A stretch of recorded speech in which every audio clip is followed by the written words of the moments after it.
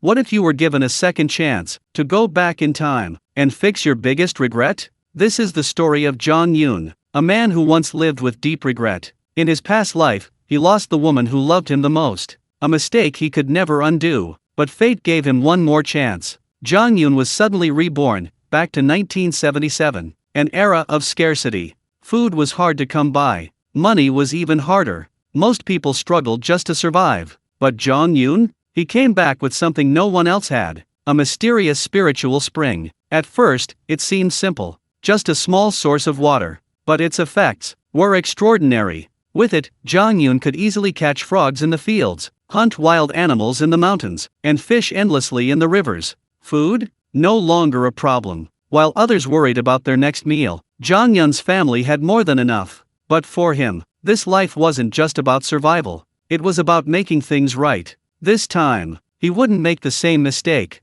He found the woman he once lost, and chose her without hesitation. No regrets. No hesitation. With steady hands and a calm heart, Zhang Yun built a simple but fulfilling life. No luxury. No chaos. Just warm meals, a loving family, and peaceful days. In a world where everyone struggled, he quietly created a life of comfort and happiness. Because sometimes, true success isn't about power or wealth. It's about having enough, and no regrets. This is the story of a man who went back in time, and chose a better life. He went back to 1977, and never worries about food or money again. Only on Manhwa Recap Haven. Yuner, wake up. Han, the educated youth, is here. Early in the morning, his mother, Chen Wan's voice rang in his ears, her tone a mixture of anxiety and excitement. Zhang Yun awoke with a start upon hearing this familiar yet unfamiliar voice. Opening his eyes, he saw the figure from his haunting memories, and his expression instantly turned to shock. The voice was familiar because it was the voice he had heard since childhood, deeply imprinted in his soul. But the voice was unfamiliar because his mother, Chen Wan, had passed away when Zhang Yun was 30. For the next 40 years, Zhang Yun hadn't heard that familiar voice, only hearing it in his memory. Didn't I die of illness? Zhang Yun was now lost in confusion. Just moments before, Zhang Yun had been in a hospital room, on the verge of death, when his wife, Tang Tiantian, brought their son, Zhang Chuntian, to his bedside and told him a secret she had kept hidden her entire life. It turned out that Zhang Chuntian, born to Tang Tiantian, wasn't Zhang Yun's biological son. Years ago, she had a secret affair with Zhang Dahai from the village. A month into her pregnancy, Zhang Dahai fell for someone else.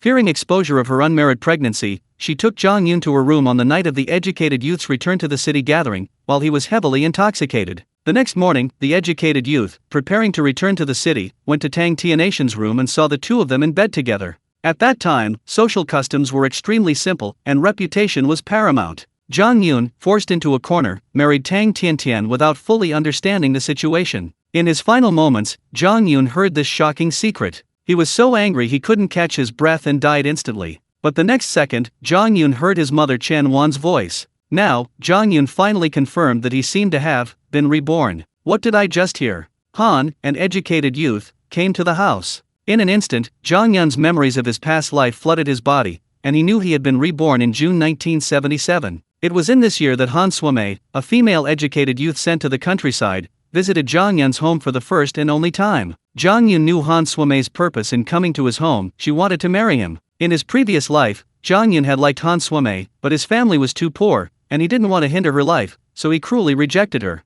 Later, in the early spring of 1978, after receiving her notice to return to the city, Han Suomei invited Zhang Yun out the night before her departure. They chatted happily about their past experiences, during which Han Suomei offered Zhang Yun a few drinks. Zhang Yun, who couldn't hold his liquor, quickly became drunk, and Han Suomei surprisingly gave him her virginity. That very night, Han Suomei became pregnant. Later, Zhang Yun went into business and, after becoming successful, visited the city where Han Suomei lived and learned some news. Han Suomei married a factory workshop foreman, a widowed middle-aged man. Shortly after their marriage, he discovered that Han Suomei was 2 months pregnant and began drinking heavily and abusing her daily. Ultimately, Han Suomei lived a painful life of prolonged malnutrition and emotional distress, ultimately dying from postpartum hemorrhage. 2 lives lost, 1 mother and 1 unborn child. Only then did Zhang Yun realize that Han Suomei likely knew she would be forced by her family to marry this middle-aged man after returning to the city. Unwilling to accept this, she wanted to stay in Juan village, and the only way to do so was to marry someone from the village.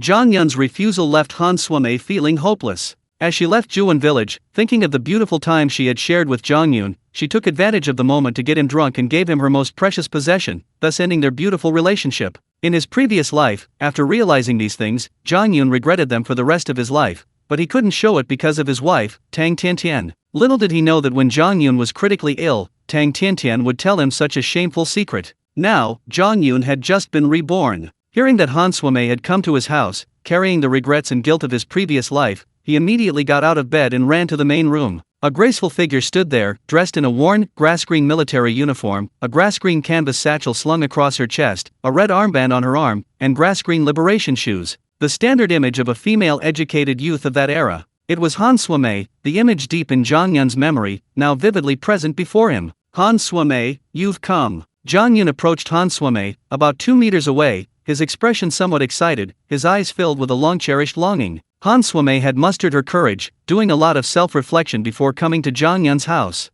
Since entering the main room, Han Suimei had been filled with complex emotions, her hands clutching the hem of her clothes, her heart heavy with unease and trepidation. But Zhang Yun's call, and Han Suimei meeting his gaze, her courage surged again. Zhang Yun, I want to talk to you. Han Suimei said softly, her face flushed, and tears welled in her eyes. At that moment, Han Suimei was overwhelmed with mixed emotions. The thought of the arranged marriage her family had made her feel hopeless, yet she was afraid of being rejected by Zhang Yun, and even if he agreed, she didn't know what her future held. She was simply lost. But Han Suimei remained resolute, she had chosen her own path, and she would face it bravely. Chen Wan, who had been listening intently inside, felt uneasy upon hearing Han Suimei's words. So, Chen Wan came out of the house and into the main room, smiling as she said, Han Suimei, you two talk first. I'll go outside and pack my things. As she left the main room, Chen Wan gave Zhang Yun a meaningful look, signaling him to be bold and win Han Suimei over. Zhang Yun smiled wryly. Her mother was clearly afraid she'd let Han Suimei go. However, Zhang Yun also understood that her mother was quite satisfied with Han Suimei. Only the two of them remained in the main room, their eyes meeting, both looking somewhat tense. Han Suimei, you've come to see me. What's the matter? Zhang Yun asked knowingly. Han Suimei rubbed her hands together, pursing her lips, wanting to speak, but it felt as if a hand was choking her, and she couldn't utter a sound. It truly took immense courage to say those words. Zhang Yun had already experienced this in his previous life, and he knew Han Suimei was nervous, so he didn't urge her and waited quietly. After a while, Han Suimei finally made up her mind and looked earnestly into Zhang Yun's eyes again. Zhang Yun, I want to marry you. Will you marry me? Her neck turned red as she finished speaking, but her eyes were full of anticipation, and her eyes welled up with tears. He heard those words again. Zhang Yun stared intently at Han Suimei, her face filled with nervousness and fear. A shiver ran through him. How could he have refused such a wonderful girl in his past life? In such a peculiar era, for a girl to take the initiative to ask for marriage, it took immense courage. Zhang Yun didn't speak. Instead, he walked up to Han Suimei, their bodies almost touching. Their eyes met, and they could clearly see the subtle changes in each other's gazes. Suimei, you know, my family only has 3 mud brick houses. When it rains, the roof leaks. With such harsh conditions, are you still willing to marry me? Zhang Yun asked softly. The way he addressed her changed instantly, from Han the educated youth to Suimei. Instantly, Han Suimei sensed Zhang Yun's sincerity. I am willing. I only want you. I'm willing to suffer with you. Han Suimei quickly promised. These were her true feelings. Since being sent to the countryside, Han Suimei had spent 3 years as an educated youth in Zhuan village. During those 3 years, she was assigned to the 5th production team where Zhang Yun worked, and Zhang Yun always helped her when she went to work in the fields. As a girl who grew up in the city, Han Suimei was able to endure those 3 years in the production team precisely because of Zhang Yun's help. She gritted her teeth and persevered. Therefore, during those 3 years, Han Suimei knew Zhang Yun very well and admired his character. A few days ago, Han Suimei learned from a letter from her parents that they had found her a middle-aged widowed workshop foreman. If she married him, the foreman could help her younger brother get a job in the factory and receive a government-subsidized food ration. Han Suimei had been suffering mentally and physically these past few days. She was unwilling to marry a middle-aged man and become someone's stepmother. The thought filled her with despair. So, after much deliberation, Han Suimei made a decision. She couldn't let her parents manipulate her and sacrifice herself for her brother's sake. Today, Han Suimei finally made up her mind. She would go to Zhang Yun's house to ask for his hand in marriage. If she married Zhang Yun, Han Suimei could stay in Zhuan village. Zhang Yun reached out and cupped Han Suimei's cheeks. Han Suimei froze instantly. She hadn't expected Zhang Yun to be so direct, to make such an intimate gesture. In 1977, in an era of extremely simple and honest customs, even lovers didn't dare to hold hands in public, let alone engage in such intimate acts as cupping each other's heads. Suimei, do you know? Ever since you came to the countryside, I've noticed you. Your simplicity, diligence, perseverance, and kindness, so many wonderful qualities are concentrated in you. I've liked you for 3 years. But you can see my family situation, we're too poor. I didn't have the courage to confess to you, I could only bury my love deep in my heart.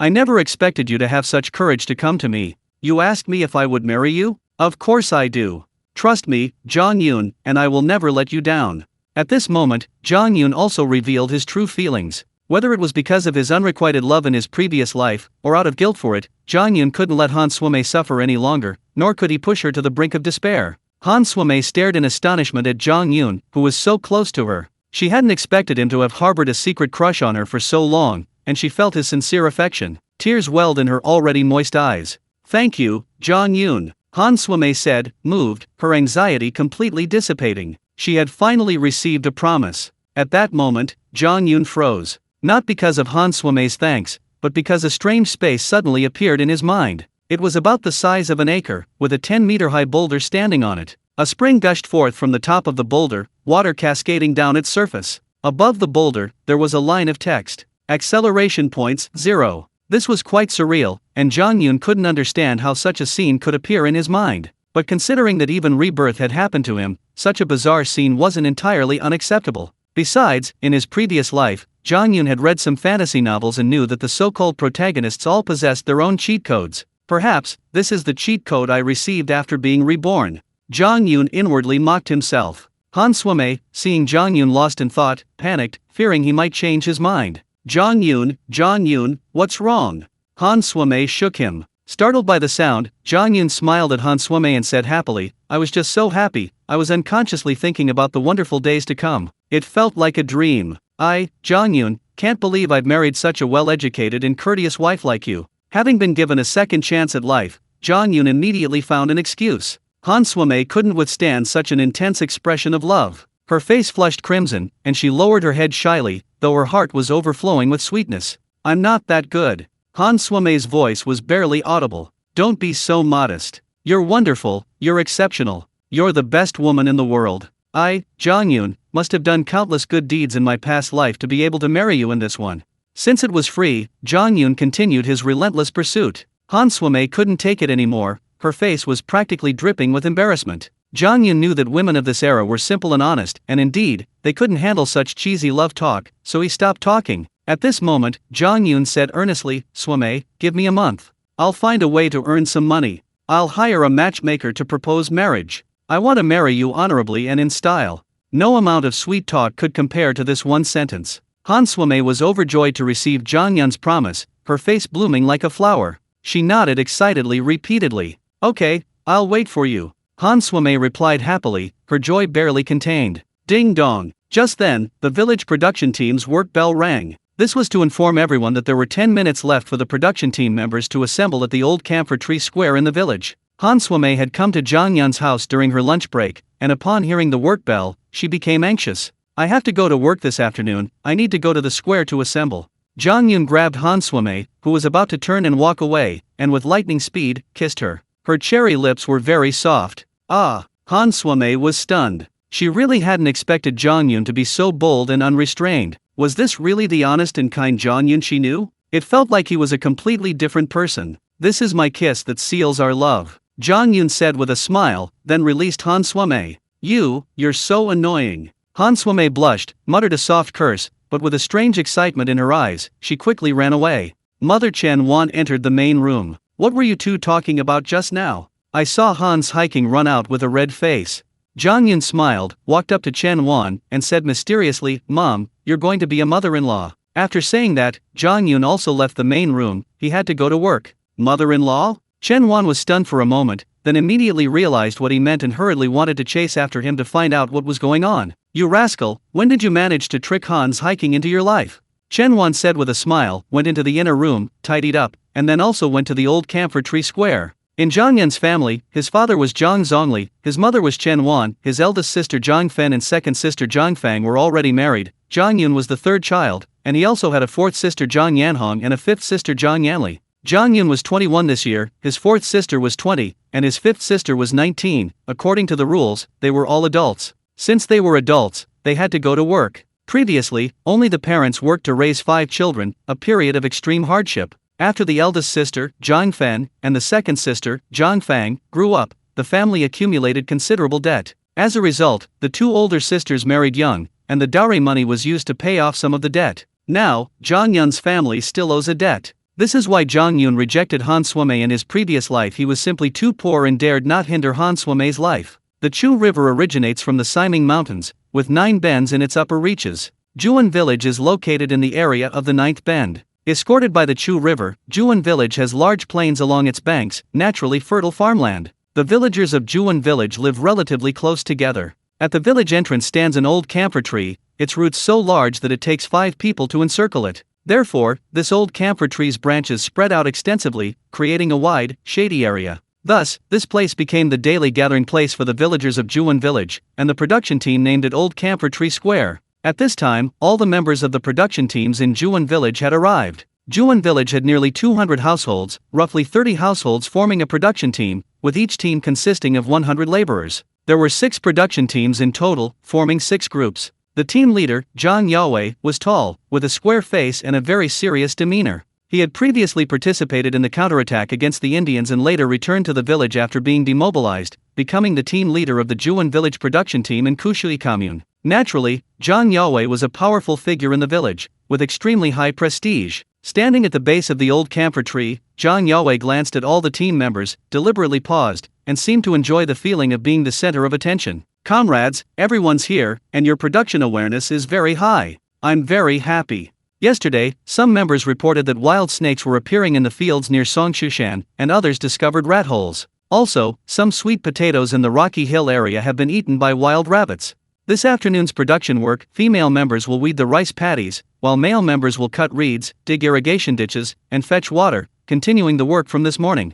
I need 10 more male members to volunteer. These 10 will be responsible for catching snakes, rats, and rabbits. Now, any male commune member who wants to sign up for this animal catching work, raise your hand immediately. I want to emphasize that you must be agile and brave. Don't just raise your hand randomly. Catching snakes, rats, and rabbits isn't easy, and you can easily get injured. With these words, Zhang Yun had assigned the afternoon's work. As soon as he finished speaking, Zhang Yun immediately raised his hand. Looking around, he was the first to raise his hand. Almost simultaneously, many other male commune members raised their right hands. This was the era of collective production. Everyone ate from the same pot. The country was short of food, and the rations were meager. Meat, in particular, was extremely scarce. Being able to eat meat even once a month was a cause for celebration for days. Catching snakes, rats, and rabbits did require courage and physical strength, but once caught, it was all meat. Of course, once these wild animals were caught, most of them had to be handed over to the production team and cooked in the village canteen, where everyone could share a little. But those members who caught a large number of wild animals would naturally be praised by the production team and given extra pieces of meat as a reward, which would improve their family's meals.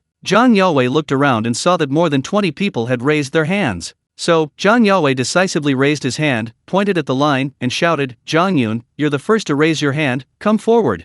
Zhang Jiankang and Zhang Bingqiang from Team 1, come forward. Sun Fugui from Team 2, come forward. Yang Dazu from Team 3, come forward. Zhang Yumu and Zhang Erlin from Team 4, come forward. Zhang Jiwu from Team 5, come forward.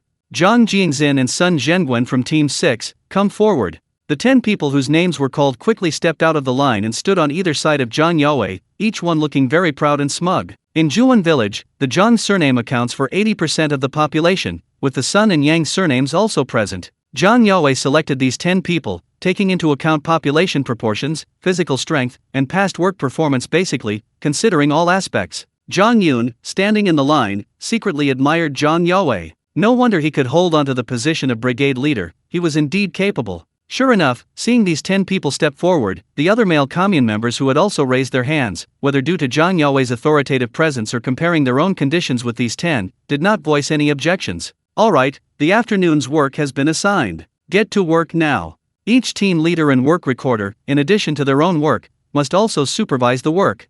Zhang Yun was very decisive, immediately issuing the orders. The 6 production teams each had their own team leader, deputy team leader, work recorder, and other positions. Upon hearing Zhang Yun's orders, the 6 team leaders responded and immediately led their respective teams to work in their assigned fields. Han Suime, the work recorder for Team 5, glanced at Zhang Yun as she left and noticed he was also watching her, even making a small, pouting kiss gesture. Startled, Han Suimei immediately turned away. Although she ran away, Han Suimei's neck was slightly red. Chen Wan was also in Team 5. After arriving at the old camphor tree square, she stood at the back of the line, constantly observing her son Zhang Yun and Han Suimei, her eyes filled with joy. At this moment, Chen Wan also noticed Zhang Yun's affectionate gesture, which startled Han Suimei. She was somewhat impressed with her son, but also glared fiercely at Zhang Yun, as if to say, "You better behave yourself, kid." Zhang Yun smiled at his mother, then discussed the situation with the other 9 people. They quickly divided up the tasks, each responsible for a specific area. Soon, Zhang Yun and his nephew Zhang Jiwu were assigned to the sweet potato field on the rocky hill. They were going to catch wild rabbits. Yes, Zhang Yun's father's family consisted of 3 brothers, Zhang Bashu, Zhang Zongli, and Zhang Jiwu. Zhang Zongli was the second oldest, and Zhang Jiwu was Zhang Yun's third uncle. Zhang Jiwu was very strong, unlike the generally thin and frail bodies of the other villagers. He seemed to gain weight even from drinking water. His 2 enormous pectoral muscles were truly impressive. "Yunya, with your third uncle here, we're sure to catch a few wild rabbits today." Zhang Jiwu patted Zhang Yun on the shoulder, speaking with considerable confidence. "Alright, I believe in my third uncle's abilities." Zhang Yun echoed. In his previous life, his third uncle, Zhang Jiwu, had treated Zhang Yun's family quite well, so Zhang Yun naturally reciprocated with great politeness. Stone Mountain, situated on the edge of Pine Tree Mountain, features a large expanse of land where protruding rocky peaks rise, seemingly divided equally between soil and stone. On this stone mountain, the production team cultivated the land, planting sweet potatoes. Sweet potato vines covered the entire area, completely concealing the protruding rocks. A lush green scene, quite pleasing to the eye. In this era of scarcity, sweet potatoes became a staple food for the people of Juan village. Whether steamed or roasted, the unique aroma of sweet potatoes brought joy. Sweet potato vines and leaves could also be used in cooking, and tasted delicious. Therefore, Juan village planted sweet potatoes all over the stone mountain, hoping to harvest a large quantity in the autumn to store for the winter. Meanwhile, Pine Tree Mountain and the surrounding hills were teeming with wild rabbits. Rabbit burrows could be easily found anywhere in the mountains. Wild rabbits are nocturnal, foraging for tender grass, leaves, and various seedlings and vegetables from nearby fields, especially sweet potatoes and carrots. This sweet potato field on Stone Mountain naturally became a popular territory for the Songshushan wild rabbits. Every year, large numbers of wild rabbits appear on Songshushan, causing significant damage to the sweet potato field. Half the sweet potatoes end up in their bellies. Since some members of the production team discovered that the rabbits had begun to eat the sweet potato field, it meant that for the next month, large numbers of rabbits would continue to invade. Based on past experience, the production team would take turns sending people to catch the rabbits during the day and guard the sweet potato field at night. Zhang Jiwu and his nephew Zhang Yun took a basket, a hoe, a hemp rope, and a machete from the production team's warehouse and headed towards Stone Mountain. "Yunya Zi, let me tell you, your third uncle is a pro at catching wild rabbits. He's caught hundreds of them over the years." Zhang Jiwu boasted about his impressive record along the way. Zhang Yun immediately chimed in with an impressive. Zhang Jiwu, even more smug, continued recounting his rabbit-catching experience. In short, rabbits are very alert, but they have a strange habit. They like to follow the same paths, always sticking to the same route, quite stubborn. Once you find the rabbits' trails, you can set up snares along those trails and then lure them in.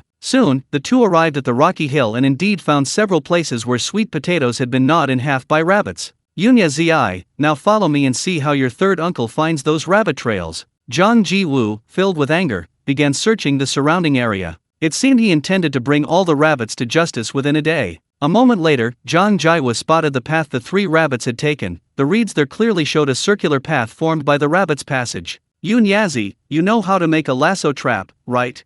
Zhang Jiwu asked with a smile. Zhang Yun immediately nodded and replied with a smile, "Of course I do, it's the simplest trap." As he spoke, Zhang Yun took out a hemp rope from his basket and skillfully made a loop. He then set up a snare along the rabbit's path. As soon as the rabbit touched the hook of the snare, the other end, attached to a curved branch, would spring up and tighten, binding the rabbit's body. The two continued searching for the rabbit's trail, setting up more snares along the way. Until they entered Pine Mountain, they discovered rabbit burrows. These burrows were very deep. Digging them out by hand to catch the rabbits was simply impractical. Zhang Jiwu searched the area for a while, then shook his head. "There are too many rabbit burrows. Judging by the situation, we'll have to send someone to guard Stone Mountain tonight, and we'll need dogs too, to protect the sweet potatoes." There's an old saying in rural areas about dogs chasing rabbits, meaning dogs are very sensitive to the scent of rabbits. Once they smell a rabbit, a dog can chase it and kill it. Therefore, the watchman had to bring his dog to scare away the rabbits as much as possible. This was the method used to guard the sweet potato fields in previous years. Zhang Yun followed along and saw rabbit burrows everywhere. "Third uncle, is there any way we can lure these rabbits out?" Zhang Yun asked with a smile. Rabbits are very alert. With the thickets and bushes covering the mountainside, the rabbits must have heard every sound they made as they moved. Trying to catch rabbits in this crisscrossing forest was a pipe dream. The only option was to lure them out and then drive them into a path strewn with rope traps. "You want some rabbit meat, huh?" "Yeah, third uncle hasn't had meat for almost half a month. Look how thin I've gotten." Zhang Jiwu puffed out his chest muscles, showing off his physique. Zhang Yun was speechless, only able to watch him show off. "I just saw some sweet potato vines that wild rabbits had bitten off over the sweet potato field. I'll go get them and scatter a section along the way to see if I can lure any rabbits out." Zhang Jiwu thoroughly enjoyed Zhang Yun's envious gaze, laughing smugly as he hurried away back to Stone Mountain. After seeing his third uncle leave, Zhang Yun finally focused his attention on the spiritual spring space. An acre of land, a spring. I wonder what its function is. As Zhang Yun muttered to himself, his eyes suddenly lit up. "If I don't know what this spring water is for, I'll take some out and try it." A thought flashed through his mind, and with a thought, a fist-sized ball of water landed in Zhang Yun's hands. Zhang Yun tossed the handful of spring water into the entrance of a rabbit hole. Then, Zhang Yun clearly heard rustling sounds coming from inside the hole. He immediately realized that a wild rabbit was about to emerge. Sure enough, a moment later a fluffy, grayish-white hair darted out of its burrow, about 20 centimeters long, and went straight to where the spring water had fallen. Where the spring water hit, the reeds absorbed it, and the previously withered leaves miraculously turned a vibrant green again, as if reborn. "I've arrived." The hare, oblivious to its surroundings, was completely absorbed in the pleasure of munching on the thatch. Zhang Yun, seizing the opportunity, leaped up, his hands like eagle claws, and actually caught the hare with both hands. The hare struggled, still clinging to the thatch in its mouth. "Can I put it into my spiritual spring space?" This thought crossed Zhang Yun's mind as he caught the hare. Then he discovered that the hare truly vanished from his grasp, and reappeared in his spiritual spring space. Upon entering the spiritual spring space, the hare instantly died, its body stiff, the thatch still dangling from its mouth. The text above the boulder in the space changed. Acceleration points 0.05. Acceleration point 0.05. Where did this come from? Zhang Yun stared at the changing acceleration point number, a question immediately forming in his mind. This change in acceleration point only occurred after he had captured the rabbit. Suddenly, Zhang Yun understood. This rabbit weighed about 5 jin, approximately 2.5 kilograms, and the acceleration point became 0.05.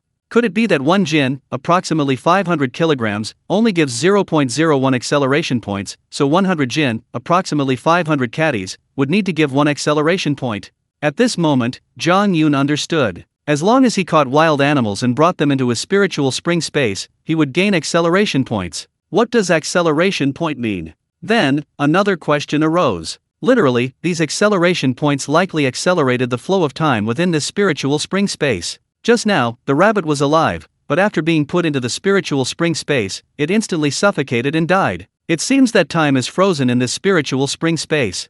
If there were an acceleration point added to this space, could the flow of time be made the same as in real space?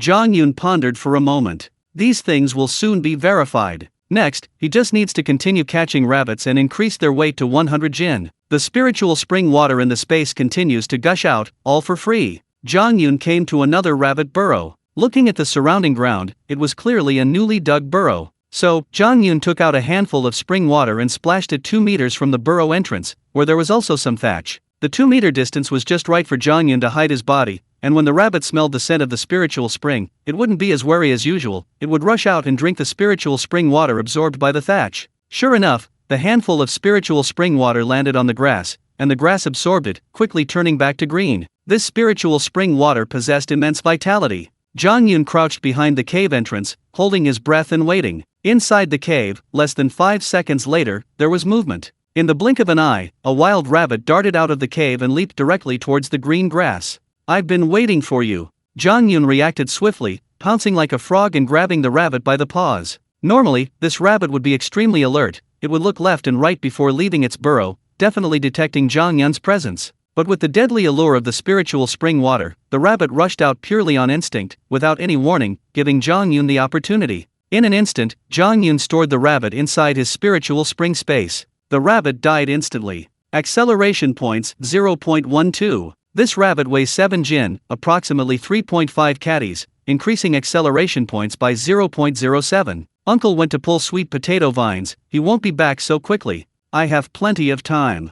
Zhang Yun naturally couldn't reveal the existence of the spiritual spring to Zhang Jiwu. He got up and looked around. From the mountain, he could see that Zhang Jiwu had only run to the foot of the mountain, still some distance from the rocky hill. It would take at least 10 minutes for him to return after pulling the sweet potato vines. There was enough time. Next, Zhang Yun retraced his steps, following the route he had taken to find the rabbit burrows. Reaching a burrow, he took out a handful of spring water. Under the irresistible allure of the spiritual spring scent, the rabbits hiding in their burrows couldn't resist and immediately emerged. Zhang Yun caught the rabbits one after another. Even more surprisingly, one burrow harbored 5 rabbits. When Zhang Yun caught the first rabbit that jumped out, the other 4, noticing him, didn't flee far. They stood a few meters away, warily watching him, but didn't return to their burrow. Clearly, the scent of the spiritual spring was too tempting for these rabbits. They only wanted to wait until Zhang Yun left before nibbling on the trees and grass that had absorbed the spring's energy. Zhang Yun immediately leaped up, machete in hand, ready to strike.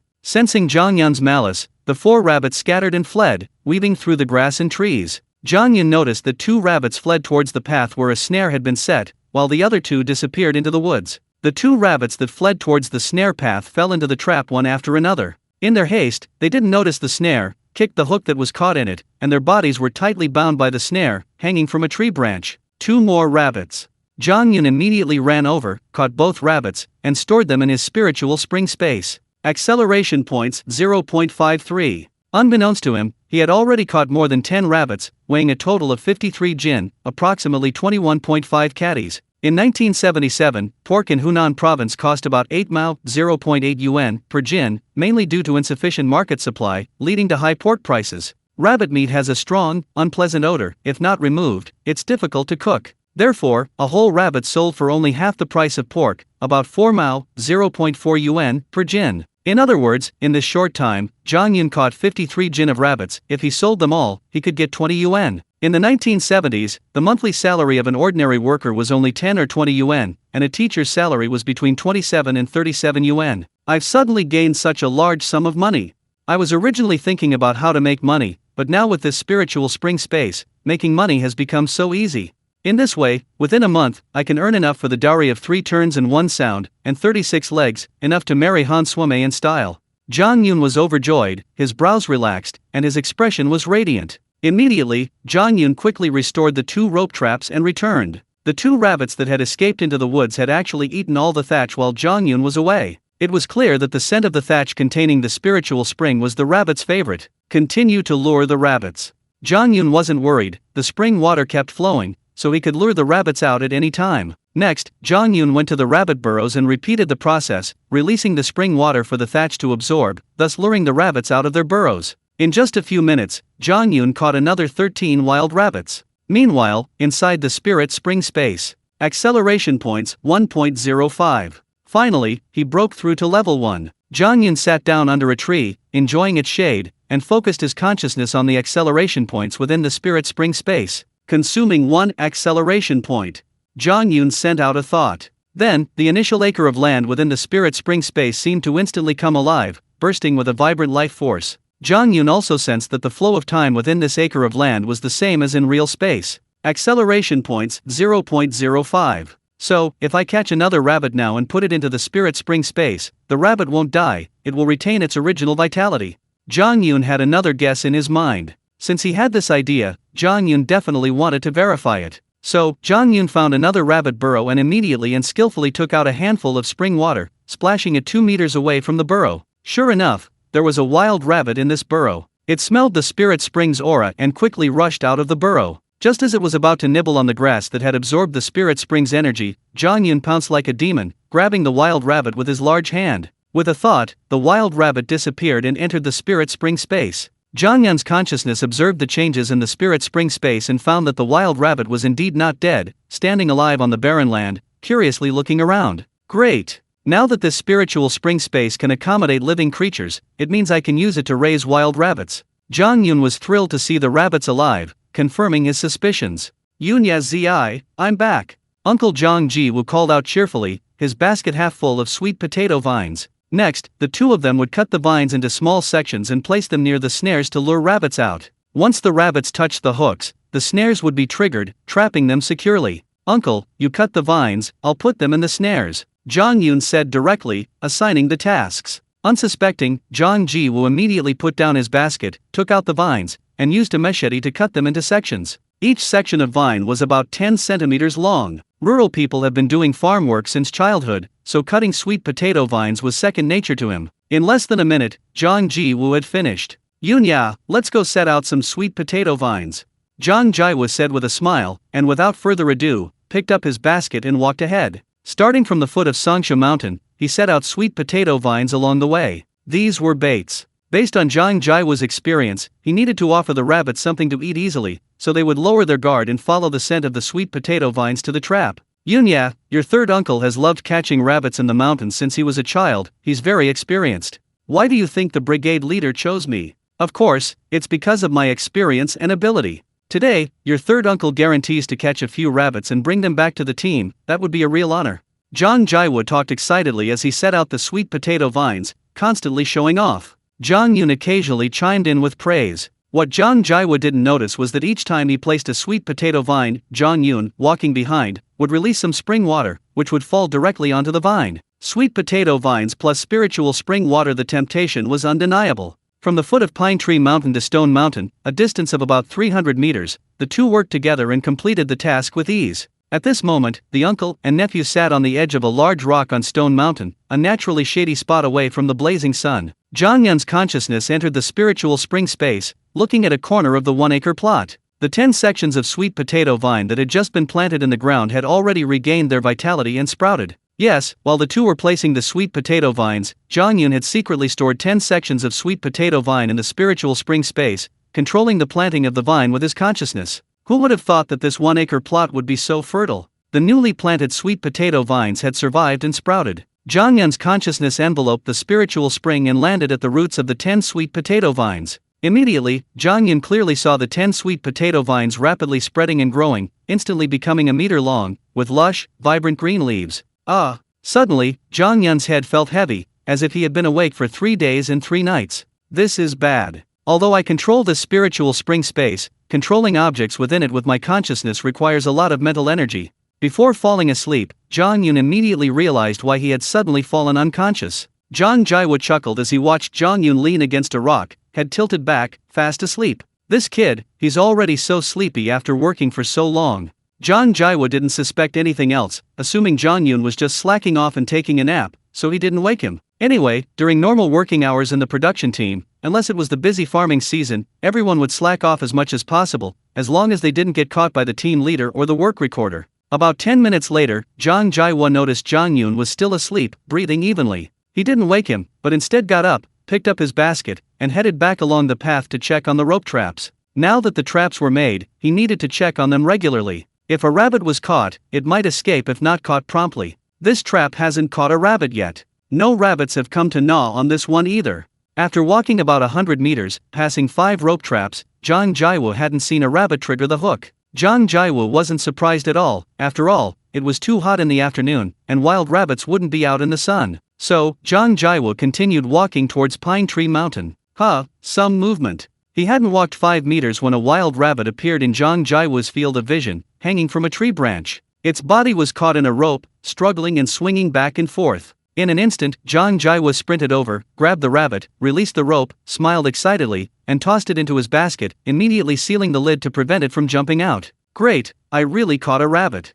Zhang Jiwu was very excited and continued walking towards Pine Tree Mountain. What happened next shocked Zhang Jiwu. There was a rope trap about every 10 meters. As Zhang Jiwu continued on his way, he discovered that each rope trap had caught a wild rabbit. In no time, his basket was filled with 20 wild rabbits. Wild rabbits typically weigh 3 to 5 pounds, so these 20 weighed a full 80 pounds, but Zhang Jiwu carried them without any apparent effort, his face beaming with excitement. Upon reaching the first rope trap at the foot of Pine Tree Mountain, Zhang Jiwu had already caught 25 rabbits. His smile vanished, his expression was one of utter shock. This was unbelievable. Have wild rabbits become so abundant? So many. Zhang Jiwu was deeply disturbed. He could only think of one thing, that the rabbits had overpopulated and were unable to find food in the mountains, which was why they had come out in large numbers in the late afternoon, only to fall into the traps when they discovered the sweet potato vines. Finally, Zhang Yun noticed that there were still rabbits active in the woods, but because of his presence, they dared not approach. It seems I can continue setting traps and catching these rabbits. I'll take these rabbits back to the main canteen first, then come back. Zhang Yun had caught so many rabbits at once, more than he had in any previous year. He felt a surge of excitement and was very motivated to continue catching rabbits. If he could bring these rabbits back to the production team's canteen, it would be a great achievement, and he would definitely receive extra work points. So, Zhang Yun carried the basket back to the Rocky Mountain, and then saw Zhang Yun still fast asleep. That kid, sleeping so soundly. Never mind, I'll carry him back myself, let him rest for a while. Zhang Yun couldn't bear to wake Zhang Yun, so he hurried back to the village alone. Juan Village has 6 production teams, sharing 2 large canteens. The first, second, and third production teams share one canteen, while the fourth, fifth, and sixth production teams share another. Both are located about 100 meters from the old camphor tree square, consisting of 2 mud brick houses facing each other. Therefore, members of all 6 production teams can see the meals served in these canteens. Besides a head chef, each canteen is staffed with several women, mostly those unfit for heavy farm work or older. The canteen typically serves only thin porridge, stir-fried vegetables and wild greens, and washing dishes. The staff requirements are not very high. The second large canteen, shared by the 4th, 5th, and 6th production teams, is headed by a chef named Sun Tianfu. He has a large, fat face and looks like a natural cook, truly a born chef. At this moment, Sun Tianfu sits on a bamboo chair, watching 3 women washing dishes. The 4 of them are chatting and laughing. The production team had just started work, and the 4 men didn't need to rush to prepare dinner. They had 2 hours to relax. Zhang Yun appeared, slowly walking towards the canteen. The basket of rabbits on his back weighed less than 100 jin, 50 catties, but Zhang Yun had walked so far, and the load was extremely heavy. He was now walking with a slight limp. Sun Tianfu, seeing this, looked puzzled and stood up. Zhang Yun, why aren't you at work? What are you doing in the canteen? We just had lunch, and you're already trying to get some extra nourishment? Sun Tianfu couldn't help but tease Zhang Yun's robust physique. Chef Sun, don't make fun of me. Come and help me, you'll be pleasantly surprised. Zhang Yun was exhausted and had no time for jokes. Upon hearing this and seeing the basket on Zhang Yun's back, Sun Tianfu's heart stirred, and he quickly went over and took the basket with both hands. The bamboo basket had gaps in it, and Sun Tianfu felt its weight. Then he saw rabbit fur peeking out, and his eyes widened. Where did you catch so many wild rabbits?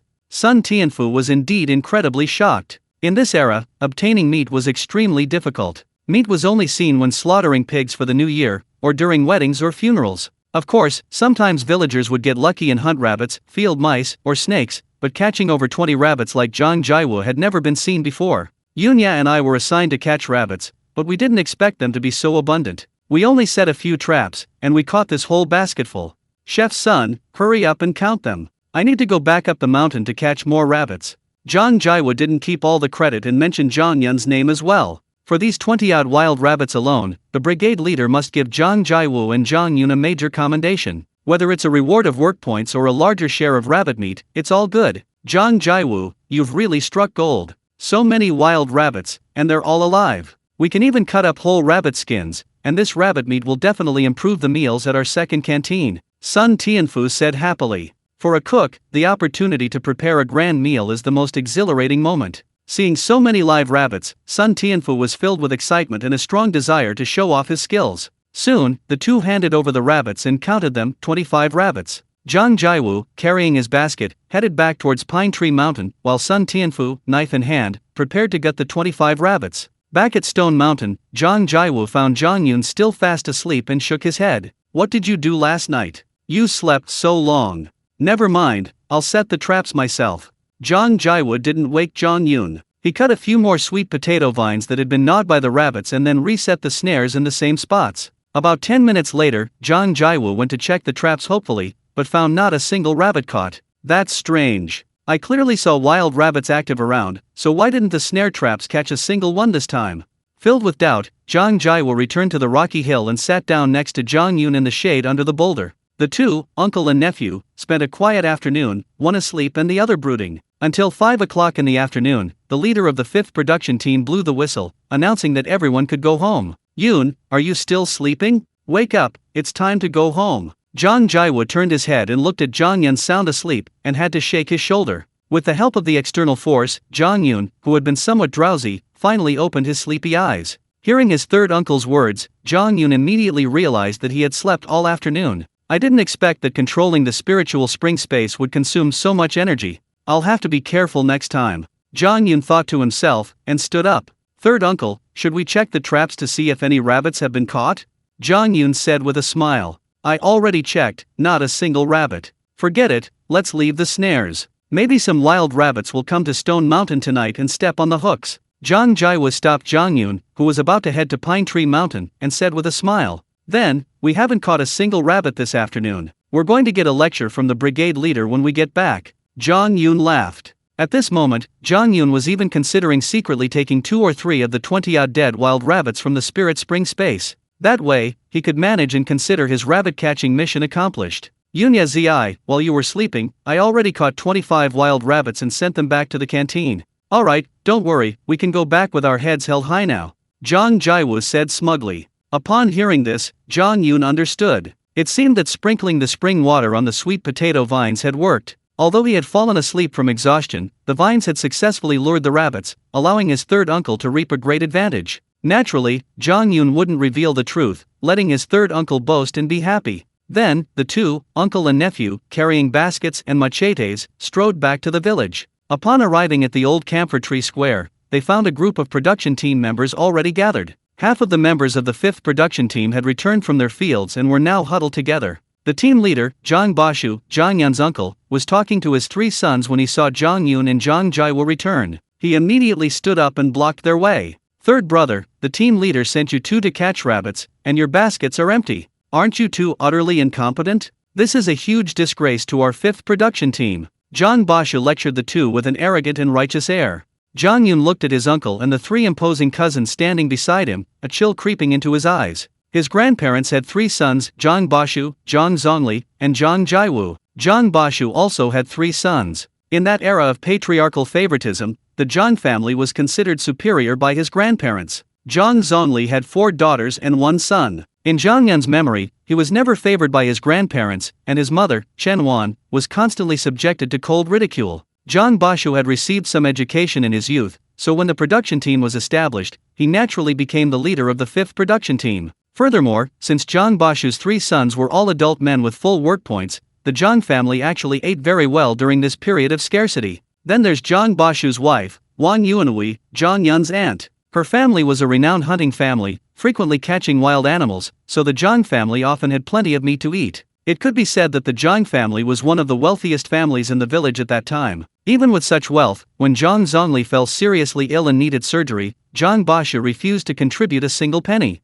Later, the production brigade, seeing their plight, allocated some money, and Zhang Zongli borrowed some from various households, finally managing to get the surgery. Zhang Zongli recuperated at home for 3 months after the surgery. These 3 months were the most difficult time for the Zhang family. They barely survived by relying on his wife Chen Wan and Zhang Yun's 2 older sisters, who earned work points and begged for money and supplies from door to door. During this time, the Zhang family completely ignored them. Later, to ease the family's burden, Zhang Yun's eldest and second eldest sisters married young, using their dowries to pay off debts, thus alleviating the pressure on Zhang Zongli's family. Zhang Yun remembered that Zhang Bashu, citing Zhang Zongli's failure to pay his grandparents' living expenses for the past 3 months, demanded that Zhang Zongli write an IOU, essentially requiring him to guarantee the payment of those 3 months' expenses within a year, or else he would have to mortgage his 3 rooms as payment for his grandparents' future care. This was clearly a scheme to take advantage of Zhang Zongli's family's hardship and seize their house. Therefore, Zhang Yun harbored absolutely no goodwill towards his uncle's family. Reborn, Zhang Yun was determined not to let his uncle's family bully his family again. Who told you we didn't catch any rabbits? Zhang Yun retorted with a hostile expression, showing no regard for Zhang Bashu's family, let alone respect for his uncle. Zhang Tuanja, the eldest cousin, sensed the anger in Zhang Yun's tone and immediately became displeased. Zhang Yun, what kind of tone is that? Don't you know my dad is your uncle? Show some respect. Meanwhile, his second and third cousins, Zhang Shengli and Zhang Jianxi, had already clenched their fists, ready to teach Zhang Yun a lesson. These 3 brothers were quite united, but their minds were all on bullying others. Heh, now you're showing off your uncle's power again. Does he even treat his third uncle like a younger brother? We just got back, and you're already acting like a superior being, trying to lecture us without even knowing the truth. Is that the attitude of an older brother? Is that the way a team leader should work? Zhang Yun wasn't afraid of these 4 men. Having lived a second life, he wasn't about to be a coward and swallow his pride. Upon hearing this, Zhang Bashu, Zhang Tuanja, Zhang Shengli, and Zhang Jianxi froze, their eyes widening in surprise as they looked at Zhang Yun. Zhang Yun was different now. He actually dared to talk back. The Zhang Yun of the past was always meek and submissive, the kind who would never fight back or retaliate. How did he suddenly change? Even Zhang Jiawu, standing beside him, looked at Zhang Yun with a strange expression. He too noticed that Zhang Yun seemed like a completely different person. When they saw this family bickering, members of the surrounding production teams gathered around. Rural entertainment was scarce, so watching a quarrel was a great source of amusement. Just then, a rather loud voice rang out, "What are you all doing here? Aren't you going to eat dinner?" It was the brigade leader, Zhang Yue. No one dared to contradict the brigade leader. The crowd immediately dispersed and headed towards the first and second canteens. Even before reaching the canteens, those in front could already smell the enticing aroma of meat wafting out. Wow, it smells so good. For those who hadn't eaten meat in a long time, even the slightest aroma could awaken their deepest senses of taste, and their mouths would involuntarily water. The first few people indeed wiped the drool from their mouths. Then, everyone took off running, rushing straight into the canteens. The first canteen was responsible for feeding the first, second, and third production teams. When the members entered, they found only thin porridge with bland broth, and the iron pot still contained only stir-fried wild vegetables. What's going on? Where's the meat? The members in the first canteen shouted loudly. Meanwhile, the members of the 4th, 5th, and 6th production teams rushed into the second canteen and saw a large iron pot simmering with meat, accompanied by chili peppers and greens. The aroma filled the entire room. Hunan province has a long tradition of eating spicy food. They can't cook without chili peppers, and this large pot of rabbit meat was made even more striking by the bright red chili peppers. The chili pepper flavor permeated the rabbit meat, perfectly masking the gamey smell of the wild rabbit. Wow! It smells so good, so much meat. The members' eyes lit up as they stared intently at the steaming rabbit meat in the large iron pot, not wanting to look away for even a moment. Squad leader Zhang Yue arrived at the second mess hall and, of course, saw the pot of rabbit meat, which greatly surprised him. "Sun Tianfu, where did this meat come from?" Zhang Yue immediately asked. "Squad leader, these are wild rabbits caught by Zhang Jiawu and Zhang Yun. There were 25 of them, and I stewed them all at once," Sun Tianfu replied with a smile. Zhang Yue immediately turned around in surprise, spotted Zhang Jiawu and Zhang Yun, and beckoned them over. The other commune members were utterly astonished when they heard Sun Tianfu's words. After all, they had all heard that the other 2 teams that went to catch field mice and venomous snakes hadn't caught a single one after a whole afternoon's work. But these 2 uncles and nephews had actually caught 25 wild rabbits. Unbelievable! In the team, Zhang Bashu, Zhang Tuanja, Zhang Shengli, and Zhang Jianxi, the 4 men, stared wide-eyed, completely unable to believe it. Just moments before, the 4 had been mocking Zhang Jiawu and Zhang Yun for their fruitless efforts and even wanted to teach them a lesson. Now, this scene was a real blow to them. The 4 felt their cheeks burning and felt extremely uncomfortable. "Comrades, Zhang Jiawu and Zhang Yun have done an excellent job. In the name of the brigade leader, I will reward them each with 10 work points. Does anyone have any objections?" Zhang Yue called out to all the commune members as the 2 men approached. Merit must be rewarded. As the team leader, Zhang Yue was naturally well aware of the situation. Otherwise, without motivation, the production target would be difficult to meet. 10 work points, that's a strong adult man's daily work points. It's essentially giving 2 extra people a day's worth of work points. No! Everyone answered in unison. Who dared to object? How could they possibly have the nerve to eat this pot of rabbit meat? In the second large canteen, the members of production teams 4, 5, and 6 wore expressions of joy. Although they were only drinking thin porridge, each person took half a bowl of rabbit meat, eating with a sense of happiness. The group of members, biting into their rabbit meat, went to Zhang Jiawu and Zhang Yun, offering a friendly thank you. The last 4 people to arrive at the second large canteen were Zhang Yun's father, mother, and 2 younger sisters. Because Zhang Zongli had a stomach ulcer, he needed surgery, and his health had deteriorated significantly afterward. The production team then assigned Zhang Zongli to tend the pig farm, raising over 20 pigs, entirely entrusted to Zhang Zongli, Chen Wan, Zhang Yanhong, and Zhang Yanli's family. On weekdays, Chen Wan, Zhang Yanhong, and Zhang Yanli would go to the fields to forage for wild vegetables and weeds, carrying back basket after basket.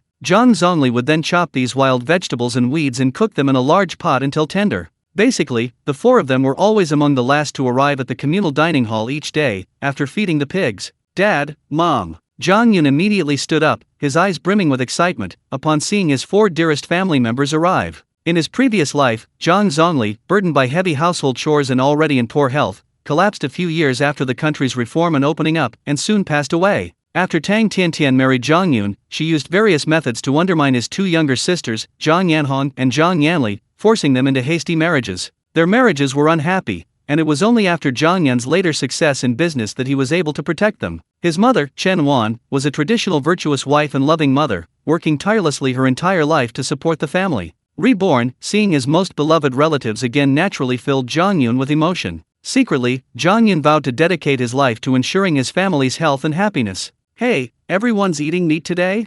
The thin Zhang Zongli nodded, noticing Zhang Yun holding half a bowl of porridge in one hand and a whole bowl of rabbit meat in the other, and spoke with great curiosity. Yes, the other members only had half a bowl of rabbit meat, but Zhang Jiwu and Zhang Yun received an extra reward, a whole bowl each. "Dad, Mom, Sister, hurry and get the meat, there's not much left," Zhang Yun said with a smile, urging them on. Most of the members were currently gathered around the large iron pot, and if no other members came, they would fight over the remaining rabbit meat. Mainly because they rarely ate meat, this was a rare treat, and everyone was like wolves. Even if the brigade leader wanted to stop them, probably no one would listen. Upon hearing this, Zhang Zongli immediately rushed into the mess hall. On the other side, the members of the first, second, and third production teams in the first large canteen stared intently at the second large canteen, their eyes filled with intense envy. The brigade leader, Zhang Yue, also held a bowl of rabbit meat. He then summoned the leaders of the 6 production teams. 3 leaders drank porridge, while the other 3 ate meat. The scene was somewhat comical. Not wanting to provoke the leaders of the first, second, and third teams, Zhang Yue spoke earnestly. "We caught so many rabbits this afternoon, it seems the wild rabbits on Pine Tree Mountain are starting to proliferate. The sweet potatoes on Stone Mountain are part of our brigade's winter food reserves, we can't let wild rabbits ruin them. Tonight, we'll send people to Stone Mountain to keep watch. According to past practice, each team will take turns sending 2 people. Now, you 6 team leaders can state your proposed lists." In previous years, the 6 production teams would pass the buck, unwilling to send any members to keep watch on Stone Mountain, mainly because Stone Mountain is an area where snakes are active, and the members are afraid. Therefore, every year the team leaders would forcibly designate 2 members to keep watch. "Brigade, since Zhang Jiwu and Zhang Yun from my 5th team are skilled at catching rabbits, let my 5th team take on the task of keeping watch on Stone Mountain. We won't trouble the members of the other 5 teams." Before the words were even finished, Zhang Bashu blurted them out. Zhang Bashu's thinking was simple: if he could take on the task, he wouldn't leave Zhang Jiwu and Zhang Yun behind. Instead, he would have his 3 sons take turns going to Stone Mountain, so they could catch some wild rabbits every night. Other villagers were afraid of snakes, but Zhang Bashu wasn't. His wife came from the Wang family of Siwi village, and as a family of hunters, they naturally had snake repellent and antidote. "No way," said Zhang Yangguang, the team leader. "The members of our team just suggested that they take over the night watch at Stone Mountain, saying they're not afraid of hardship." Team leader Zhang Yangguang immediately spoke up, glaring at Zhang Bashu with a resentful look. His meaning was clear: he knew exactly what Zhang Bashu was up to, and Zhang Bashu shouldn't even think about pocketing the benefits. After all, without other members supervising the night watch, they could easily conceal how many rabbits were caught. That way, the members left behind at Stone Mountain could keep a few rabbits for themselves, solving their family's meat problem. The other team leaders were also well aware of the situation, and each suggested that their own production team take on the night watch. Team leader Zhang Yue, of course, understood the 6 team leaders' ulterior motives. He immediately glared at them, silencing their argument. "After dinner, go to your respective teams and select 2 members each. The 6 production teams will take turns guarding Stone Mountain. As for the arrangements for the 7th night's watch, it will depend on which 2 members catch the most rabbits in the previous 6 nights. Those 2 will continue the watch on the 7th night." Zhang Yue had no time for haggling and made his decision immediately. The 6 team leaders, hearing this, said nothing more. This was already the fairest method. Everyone had an equal chance. It all depended on each team's ability to secure the watch duty for the 7th night. The communal meal was quickly finished. The 6 production team leaders then gathered their members to discuss the selection of the 2 members to remain guarding Stone Mountain. In the 5th production team, after finishing dinner, Zhang Yun stopped his father, Zhang Zongli. "Yuner, why are you pulling me? I want to raise my hand so you can participate in the election for those staying behind." Zhang Zongli looked at his son, somewhat puzzled. "Dad, don't waste time. Do you think Uncle will let me be one of those staying behind?" Zhang Yun replied calmly. Zhang Zongli was immediately stunned, then sighed, and pulled his wife Chen Wan and their 2 daughters, the 5 of them walking home. The production team's election was ostensibly supposed to be fair, but the team leader had considerable decision-making power. First, members nominated themselves, and then a majority of other members had to raise their hands in agreement for someone to become a candidate. With just a subtle signal from Zhang Zongli, How could the other members dare to agree to Zhang Yun becoming a candidate? Zhang Yun's third uncle, Zhang Jiwu, watched the Zhang family leave. He bit his lip but didn't say anything to persuade them, he could only watch them go home. Zhang Bashu glanced at Zhang Yun's family, his eyes narrowing as a barely perceptible sneer appeared on his face. Yun Yazi, it's such a pity you can't be one of the people staying behind, with your rabbit-catching skills. On the way home, Zhang Zongli sighed. Zhang Yun smiled faintly. Dad, I don't care about the list of night watchmen at all.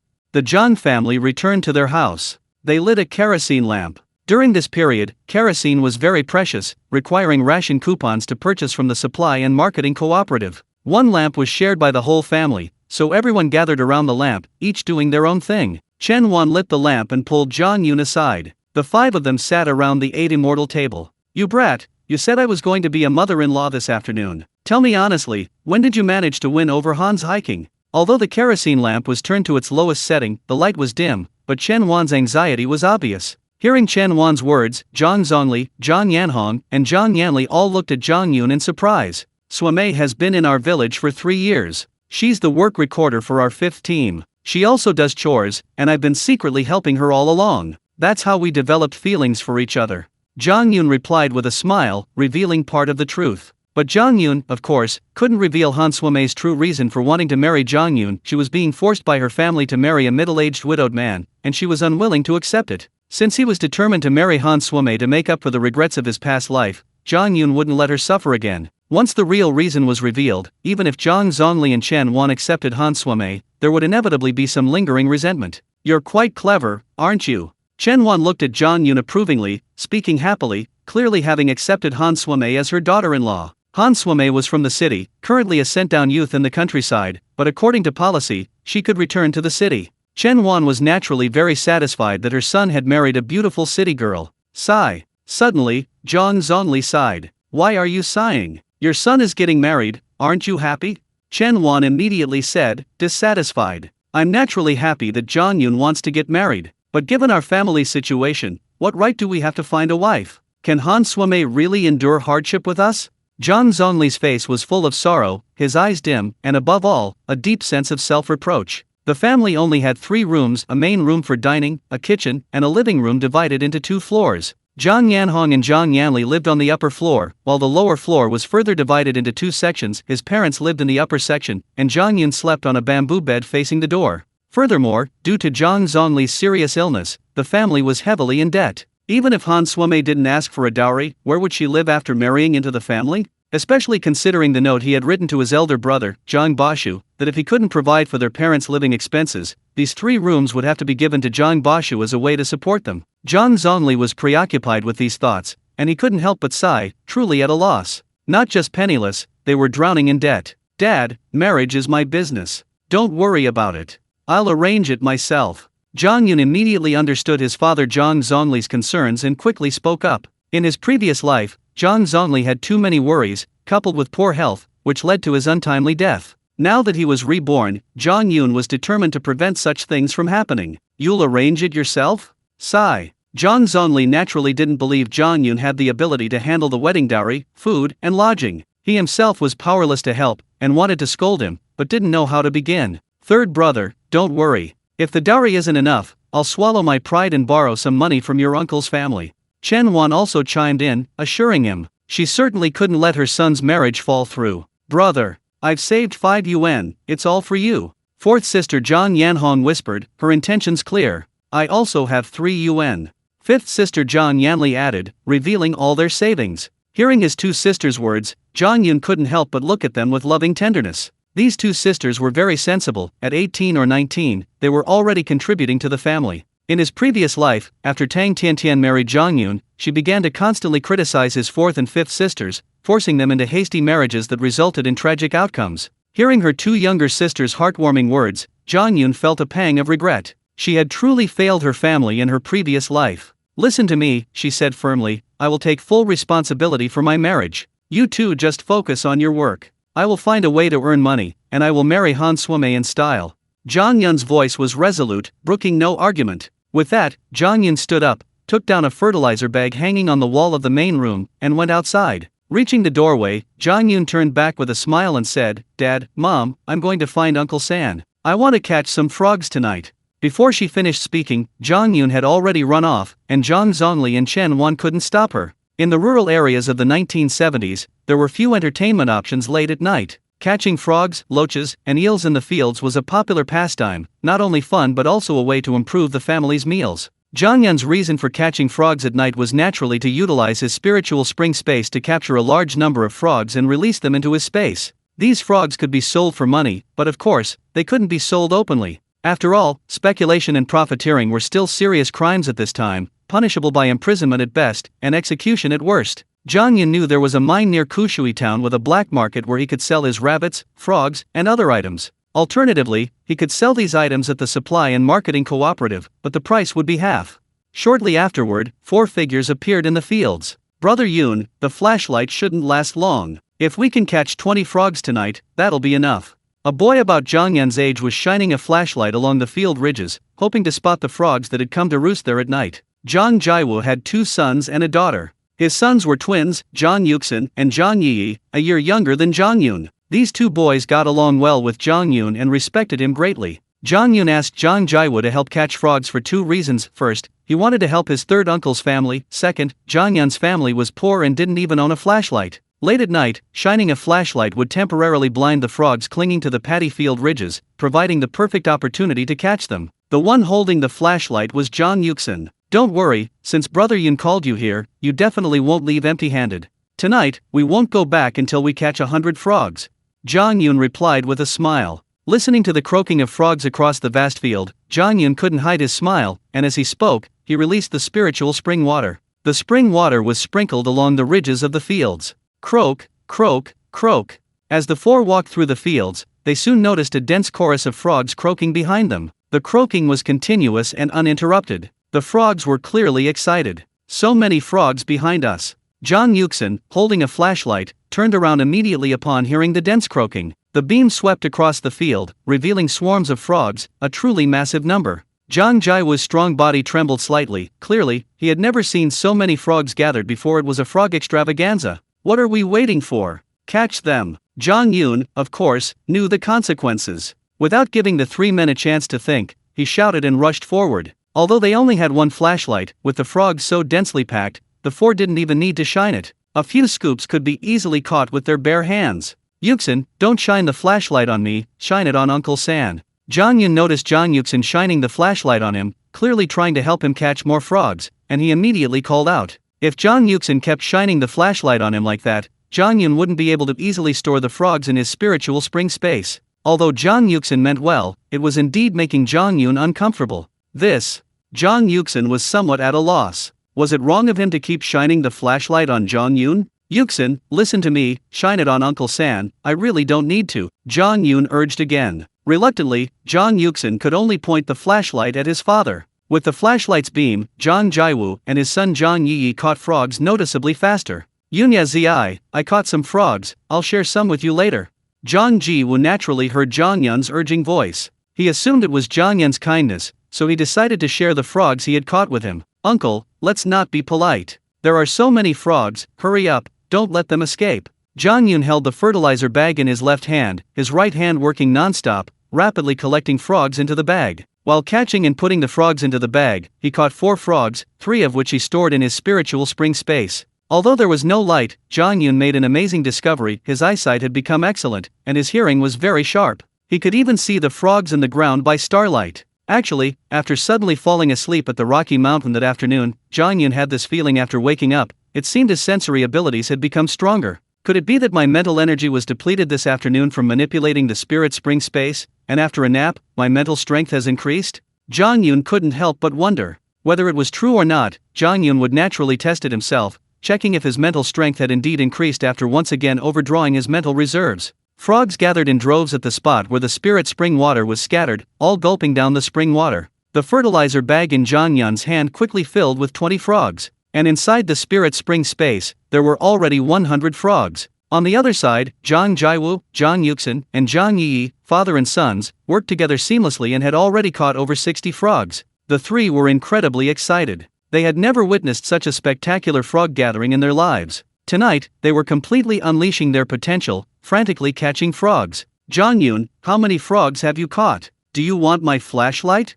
After catching a whole patch of frogs, Zhang Jiwu felt the weight of the frogs in the fertilizer bag. He was quite satisfied. Then, naturally, he thought of Zhang Yun. He had assumed Zhang Yun hadn't caught many frogs without the light. Of course, he wanted to help Zhang Yun. No need for a flashlight. There are plenty of frogs here, I can catch them easily. Third uncle, you three should hurry before the batteries run out and stop thinking about me.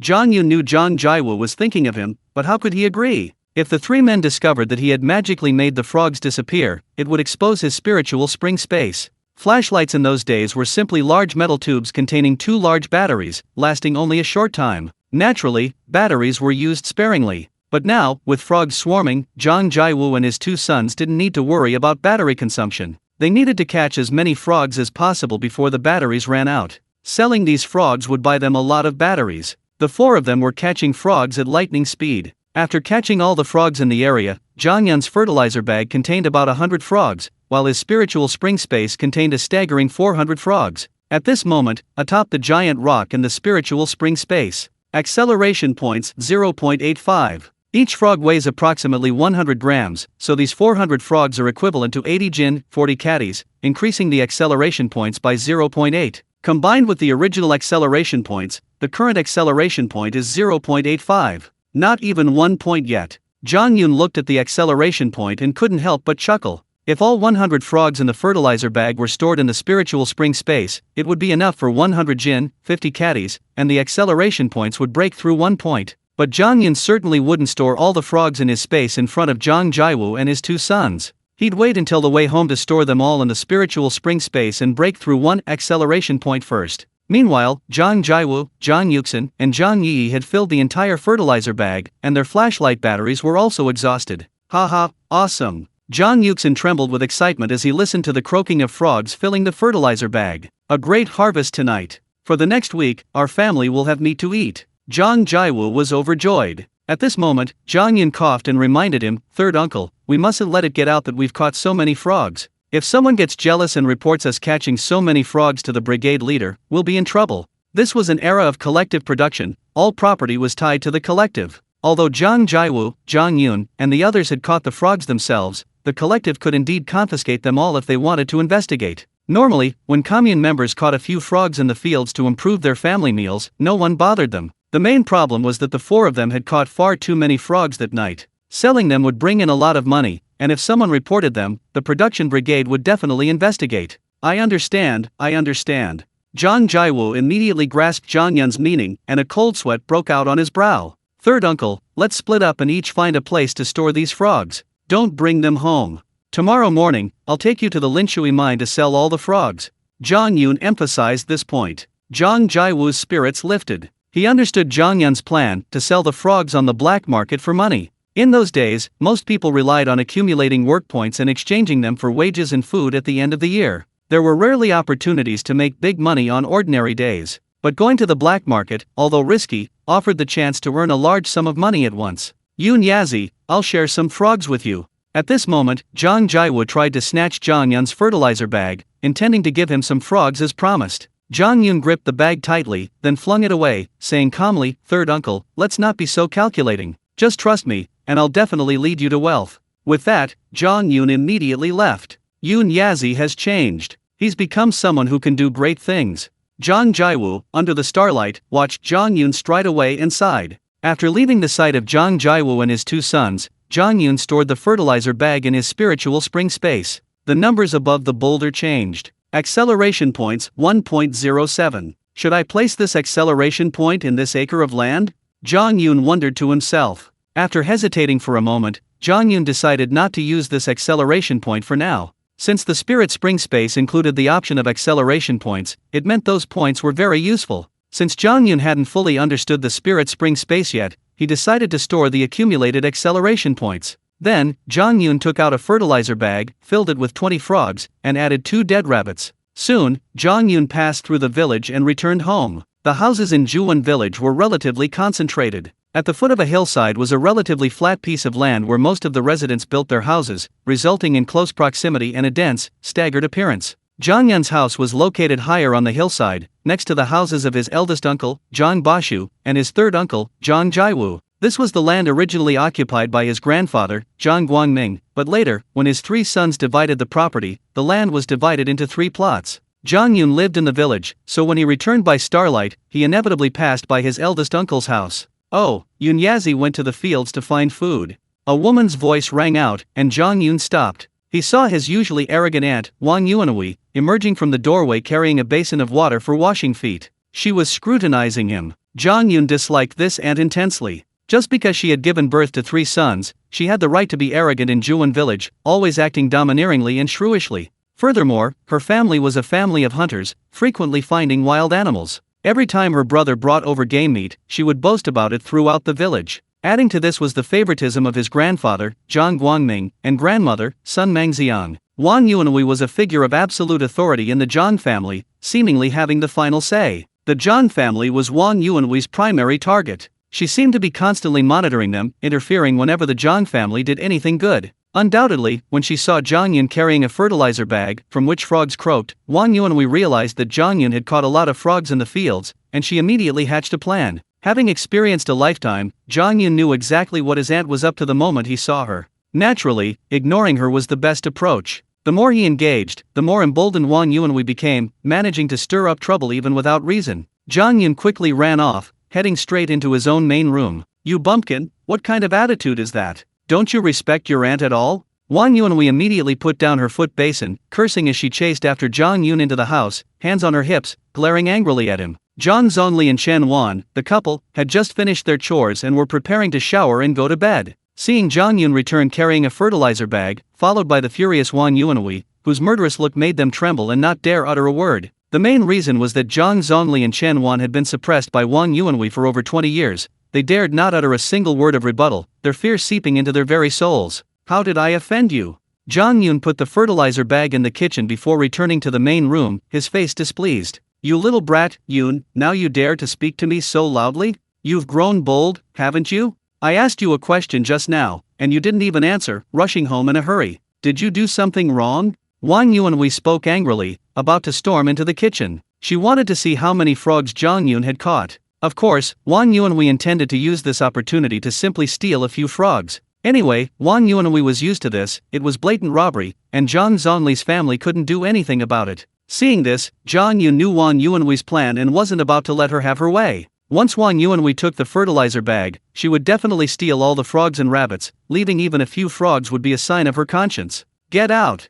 Zhang Yun panicked. Suddenly, Zhang Yun rushed into the kitchen, grabbed the only cleaver in the house, and swung it at Wang Yuanhui. Ah, murder! Wang Yuanhui realized Zhang Yun had suddenly gone mad. She had never seen Zhang Yun act so frantically before, and instinctively turned and ran. People with pride fear ruthlessness, and ruthlessness fears those who don't value their lives. Wang Yuanhui exemplified this perfectly. Although she was domineering and shrewish, she valued her life highly, and she would never allow herself to be in danger. Zhang Yun chased Wang Yuanhui out of the main room before stopping. "Wang Yuanhui, I won't say what you're up to. Let me tell you, this is my house. Breaking into my home without my permission is a crime, and I deserve to kill you."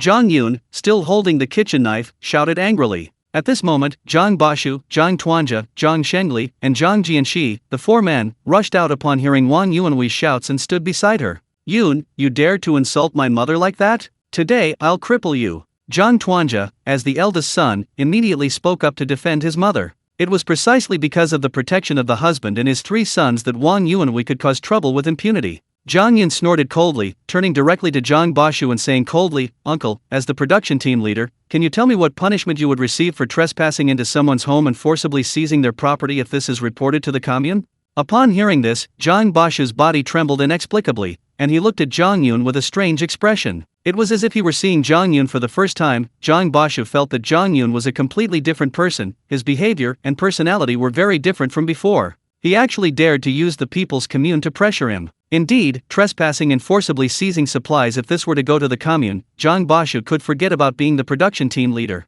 In this era of collective production, reputation was paramount. Even if Zhang Bashu wanted to protect his wife, he couldn't risk his future. "Unity and victory, it's your turn to keep watch at Stone Mountain tonight. Go quickly. Wife, go home and sleep. You have to go to work tomorrow." Zhang Bashu didn't answer directly, but immediately launched into a tirade, sending his son away and forcibly dragging Wang Yuanhui away as well. Zhang Yun sneered before closing the main room door. "Third son, you were really scary just now," his mother, Chen Wan, said, still shaken. Zhang Yun smiled faintly and immediately pulled his mother to the kitchen. "Mom, I had a lot of luck going out tonight. I caught a lot of frogs and 2 wild rabbits." Zhang Yun removed the fertilizer bag and handed it to Chen Wan. Zhang Zongli followed them into the kitchen with a kerosene lamp. In the dim light, they could see the frogs hopping around and the 2 large wild rabbits. Both of them looked shocked and understood why Zhang Yun had acted so erratically earlier. "Dad, Mom, I've stored the other batch of frogs in a secret place. I'll go to the Linshui mine tomorrow morning to sell them. You two should process these frogs and rabbits to improve our meals." Having said that, Zhang Yun, not wanting to face his parents' questioning, immediately grabbed a wooden bucket, filled it with water, and went to the makeshift bathroom built behind the house to take a bath and go to bed. After taking a bath, Zhang Yun lay down on the bed. Before falling asleep, Zhang Yun's consciousness entered the spirit spring space. While catching the frogs, Zhang Yun had a hypothesis: manipulating objects within the space with his consciousness would consume his mental energy, and once he woke up, his mental energy would increase. Naturally, Zhang Yun would now use this time while sleeping to test his hypothesis. Within the spirit spring space, in a plot of land, there was 1 live wild rabbit, 25 dead wild rabbits, and 500 frogs, along with a dozen or so live sweet potato vines. Nourished by the spiritual spring's energy, the wild rabbits were full of life, seemingly having grown larger, and the frogs' bodies had swelled up, also appearing larger, their imposing presence radiating vitality. Especially the sweet potato vines, which had grown very lush. Zhang Yun's consciousness, observing the flourishing scene in the spirit spring space, was naturally delighted. Now, his consciousness focused on the wild rabbit, lifting it up and placing it among the sweet potato vines. Then the rabbits began to nibble at the sweet potato vines. Meanwhile, Zhang Yun's consciousness controlled a portion of the spiritual spring water, bringing it above the sweet potato vines and immediately scattering it, all of it landing on them. After absorbing this spiritual spring water, the sweet potato vines grew numerous branches, and the leaves became even denser. Just then, Zhang Yun's consciousness fell into a heavy feeling, and soon he inevitably drifted into a deep sleep. This was much better than during the day. During the day, he only needed to distribute some spring water to the sweet potato vines before falling asleep. Now, at least he had more time to control the rabbits to reach the vines. The educated youth settlement in Juan village was located at the eastern end of the village, adjacent to the provincial highway, the only way for the village to access the outside world. It was a courtyard enclosed by earthen walls, with 2 rows of houses, used for the male and female educated youth respectively. There were over 50 male and over 30 female educated youths, and these 80-odd youths were assigned to various production brigades in Kushui commune. The female educated youths usually shared housing in groups of 3 or 4. In Han Suomei's room, there were 3 other female educated youths, Tang Tiantian, Ye Wenzi, and Liao Yuanxiang. It was a summer night, and the lingering heat of the day hadn't dissipated. A warm feeling still lingered in the room. Although the lights were off, the 4 women couldn't fall asleep, so they chatted together. "Suomei, didn't your parents write last time saying they wanted you to go back to the city? What are your plans?" Tang Tiantian asked with concern. In this era, communication consisted of handwritten letters, delivered regularly to the educated youth settlements. Naturally, when these educated youths went to collect their mail together, they all knew who had received mail and who hadn't. "I don't want to go back to Hangzhou. I think Juan village is great," Han Suomei replied, blushing. In the darkness of the night, the other 3 women didn't notice anything amiss. "What's so good about Juan village, this poor mountain village? I advise you to go back to Hangzhou." Tang Tiantian offered this advice, but she was extremely puzzled. She knew Han Suomei very well. She shouldn't have chosen to stay in Juan village. Could it be that Han Suomei had found someone else in Juan village? It must be said that Tang Tiantian was very clever. Just from Han Suomei's words, she realized that something had changed about Han Suomei. The only way for female educated youth to stay in Juan village was to marry a man from Juan village. "I've been in Juan village for 3 years now, and I've grown attached to it. This mountain village is remote, but the scenery is beautiful." Han Suomei gave a perfunctory reply. This remark further convinced Tang Tiantian that Han Suomei had taken a liking to a man from Juan village. Tang Tianatian's mind raced, recalling everything that had happened to Han Suomei recently. Suddenly, Tang Tiantian sat up in bed, smiling, and said, "Ye Wenzi, you're of marriageable age, aren't you? I've heard Zhang Yun from the 5th production team of Juan Brigade is very honest and reliable. Should I try to set you up?" Although she addressed Ye Wenzi, Tang Tianatian's true intention was to test Han Suomei. After all, as a film projectionist, Tang Tiantian had to show movies to 10 different production brigades in rotation, so she was familiar with the affairs of those brigades. Furthermore, Han Suomei was in the 5th production brigade, and if she had fallen for a man in Juan village, the men in the 5th production brigade were the most likely candidates. Tang Tiantian had previously seen Zhang Yun help Han Suimei, and he had even visited the educated youth settlement several times. He was indeed handsome and honest, making it quite possible that Han Suimei had fallen for him. What nonsense are you talking about? Ye Wenzi hadn't expected Tang Tiantian to say something like that, and she replied, embarrassed and annoyed. Han Suimei, on the other hand, was more naive. She had no idea that this was Tang Tiantian testing her. Upon hearing that Tang Tiantian wanted to introduce Ye Wenzi to Zhang Yun, she immediately panicked. Tiantian, don't do anything rash. Actually, Zhang Yun and I have already secretly pledged our lives to each other. Han Suimei simply believed that as long as she told the truth, she could prevent Tang Tiantian from doing anything inappropriate. Wow! Wow! Wow! Tang Tiantian, Ye Wenzi, and Liao Yuanxiang all exclaimed in surprise. This news was explosive. I knew it, something was definitely up. I didn't expect you to be secretly dating that Zhang Yun. Tang Tiantian said with a smile, but in her heart, other thoughts were swirling. She couldn't understand why Tang Tiantian would give up the opportunity to return to the city and instead marry this poor boy, Zhang Yun. Juan village was surrounded by mountains, offering no future prospects. Marrying here meant a life of hardship. Tang Tiantian wanted to find out the answer to this question. What kind of magic did Zhang Yun possess that could bewitch Tang Tiantian? Or did Tang Tiantian have some unspeakable reason that forced her to marry Zhang Yun? Tang Tiantian began to ponder. Ye Wenzi, a lively girl, immediately pressed, Suimei, how exactly did Zhang Yun pursue you? How did he manage to win you over so easily? Yeah, Zhang Yun's family seems quite poor. What were you thinking? Why did you decide to marry him? Liao Yuanxiang also pressed earnestly. No, Zhang Yun is a very good person. Please stop asking, I don't want to talk about it anymore. Han Suimei was already regretting her words. She had been too hasty in revealing her marriage plans with Zhang Yun. In this era, marriage could be simple in one way: a blind date and a single meeting could lead to engagement in marriage. But it could also be complex, involving considerations of background, class, wealth, dowry, wedding banquet, and so on. Zhang Yun had said at noon that he would send a matchmaker to propose marriage, wanting to marry Han Suimei openly and honestly. Therefore, Han Suimei regretted her earlier words, fearing they would spread immediately and affect Zhang Yun's decision. Tian, Wenji, Yuanxiang, I've only told the three of you about Zhang Yun and me. You must keep this a secret for me, don't let it get out. This can't be too publicized. If it affects Zhang Yun and causes bad consequences, if he breaks off the engagement, I won't be able to live. Han Suimei immediately emphasized, almost pleading. Okay. Alright. Of course.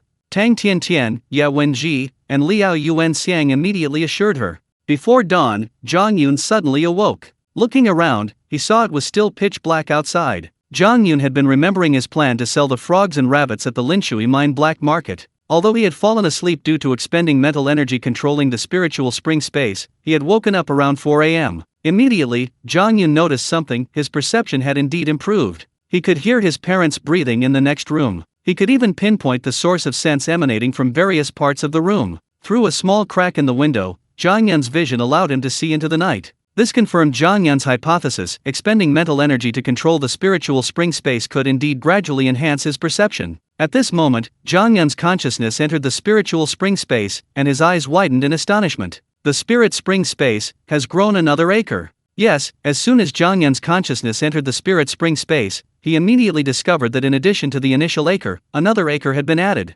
However, time was frozen in this newly added acre. At this moment, Zhang Yun understood. This spirit spring space grows by 1 acre every day. Moreover, the time flow rate of this newly added acre is 0, above the boulder of the initial acre. Acceleration point 1.07. Zhang Yun looked at this number, then his consciousness moved, placing an acceleration point on the newly added space. Immediately, Zhang Yun's consciousness discovered that the time flow rate of this newly added acre had changed, maintaining the same time flow rate as the real world. After a while, after confirming that there were no new discoveries in the spirit spring space, Zhang Yun got out of bed, without waking his parents, and quickly left the room. He then went to his third uncle's house next door and knocked on the door. Who is it?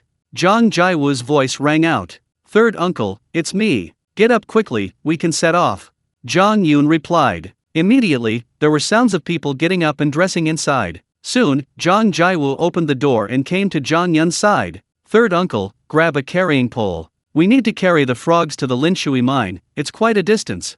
Zhang Yun said calmly. Zhang Jiwu nodded, immediately went back inside, grabbed a bamboo carrying pole, and 2 thick hemp ropes. The two immediately headed out of the village, their steps quick in the quiet night. The Linshui mine was 10 li, approximately 5 kilometers, from Zhuan village. They had to get there early to have enough time to return to the village, since they needed to report to the production team at 9 a.m. Yun Yazi, you two have been guarding pond number 3 all night, and our frogs have sunk there. I need to go to pond number 3 first to retrieve my frogs. After leaving the village residential area, Zhang Jiwu finally spoke. Perfect timing. My frogs are in pond number 4, not far from pond number 3. Uncle, let's split up. You go retrieve your frogs first, then come back to pond number 4 to pick me up, Zhang Yun said with a smile. During the major water conservancy project undertaken by the production teams, the 6 production teams of Zhuan village dug 8 large fish ponds, nestled in the mountain valley, to raise common fish such as grass carp, silver carp, and crucian carp. Zhang Yun separated from Zhang Jiwu, of course, to conceal the existence of the spiritual spring space. Soon, Zhang Yun arrived at fish pond number 4 and took out a fertilizer bag containing 100 frogs. As for the 25 wild rabbits, Zhang Yun didn't take them out, as it was inconvenient for Zhang Jiwu to see them. Soon, Zhang Jiwu arrived at fish pond number 4 with his 2 sons, Zhang Yuxin and Zhang Yi. Brother Yun, we also want to go to the Linshui mine. The 2 brothers, Yuxin and Yi, spoke eagerly. You 2 spent the whole night watching the frogs and didn't sleep well, so there's no need to travel.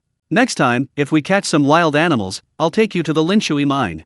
Zhang Yun immediately refused. Zhang Jiwu tied Zhang Yun's fertilizer bags with hemp rope, then hoisted 2 bags of frogs onto his shoulder, before laughing. I told you, your brother Yun wouldn't agree, but he insisted on coming. Alright, go home and catch up on some sleep, we'll be back soon. Immediately, Zhang Jiwu and Zhang Yun hurried off towards the Linshui mine. Brother Yun, you promised yourself, you have to take us next time. Zhang Yuxin and Zhang Yi readily agreed, without arguing. In the rural areas of the 1970s, long journeys were primarily on foot. Of course, the production team had ox carts, and the brigade secretary even had a bicycle, but these were public property and generally not to be lent out. Zhang Yun naturally didn't have the connections to lend out his bicycle, so he and his third uncle had to take turns carrying the load on a shoulder pole, laboriously making their way to the Linshui mine. Fortunately, both were used to walking, and the 10 li, 5 kilometers, journey took them only an hour to reach the Linshui mine. The Linshui mine got its name from being only 1 li, 500 kilometers, away from the Kushui River. The mine was vast, producing non-ferrous metals.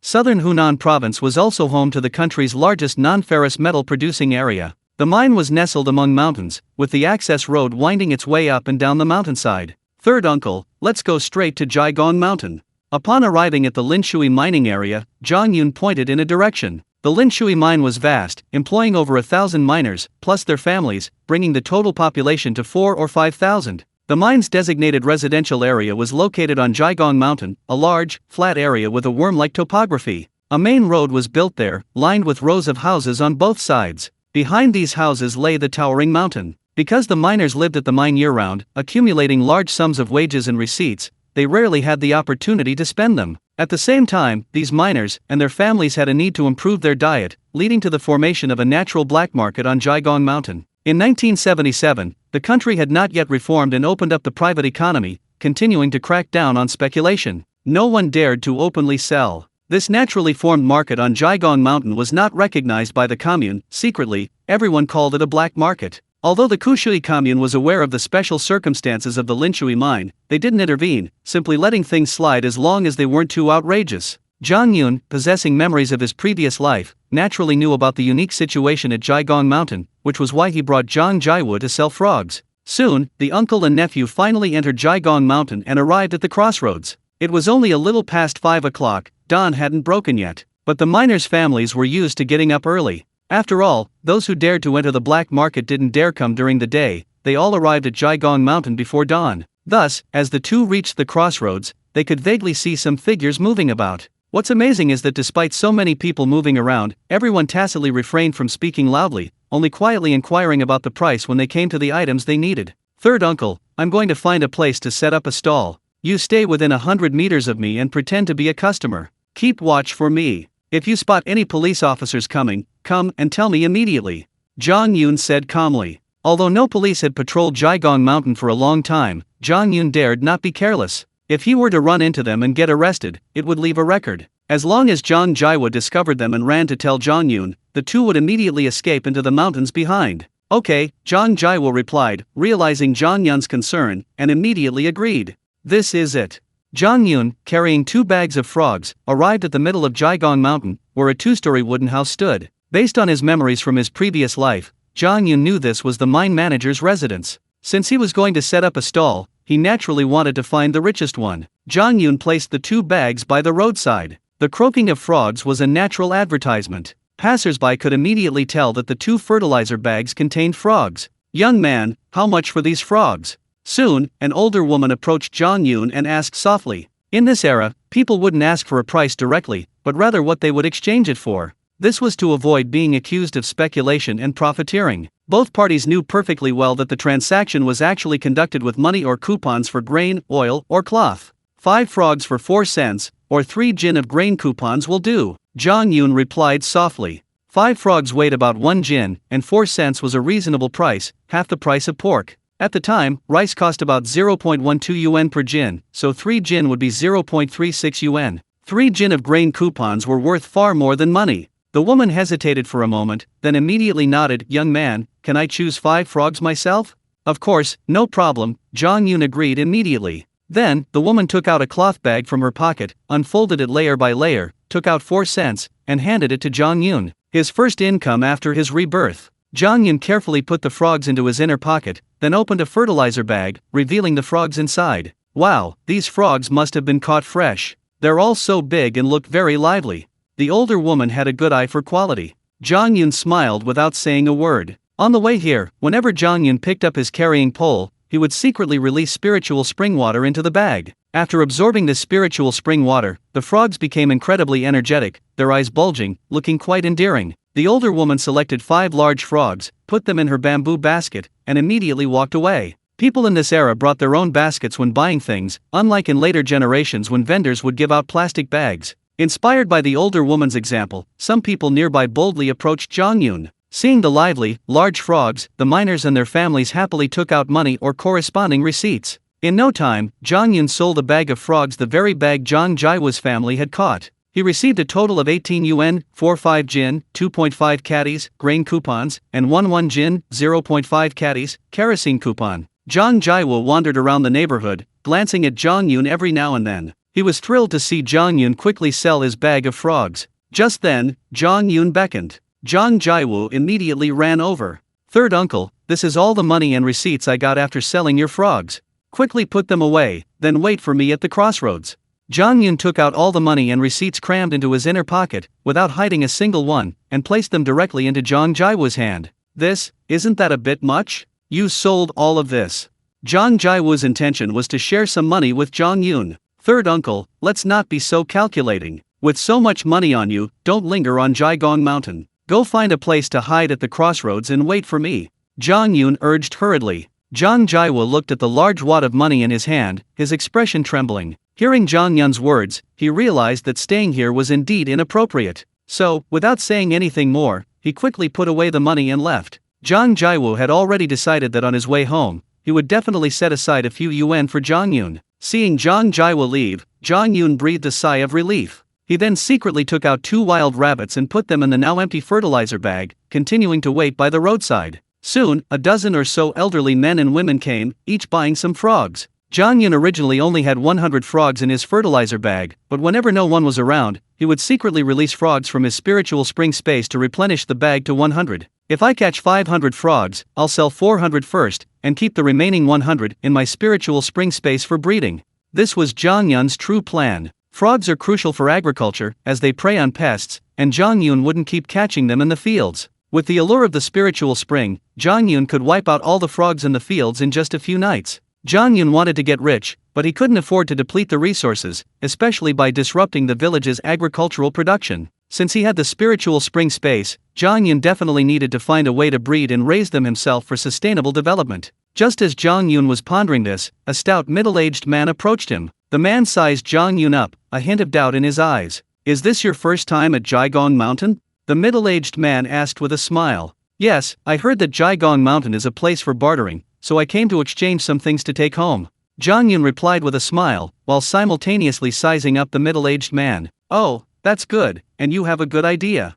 I'm a cook at the mine's canteen. Just call me Brother Yang. How many frogs do you have left? I'll take them all." The middle-aged man spoke with great generosity. Zhang Yun's heart skipped a beat. This was a big customer. "Hello, Brother Yang. I think I have about 100 frogs left in this bag. Oh, and there are 2 wild rabbits in this bag too. I wonder if you want them." Zhang Yun replied calmly, opening the bag containing the 2 rabbits. Upon hearing this, Yang Yunshin showed great interest, grabbing the 2 rabbits and examining them. His face brightened even more. "Young man, what's your name?" Yang Yunshin asked excitedly. "Zhang Yun. Brother Zhang Yun, are you a hunter?"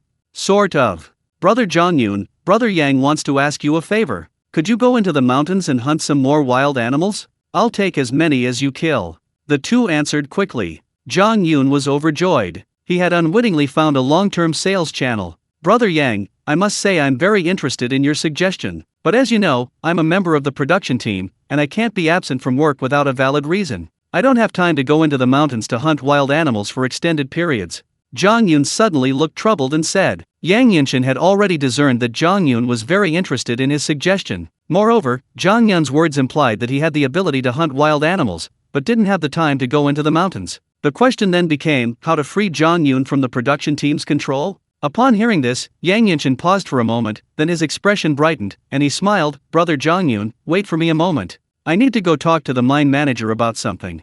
With that, Yang Yunshin went to the mine manager's house and knocked on the door. The door to mine manager Liu Beishan's room opened. An elderly man with thinning white hair, a square face, and piercing eyes opened the door, exuding the air of a leader. This was Liu Beishan's father, Liu Zhangfeng. In his previous life, Zhang Yun had also met Liu Zhangfeng, knowing that after retiring from his county leadership position, he had come to Jiagong Mountain to retire, living with his children and grandchildren and enjoying family life. "Grandpa, I'm sorry to disturb you. Is the mine manager still not awake?" Yang Yunshin was clearly familiar with the mine manager's family. He greeted them naturally and then stepped towards the room. "Beishan has been working hard these past few days. He had a high fever last night, and it hasn't subsided yet. Please don't wake him. Is there something you need?" Liu Zhangfeng said calmly, stopping Yang Yunshin. Hearing this, Yang Yunshin immediately stopped. As the mine manager, Liu Beishan always led by example, going deep into the mine every day to inspect safety. Now, in June, the temperature has risen, and the mine lacks ventilation, making it unbearably hot and stuffy.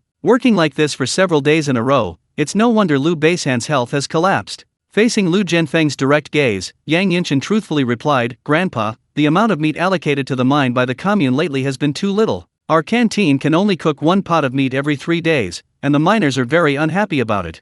I've urged the purchasing agents several times, but they're at a loss. Just now, I was walking on the street and saw dozens of elderly people buying frogs. My initial estimate is 400 or 500 frogs.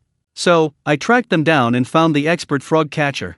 I've already deduced that this young man is a skilled hunter. If we can bring him over and have him go into the mountains to hunt wild animals, it can solve our mine's meat supply problem." Liu Zhangfeng's expression changed slightly upon hearing this. As a retired county leader, his previous work involved industrial production, so he was quite familiar with the miners' needs. Miners do manual labor. Without meat for a day, they feel weak and lack energy for work. The Linshui mine has over 1,000 workers. If they needed meat for 1 meal a day, they'd need to cook at least 3 large pots. But now, the country is facing a shortage of resources, especially meat. The meat allocation to the mine is very small. Currently, it only takes 3 days to cook 1 pot, far from meeting the demand. If there were a skilled hunter who could catch something every day in the mountains, it could indeed solve the Linshui mine's immediate crisis. 400 or 500 frogs? Liu Zhangfeng was a little surprised. That number was indeed astonishing. After all, the Linshui mine was located in a rural area, and Liu Zhangfeng knew the surrounding villages well. He knew very well how long it would take for one person to catch 400 or 500 frogs.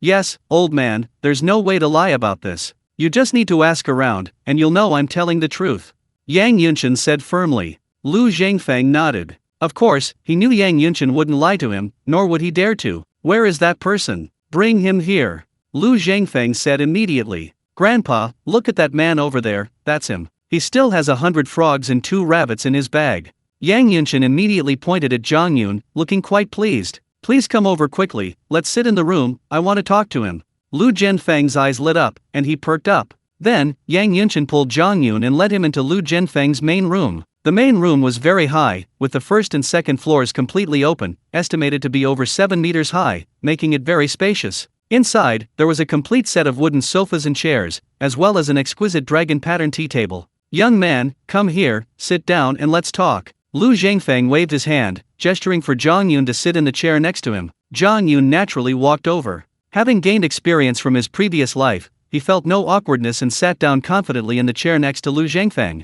Upon seeing Zhang Yun's demeanor, Lu Zhengfeng's eyes flashed with admiration, and he held Zhang Yun in high regard. Generally speaking, a young man from the fields, when visiting someone's home, especially in the presence of a high-ranking figure, would appear uneasy. Zhang Yun's composure and poised demeanor impressed Lu Zhengfeng. "I am Lu Zhengfeng. You can call me Uncle Lu. Oh, I forgot to introduce you. The mine manager of this Linshui mine is my son.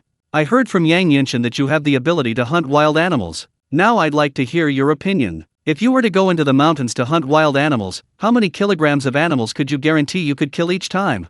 As he spoke, Lu Zhengfeng kept scrutinizing Zhang Yun, trying to observe his expression. Zhang Yun remained calm, understanding that Lu Zhengfeng wanted to personally verify whether he was lying. "I'll call you the same as Brother Yang, and I'll call you Old Master too. I wouldn't dare say much, but if I go into the mountains, I can guarantee hunting 100 jin of wild animals each time, no problem."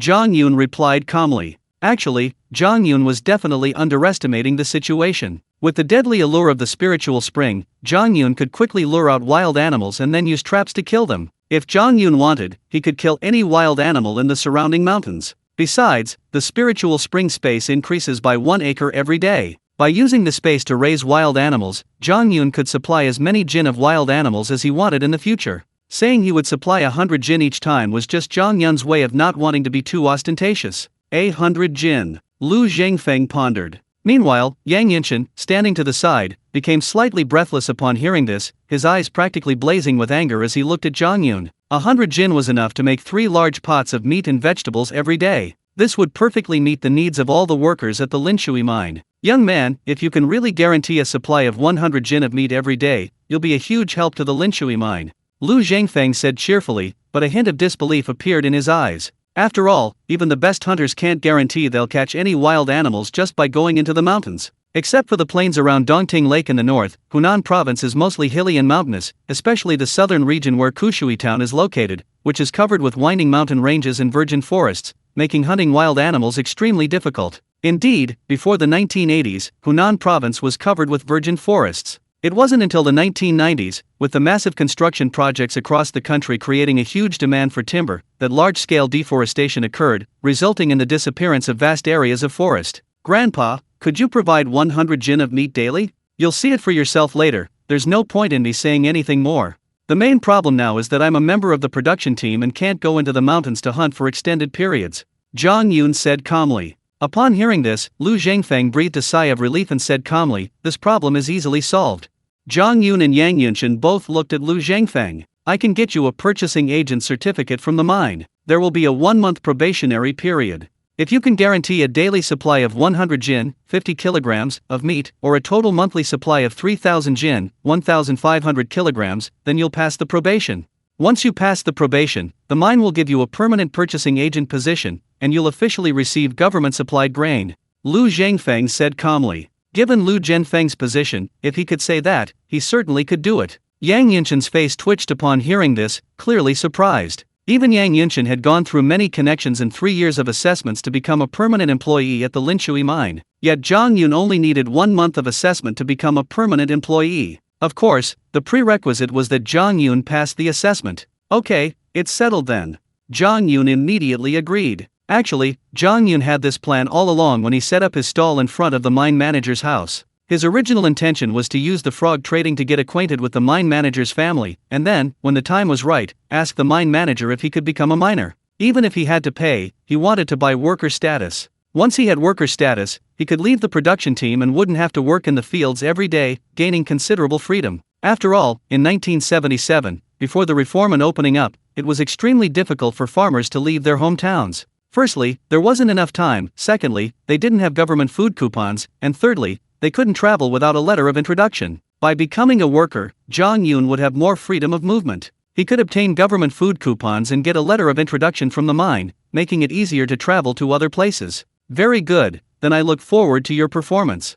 Here's what we'll do: leave your identification information, and I'll have someone process your employment application today. Come back tomorrow morning, and you'll get your purchasing agent certificate then. Let me make this clear, if you don't meet the requirements within this month, this purchasing agent certificate will be taken back," Lu Zhengfeng said with a smile, exuding an air of authority. "No problem. Zhang Yun replied with a smile, feeling a surge of excitement. He was finally about to shed his status as a production team member. Then, Zhang Yun wrote down his name, place of origin, class background, and other information on a piece of paper. "Oh, by the way, old man, these 2 rabbits, I hunted them yesterday. Add plenty of chili when you stew them, they should taste good." As Zhang Yun handed the paper to Lu Zhangfeng, he also took the 2 rabbits from the fertilizer bag and placed them directly on the wooden table beside him. Lu Zhangfeng naturally understood Zhang Yun's meaning. This was Zhang Yun's expression of gratitude, which, although it seemed a bit like bribery, could also be interpreted as friendly interaction. Anyway, Zhang Yun hadn't used the word gift, so it couldn't be considered bribery.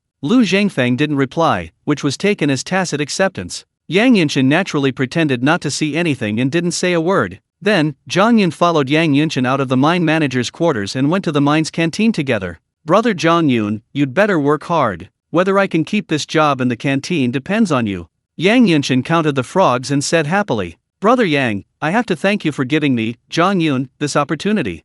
Oh, by the way, Brother Yang, you counted 105 frogs just now, right? Let's count it as 100.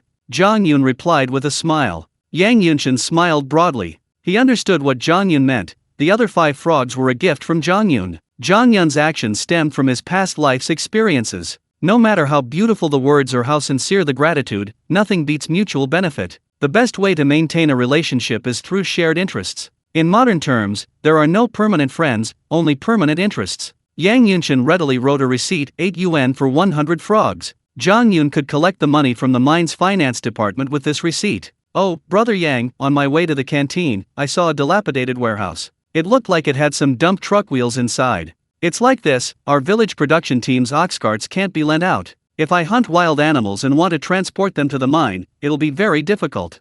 I was thinking if I could make my own cart, it would be much easier to transport wild animals. Brother Yang, could you help me think of a way? Even if you have to buy them, at least get me 2 wheels. Zhang Yun immediately made his request after receiving the receipt. The mine didn't transport or like the large production lines with conveyor belts of later generations. Now, most of the transport relied on manual labor, so the mine had a large number of dump trucks. Naturally, dump trucks often carried heavy loads, so they inevitably broke down. Zhang Yun's idea was simple. With 2 wheels, he could go home and have a carpenter build a cart, which he could then use to haul wild animals over. This morning, Zhang Yun and Zhang Jiwu took turns carrying the weight of 300 frogs for 10 miles, a truly arduous journey. Yang Yunshin immediately understood Zhang Yun's intention and thought. After a brief silence, Yang Yunshin spoke. "There are indeed some cartwheels in the warehouse, but to sell them, we need the mine manager's permission. How about this, if you can deliver 100 jin of meat tomorrow, I'll personally explain the situation to the mine manager." At this time, the mine's goods were state assets and couldn't be sold off arbitrarily. Zhang Yun understood Yang Yunshin's predicament and didn't say much. He could only rely on his own actions to persuade Yang Yunshin to act as his advocate. Of course, Zhang Yun wasn't in a hurry. After all, Zhang Yun possessed a spiritual spring space that could be used for transporting goods. Making the cart was merely a cover. "Alright, let's talk about it tomorrow. Brother Yang, it's so early in the morning, the finance department probably isn't open yet. I'll leave the receipt with you, please collect the money for me. I'll come back to you tomorrow." Zhang Yun handed over the receipt. After all, Zhang Yun wasn't yet a member of the production team. He needed to get back to Juan village as soon as possible to report to the production team. He didn't have time to wait for the finance department to open. "Okay, leave it with me."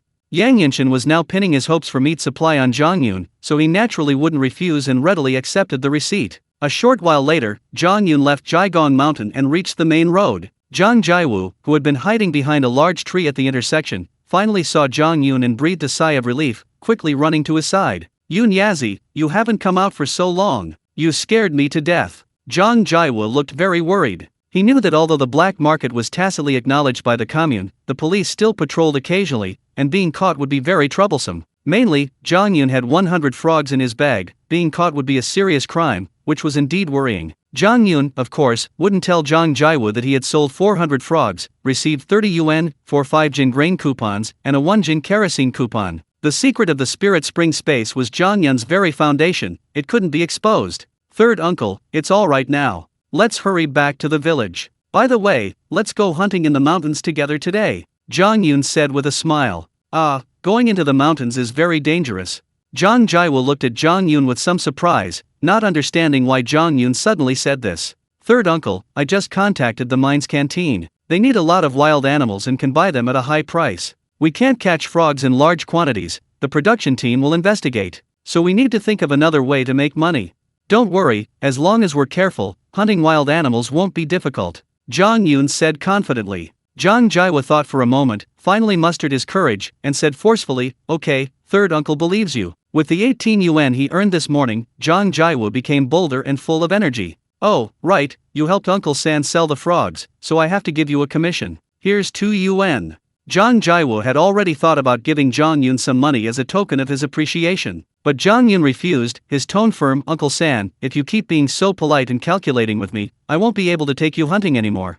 How about this, for the sake of our long-term cooperation, let's agree now, whoever hunts the wild animals gets all the profits. Don't fuss over such trivial matters. I don't want to cause any future conflicts with Uncle San. Upon hearing this, Zhang Jiwa froze, then a look of shame appeared on his face. Zhang Jiwa realized that his behavior did seem a bit petty. If things continued like this, it would make it difficult for their relationship to continue. Yunya Zi, you truly are a man destined for great things. Alright, from now on, third uncle will listen to you. Zhang Jiwu had come to terms with it, and his heart was at peace. He immediately smiled and said. At about 8 o'clock, Zhang Yun returned to his home. Mother Chenwan has opened the door and is doing housework, and last night she dealt with the hare overnight, and it had been skinned, and the rabbit meat was filled with a large bowl. Although the production team canteen manages rice, it generally only provides porridge and wild vegetables, and it is very rare to eat meat and vegetables. The members of the production team have to work in the fields, but it is very hard. Therefore, some families will find a way to get some meat by themselves, and then fry the meat and vegetables at their own home, and then take them to the canteen, so that they can eat the porridge in the canteen while eating the dishes they brought. Now Chenwan has to fry the vegetables as soon as possible, so that she can eat another meal of rabbit meat during lunch. As for those frogs, they were full of vitality. Chenwan didn't kill them, she wanted to leave them until tomorrow to fry a plate of spicy frog. In this way, for 2 consecutive days, the whole family will have meat to eat. Mom, I'm back. Zhang Yun put down the fertilizer bag, then came to the kitchen. Looking at Chenwan's busy figure in the kitchen, his eyes suddenly moistened. In the previous life, Chenwan died early. Zhang Yun lived to be in her 70s, and how many nights she dreamed of her mother's figure, which was the scene of her working hard in the kitchen. Now that Chenwan was standing in front of her alive, Zhang Yun's emotions suddenly surged, and he couldn't help but shed a few tears. Zhang Yun wiped his tears, shouted, and then took all the money he earned in the morning in his hands. Mom is frying rabbit meat, you have worked hard, go wash your face. Chenwan turned her head to look at Zhang Yun, and replied happily, and at the same time put a handful of chili peppers into the iron pot and stir-fried for a while, then added water and wanted to stew the rabbit meat. With the addition of firewood, the aroma of rabbit meat also emanated from the gap in the lid of the wooden pot, permeating the entire kitchen and floating outside the house. Just when Chenwan turned around again, her eyes stared at the boss. Zhang Yun handed over 30 yuan, as well as food stamps and kerosene tickets. This. Chenwan was very surprised and couldn't say a word. Mom, this is the money you got after selling the frog this morning, you can take it. The family owes some money to relatives. Mom, look at it, pay back part of it first, it's not easy for everyone. Zhang Yun said with a smile. Although Zhang Yun's motivation to make money is because he wants to marry Han Swame and save a bride price, Zhang Yun knows very well that the biggest pressure on his family is actually to pay off debts. As long as there are still debts, parents can't raise their heads for a day, they don't have the confidence to do things and speak, and they have always been submissive. The reason why the eldest uncle's family has been able to oppress Zhang Zongli, but Zhang Zongli rarely pays back, is because of poverty and debt. If you have a lot of money, you won't have a little confidence. Of course, Zhang Yun must give priority to changing the minds of his family. So much money. Chenwan was indeed surprised. Holding this handful of money, her hands were shaking. Oh, by the way, I'll take 2 pieces, I'm going to go to the blacksmith shop first. Zhang Yun knew that Chenwan was very excited, and he also knew that Chenwan would definitely ask questions later. In order to avoid this interrogation, Zhang Yun took 2 yuan and immediately ran out of the room. Come back, stinky boy, really good at it. Chenwan saw Zhang Yun running away, and hurriedly shouted, but Zhang Yun ran away resolutely, and she could only scold, but her face was full of joy. Her son can finally earn money, and as a mother, Chenwan is of course relieved in her heart. Of course, Chenwan is most worried about whether Zhang Yun's way of making money is legal, and if she comes to the right path, she will be completely relieved. Unfortunately, Zhang Yun ran away, and Chenwan decided to meet Zhang Yun again during lunch, so she went to ask questions. Zhang Zongli heard his wife shout, got up immediately, and then came to the kitchen, and naturally he also saw the handful of money in Chenwan's hand. Chenwan, where did the money come from? Zhang Zongli was surprised. Zhang Zongli had an operation and spent more than 400, although he used the bride price of his eldest daughter and second daughter to pay back part of it, and now he still owes more than 200. Over the past year, as long as Zhang Zongli earns some change, he will not leave a point for his family, and he will try to pay back a little money to others. Therefore, there is little money in the family. And now Chen Wan grabbed a handful of money in his hand, which really shocked Zhang Zongli. The third child earned it, don't say it. Chen Wan said softly, made a silent gesture, and motioned for Zhang Zongli not to speak loudly. Zhang Zongli immediately realized that next door was the eldest brother's family, and if they knew, they didn't know what it would be like. On the other side, Zhang Yun ran all the way to the blacksmith shop in the village. At that time, in the countryside, basically every production brigade was equipped with a blacksmith shop, which usually made agricultural tools for the production team, and also made kitchen knives, hoes, and other tools for the villagers. Of course, steel resources were scarce at that time, and villagers who wanted to make kitchen knife tools had to prepare their own steel raw materials. Zhang Logui, in his 50s, has been busy working in the blacksmith shop for many years, under the steaming and roasting of the heat, in the choking gas, and in the long hammering. His face is very old, like an old man in his 70s. Perhaps due to professional habits, although Zhang Lao is not lame, there is always a limp when walking, so the people in the village call him Zhang Lao Gui, but his real name is not called by a few. When Zhang Yun came over, he saw Zhang Laojio cleaning in the blacksmith shop. Old kidnapper, I'll come to you to fight a machete. As soon as Zhang Yun came to the door, he shouted. Because it is still very dangerous to go to the mountains to hunt wild beasts, although there is the ability to collect the spiritual spring space, Zhang Yun still does not dare to drag it out. With a machete in his hand, he is more confident. Oh, Yun Lingzi, do you want to make a machete, and the iron is brought over? Also, tell me what style of machete. Zhang Laojio stopped and smiled reluctantly. Most of the people in the village come to make kitchen knives, hoes, scissors, etc., and Zhang Yun named him to make a machete, which is indeed a bit unexpected. Immediately, Zhang Yun described it, and even drew a machete style with branches on the ground. Well, a bit like the machete in later Hong Kong crazy boy movies. Can cut, stab. This knife must be half a meter long, the iron material must be at least 8 caddies, the middle construction process loses more than 2 caddies, and the finished product weighs more than 5 caddies.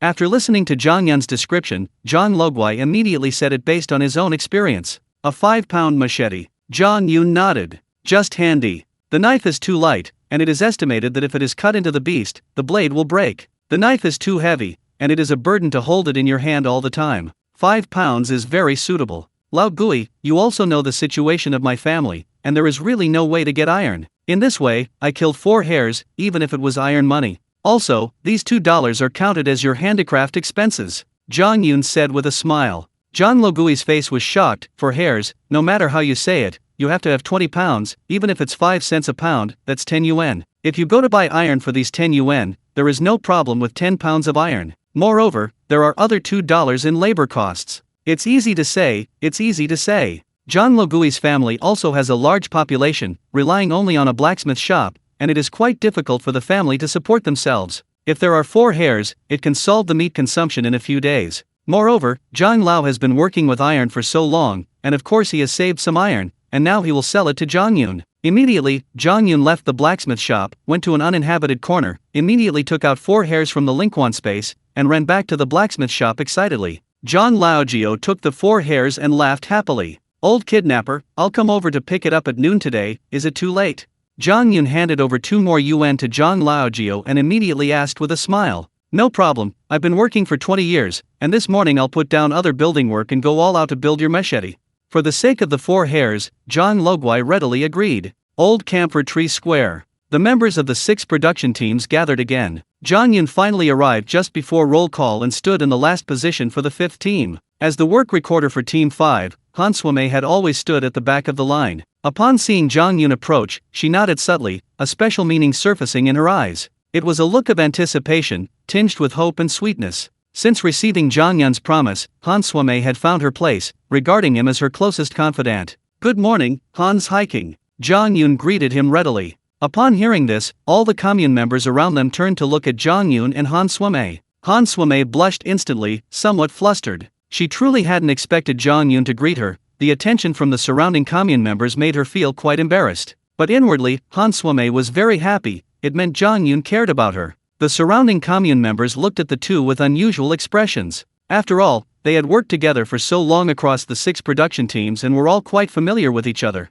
Zhang Yun was usually known for his honest and simple demeanor, he would never take the initiative to greet someone. But just now, Zhang Yun had acted out of character, actually taking the initiative to greet them, and their expressions were quite intriguing. Some of the more astute commune members had already realized that there was more to their story. At this moment, the brigade leader, Zhang Yue, raised his hand and began to speak. Comrades, I'm very pleased that everyone is here today. Let me first summarize yesterday's achievements. Weeding, turning the soil, cutting reeds, and repairing the irrigation ditches were all successfully completed. Special commendation goes to Zhang Jiwu and Zhang Yun for catching wild rabbits.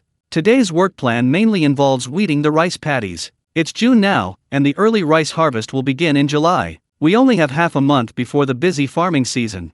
In addition, today we will continue to have members hunt wild rabbits, snakes, and field mice. The 16 leaders will decide on the personnel arrangements.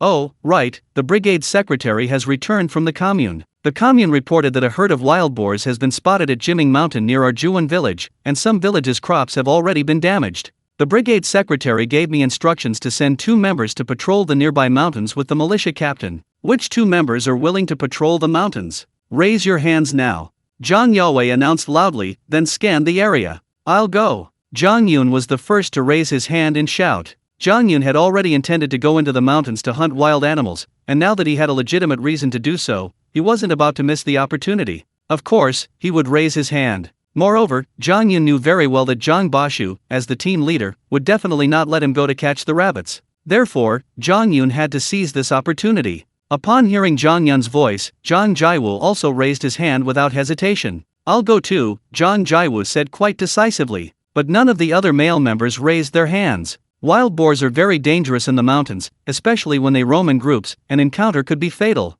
Furthermore, venturing into the mountains means constant risk of attacks from venomous snakes and wild animals, as well as insect bites that cause redness, swelling, and itching. In this sweltering heat, getting water will be a major problem. As rural villagers, the members of Juan village all had experience patrolling the mountains and knew very well that it wasn't a pleasant task, hence their lack of enthusiasm. Seeing this, Zhang Yue understood the other members' concerns and naturally wouldn't force them. Since Zhang Yun and Zhang Jiwu had raised their hands, Zhang Yue felt he could fulfill his duty. Alright, now the 16 leaders will lead their members to assign today's production tasks. Zhang Yun and Zhang Jiwu, now come with me to the brigade's threshing ground, the militia captain is waiting for you there.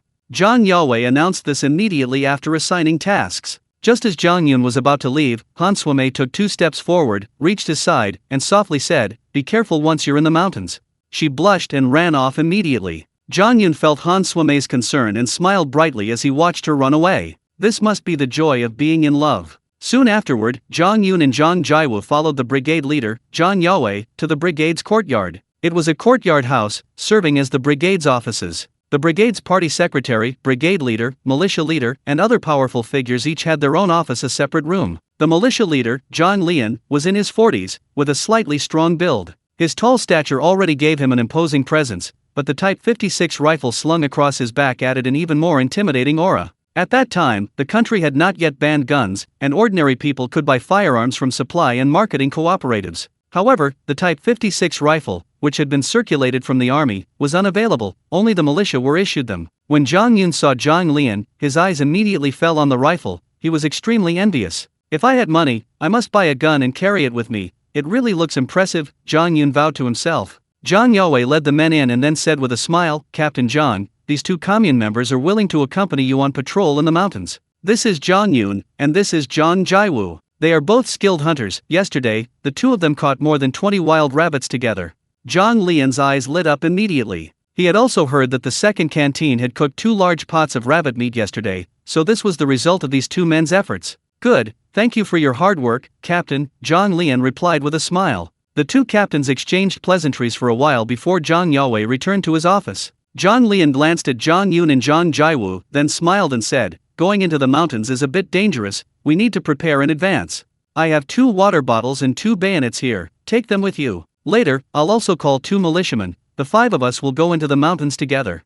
As he spoke, Zhang Lian took out the water bottles and bayonets from behind his desk. The canteen was made of aluminum, coated with a dark green paint, and shaped like a modern exo bottle. It was a common type of canteen used in the military, holding 2 liters of water. The bayonet was like a long, thin dagger, with an extremely sharp tip. If it were to pierce a wild animal, the entire blade would penetrate deeply. Zhang Yun and Zhang Jiwu cheerfully accepted the canteen and bayonet, then followed Zhang Lian away from the threshing ground. The other 2 militia members were already waiting at the foot of Pine Tree Mountain. Zhang Lian brought the 2 men over and joined them. Once we cross Pine Tree Mountain, we'll reach the territory of Jiming Mountain. Pine Tree Mountain is just an ordinary mountain. There are wild animals there, mostly small creatures like rabbits, pheasants, and venomous snakes. Jiming Mountain, however, is very treacherous. Larger wild animals live there. When we go in, you must obey my orders and not act on your own. Sun Wenjie and Yang Taiqiang, I trust you too. But Zhang Yun and Zhang Jiwu, this is your first time working with me, so I must make it clear to you, follow my commands in all actions. Do you understand? Militia Captain Zhang Lian emphasized this very seriously. Zhang Yun understood Zhang Lian's concerns and agreed. Entering the mountains, visibility is limited. Acting alone, it's easy to lose your way, which is dangerous for everyone. Only by staying together can we face the danger together. Understood. Zhang Yun and Zhang Jiwu both had experience in the mountains before and understood this principle, readily agreeing. Pine Tree Mountain isn't very large, it only takes about 2 li, approximately 1 kilometer, to traverse it completely. You could say Pine Tree Mountain is the outer perimeter of Jiming Mountain. The fastest route from Pine Tree Mountain to Jiming Mountain is a straight line. Walking around the foot of the mountain would take 10 li, approximately 5 kilometers. At this moment, Zhang Lian, Sun Wenjie, Yang Taiqiang, Zhang Yun, and Zhang Jiwu, each carrying a bamboo basket, entered Pine Tree Mountain.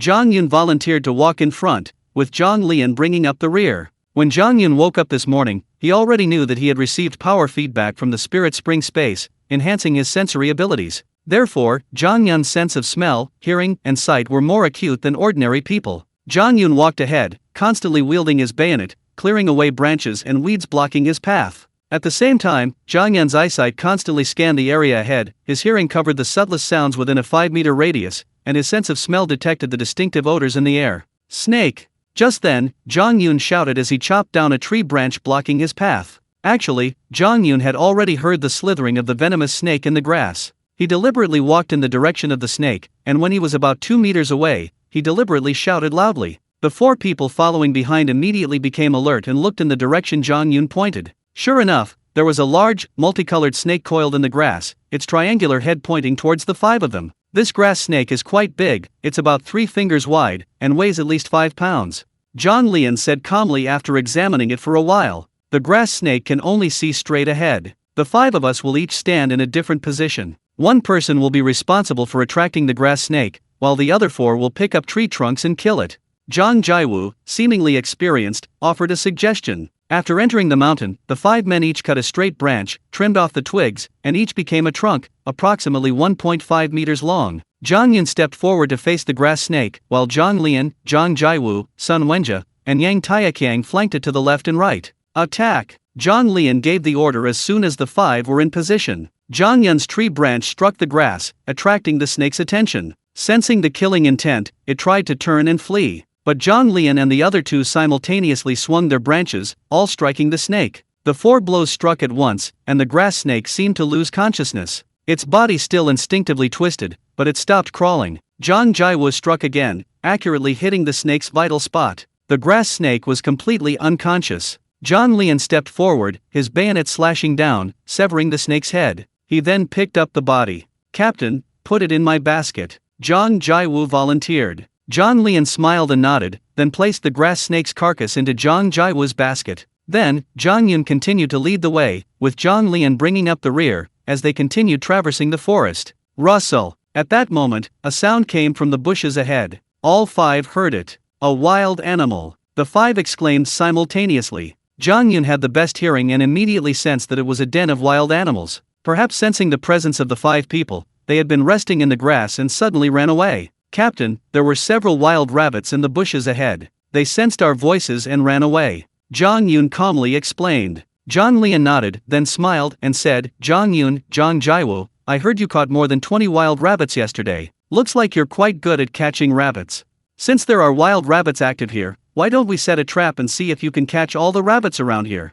This time, Zhang Lian was following orders from the Kushui commune. Because there were wild boars active in Jiming Mountain, he was ordered to lead the militia, along with Zhang Yun and Zhang Jiwu, to Jiming Mountain to investigate. Zhang Lian knew in his heart that the chances of finding a herd of wild boars deep in the mountains were slim. This time, Zhang Lian went into the mountains with one thought in mind: to hunt some wild animals along the way to improve the militia's meals. After all, resources were scarce. While the militia received more rations than the farmers, meat was just as scarce, and they often didn't get to eat meat. After hearing about Zhang Yun and Zhang Jiawu's achievements the previous day, Zhang Lian readily agreed to let them join the group and go into the mountains together. Now that they had discovered traces of rabbits, Zhang Lian wasn't in a hurry to head to Jiming Mountain. He'd catch a few rabbits first. Okay. Zhang Yun readily agreed. This militia captain is in charge of the local armed forces and wields considerable power. He'll definitely be useful in the future. Since he has this opportunity to form a team with Zhang Lian, how could Zhang Yun miss it? Of course, he'll make a good impression and cultivate a good relationship with him. Third uncle, you find the rabbits' activity paths, and I'll set up the snare traps. Zhang Yun smiled and gestured for Zhang Jiawu to proceed. Zhang Jiawu was already familiar with the rabbits' trails. After walking around the area, he quickly found a path, a tunnel formed by a rabbit darting through the weeds. Zhang Yun immediately went to the edge of the weeds, cut 2 branches, and stuck them into the ground. He skillfully tied a rope into a loop, securing one end of the rope to a tree trunk above, and using a hook to secure the loop to the branches on either side. In this way, whenever a wild rabbit passes by and touches the hook, the bent branch above will spring back, pulling the rope snare and trapping the rabbit. While setting up this rope trap, Zhang Yun, taking advantage of the four's inattention, took out some spiritual spring water and threw it into the grass around the trap. The grass absorbed the spiritual spring water almost instantly. Zhang Yun then pretended to walk away to set up the next rope trap. After setting up 10 rope traps together, the 5 of them went to a nearby grove of trees, using the dense foliage for cover and resting for a while. Zhang Yun opened his water bottle, took a sip, and instantly felt a surge of power. The water in this bottle wasn't from the village well, but from the spiritual spring within his spiritual space. This spiritual spring possessed extremely powerful functions. A single sip seemed to activate every cell in one's body, instantly bringing a sense of ease and unparalleled comfort. The spiritual spring was indeed beneficial, but Zhang Yun couldn't share it. Otherwise, if Zhang Lian, Zhang Jiawu, Sun Wenjie, and Yang Taiqiang noticed anything amiss, it would be difficult to explain. Perhaps, I could dilute the spiritual spring a bit, 10 parts well water, 1 part spiritual spring water. That way, they could enjoy the benefits without noticing the spiritual spring. This was Zhang Yun's thought at that moment. Just as the 5 of them closed their eyes to rest, each lost in their own thoughts, a sound came from nearby. The rabbits caught in the snare. Upon hearing the sounds of struggling, Zhang Jiawu immediately laughed and shouted. Indeed, it was the sound of a rabbit frantically struggling and kicking after being caught in a rope. Militiaman Yang Taiqiang got up, immediately went to a trap, caught the trapped rabbit, and put it directly into his basket. He then continued setting up the snare. Yang Taiqiang returned, proudly shaking his basket. "Captain, we've caught a rabbit." Zhang Lian nodded, then looked at Zhang Yun and Zhang Jiawu, laughing. "You two are really good, you caught a rabbit so quickly." Just then, the 5 of them heard the sound of rabbits struggling and branches swaying in the distance. "Here we go again." Militiaman Sun Wenjie wasn't going to let Yang Taiqiang have all the fun. He immediately rushed out and soon caught a rabbit as well. Just as Sun Wenjie was about to report, the sound of branches swaying came again in the distance. "My turn." Yang Taiqiang immediately took off running. Immediately, the 2 militiamen, Sun Wenjie and Yang Taiqiang, seemed to be putting on a show, running back and forth as if trying to impress Zhang Lian. They took turns running out and back, bringing back a rabbit each time. Zhang Lian was completely stunned. There are so many rabbits on this mountain. Zhang Lian was genuinely shocked. He knew there were plenty of rabbits in the mountains, but it was impossible for them to be concentrated in one place like this. The 2 militiamen had already made 50 round trips. That meant they had caught more than 50 rabbits. "We're too tired to run anymore." Sun Wenjie was panting heavily. "I really can't run anymore."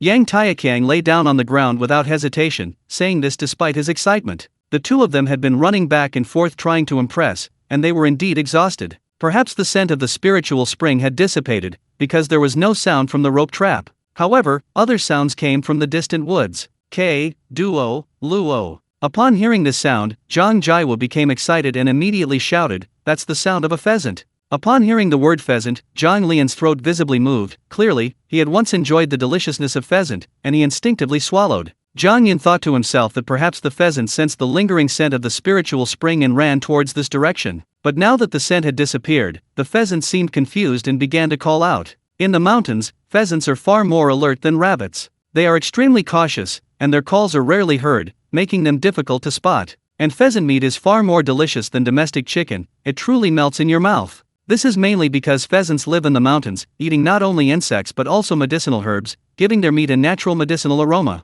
In his previous life, Zhang Yun had eaten pheasant once after going into business, and the taste was truly unforgettable. "Captain, this pheasant is very rare." Brother Sun and Brother Yang are too tired to move. Let's three go and hunt this pheasant.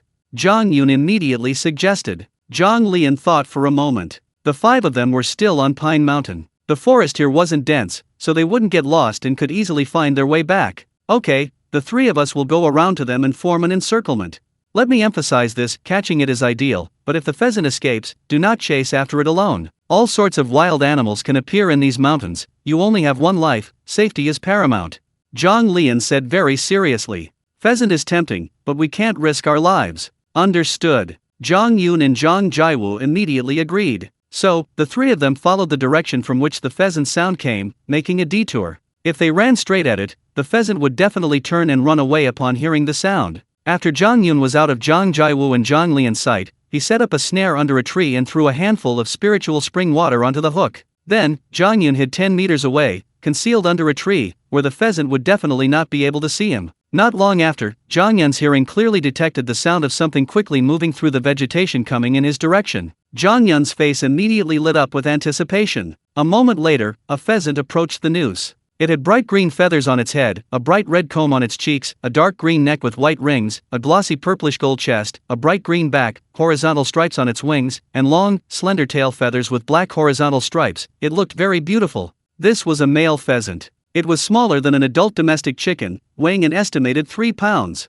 The male pheasant smelled the spiritual spring. Instinctively, it looked around, and finding nothing unusual, it relaxed completely, stretched its neck, and approached the noose. It then began pecking at the ground, trying to draw water from the seeping spring. At one point, the pheasant pecked at the hook on the noose. The bent branch sprang up instantly, pulling up the noose. Before the pheasant could react, the noose tightened, trapping its neck. Got it. Zhang Yun's hearing was incredibly sharp. He immediately sensed the pheasant's flapping sound, excitedly leaping out and rushing to the trap in a few steps. Immediately, Zhang Yun grabbed the pheasant's wing, untied the noose, and with a thought, the pheasant was stored in his spiritual spring space. The pheasant, upon entering the spiritual spring space, immediately landed on the initial acre of land. Now, the spiritual spring space contains a total of 2 acres. The original acre contained sweet potatoes, 100 frogs, 1 rabbit, and 1 pheasant. The numbers above the boulder had changed. Acceleration points, 0.1. Only an increase of 0.03, meaning this pheasant weighed 3 jin, approximately 1.5 catties. These pheasants love to eat insects and medicinal herbs from the mountains. If we find any herbs along the way on this trip, we can transplant them into the spirit spring space. We can raise pheasants there later. Zhang Yun couldn't help but imagine a beautiful vision, pheasants in abundance, ready to be harvested whenever he wanted. Of course, that depends on catching another female pheasant. Zhang Yun smiled wryly. However, Zhang Yun knew that pheasants were social animals. The presence of one pheasant meant there must be a flock in Pine Tree Mountain. Right now, with Zhang Lian and the others present, Zhang Yun couldn't act alone and couldn't go hunting for pheasants. Just as Zhang Yun was lost in thought, a gunshot suddenly rang out in the distance. In an instant, Zhang Yun realized that it must have been the militia captain, Zhang Lian, who had fired the shot. Could it be? Zhang Yun was somewhat excited. Not far away, Sun Wenjie and Yang Taiyakang, who had been resting, immediately stood up upon hearing the sound, gripped their rifles tightly, and, ignoring the 2 baskets on the ground, ran straight towards the direction of the gunshot. Naturally, Zhang Yun also ran over immediately. Bang! As Zhang Yun ran along the road, he heard another gunshot. This could be another shot at wild animals, or it could be a signal to Zhang Yun, Sun Wenjie, and Yang Taiyakang about Zhang Lian's location. Zhang Yun still didn't know what had happened to Zhang Lian, and he was worried about his third uncle, Zhang Jiwu. He could only charge forward fearlessly, ignoring the branches and weeds blocking his path. He didn't have time to cut them down, he just kept pushing forward. Fortunately, Pine Mountain wasn't large, and Zhang Lian and Zhang Jiwu, having circled around to hunt pheasants, hadn't gone far. Only 2 minutes later, Zhang Yun spotted Zhang Lian and Zhang Jiwu, only to find them both climbing a tree. And beneath that tree, a group of wild boars were angrily charging around. Holy crap, we actually ran into a herd of wild boars. Zhang Yun was suddenly shocked. It was clear that Zhang Lian carried a limited number of bullets. After firing 2, he served 2 purposes: first, to signal to Zhang Yun, Sun Wenjie, and Yang Taiyakang that he was in danger, and second, to deter the wild boars. However, the boars were clearly enraged. They didn't attempt to flee but were angrily ramming against the tree. Zhang Yun, be careful. There are 4 adults and 6 cubs in this group. Don't get too close. From the swaying tree, Zhang Jiwu saw Zhang Yun's body creeping towards him and immediately shouted a warning. At the same time, Sun Wenjie and Yang Taiyakang ran over and joined Zhang Yun. Zhang Yun looked at the 2 men calmly and asked, how many bullets do you have? Are you confident you can hit the boars? I have 5, Sun Wenja replied immediately. Me too, 5. As long as they're within 10 meters, I can guarantee a perfect hit, Yang Taikiang responded in a deep voice. These militiamen had only received basic firearms training and had no regular shooting practice, as ammunition was scarce and couldn't be wasted. Even knowing they were going into the mountains to search for wild boars and would face danger, these 3 militiamen were only allowed to carry 5 rounds of ammunition. A perfect shot within 10 meters. Upon hearing this reply, Zhang Yun wanted to bang his head against a tree. At the speed of a wild boar, if one shot wasn't enough to kill it, it could charge in a second, giving him no time to reload. At this moment, Zhang Yun assessed the situation. He was about 50 meters away from the tree where Zhang Lian and Zhang Jiwa were. He also glanced at the surrounding terrain. I'll lure the boars away. You two lie in ambush behind that black bark tree. I'm confident I can lure the boars into the ditch below. As soon as you see a boar fall into the ditch, open fire immediately. Zhang Yun quickly came up with a plan. After saying this, Zhang Yun didn't give the 2 men time to think and rushed out. The naturally formed ditch there, eroded by rainwater, cascaded down from the middle of the mountain to its foot. The ditch was about a meter deep at its lowest point and over 5 meters deep at its deepest. Once a wild boar ran into the ditch, it wouldn't be able to easily climb out and could only jump and thrash about in the water. Zhang Yun, Sun Wenja and Yang Taikiang saw Yang Yun rush out and tried to stop him, but it was too late. In just over 10 seconds, Zhang Yun reached the edge of the ditch below, tied a rope from his basket to a tree root, and quickly cut down a clump of wild grass. He then lowered himself to the bottom of the ditch. He gathered the grass together, then took out a basin-sized amount of spiritual spring water from his spiritual spring space and poured it all over the grass, completely soaking it. Instantly, the grass turned lush and vibrant green, brimming with life. Hey! Zhang Yun shouted loudly upwards, seemingly courting death, taunting the group of wild boars. Wild boars have a keen sense of smell, and they all detected the strong scent of the spiritual spring water. The 4 adult wild boars that had been angrily charging at the tree, upon hearing Zhang Yun shout and smelling the spiritual spring water, became excited. Then, the 4 adult wild boars, howling loudly, abandoned the falling tree and charged straight at Zhang Yun. The 6 juvenile wild boars naturally followed. Due to the terrain, and lured by the scent of the spiritual spring, the 4 adult boars recklessly rushed into the ditch. Seeing this, Zhang Yun immediately threw the lush green grass he was holding to the ground, then grabbed the rope and climbed up, reaching the top of the ditch in a few steps. Led by the scent of the spiritual spring, the wild boars ignored Zhang Yun and, upon charging, immediately began to devour the clump of grass. That small patch of grass was quickly eaten by the 4 adult boars. Your turn to perform. Zhang Yun shouted towards a black bark tree. Sun Wenja and Yang Taikiang, hidden behind a tree, peeked out when they heard Zhang Yun's words and discovered the wild boars were all in the ditch. Great! The 2 men immediately became excited. Since the wild boars were in the ditch, it meant they couldn't rush onto the bank, and the 2 men could shoot without restraint. In an instant, Sun Wenja and Yang Taikiang ran over, stood on the edge of the ditch, and immediately aimed their guns at the 2 largest adult wild boars. Bang! Bang! The 2 gunshots rang out almost simultaneously. Shooting at such close range was naturally effortless. Both shots hit the heads of the 2 wild boars. The bullets entered the boars' heads, instantly killing them. Oink, oink. The other 2 adult wild boars, sensing the power of the gunshot, no longer dared to bark at the 3 people on the bank. Terrified, they fled down the ditch. The 6 juvenile wild boars followed suit. This ditch, naturally formed by rainwater, had an uneven surface. It started as a wave, and as the water flowed deeper, the ground was eroded into a vertical ravine. Sure enough, the 2 adult wild boars, in their escape, couldn't stop in time and fell straight into the ditch, which was over 5 meters deep. Although they didn't die immediately, the force of gravity impacted their internal organs, and they couldn't stand up for a moment. Meanwhile, the 6 juvenile wild boars, having fallen onto the 2 adult boars, were surprisingly unharmed. They circled around the adults, whimpering, appearing very frightened. Zhang Yun took the lead and chased after them. When he saw the situation at the bottom of the 5-meter deep ditch, a burning glint appeared in his eyes. If he could collect all these wild boars into his spiritual spring space, how many speed points would he gain? The 2 adult wild boars, after a brief moment of unconsciousness, miraculously regained consciousness. Seeing Zhang Yun above, they instinctively continued to flee. Zhang Yun, don't chase the wild boars. It's too dangerous. Sun Wenja and Yang Taikiang, chasing after them, were not as agile as Zhang Yun. Obstructed by the branches, they were already 10 meters behind and couldn't help but shout a warning to Zhang Yun. Wait here for me. I'll go try to catch them. I'll be back in 5 minutes.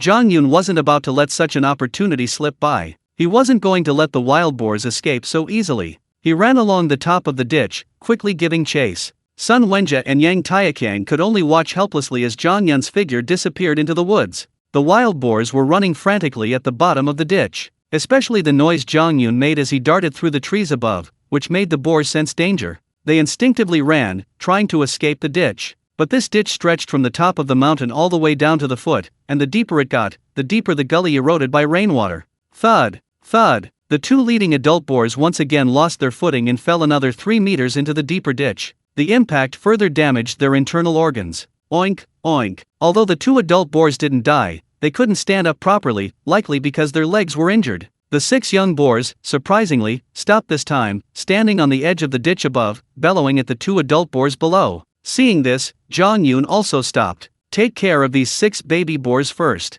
Since the 2 adult boars below were weakened and no longer threatening, Zhang Yun didn't wait any longer. He jumped down. As soon as he landed, Zhang Yun's right hand touched a baby boar. With a thought, the baby boar vanished, directly entering the spirit spring space. This was the terrifying aspect of the spirit spring space. In an instant, Zhang Yun's hands, like demonic hands, simultaneously formed 5 claws and reached out. He touched 2 baby boars, who also vanished instantly. The other 3 baby boars, already restless, became even more terrified upon seeing their 3 companions disappear so mysteriously. They tried to jump down and return to the adult boars. How could Zhang Yun let them have their way? His hand speed, honed over 20 years, moved swiftly, touching the bodies of the 3 baby boars the instant they leaped into the air. The piglets, airborne, vanished instantly. I've received the 6 wild boar pups. Now the spirit spring space will have a wild boar breeding industry.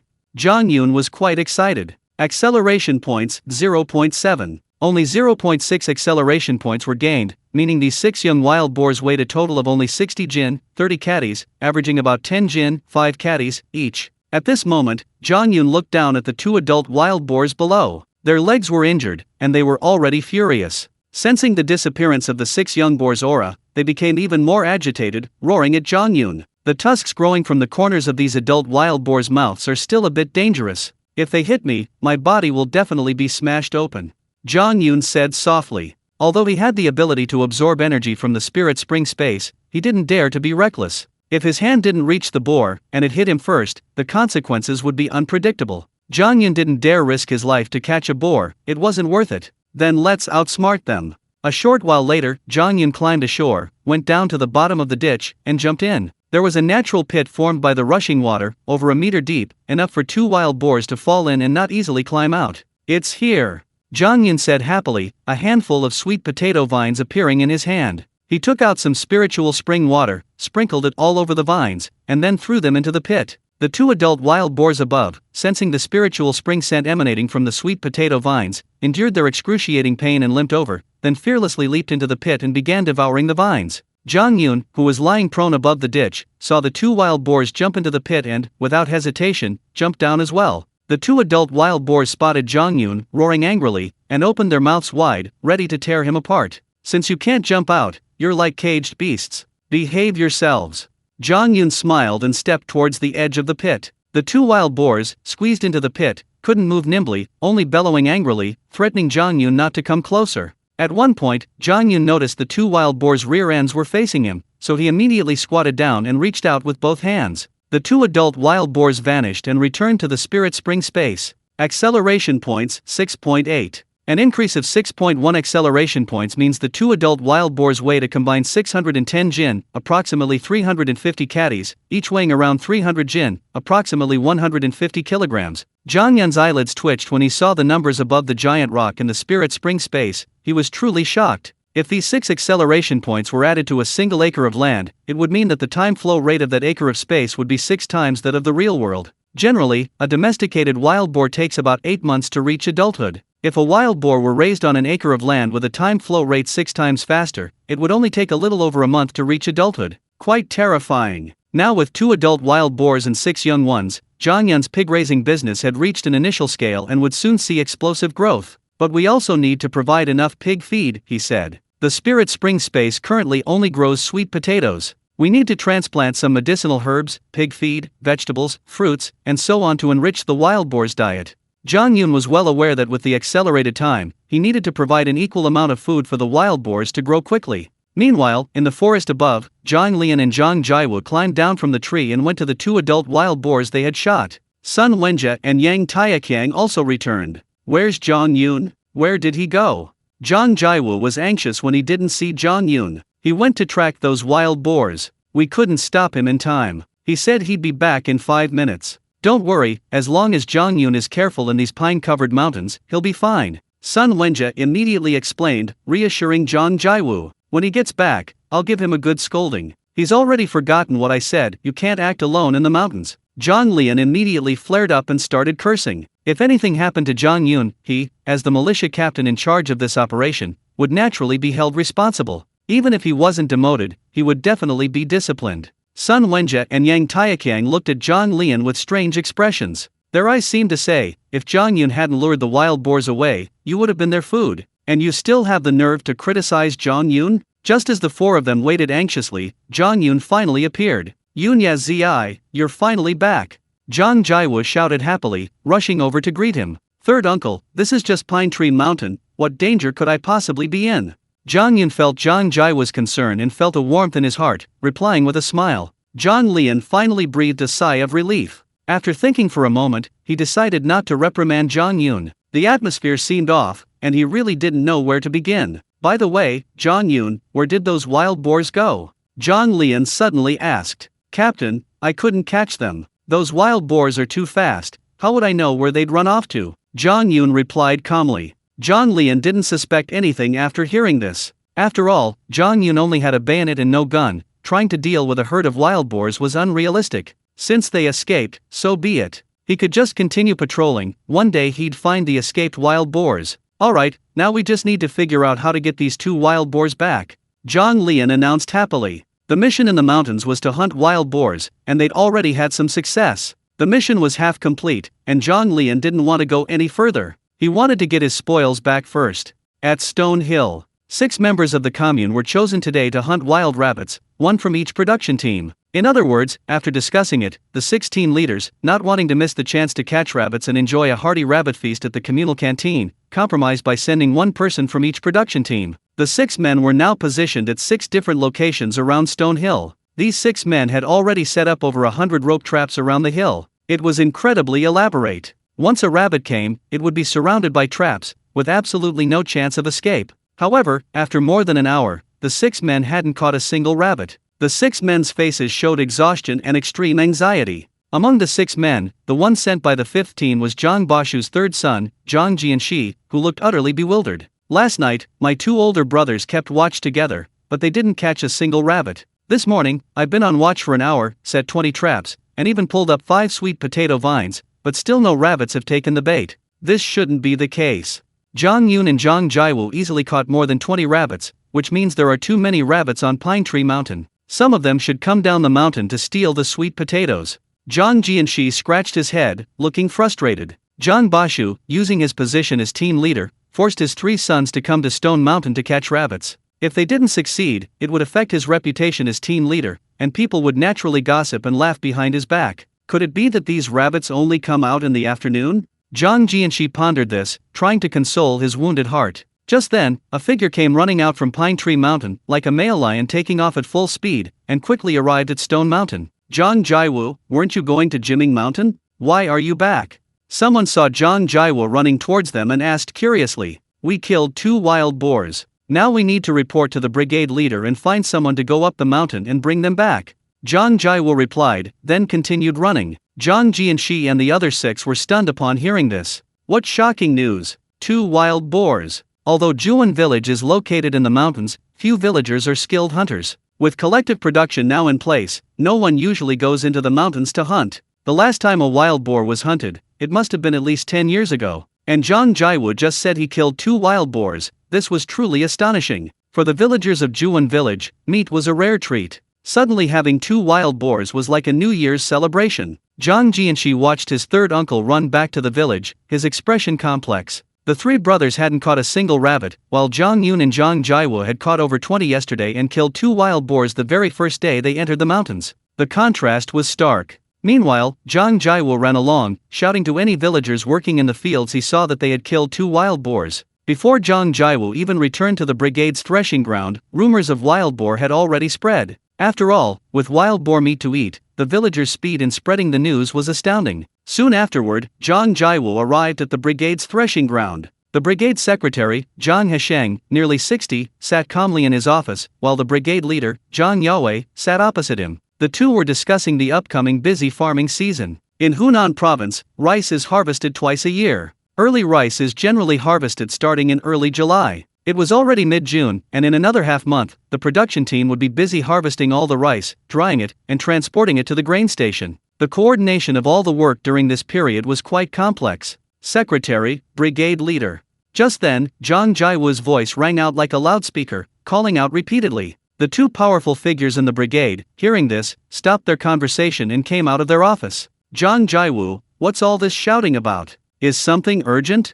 Captain Zhang Yue called out, somewhat puzzled, his face full of reproach. Zhang Jiwu, calm down, speak slowly. Brigade Secretary Zhang Hesheng, on the other hand, said with a friendly smile. Normally, Zhang Jiwu wouldn't dare breathe loudly in front of these two powerful figures, taking a long time to utter a single word. But now, Zhang Jiwu puffed out his broad chest and shouted with great pride, Secretary, Brigade. We went into the mountains and shot 2 wild boars and over 50 rabbits. It was like a proud soldier reporting his achievements to his superior. Zhang Jiwu was extremely excited. What? Upon hearing this, even the most composed of the two powerful figures trembled with shock. It was shocking news. Are you telling the truth? Zhang Yue couldn't help but question. There was no room for doubt, this news was absolutely explosive. Brigade leader, how could I, Zhang Jiwu, dare lie to you? Captain Zhang Lian and the others are still guarding 2 wild boars on Pine Tree Mountain. They sent me to report to you. They need to call some people to go up the mountain and bring the boars back. Zhang Jiwu's voice was excited, his expression brooking no argument. Zhang Hesheng and Zhang Yue both believed him. They knew Zhang Jiwu wouldn't joke about something like this. So, both of them became excited. Good. I'll personally call some men up the mountain. Our brigade hasn't hunted wild boars in years, this time you must be rewarded. Zhang Yue also shouted excitedly, then turned to Zhang Hesheng and told him they would discuss the busy farming season later. Then he grabbed Zhang Jiwu, and the two ran off quickly. Soon, Zhang Yue personally gathered 10 male members. They grabbed ropes and 4 thick wooden sticks, and rushed into Pine Tree Mountain. Shortly afterward, everyone gathered around the carcasses of the 2 wild boars. Zhang Yue saw the 2 enormous wild boars with his own eyes, staring at them for a long time before becoming excited and praising them repeatedly. However, the militia captain Zhang Lian's expression changed upon seeing this scene. Captain, I need to clarify something with you. We shot and killed these 2 wild boars. This hunt was ordered by the commune, and your 2 production team members were just cooperating. Here's what we'll do, you help me carry the 2 boars back. I can give one to your Zhuan brigade, but the other boar and the rabbits will have to be sent back to the commune. Zhang Lian immediately explained, outlining the arrangements for the hunt. Zhang Yue listened and thought about it. It certainly made sense. Moreover, if Zhang Lian took both boars back to the commune, it would be perfectly legitimate, and Zhang Yue wouldn't be able to do anything about it. With a gun in hand, that's the ultimate authority. Furthermore, Zhang Lian had invoked the People's Commune. With that mountain of authority, Zhang Yue had no grounds for argument. Okay, it'll be as Captain Zhang says. Zhang Yue immediately agreed. Zhang Lian nodded with satisfaction, then turned to Zhang Yun and smiled. You deserve a lot of credit for this trip into the mountains, and I'm very grateful for saving me. If you ever need anything in the future, feel free to contact me. Zhang Lian had spoken in a very businesslike manner, but now that the matter was settled, he wasn't one to be ungrateful. He naturally wanted to emphasize Zhang Yun's life-saving grace. Zhang Yun returned a polite reply and said nothing more. Zhang Yun's trip into the mountains was also intentionally to get closer to Zhang Lian. Having achieved his goal, that was enough. 4 men carried 1 wild boar, and a total of 8 men lifted the 2 boars, joyfully returning to Zhuan village. Along the way, whether it was villagers still busy in the fields or children and elderly people relaxing at home, upon hearing the news of the wild boars, the entire village turned out to welcome them. Some even brought out their dusty, long-forgotten drums and gongs, banging them loudly all the way. It was a truly lively scene, mainly because Zhuan village hadn't had such a sensational event in a long time. The 2 wild boars, each weighing over 300 jin, approximately 150 kilograms, were quite a sight, drawing gasps of amazement from passers-by. Finally, the 2 wild boars were separated. One was taken to the main canteen, and the other to the old camphor tree square. Militia Captain Zhang Lian, along with Sun Wenjia and Yang Taiakang, carrying over 50 wild rabbits, arrived at the old camphor tree square. Zhang Yue, who had gone ahead to fetch the production team's ox cart, also arrived. As agreed, Zhang Yue sent someone to drive the ox cart to take the wild boar and rabbits to Kushui commune. Captain Zhang, I still have matters to attend to with the production team, so I won't be going to the commune. This is Yang Dafei from our production team, he'll drive the cart to take the wild boar to the commune. At this moment, Zhang Yue spoke politely. Yang Dafei, already over 50 years old, had always been in charge of the production team's ox cart, and he was responsible for the daily care of the water buffalo pulling it. Alright, team leader, thank you this time too. I need to hurry back to the commune, so I won't say more. We'll talk another day. Zhang Lian also exchanged pleasantries, then directed the villagers to lift the wild boar onto the ox cart's trailer, placing 2 baskets of wild rabbits alongside. Then, Yang Dafei cracked his whip and began to drive the water buffalo. Meanwhile, the first and second canteens were bustling with activity. Villagers who hadn't gone to the fields had all gathered there. The staff of the 2 canteens, under the watchful eyes of everyone, excitedly cooperated in their work, especially the 2 head chefs, who were personally dissecting the wild boar. After seeing Zhang Lian off, Zhang Yue rushed to the canteen. Watching the 2 chefs working together to dissect the wild boar, he smiled with satisfaction. Then, Zhang Yue noticed Zhang Yun and Zhang Jaiwu standing in the crowd and immediately went over. Today, you 2 have done a great service again. Therefore, on behalf of the brigade, I will now reward you with 5 days' work points. After this wild boar is dissected, you will each take 5 jin of fatty meat. Zhang Yue announced loudly. The villagers nearby, hearing this, all looked at Zhang Yun and Zhang Jaiwu in astonishment. 5 days' work points were bad enough, but to be included were 5 jin, 2.5 catties, of fatty meat. In this era, lean meat wasn't popular, people loved fatty meat. Because fatty meat could be used to render lard, and lard was incredibly fragrant when used for stir-frying. It was precisely because of the scarcity of cooking oil that people valued fatty meat. Thank you, Captain.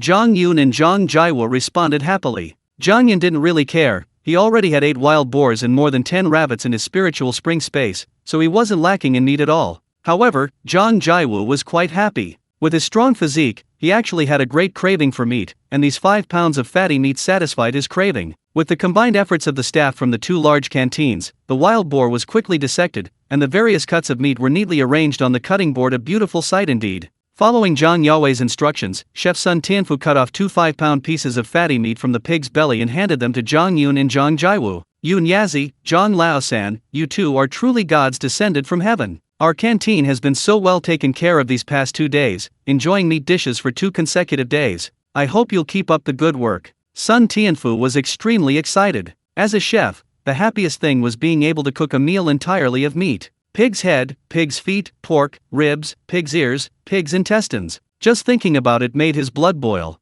Zhang Yun and Zhang Jaiwu, having received 5 jin of fatty meat, strode briskly home amidst the envious glances of the villagers. Zhang Bashu, the team leader of the 5th team, who, as the team leader, didn't have to work in the fields, had stood among the villagers and watched the entire smug display by Zhang Yun and Zhang Jaiwu. Watching the 2 leave, Zhang Bashu's eyes flashed with hatred. He was extremely displeased with these 2 relatives. For a long time, Zhang Bashu's family had completely suppressed Zhang Zongli and Zhang Jaiwu's families, enjoying the prestige of being the eldest brother. However, in the past 2 days, Zhang Yun and Zhang Jaiwu's dazzling performance had earned them commendations for 2 consecutive days, further boosting their reputation among the villagers. Even more infuriating was that in the past 2 days, Zhang Bashu had used his power as team leader to send his 3 sons to the Rocky Mountains to hunt wild rabbits, but they hadn't caught a single one. The difference in their performances was like an insurmountable chasm. Zhang Bashu felt a burning sensation on his cheeks, as if Zhang Yun and Zhang Jaiwu had slapped him dozens of times. No, I can't let those 2 families turn the tables.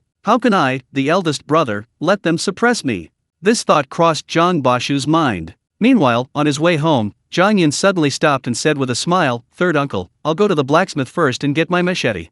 Zhang Jaiwu knew this. Zhang Yun had already made an agreement with him that after lunch, they wouldn't take a nap but would go straight to Pine Tree Mountain to hunt wild animals during their free time. Based on Zhang Yun's performance in luring wild boars in Pine Tree Mountain that morning, Zhang Jaiwu was convinced that Zhang Yun was a born hunter. "Okay, I'll put the meat at home first, then I'll head to the blacksmith," Zhang Jaiwu replied immediately. Zhang Yun thought for a moment, then handed the 5 jin of fatty meat to Zhang Jaiwu, smiling, "Third uncle, keep my meat at your house too. I'll have my mother pick it up at lunchtime." Although he possessed a spiritual spring space, Zhang Yun didn't want to demonstrate his strange disappearance technique in the village. If someone accidentally saw him, it would be even more inexplicable, risking the exposure of his spiritual spring space. Besides, Zhang Yun couldn't take the fatty meat to the blacksmith's shop. What if old Zhang Guai got greedy? Should he give it to him or not? Without a second thought, Zhang Jaiwu took the piece of fatty meat from Zhang Yun and hurried home. Zhang Yun, taking another route, arrived at the blacksmith's shop a few minutes later. Clang, clang. The rhythmic and melodious sound of hammering metal emanated from inside the shop. Standing at the door, Zhang Yun saw that old Guai had already completed the basic shape of the machete and was putting on the final touches. Hey, Yunya, you're in such a hurry. It's not even noon yet, and you've already come. Old Guai also saw Zhang Yun and teased him. Old Guai, your craftsmanship is pretty good. You finished my machete so quickly. By the way, head to the canteen early. I killed a wild boar in the mountains this morning, so everyone can eat as much pork as they want for lunch today. Zhang Yun said with a smile. Upon hearing this, old Guai suddenly dropped the hammer in his hand, shocked by the news. Old Zhang finally finished forging the machete. The machete was 70 centimeters long, with a handle about 15 centimeters long, shaped like a single-edged sword with a sharp, angled corner, making it suitable for both slashing and thrusting. Zhang Yun took the machete, weighed it in his hand, and found it quite comfortable. He smiled with satisfaction. Old Zhang, this craftsmanship is truly excellent. When I go into the mountains, the first wild animal this machete kills, I'll give it to you, Zhang Yun said with a smile. Old Zhang was immediately surprised and excited. This represented the utmost respect Zhang Yun could show him, a blacksmith. Yun, you really understand old Zhang's heart. Then I'll also give you a scabbard. Wait a few minutes. Old Zhang was very generous in his delight. Old Zhang went into the blacksmith's shop and found 2 wooden planks. He then used a machete to trace the lines of a blade on the planks, and with a few deft strokes of a plane and chisel, he pieced the 2 planks together, then cut them with a saw, skillfully crafting a wooden scabbard. After placing the machete in the scabbard, old Zhang handed it to Zhang Yun with satisfaction. Yun, young man, old Zhang said proudly, a hint of showing off in his voice, I learned carpentry when I was young. Not bad, right? Old Zhang said smugly, a little boastful. Good? More than good. Old Zhang, you're a master carpenter and blacksmith. Zhang Yun, holding the scabbard, was very satisfied with its smooth material and didn't mind the compliment. After exchanging a few more words, Zhang Yun, carrying a machete, headed towards the brigade's pig farm. It was only around 11 o'clock, the production team's work bell hadn't rung yet, and everyone was still busy. The pig farm was being tended by Zhang Zongli and his family of 4. As soon as Zhang Yun arrived, he saw his father, Zhang Zongli, sitting on a small stool, chopping wild grass with a cleaver, all sorts of different colors of wild grass. In the 1970s, resources were scarce. Unlike later years, feeding pigs with corn or pig feed was impossible. Therefore, the wild grasses, crops, and other agricultural products growing in the fields became the pig's staple food. Kudzu covering the hillsides, purslane commonly found by the roadside, shepherd's purse growing everywhere along the irrigation ditches, the most conspicuous dandelion, and the pungent bitter greens. Virtually every wild grass growing on the land could be cut and collected, all used to make pig swill. Zhang Zongli looked up and saw Zhang Yun approaching from a distance, slightly startled. Third brother, aren't you going to work? It wasn't even lunchtime yet, and Zhang Yun was already at the pig farm, naturally puzzling Zhang Zongli. Zhang Yun was about to reply, starting tomorrow, I won't be working. However, he hadn't received his purchasing agent's certificate from the mine yet, so he wasn't considered a mine worker and hadn't relinquished his status as a member of the production team. Since nothing was certain, Zhang Yun decided against mentioning it, lest he cause his parents worry. Dad, I just came back from the mountains. I went on patrol with the militia captain and killed 2 wild boars. Zhang Yun squatted down beside him, speaking casually. Two wild boars. Zhang Zongli was shocked to hear this. Yesterday, Zhang Yun caught over 20 wild rabbits, and today he hunted a wild boar, a truly astonishing achievement. Really, you'll see when you go to the cafeteria later, and you'll know if I'm lying. I came to help you because I had nothing else to do. Zhang Yun smiled, then picked up the scabbard from his shoulder and drew his machete.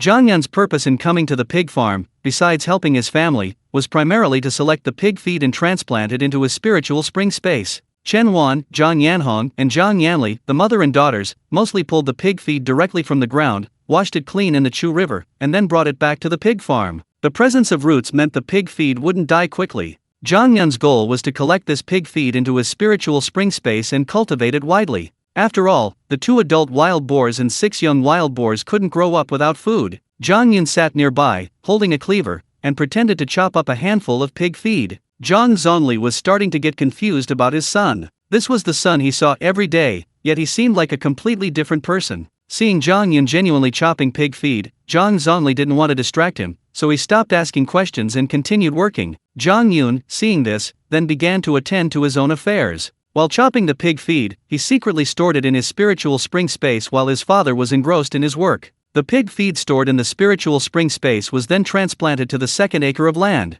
Zhang Yun had already planned that the initial acre of land in the spiritual spring space would maintain a normal flow of time, while the additional land would be used to grow pig feed, crops, and fruit trees, and some areas would be designated for raising livestock. In this way, he could achieve a free supply of grain, livestock, and fruit. And so, chopping 3 handfuls and collecting 1 handful at a time, Zhang Yun collected over 1,000 stalks of various pig feed. This is enough. Once these pig feeds grow, we'll propagate and expand them, then plant them on a large scale. Zhang Yun stopped after collecting a certain amount of pig feed. After all, this was pig feed harvested by his mother and sister to feed the pigs. If he collected too much, his mother and sister would have to go through the trouble of harvesting more. With the combined efforts of Zhang Zongli and his son Zhang Yun, the pile of pig feed was quickly chopped up. Then, the two put the chopped pig feed into a large iron pot, added firewood, and started a fire to boil swill. Soon afterward, Chen Wan, Zhang Yanhong, and Zhang Yanli, mother and daughters, arrived carrying baskets filled with pig feed.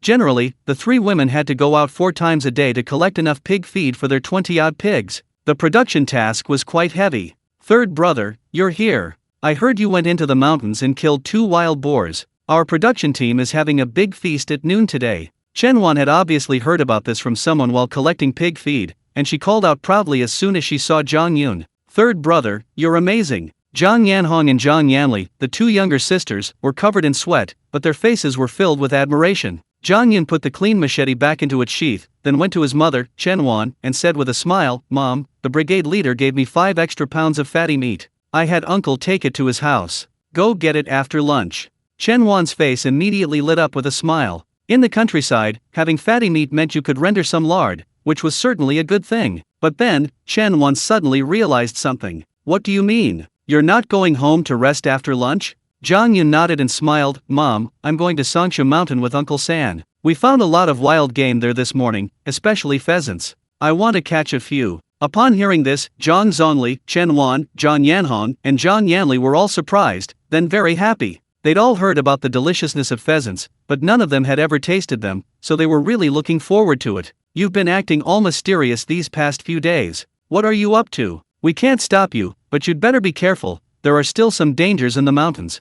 Zhang Zongli offered his concerned instructions. Zhang Yun nodded. It was lunchtime. All the members of the village's 6 production teams had returned. The 4 large iron pots and the 2 canteens were all used to stew pork. As for the offal, head, skin, and other parts, the 2 canteens divided them up. They would be used in a special braising liquid for stir-frying tomorrow. All the members were beaming with joy. Finally, they could eat pork again. It had been such a long time. Except for the New Year's pig slaughter, it had been half a year. Finally, they could eat pork again, and the members were naturally incredibly excited. Zhang Yun, after getting a bowl of pork, went to the team leader, Zhang Yue. "Hey kid, what's up?" Zhang Yue stuffed a piece of fatty meat into his mouth, smacked his lips, and seeing Zhang Yun walk straight towards him, he knew Zhang Yun wanted to talk to him. "Captain, we encountered a group of wild boars this morning. We only managed to shoot 2 adults, 2 more adults and 6 juveniles escaped. I want to patrol the mountains again to see if we can find any trace of these boars.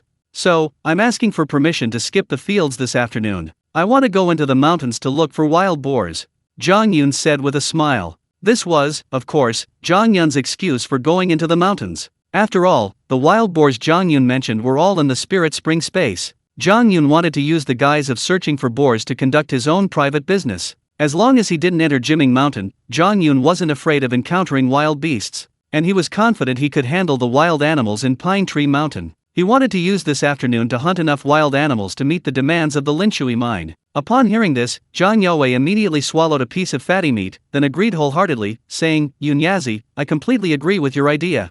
Very good. Tell me who you want to take into the mountains, and I'll arrange it for you right away. But it's agreed that if you find wild boar in the mountains, you must report back immediately so I can take the others in." Having just finished eating wild boar meat, the spiciness infused into the meat, Zhang Yue thoroughly enjoyed it and really wanted to savor the taste. If Zhang Yun found other wild boars in the mountains, Juan village might be able to catch a few more, ensuring that the villagers could eat pork for a while. The pigs at the pig farm were collective property and could only be sold to the meat processing plant. The production team couldn't slaughter them for their own consumption. However, the production team had the right to decide whether to sell or eat the wild boars hunted in the mountains. Zhang Yun, of course, understood Zhang Yue's intentions. Since he had agreed, his goal had been achieved. "Okay, Uncle San and I will continue into the mountains this afternoon," Zhang Yun said happily. Then, Zhang Yun went to Zhang Jiwu's side and whispered, "Uncle San, I've already applied to the brigade leader. We'll continue searching for wild boars in the mountains this afternoon.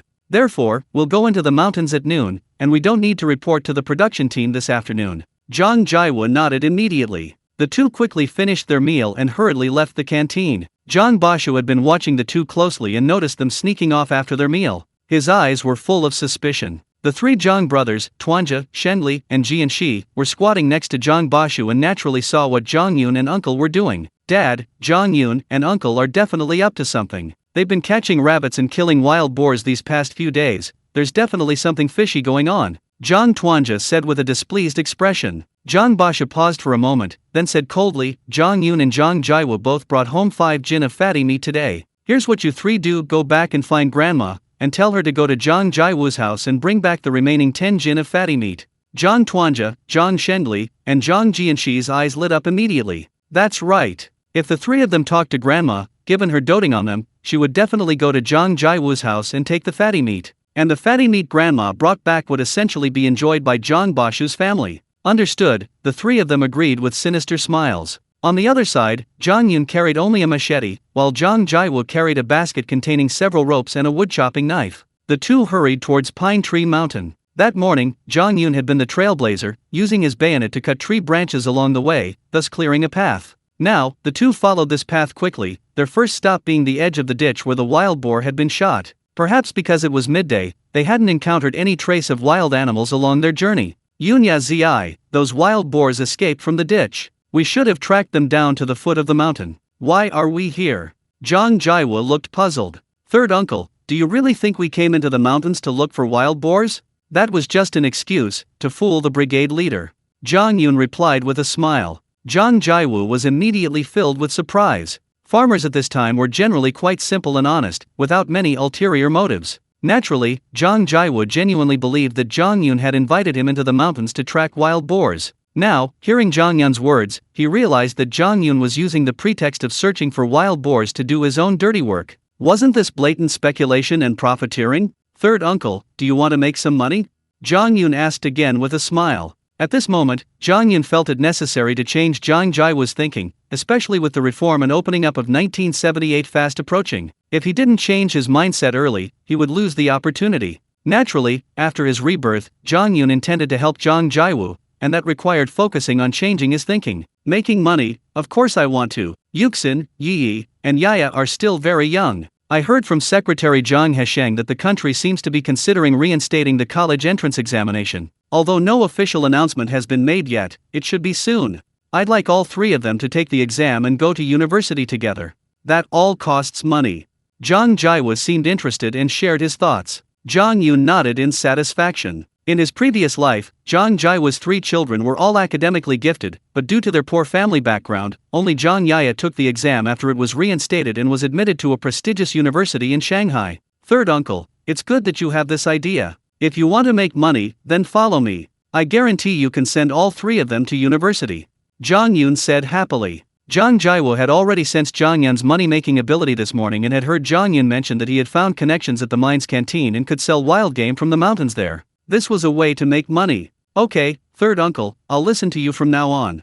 Zhang Jaiwu was very sincere about this. He knew his own abilities and naturally chose to trust Zhang Yun, relying entirely on him. "Since third uncle is willing to trust me, then follow my instructions. These wild animals in the mountains are our wealth. Since this wealth is right in front of us, why not seize it?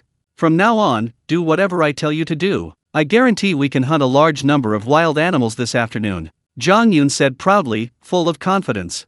"Third uncle, find some routes the wild animals have taken. We'll set up rope traps along these routes." Zhang Yun stood above the ditch, thinking carefully for a moment, and then a plan formed in his mind. With the spiritual spring at hand, they could lure wild animals out at any time. First, they needed to set up traps to catch the animals that rushed towards them. If Zhang Yun and Zhang Jaiwu relied solely on brute force to kill the animals, it would be too dangerous. Upon hearing this, Zhang Jaiwu immediately took the rope from his basket and began searching the surrounding mountains and forests for tracks left by wild animals. Wild animals in the mountains have a low sense of security. Generally, if they return from a place they've passed through, they'll roughly follow the same route. Over time, some animal tracks were left on the ground. Zhang Jaiwu was quite experienced in this area and quickly discovered more than a dozen areas where wild animals were active. Soon, he skillfully set up more than a dozen rope traps. Meanwhile, Zhang Yun continued down the ditch, examining its terrain. The deeper the ditch went, the deeper it became due to the erosion of the water, eventually forming small waterfalls after rain. Zhang Yun stopped at the top of one such ditch. This ditch is completely vertical on both sides, with a 2-meter drop above and a 3-meter drop below. Once a wild animal falls in, there's no chance of escape.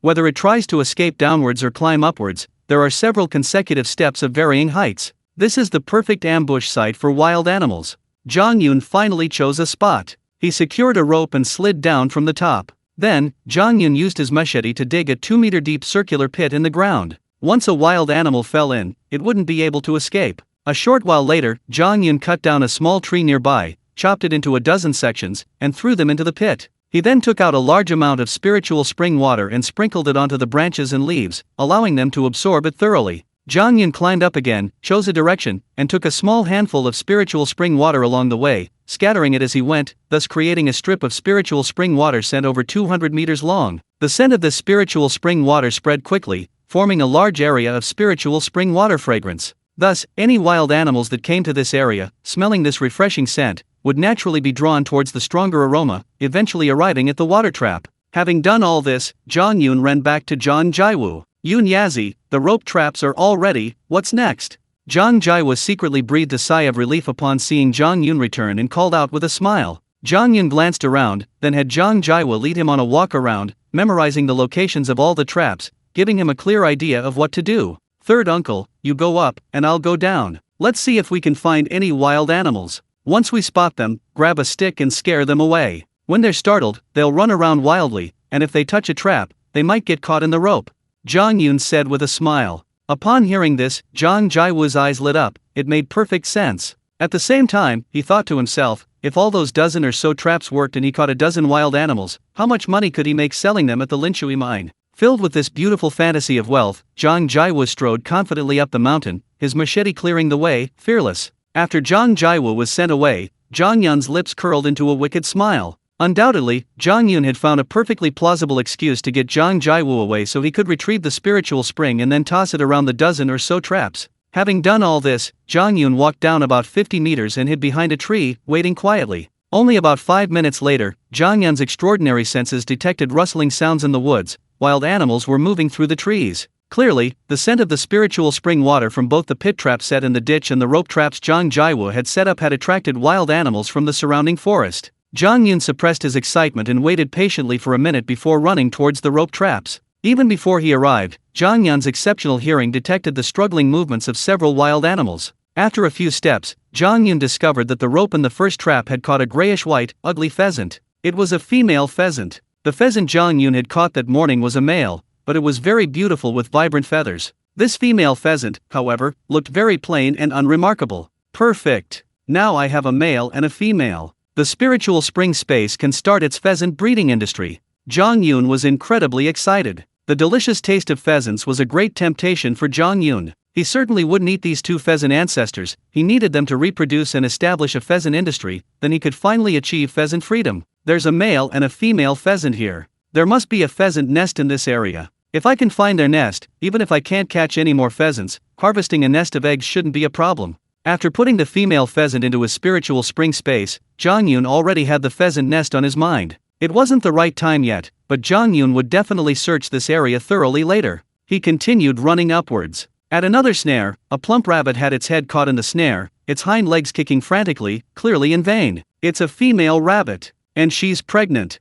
The moment Zhang Yun saw the rabbit, he noticed its rounded lower abdomen, a very noticeable bulge, a sign of pregnancy. Originally, there was only one live wild rabbit in the spirit spring space. Now, a pregnant female rabbit has been caught, so naturally, the rabbit breeding industry can begin. I've heard that these female rabbits have 2 uteruses, allowing them to conceive in turns, meaning they can be pregnant for a whole year. What's terrifying is that each pregnancy produces 4 or 5 baby rabbits. The breeding speed is truly astonishing. Zhang Yun was excited again, carefully removing the snare and then putting the mother rabbit into the spirit spring space. Then, Zhang Yun's extraordinary hearing detected a large wild beast struggling and leaping, making a loud noise. It must have caught a large wild beast. Upon hearing the chaotic and powerful sounds, Zhang Yun immediately realized what was happening. Without hesitation, he rushed over. Only 10 meters away, Zhang Yun weaved through the undergrowth, ignoring the obstruction of branches, reaching the target at top speed. There he saw a wild beast, about half a man's height, struggling anxiously. A musk deer. Zhang Yun's eyes lit up when he saw the struggling beast. The musk deer, biologically known as the forest musk deer, is also called the musk deer because of its musk sac in front of its genitals, which emits a far-reaching fragrance. A rope was tightly bound to one of the musk deer's hind legs. It kicked frantically, trying to break free. The branch with the rope was swaying violently, looking like it was about to snap. Zhang Yun arrived just in time. Seeing the musk deer struggling desperately, about to escape, he rushed over without thinking. The musk deer instinctively rammed its head into the rope. The enormous impact snapped the branch. But Zhang Yun stretched out his right hand, and the instant his right hand touched the musk deer's small head, with a thought, the musk deer's body vanished. The deer was initially terrified, but after entering the spiritual spring space for a short while, it sensed the pervasive spiritual energy of the initial acre of land. Surprisingly, it became very relaxed and joyful, running around happily. Arriving at the sweet potato field, the deer took a big bite of a sweet potato vine and ate it with great delight. Generally, deer live in the mountains and forests, primarily feeding on leaves, wild fruits, moss, and other plant-based foods. This sweet potato vine, constantly absorbing the spiritual spring's energy, grew exceptionally well. Its dense leaves spread out along the vine, already covering half of the initial acre of land. As the deer ate the sweet potato vine, saliva even dripped from its mouth, clearly showing how much it loved its environment. Fortunately, the sweet potato vines are there, which will ensure the deer's survival. If we catch a few more deer in the future, maybe we can even develop a deer industry. Zhang Yun's consciousness surveyed everything in the spiritual spring space, his heart filled with joy. Above, Zhang Jiwu was sweeping wild grass and branches with a tree trunk, trying to scare away wild animals. A few minutes later, Zhang Jiwu heard the sounds of wild animals struggling in the trap below. He immediately pounded on the branches and rushed down, soon spotting Zhang Yun. Zhang Yun had just stored the deer in the spiritual spring space and was heading towards the next snare trap. Yun ya zi, I'm here. Zhang Jiwu saw Zhang Yun about to untie the snare, a wild rabbit clutched in his left hand, and he couldn't help but shout excitedly. Third uncle, open the basket, it's for you. Zhang Yun smiled, stepped forward, and handed the rabbit to Zhang Jiwu. Zhang Jiwu immediately refused. No, you caught it, it should belong to you. Zhang Yun's face immediately turned cold, staring intently at Zhang Jiwu. Zhang Jiwu's expression tightened. Third uncle, you've forgotten again, you always listen to me, Zhang Yun said displeasedly. Zhang Jiwu then remembered that he had personally told Zhang Yun not to argue with him over trivial matters, and to listen to him in everything. He seemed to have been calculating gains and losses again. So, Zhang Jiwu didn't dare to reply, immediately took down the basket, opened the lid, and released the rabbit inside. Third uncle, there are a few other traps with catches too, go and collect them. I also set a trap at the ditch, I'll go check it out first.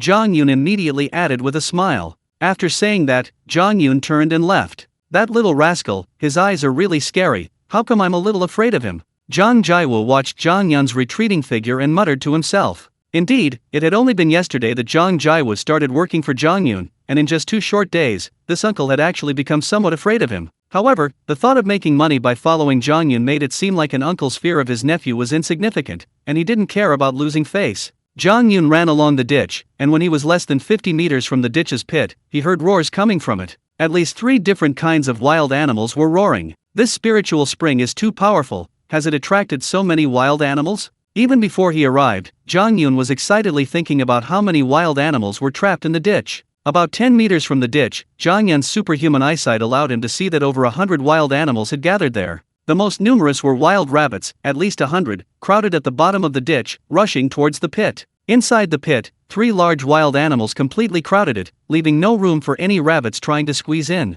A dozen or so venomous snakes were coiled above the ditch. They also wanted to get into the pit, but seeing the rabbits crowding the ground, they instinctively feared being bitten to death if they fell in. Zhang Yun, seeing this scene, was surprised and immediately looked distressed. The threat from those dozen or so venomous snakes was significant. Zhang Yun wanted to go to the bottom of the ditch to catch rabbits, but first he had to kill the snakes. Only then could he avoid their attacks and hunt rabbits with peace of mind. So, Zhang Yun used his machete to chop down a tree about the thickness of a small hand, making a 2-meter-long stick, before moving forward. A venomous snake sensed Zhang Yun's presence. It turned its head, flicking its tongue, and warily stared at him, ready to attack at any moment. An inch longer, an inch stronger. With this staff in hand, how could I be afraid of this snake? Thanks to the power feedback from the spiritual spring space, Zhang Yun had already noticed that his strength had increased, his body was much more agile, and his perception in all aspects had also improved. Naturally, Zhang Yun was no longer afraid of venomous snakes, especially with this long staff, which made him even more powerful.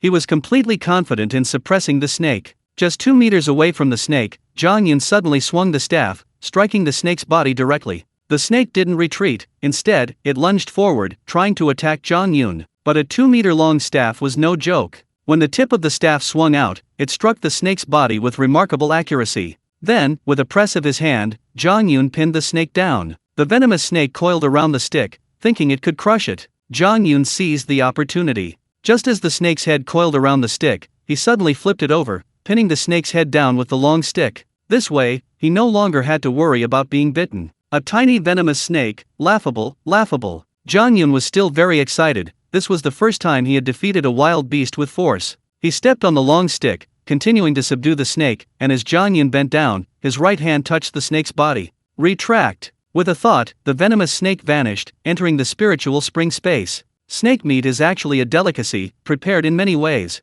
Furthermore, venomous snakes can be used to make snake wine. These venomous snakes can be stored in the spiritual spring space, and slowly a snake wine industry can be developed. After the reform and opening up, when the country's food supply is no longer tight, we can take over a winery and use it to make snake wine. Zhang Yun thought happily. In fact, based on his memories from his previous life, Zhang Yun knew that there were several snake wine factories in Hunan province. Snake wine has special effects on rheumatism and rheumatoid arthritis, and has no side effects or dependency, leading to the emergence of several large snake wine factories in Hunan province, and widespread snake wine making among the common people. Of course, now the country is facing a food shortage, so there's no surplus grain for brewing. It's only after the 1990s, when various resources became abundant, that wineries sprang up all over the country. And that's still more than 10 years away. Zhang Yun wasn't in a hurry to make snake wine. He wanted to first breed a large number of venomous snakes, then he'd have plenty of channels to sell them, especially in Guangdong province, where people had a perverse obsession with eating snakes.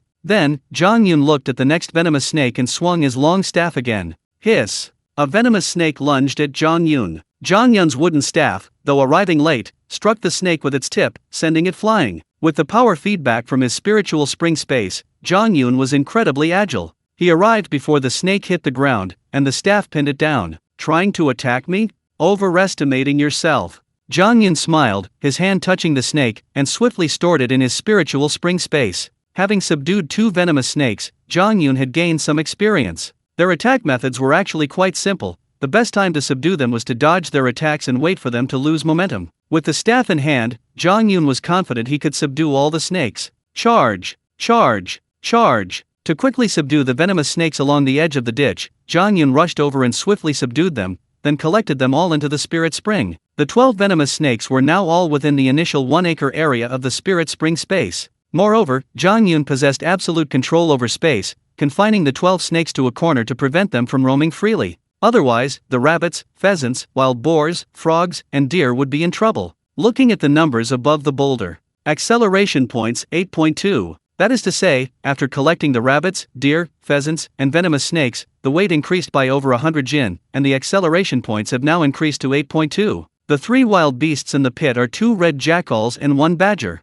These 3 beasts together should weigh about 100 jin. After dealing with the venomous snakes, Zhang Yun stood above the ditch and could clearly see the 3 wild beasts trapped in the pit. The jackal's body shape is similar to a Shiba Inu, resembling a dog but not actually one. Its fur is reddish, hence its nickname Red Wolf in Hunan province. Jackals, wolves, tigers, and leopards are commonly used names for ferocious beasts in the animal kingdom, ranked according to intelligence. That is to say, the jackal is the most intelligent among these ferocious beasts, comparable to a fox. The hog badger is robust, with a large head, thick neck, small ears, small eyes, a bare, protruding snout resembling a pig's snout, and strong, powerful legs with bare paw pads and long, curved claws. The hog badger's foreleg claws are long, strong, and sharp, making it excellent at digging. However, caught between 2 red jackals, the pit was completely filled, restricting the hog badger's movement. It had no time to dig or escape. Hundreds of wild rabbits surrounded the pit, wanting to enter and absorb the spiritual spring water, but instinctively afraid of the 3 large beasts, they dared not jump in. Zhang Yun's appearance then made the rabbits wary. However, the branches in the pit had absorbed a large amount of spiritual spring water, and the rich, powerful scent of life still lingered, making the rabbits reluctant to leave. Even just sitting there brought them pleasure. Seeing this, Zhang Yun naturally couldn't wait any longer. Without the threat of the venomous snakes, the rabbits couldn't harm Zhang Yun at all. At this moment, Zhang Yun threw down the rope that was tied to a nearby tree, and then lowered himself down into the ditch. A wild rabbit nearby tried to hop away. Zhang Yun, quick as lightning, swept his hands across the rabbits, and those that touched them vanished. After a flurry of sweeps, he had caught over 30 more rabbits. The remaining rabbits, seeing Zhang Yun's incredible power, especially the terrifying sight of their kind disappearing, scattered in all directions. However, the ditch was still quite deep. Running down meant falling into an even deeper ditch, while those trying to escape upwards were blocked by the earthen wall, unable to climb to the upper ditch. Zhang Yun ignored the rabbits fleeing downwards and instead blocked those trying to escape upwards. With another flurry of sweeps, he caught over 20 more rabbits.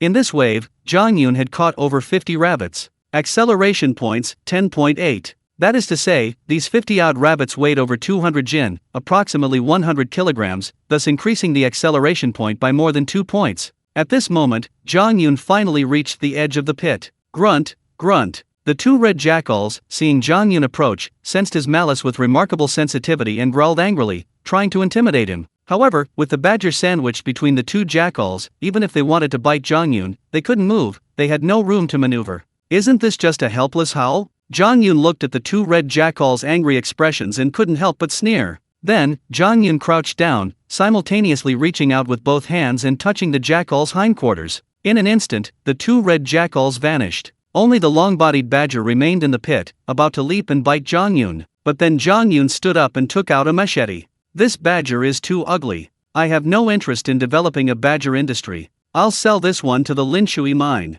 Zhang Yun smiled faintly, then raised the machete. This time, Zhang Yun struck with the back of the blade. With great force, the back of the blade smashed into the badger's head. A loud clang. The skull was indeed hard. However, such a powerful blow immediately caused the badger's head to shake, and it began to lose consciousness. Zhang Yun, naturally sparing no effort, struck again with the back of the blade. The badger never expected that this human wouldn't kill it, but rather so brutally knock it unconscious. The badger, as expected, couldn't withstand the two attacks and lost consciousness, collapsing to the bottom of the pit. Zhang Yun jumped down, patted the badger a few more times, and then safely lifted it to the surface. He then picked up a rope and tightly bound the badger's 4 legs. Of course, the badger's mouth was also tightly bound shut. This badger probably weighs only about 30 pounds.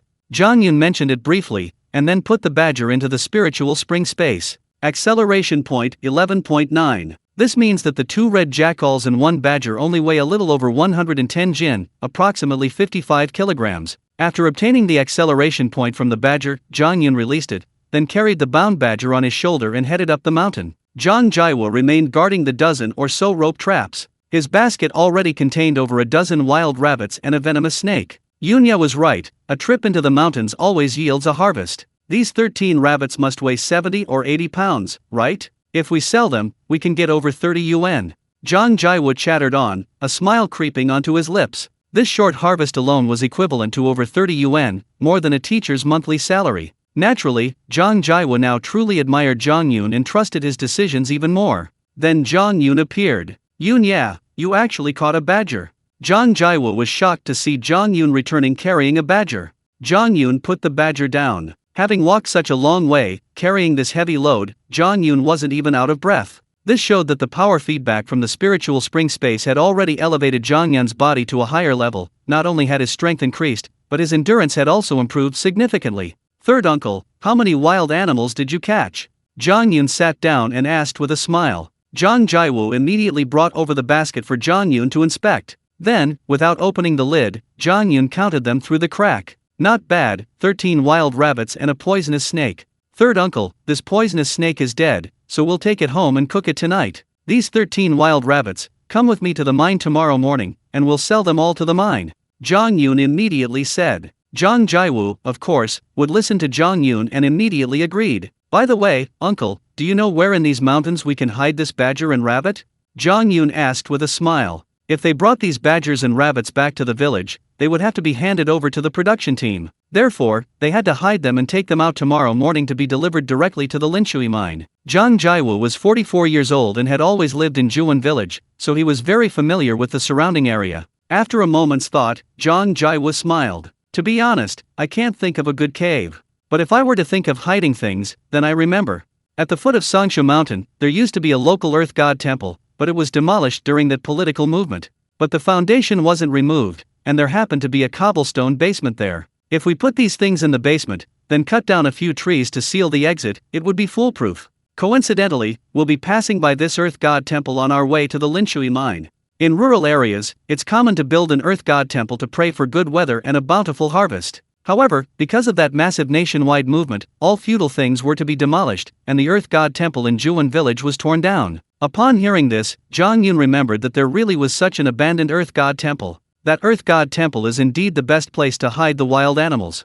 How about this, let's move all these wild animals to the earth god temple now. It's so hot in the mountains, it's unbearable. Zhang Yun immediately got up and urged them on. Actually, Zhang Yun could have stayed in the mountains indefinitely, but he could see that Zhang Jiao's clothes were soaked, and his face, exposed to the sun, had become red and swollen on his neck, resembling hives, whether from sunburn or a bacterial infection from the mountains. If he stayed in the mountains, Zhang Jiao would be unbearably itchy all over, and would definitely be very uncomfortable. Alright, we've caught enough rabbits today. Zhang Jiao readily agreed. Soon, the two uncles and nephews, carrying their respective catches, traversed the mountain forest, avoiding the main roads. About 10 minutes later, they arrived at the foot of Pine Tree Mountain and found the ruins of an earth god temple, now covered in thatch. After a flurry of activity, clearing away the thatch, the two finally found the basement, which was only about 4 square meters in size. The basement walls were made of cobblestones, and there were 9 steps leading from the ground to the basement floor. The entrance was about 2 meters high.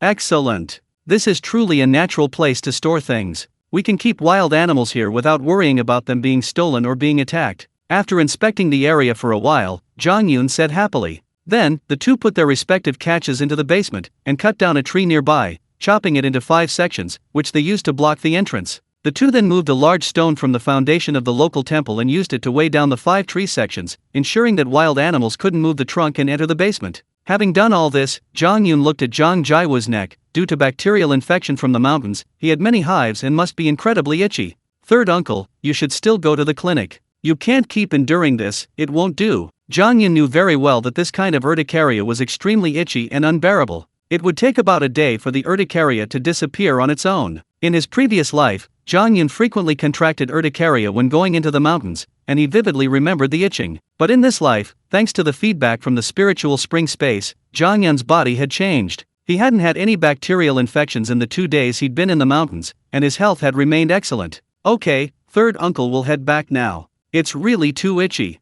Zhang Jiao didn't dare to be coy and immediately replied, then took off running. Zhang Yun watched Zhang Jiao leave, then pondered for a moment. Should he continue hunting wild animals in the mountains, or do something else? According to Grandpa Lu, my success as a purchasing agent depends on ensuring a daily supply of 100 jin, 50 kilograms, of meat, totaling 3,000 jin, 1,500 kilograms, per month. Currently, the Spirit Spring space already has rabbits, pheasants, wild boars, roe deer, red jackals, venomous snakes, and frogs. Except for one roe deer, the other wild animals can begin to breed and form a large-scale industry. Once the scale is established, supplying 100 jin of meat daily will be no problem. Therefore, the most urgent task is how to supply food for these wild animals. Various pig feeds have already been planted. When the space gains another acre of land tomorrow, all the pig feed will be transplanted there, ensuring a food supply for the wild boars. The food for the 50-odd rabbits can be temporarily alleviated with sweet potato vines, it's not too urgent. But there's no food for pheasants, venomous snakes, or frogs in the space. That's the most pressing issue right now. Zhang Yun calmly analyzed his situation and made a decision. Of course, I'll go find food for pheasants, venomous snakes, and frogs. Generally, pheasants eat insects and wild grasses. But Zhang Yun didn't want to feed the pheasants so simply. He wanted to cultivate some medicinal herbs, such as dandelions, mint, bitter lettuce, astragalus, codonosize, and angelica, so that the pheasants would have more nutritional value. Ramblings are fed in 2 stages, tadpoles are fed soybean milk, rice bran, and tofu residue, adult frogs are fed mainly insects, such as earthworms, flies, and small fish and shrimp. The main food source for venomous snakes is small animals like frogs, toads, rodents, and birds. In other words, once the frog population reaches a certain size, they can be used to feed the venomous snakes, thus allowing them to reproduce on a large scale. Continuing this analysis, Zhang Yun understood that there were 2 things to do next. First, he needed to go up the mountain to find various medicinal herbs to ensure the pheasant population could thrive. Second, he needed to go to the fields to find earthworms, insects, and flies. After breeding these insects, they could be used to feed the frogs on a large scale. Having fully understood this, Zhang Yun didn't delay any longer and turned ahead into the pine-covered mountains. Since pheasants have appeared on Pine Tree Mountain, it means there are insects and medicinal herbs that pheasants eat in this mountain. At this moment, Zhang Yun had already entered Pine Tree Mountain. Zhang Yun remembered which direction the two pheasants had run from when he caught them. So, Zhang Yun headed towards the direction the pheasants had come from on Pine Tree Mountain. With Zhang Yun's current superhuman perception, he didn't need to worry about safety walking in this not-so-dense forest. Especially with his machete in hand, a feeling of complete control arose spontaneously, and Zhang Yun confidently moved through the forest. Now Zhang Yun's goal was to find various medicinal herbs and transplant them all into his spiritual spring space. After cutting down a patch of thatch blocking his path, Zhang Yun looked around and finally spotted a clump of dandelions. The dandelion roots were cylindrical, dark brown, and thick, with drooping leaves and one or more flower stalks. The ray florets were yellow, somewhat resembling chrysanthemums. Moreover, dandelion is a plant used for both food and medicine. Its dried whole plant can be used medicinally, possessing properties of clearing heat and detoxifying, reducing swelling and lumps, and promoting urination. It is also widely used in poultry farming. Finally found it. Zhang Yun was overjoyed. He immediately went to the dandelion, used a machete as a digging tool to dig it up completely, and then stored it in his spiritual spring space. There were at least 100 dandelions in this area. Naturally, Zhang Yun wouldn't let any dandelion go to waste, digging them all up and storing them in his spiritual spring space. Generally speaking, dandelions flower for 4 to 9 months and bear fruit for 5 to 10 months. If this were the normal growth period, it certainly wouldn't meet Zhang Yun's needs for expanding his pheasant population. But with the spiritual spring space, if the time flow rate of a section of the space were increased tenfold, it would mean that within a month, a large area of dandelions could mature and produce a large number of fruits, thus forming a large-scale dandelion colony. After collecting all the dandelions, Zhang Yun continued his search for medicinal herbs in the area. He came to a shady spot where even the breeze carried a cool, refreshing air, a place naturally suited to shade. Upon arriving, Zhang Yun discovered a patch of lush green plants growing on the ground. Upon closer inspection, a smile immediately spread across his face.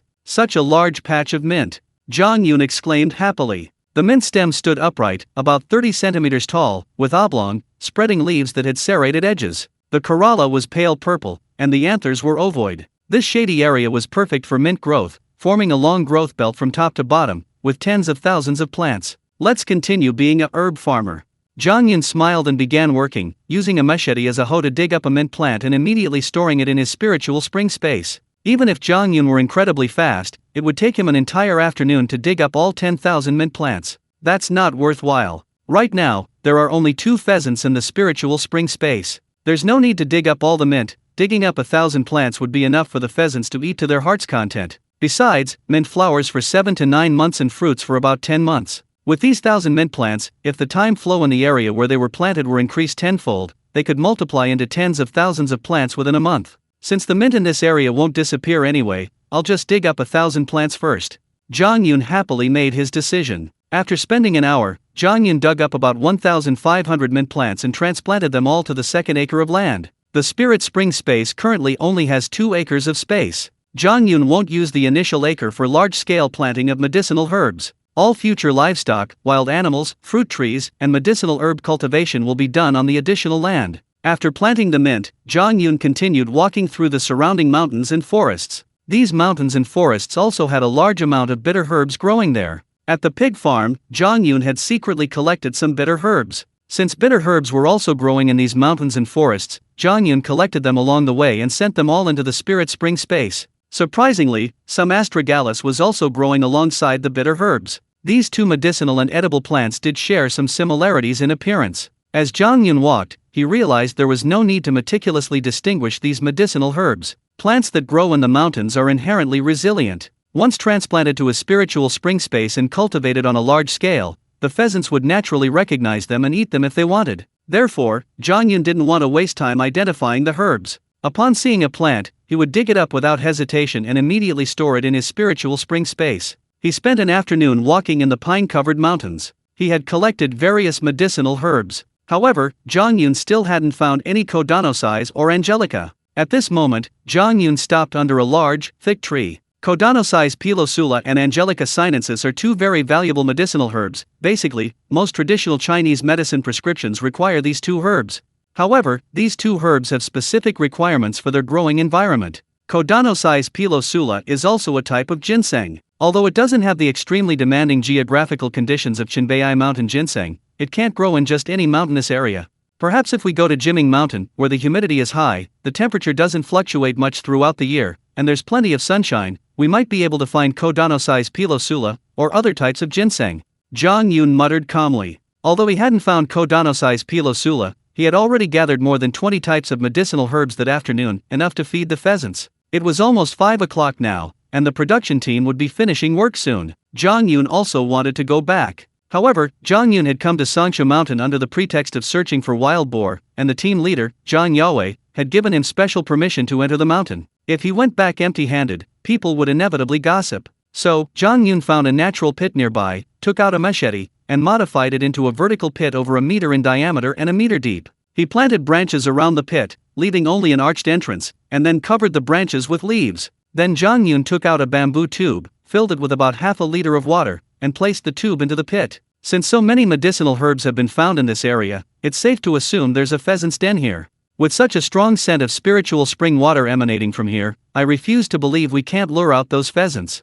Zhang Yun said confidently, then walked up to a large tree, using the dense foliage to conceal himself. To complete his task, Zhang Yun had no choice but to work a little harder, continuing to lure out the wild animals and capture them all. The scent of the spiritual spring water in the bamboo tube quickly spread, drifting to the surrounding mountains. Soon, the sounds of wild animals galloping through the forest could be heard. Duo, Luo. Zhang Yun, hidden in a tree, had already sensed the call of a pheasant coming from less than 20 meters away. Instantly, Zhang Yun guessed that the pheasant's nest was likely in this area. This mountainous region was rich in various medicinal herbs, with dense thickets and low trees, making it difficult to spot. It was the perfect place for a pheasant to build its nest. Shortly, a plain-looking female pheasant appeared and headed straight for a nearby ditch. Lured by the scent of the spiritual spring, the pheasants in these mountains had no self-control and rushed towards it. Then, the sounds of other wild animals darting through the forest could be heard. Rabbits reappeared, emerging in groups. Coo, coo, birds were calling in the air.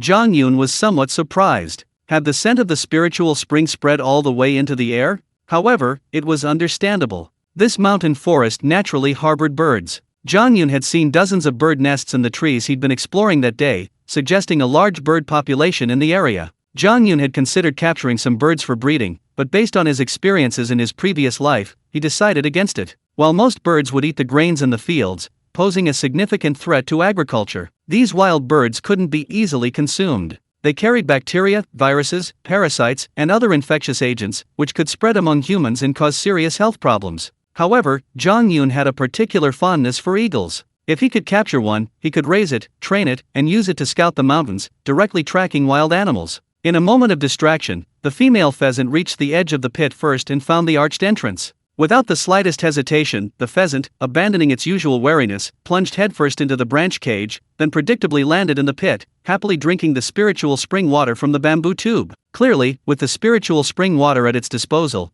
the pheasant ignored all danger, completely absorbed in its pleasure. A few seconds later, the first group of rabbits arrived. Like the pheasant, they showed none of their usual caution, also diving into the pit and vying with the pheasant for the spiritual spring water. The rest of the rabbits followed, unable to resist the allure of the spring water, surging into the branch cage, completely filling the pit. It was that exaggerated. Zhang Yun, watching from the tree, saw the opportunity and naturally wouldn't wait any longer. Jumping down from the tree, Zhang Yun immediately rushed to the pit, blocking the arched entrance in one fell swoop, then unfurled the leaves covering it, exposing the branch cage. The entire pit was crammed with wild rabbits, each trying to burrow to the bottom. Sensing Zhang Yun's presence, the rabbits instinctively tried to escape, but with branches stuck in the ground all around, there was no room for them to flee. Zhang Yun smiled and stretched out his hands. The moment he touched a rabbit's body, its identity vanished, and it all entered the spiritual spring space. This time, they caught over 50 wild rabbits, plus a female pheasant. Zhang Yun's consciousness looked at the numbers above the boulder.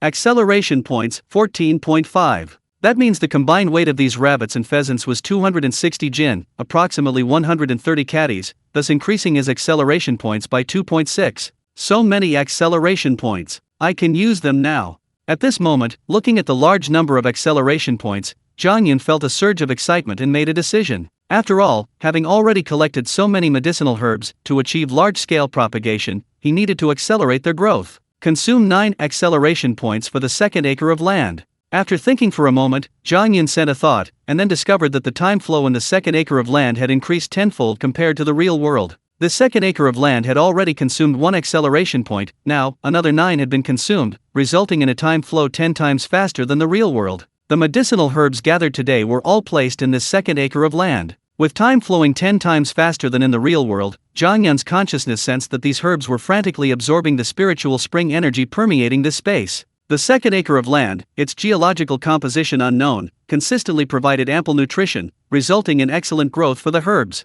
Acceleration points 5.5. Zhang Yun naturally wanted to retain these acceleration points, he couldn't squander them all at once. After all, the space gained 1 acre of land every day. How to use these acceleration points, and on which acre to allocate them, would depend on future needs. This day, he did capture a large number of wild beasts, but Zhang Yun also knew that by using the spiritual spring's allure, he had captured most of the beasts in Pine Tree Mountain. The chances of continuing to hunt beasts in Pine Tree Mountain were much lower. In other words, to capture a large number of beasts in the future, he would have to venture deeper. Chicken Cry Mountain was a must. Accumulating speed-up points is difficult and must be used cautiously. The bird in the air was frantically hunting rabbits, and it was terrified. Although it longed to drink from the spiritual spring, its instinctive fear of danger prevented it from landing. Zhang Yun, knife in hand, headed down the mountain. Upon reaching the foot of the mountain, Zhang Yun took out 15 dead rabbits from the spiritual spring space. These were rabbits caught yesterday. Due to the frozen space, they died instantly upon being placed inside. These rabbits had been stored in the initial 1-acre space for 2 days,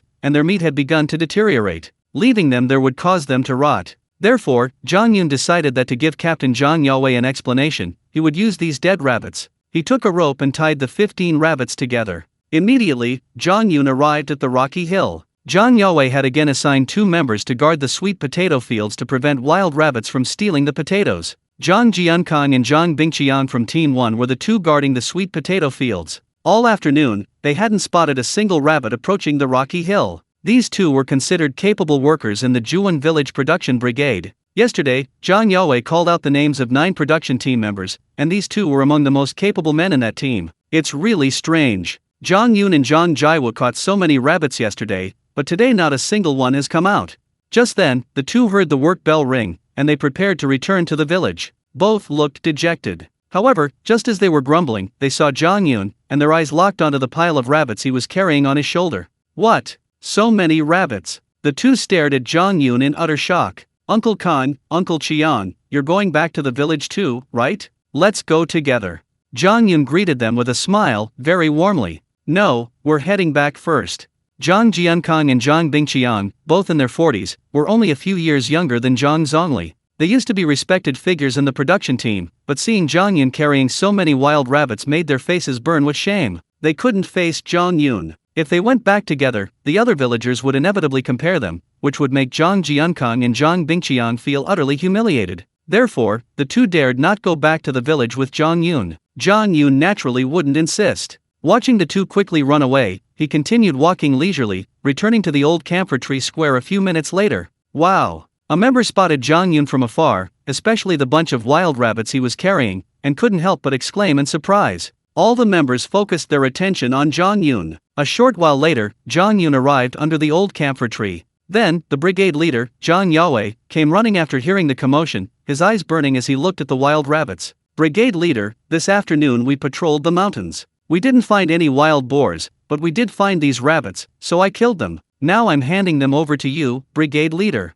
Zhang Yun said with a smile. Zhang Yue immediately showered him with praise, then ordered someone to take the rabbits to the mess hall. Just then, Zhang Yun saw his family, Zhang Zongli, Chen Wan, Zhang Yanhong, and Zhang Yanli. They all looked dejected, something was clearly wrong, and something very upsetting at that. Zhang Yun immediately went over to them. Dad, Mom, what happened? Zhang Yun immediately asked. Zhang Zongli sighed but remained silent. Chen Wan hesitated, unsure whether to speak. Zhang Yanhong, however, didn't care. Her voice trembling with tears, she said, Brother, Grandma took away the fatty meat you and Uncle brought back. That's so unfair. Grandma took the fatty meat? Upon hearing this, Zhang Yun immediately understood the whole story. That morning, the team leader rewarded Zhang Yun and Zhang Jiawu with 5 jin of muscle from the hunted wild animal. Zhang Yun, needing to get a machete from the blacksmith, gave 5 jin of fatty meat to Zhang Jiawu. Later, Zhang Yun went to the pig farm and told his mother, Chen Wan, to take 5 jin of fatty meat from Zhang Jiawu's house. After having lunch at the canteen, Chen Wan rushed home, only to be told by her aunt, Lu Wan, that Grandma's son Mang Xiang had stolen 10 jin of fatty meat. Zhang Yun quickly realized that his uncle or aunt had instigated Grandma to steal the fatty meat. Because the three brothers, Zhang Bashu, Zhang Zongli, and Zhang Jiwu, had divided the family property, their grandparents, Zhang Guangming and Sun Mangxian, lived with Zhang Bashu. Zhang Zongli and Zhang Jiwu's families each received 5 yuan a month for living expenses. The grandparents had always favored their eldest uncle's family. The two elderly people, often instigated by their uncle's family, would secretly take things from Zhang Zongli and Zhang Jiwu's families. This fostered a habit of arrogance and oppression towards Zhang Zongli and Zhang Jiwu's families. And these 10 jin of fatty meat, clearly coveted by the eldest uncle, so he instigated his grandmother to repeat her old trick and forcibly seize the meat again. This was truly disgusting. Zhang Yun could understand why his parents and sister were so frustrated. They had probably been depressed all afternoon, unable to vent their frustrations. At this moment, Zhang Yun's eyes swept across the area, and he quickly spotted his uncle, Zhang Bashu, and his 3 sons standing with the other villagers, their faces twisted in sinister smiles, as if mocking his family. Already in a bad mood, Zhang Yun couldn't bear it any longer upon seeing their faces. "Captain, a thief broke into my house. He stole 5 jin of fat meat. I demand the brigade search every household and find the thief who stole the people's property." Suddenly, Zhang Yun approached the brigade leader, Zhang Yue, and shouted excitedly. This loud shout immediately attracted the attention of all the villagers in the old camphor tree square. "What? Someone stole something. A thief has appeared in our Juan village." The villagers murmured amongst themselves,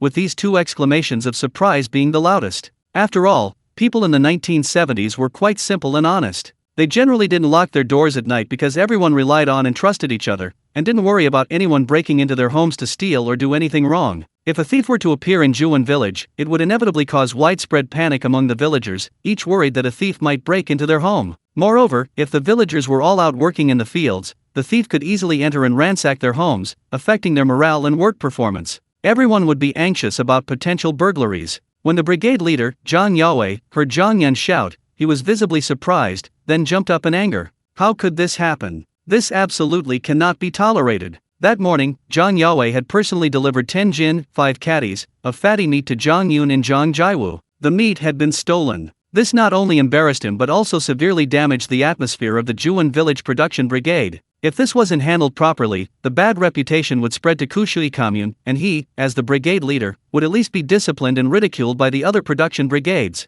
Zhang Yue absolutely could not tolerate this, either personally or for the public good. Standing among the commune members, Zhang Bashu, Zhang Tuanja, Zhang Shengli, and Zhang Jianxi panicked upon hearing Zhang Yun's outburst and the angry voices of the other members. Previously, their family, relying on the favoritism of their parents, Zhang Guangming and Sun Mangxian, had wantonly bullied their 2 younger brothers. The brothers, out of consideration for their parents' reputation and not wanting to cause too much trouble, had always endured it silently. But then Zhang Yun appeared. This was completely unpredictable, entirely beyond the expectations of Zhang Bashu's family. Zhang Bashu's original plan was that his mother, Sun Mangxian, would take 10 jin, 5 catties, of fatty meat. If Zhang Zongli and Zhang Jiwu objected, they could simply cause a scene, but with their parents' favoritism, they would have no choice but to accept it, at most returning 5 jin of meat to the 2 families. In any case, Zhang Bashu's family would still profit. However, Zhang Yun publicly claimed that someone had stolen their family's fatty meat. This completely changed the nature of the situation.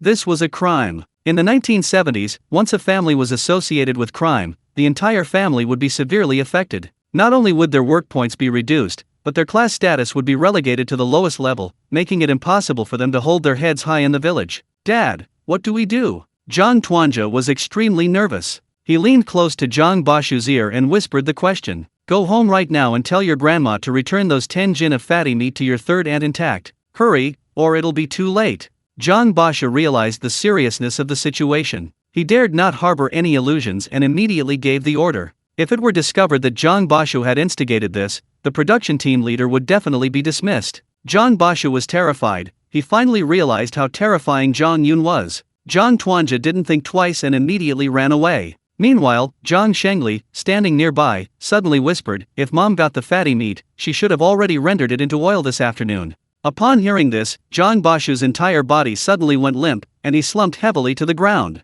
That's right. Knowing Wang Yuanwei's character, if she saw Sun Mangxian had taken back the fatty meat, how could she possibly return it? She would have rendered it into oil immediately. That means the 10 jin of fatty meat was now gone. The thief's crime is going to be confirmed. Zhang Bashu couldn't catch his breath. He realized how foolish he had been. He had shot himself in the foot. Zhang Yun, of course, saw the panicked expressions on Zhang Bashu's family's faces, which further confirmed his suspicions. Serves them right. Captain, the thief took our fatty meat, he probably wants to go home and render the oil. Now, all we need to do is search house to house. Whoever has freshly rendered lard will be able to determine who stole our pork fat.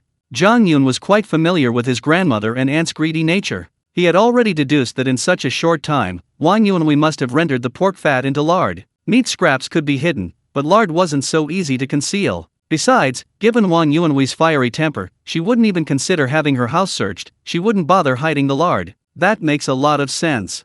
Alright, I'll take some men to your house first to check things out, and then decide whether to search every house, Zhang Yue said with a serious expression. At this moment, Zhang Yun's mother, Chen Wan, approached, saying with some difficulty, Captain, there's no need to investigate. I gave the fatty meat to Grandma at noon. Yan Hong didn't know why and thought the meat had been stolen, which led to Yunya's misunderstanding.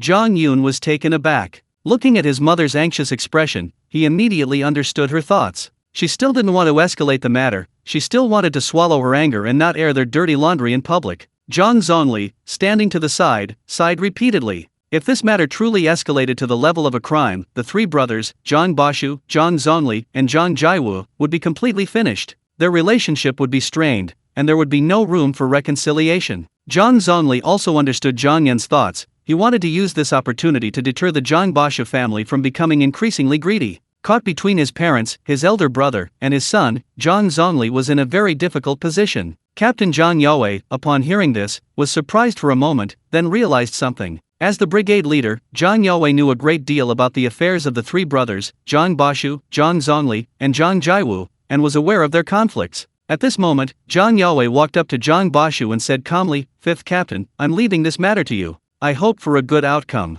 After saying this, Zhang Yue headed straight for the mess hall. Zhang Bashu immediately understood Zhang Yue's meaning. Zhang Yue already knew that he was behind this, and now Zhang Bashu had to clean up the mess and prevent it from escalating. So, Zhang Bashu approached Zhang Yun with a displeased expression and whispered, "Yun, after dinner, come to my house."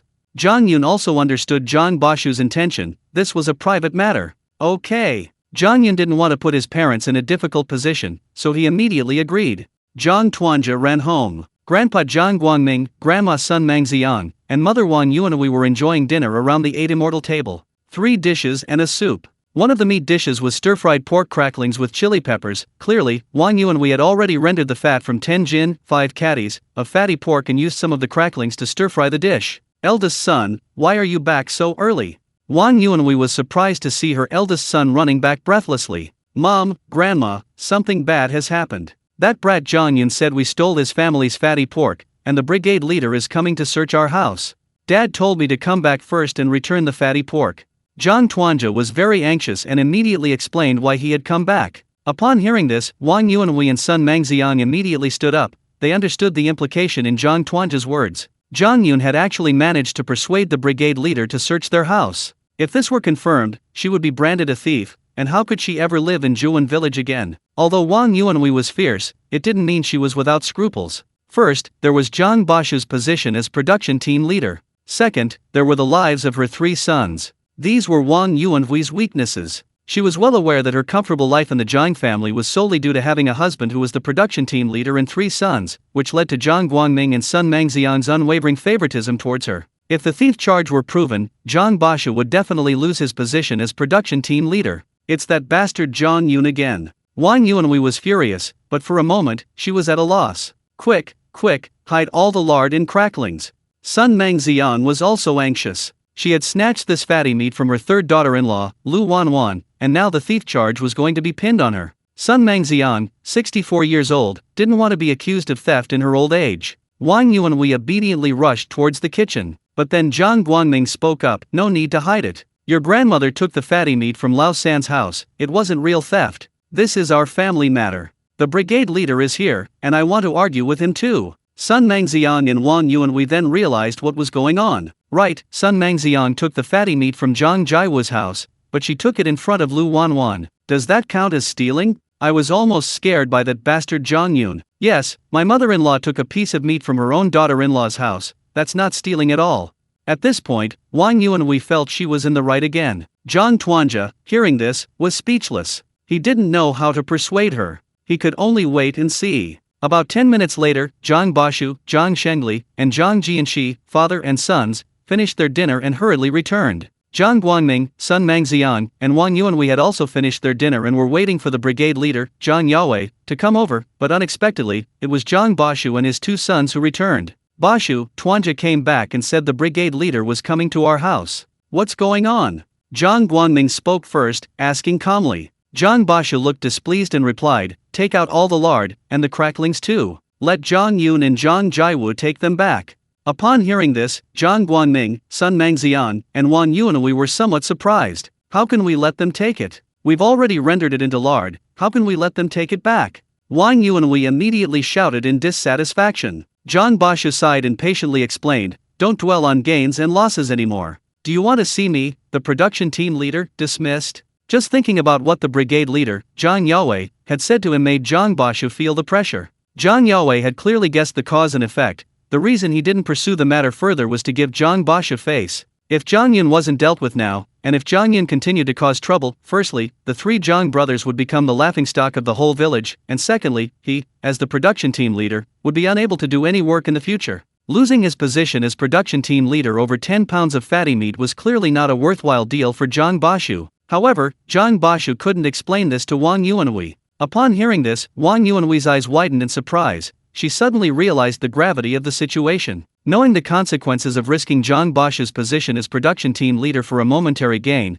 Wang Yuanhui immediately kept quiet. Shortly afterward, Zhang Yun and Zhang Jiawu arrived together. Zhang Yun, this time it was grandma's fault. I've already fried the fatty meat into lard, and only ate a little bit of the cracklings. It's all here now, you can take it all. Sun Mangxiang stepped forward, taking the main responsibility. This was also Zhang Bashu's deliberate arrangement, intending for Sun Mangxiang to use her position to suppress Zhang Yun and prevent him from acting recklessly. Seeing his mother speak like this, Zhang Jiawu, as the son, was dissatisfied but dared not utter a word. Zhang Yun, too lazy to argue with his grandmother Sun Mangxiang, looked at Zhang Bashu and said calmly, Uncle, you should know how much benefit I've brought to the brigade these past few days, right? The brigade leader values me a lot now, and the militia captain and I get along quite well too. If I insist on pursuing this matter today, and it escalates to the brigade secretary and the People's Commune, I don't need to elaborate on the consequences for you. Of course I'll take these lard and cracklings, but you have to give me some compensation. Zhang Bashu's expression froze. He hadn't expected Zhang Yun to be so persistent.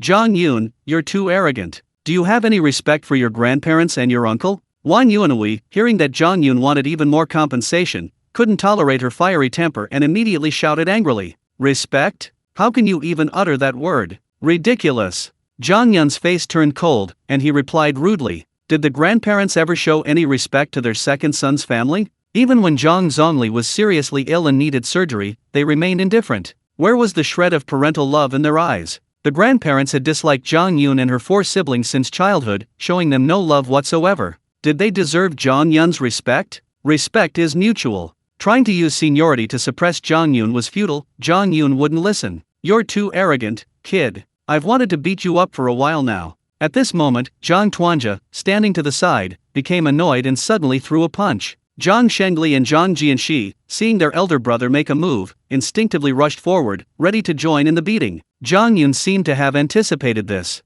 As Zhang Tuanja's fist came hurtling towards him, he slightly shifted his body, narrowly dodging the punch, and swiftly swung his right hand. Slap! A very loud slap. Zhang Tuanja staggered, then fell heavily to the ground, his cheek swelling up. As Zhang Shengli and Zhang Jianxi lunged at him, Zhang Yun executed a sweeping leg kick, sending both of them flying into the air. They landed heavily on the ground, yelping in pain. Because of the power feedback from the spiritual spring space, Zhang Yun's body was now not only incredibly strong, but also incredibly agile. Zhang Bashu was dumbfounded again. He was already in the wrong, and now that all three of his sons had been defeated by Zhang Yun, Zhang Bashu was not only surprised but also somewhat wary of him. Alright, isn't that enough? Zhang Bashu was even more frustrated. Zhang Tuanja, Zhang Shengli, and Zhang Jianxi stood up, their eyes filled with shock as they looked at Zhang Yun. Was this still the Zhang Yun they used to beat up at will? He was a completely different person. Naturally, the three of them dared not attack again. Zhang Yun, say something. How can this matter be settled?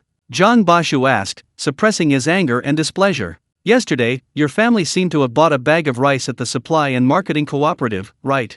Okay, give me and my third uncle that bag of rice, and this matter will be over. Zhang Yun smiled faintly. Upon hearing this, Zhang Guangming, Sun Mangxian, and Wang Yuanhui immediately became anxious. However, Zhang Basha gritted his teeth, waved his right hand to stop their impulsive actions, and calmly said, "Fine, it's yours." A bag of rice weighs 50 jin, 25 catties, costing about 7 or 8 yuan. Although the price was high, Zhang Bashu accepted it as long as it calmed things down. After all, he kept his position as production team leader. It can only be said that this whole drama personally orchestrated by Zhang Bashu can be described by the proverb, trying to steal a chicken but losing the rice instead. At Zhang Bashu's house. At this moment, Zhang Guangming, Sun Mangxian, Zhang Bashu, Wang Yuanhui, Zhang Tuanjia, Zhang Shengli, and Zhang Jianxi were sitting together. None of them looked happy. After all, Zhang Yun had just taken a bag of rice, and all 7 of them were furious, but none of them could do anything about it, leaving them extremely frustrated. "Dad, how could you let that brat Zhang Yun take the rice? I really can't stand it." Zhang Tuanjia spoke first. Everyone looked at Zhang Bashu, filled with doubt. "If it were just Zhang Yun, of course I wouldn't be afraid. But the brigade leader has spoken up, so I can't just deal with it casually. This matter was indeed something I didn't consider carefully. I didn't expect that kid Zhang Yun to have such a talent for making trouble. If this gets out of hand, it will become a big problem. My job as the production team leader, and the jobs of my 3 wives, will all be affected. A bag of rice costs less than 8 yuan. It's worth it to use this bag of rice to resolve our family's troubles." Zhang Bashu calmly explained, without providing a very specific analysis, but he stated the consequences. The 3 brothers, Zhang Tuanjia, Zhang Shengli, and Zhang Jianxi, were initially somewhat angry, but when they heard from Zhang Bashu that this matter would even threaten their wives' jobs, they were immediately stunned. Zhang Tuanjia's wife, Li Yunqian, was a nurse at the commune's health center, Zhang Shengli's wife, Wang Lanzi, was a sales clerk at the supply and marketing cooperative, and Zhang Jianxi's wife, Li Qinghe, was a teacher at Kushui Central Primary School. All 3 wives had stable jobs and received government-subsidized grain rations. After calming down, the 3 brothers, Zhang Tuanjia, Zhang Shengli, and Zhang Jianxi, realized that if Zhang Yun made a scene and forced the Zhang Bashu family to be accused of theft, the news would inevitably affect the jobs of Li Yunqian, Wang Lanzi, and Li Qinghe. When their own interests were at stake, the 3 immediately dared not speak out. A bag of rice cost 8 yuan, and the 3 wives' combined wages amounted to about 80 yuan a month. The 3 understood this calculation clearly. At this moment, Wang Yuanhui spoke up. "Have you noticed that Zhang Yun has changed? Now he dares to speak loudly to us, completely unlike his previous cowardly self." Everyone nodded in agreement. After all, Zhang Yun's behavior these past 2 days had been astonishing. First, he caught a wild rabbit, then hunted a wild boar, even dared to threaten Wang Yuanhui with a knife, and just now he so forcefully pressured Zhang Bashu, even taking a bag of rice from their family. All 7 realized from his behavior that Zhang Yun was not someone to be trifled with. "We can't let that kid get too arrogant. Honey, you still have the guarantee written by Zhang Zongli. Tomorrow, make him hand over his parents' living expenses, or else make them vacate the house. This is a guarantee signed and fingerprinted by Zhang Zongli, he can't escape it. We need to put some pressure on that kid Zhang Yun and teach him a lesson. He doesn't have money, yet he dares to act so arrogantly towards us. Tomorrow, we'll teach that kid Zhang Yun a good lesson. If he doesn't have money, he can continue to be a coward. Don't think he can act high and mighty in front of us." Wang Yuanhui suddenly spoke in a sinister tone, clearly dissatisfied and unaccustomed to Zhang Yun's sudden arrogance. Because Zhang Zongli had surgery and borrowed a large sum of money, his family was extremely poor. Naturally, he couldn't afford to pay his parents' monthly living expenses. Each month, Zhang Zongli was supposed to pay 5 yuan as living expenses for Zhang Guangming and Sun Mangxian. Even this 5 yuan was beyond Zhang Zongli's means. Zhang Bashu, seeing Zhang Zongli's predicament and worried that he wouldn't be able to pay in the future, went to his home and pressured him to write a guarantee. The gist of the guarantee was that if Zhang Zongli couldn't make up the difference in living expenses within a year, he would have to move out of their current residence, and all 3 rooms would be transferred to Zhang Bashu's name. Once the 3 rooms were transferred to Zhang Bashu, Zhang Zongli would no longer need to pay Zhang Guangming and Sun Mangxian's living expenses. The 3 rooms would be used to cover the elderly couple's living expenses for the rest of their lives. And this 1-year period was due next month. Wang Yuanhui's intention was to use this guarantee to forcefully pressure Zhang Yun, compelling him to submit and continue to be subservient to Zhang Bashu's family. That's feasible. Zhang Bashu, unable to bear the humiliation he had suffered that day, agreed. Meanwhile, Zhang Yun brought a bag of rice home, while Zhang Jiawu brought over lard and cracklings. "Third uncle, let's split this bag of rice equally." Zhang Yun placed the untouched bag of rice on a winnowing basket and said with a smile. Zhang Jiawu wanted to refuse, but then remembered what Zhang Yun had told him, "Don't be petty, and listen to Zhang Yun in everything." So, Zhang Jiawu readily agreed. The two quickly divided the rice, lard, and cracklings equally. At this moment, Zhang Yun smiled and said, "Third uncle, your hives haven't completely subsided yet. Rest at home tonight, and come with me to the Linshui mine tomorrow morning. Tonight, I'll go for a walk in the fields by myself." Zhang Jiwu now obeyed Zhang Yun's every word and dared not object. Besides, Zhang Jiwu had contracted a bacterial infection in the mountains that afternoon, and his itchy hives hadn't completely subsided, so he really couldn't get out of bed. After Zhang Jiwu left, Zhang Zongli, Chen Wan, Zhang Yanhong, and Zhang Yanli went to the pig farm to tidy up before returning home. Naturally, the four of them saw the half-sack of rice, lard, and cracklings on the table. "This is..." Chen Wan was somewhat astonished. She hadn't expected Zhang Yun to actually manage to appease Zhang Bashu and even bring back half a sack of rice. This would have been unimaginable before. Just then, Zhang Yun took down the fertilizer bag from the wall of the main room and said with a smile, "Mom, I caught some wild rabbits on the mountain today. Besides the ones I gave to the brigade leader, I kept these too. You should take them and get rid of them." Yes, after Zhang Jiwu left, Zhang Yun immediately took 2 wild rabbits from his spiritual spring space and put them in the fertilizer bag, which was now naturally handed to Chen Wan. Chen Wan held the fertilizer bag, seeing the still-moving rabbits inside, and smiled happily. Today, Zhang Zongli, Chen Wan, Zhang Yanhong, and Zhang Yanli ate 2 wild rabbits, and they had plenty of energy all day. The 4 of them didn't expect that Zhang Yun would bring home 2 more wild rabbits. "Third brother, your rabbit-catching skills are quite impressive now. But be very careful once you're up the mountain, it's dangerous everywhere." Zhang Zongli knew he couldn't stop Zhang Yun's actions, so he could only offer this advice. Zhang Yun nodded perfunctorily, then smiled and said, "I'm going for a walk in the fields, then I'll take a bath in the Kushui River. You don't need to worry about me, go to sleep after you're done." Zhang Yun arrived at the back of the main dining hall. There stood a water jar nearly a meter tall, but a crack in its waist area prevented it from holding water, so it had been left unused. Zhang Yun took a plank and placed it across the jar's opening, creating a makeshift bridge. "That's good. With this jar, I should be able to catch a whole bunch of rats." Zhang Yun smiled slyly. Luckily, it was nighttime. If anyone were here during the day and saw his expression, they would all think he was up to no good. This was the main dining hall, and the strong smell of oil and grease made it a breeding ground for rats. In fact, 9 out of 10 rats in Juan village roamed around the 2 main dining halls. Zhang Yun had come here, naturally, to catch rats. While he could feed the venomous snakes in the spiritual spring space with frogs, that would be a waste, since frogs could be sold later. These highly prolific rats were Zhang Yun's ideal food source for feeding his venomous snakes. This would eliminate the rat problem in the large canteen and allow the spiritual spring space to breed rats on a large scale, a double benefit. Having completed the bridging, Zhang Yun immediately retrieved the spiritual spring water and filled the bottom of the water jar. The scent of the spiritual spring began to emanate. Zhang Yun didn't need to wait, he immediately headed towards the fields. Next step, catching mosquitoes.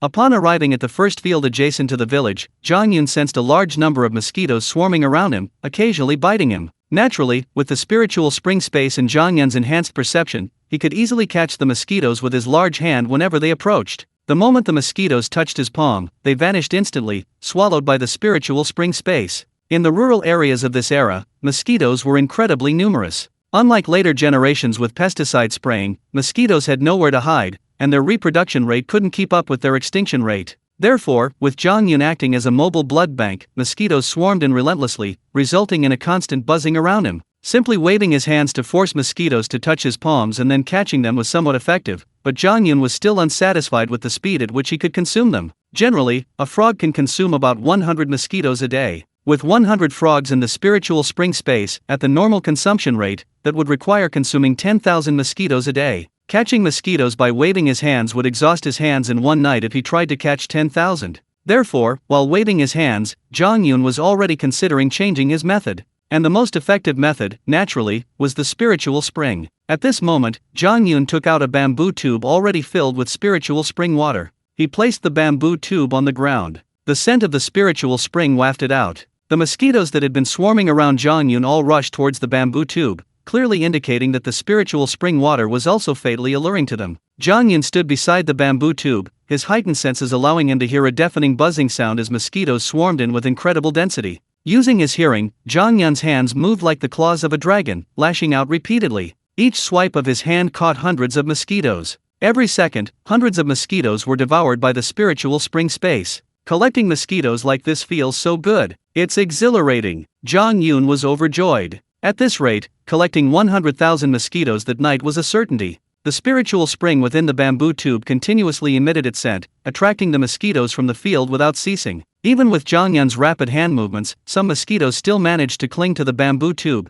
happily absorbing the spiritual spring. Undoubtedly, with such a dense concentration of mosquitoes simultaneously absorbing the spiritual spring within the bamboo tube was rapidly diminishing. Zhang Yun's senses also detected something. The mosquitoes that had absorbed the spiritual spring water had all grown larger, and the sound of their wings flapping was crisper and clearer. I can't let these mosquitoes escape. If a mosquito this big bites someone, it'll be worse than a bee sting. It'll definitely leave a huge welt. Zhang Yun was getting anxious. So, Zhang Yun immediately released the mosquitoes in the air, covered the bamboo tube with both hands, and then collected all the mosquitoes that had absorbed the spiritual spring water into his spiritual spring space before releasing the tube. Then, Zhang Yun took out some more spiritual spring water and filled the bamboo tube again. A massive swarm of mosquitoes swarmed in again. This time, Zhang Yun learned from his experience. Instead of waving his hands upwards, he swung them back and forth across the opening of the bamboo tube, like dribbling a basketball. The swarming mosquitoes couldn't escape the area covered by Zhang Yun's hands. The moment they touched his palms, they were instantly swallowed by the spiritual spring space. 10,000, 20,000, 100,000. Zhang Yun's hands were starting to ache from waving them around. His consciousness remained focused on a corner of the spiritual spring space. All the mosquitoes he had collected were gathered in this corner, forming a mosquito army 10 meters high and over 5 meters wide. More than 100,000 mosquitoes, perhaps. Now, Zhang Yun's hands were heavy, and he had lost interest in catching more mosquitoes. Basically, most of the mosquitoes in this area of fields had been absorbed by Zhang Yun. Suddenly, Zhang Yun put the bamboo tube back into the spiritual spring space. The mosquitoes in the air had become very few. Now that the scent of the spiritual spring had disappeared, they fluttered their wings anxiously in the air, their buzzing becoming a continuous chorus. Zhang Yun stood up, intending to leave. He had barely taken a step when his heightened senses detected something. About 2 meters away, a crawling animal was approaching. A turtle? Zhang Yun exclaimed with a hint of delight. This farmland was near fish ponds, which indeed teemed with wild turtles, eels, and other animals. Clearly, the scent of the spiritual spring had spread, attracting a tortoise that had come to the ground. It had hurried here, finally reaching Zhang Yun. This tortoise is quite big. I'll put it in my spatial storage. Zhang Yun hadn't expected this unexpected gain. He immediately rushed over and stomped down with his right foot, crushing the tortoise, which was about the size of 2 palms. The tortoise was quite strong and tried to escape, but Zhang Yun immediately crouched down, touched the tortoise's back with his right hand, and then put it into his spiritual spring spatial storage. At this moment, Zhang Yun's consciousness saw the top of the giant rock in his spatial storage. Acceleration points 6. He originally had 5.5 acceleration points. Even after collecting a huge number of mosquitoes in this tortoise, he had only gained 50 jin, 25 catties, of weight. There are a lot of mosquitoes, but they're too light. Now I'll go back to the main dining hall and see how many rats have gotten into the water jar. Zhang Yun smiled faintly and immediately ran off. Squeak, squeak. As Zhang Yun approached the vicinity of the main dining hall, his exceptional hearing immediately picked up the panicked squeals of numerous rats. Looks like the rats have had quite a haul. Naturally, Zhang Yun immediately understood. Lured by the spiritual spring, the rats lurking around the dining hall had all rushed towards the water jar, unable to resist its pull, jumping down to the bottom. And indeed, Zhang Yun quickly moved to the back of the dining hall and heard even more clearly the panicked squeals of a large number of rats. Those rats that had first fallen to the bottom of the water jar had now completely drained the spiritual spring, leaving the rats above without any water. The curved opening at the top of the jar made it impossible for these rats to climb out, hence their frantic squeals. Zhang Yun reached the edge of the water jar and, relying on his exceptional eyesight, even in the dim starlight, could see what was inside. It's 2/3 full of rats. There must be at least 100 rats. Zhang Yun laughed. It's safe to say that 9/10 of the rats active in the Juan village residential area have already ended up in this water trough. Since that's the case, Zhang Yun didn't hold back. He reached down with both hands simultaneously and quickly collected the rats into his spiritual spring space. At this moment, above the boulder in the spiritual spring space, acceleration points 7. That means these 100 rats weigh 100 jin, 50 catties, just enough to add 1 acceleration point. Generally speaking, a rat weighs about 500 grams, so 100 rats weigh 50,000 grams, equivalent to 100 jin. Catching these small animals to accumulate acceleration points is too slow. If I could catch wild boars every day, I could gain several acceleration points each time. That would be really exciting. Zhang Yun couldn't help but sigh. Indeed, adult wild boars weigh hundreds of pounds each, meaning a single kill could grant several speed-up points. While catching mosquitoes could capture a massive number at once, they were too light, accumulating at most 2 speed-up points per night. Then, Zhang Yun thought for a moment and filled the bottom of the water jar with spiritual spring water. If any rats still got in, they could be given to the communal dining hall. In these years of scarcity, rat meat tasted incredibly delicious. Most of the villagers in Zhuan village were very simple and honest. Having been reborn, Zhang Yun didn't mind helping them improve their lives, and he intended to lead the entire village to prosperity after the country's reform and opening up. If only Zhang Yun himself seized the opportunity to become wealthy, his descendants would be called nouveau riche. Leading the entire village to prosperity was true virtue and ability, a matter of bringing honor to one's ancestors. Zhang Yun naturally knew who was good to him and would reciprocate in kind. Zhang Yun would never forget anyone who wronged him, and he would inevitably seek revenge. Love and hate are the instincts of flesh and blood. Immediately, Zhang Yun headed towards the Kushui River. The residential area of Zhuan village was only a mile away from the Kushui River. For the villagers who didn't yet have running water, swimming and bathing in the river on a hot day was the most enjoyable thing to do. Otherwise, having to fetch water from the village well and carry it home would be a real hassle. The production brigade had specially built a stone bank along the river so that villagers could swim there. When Zhang Yun arrived, dozens of villagers were still soaking in the river, rubbing their bodies and chatting animatedly. When rural men are naked together, they inevitably compare whose penis is bigger, teasing each other for a while before bursting into laughter. In his previous life, in his later years, Zhang Yun often saw images of the men of Zhuan village bathing in the river, and each time he thought of it, he would laugh heartily, a kind of homesickness. Now, Zhang Yun had returned to this scene from his dream, and he happily shed all his restraints. Yun Ya Zi, you've come. A man near the bank recognized Zhang Yun and shouted loudly. These past 2 days, Zhang Yun had been making headlines. Wild rabbits and boars were being delivered to the communal dining hall in turn, and everyone looked at him with new respect. He'd become a prominent figure in the village. Zhang Yun jumped into the river, completely relaxing. Uncle Fu Gui, it's you. I've come to take a bath too. It's so hot on these nights, I can't sleep at all. This river is so comfortable. Zhang Yun replied perfunctorily. This Sun Fu Gui was a capable man in the second production team. Of the 9 capable men from the production teams that the brigade leader had specifically named last time, Sun Fu Gui was the only one from the second team. Moreover, Zhang Yun knew that his father had borrowed money from Sun Fu Gui before his surgery. Therefore, Zhang Yun felt grateful to Sun Fu Gui. Sun Fu Gui approached Zhang Yun and whispered, Zhang Yun, you've been catching rabbits and killing wild boars in the mountains these past 2 days. It seems you have a real talent for hunting. I'd like to go into the mountains with you. Would you be willing to take me? Don't worry, half of my catch is yours. It turned out that Sun Fu Gui had also recognized Zhang Yun's abilities and was looking to earn some extra money, so he wanted to team up with Zhang Yun. Zhang Yun hesitated for a moment. Because of the frenzy of the past 2 days, Zhang Yun had practically wiped out all the wild animals in Pine Tree Mountain. To continue hunting, they would have to venture deeper into Jiming Mountain, which was still very dangerous. Zhang Yun couldn't guarantee Sun Fu Gui's safety. Furthermore, Zhang Yun knew that Sun Fu Gui was the main breadwinner for his family. If something happened to Sun Fu Gui, his parents, wife, and children would be in dire straits. Therefore, Zhang Yun immediately decided that he couldn't easily agree to Sun Fu Gui's offer. However, Zhang Yun couldn't refuse Sun Fu Gui's offer of a partnership. He couldn't let Sun Fu Gui's good intentions go to his dismay. Uncle Fu Gui, I can't agree to your offer to go hunting in the mountains, it's too dangerous. However, I do have a request. I want to buy earthworms. Let's say 2 yuan for 100 earthworms. Uncle Fu Gui, you can sell me as many earthworms as you can find. I'll pay you on the spot when the earthworms arrive, I won't delay. Zhang Yun replied quietly. In this rural area, earthworms are everywhere. As long as you're willing to spend time digging, you can naturally collect a large number of earthworms. Zhang Yun could have collected the earthworms himself, but he didn't want to waste time on such trivial tasks. Since Sun Fu Gui wanted to earn extra money, he'd help him out. The earthworms Zhang Yun dug up were, of course, 4 raising frogs. Mosquitoes, earthworms, and insects are all food for frogs. Sun Fu Gui's expression suddenly changed upon hearing this. 100 earthworms for 2 yuan. With Sun Fu Gui's abilities, collecting 200 earthworms a day was no problem at all if he put in the effort. Especially since Sun Fu Gui's children were too young to work and didn't earn work points normally. But the task of digging earthworms could be given to them. 200 earthworms a day, that's 4 yuan. Considering that in those days, a teacher's monthly salary was only around 30 yuan, averaging just over 1 yuan a day. How could Sun Fu Gui not be astonished? Yun Ya Zi, are you serious?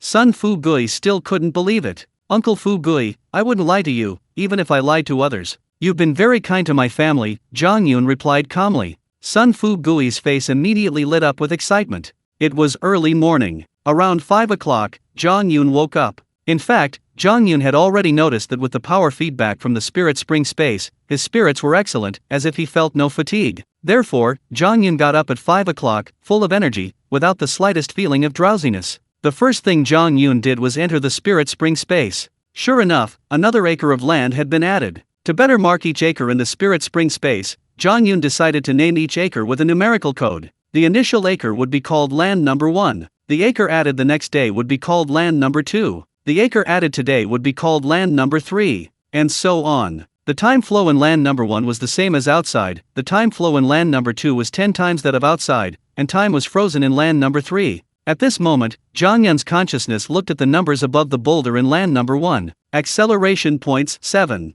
Zhang Yun had already decided not to increase the time flow rate of plot 1 any further. Now, he had two choices: increase it in plot 2 or plot 3. Plot 2 was currently planted with various pig feed and medicinal herbs. At a 10x time flow rate, 1 day's worth of these feeds and herbs were equivalent to 10 days' worth of growth, showing promising signs of ripeness. Some were already ready for harvest. This meant they could be used to feed wild boars and pheasants. Under Zhang Yun's control, thousands of sections of the original sweet potato vines planted in plot 1 were cut and replanted there, and they had now sprouted and taken root. Therefore, plot 1 could currently barely sustain wild rabbits, mice, and deer. The dozen or so venomous snakes could temporarily consume the mice for the next few days, just enough to keep them alive. The more than 100,000 mosquitoes caught last night could also ensure the frogs wouldn't starve for the next few days. Thus, the spirit spring space currently only requires 2 acres to support the wild beasts within. However, Zhang Yun didn't want this cycle to continue indefinitely. He needed to accelerate the process and increase the beast's reproduction rate.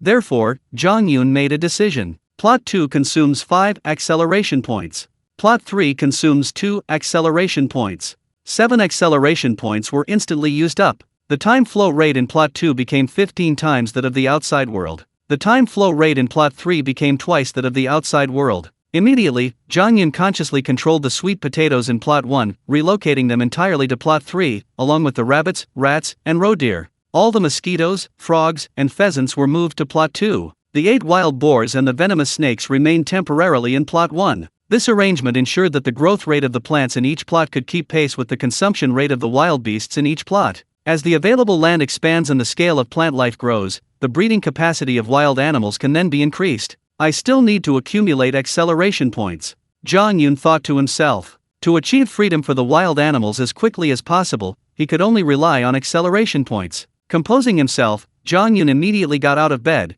picked up a fertilizer bag, opened the door, and quietly left. Zhang Zhongli and Chen Wan had also woken up. As parents, they knew Zhang Yun was taking a risk. If caught by the police, he'd face consequences ranging from the confiscation of all his wild animals to being labeled a profiteer. But they also knew they couldn't stop him. I hope third brother is alright. Zhang Zhongli sighed. He could only pray. Don't worry, since third brother dared to take this risk, he'll definitely be careful. Chen Wan replied, her voice full of worry. As soon as Zhang Yun arrived at Zhang Jiwu's house, he found him already sitting at the door, seemingly having stayed up all night, guarding the entrance as if afraid Zhang Yun would go to the Linshui mine alone. Third uncle, let's go. Zhang Yun quietly walked over and patted Zhang Jiwu on the shoulder. Zhang Jiwu groaned and woke up with a start. Seeing Zhang Yun standing in front of him, he immediately grinned, looking very happy. Both were wearing straw sandals, walking quietly on the muddy ground, unnoticed by anyone. However, as the two left their house, neither of them noticed that Wang Yuanhui had been peering through the slightly ajar window, watching the two figures disappear. Those two guys are acting suspiciously, they're definitely hiding something. Wang Yuanhui, of course, sensed something was amiss. She muttered to herself, her suspicions running high. However, it was late at night, and although Wang Yuanhui was very curious, she didn't have the courage to follow them. About 10 minutes later, Zhang Yun and Zhang Jiwu arrived at the local temple. Pushing aside the stone slabs and moving the wood, the two went to the basement and brought out the badger and the rabbit. It had only been one night, these wild animals certainly wouldn't starve. The badger's 4 legs were tied with rope, and the 13 rabbits were placed in fertilizer bags. Yun Yazi, I'll go first. When I'm too tired, you can take over.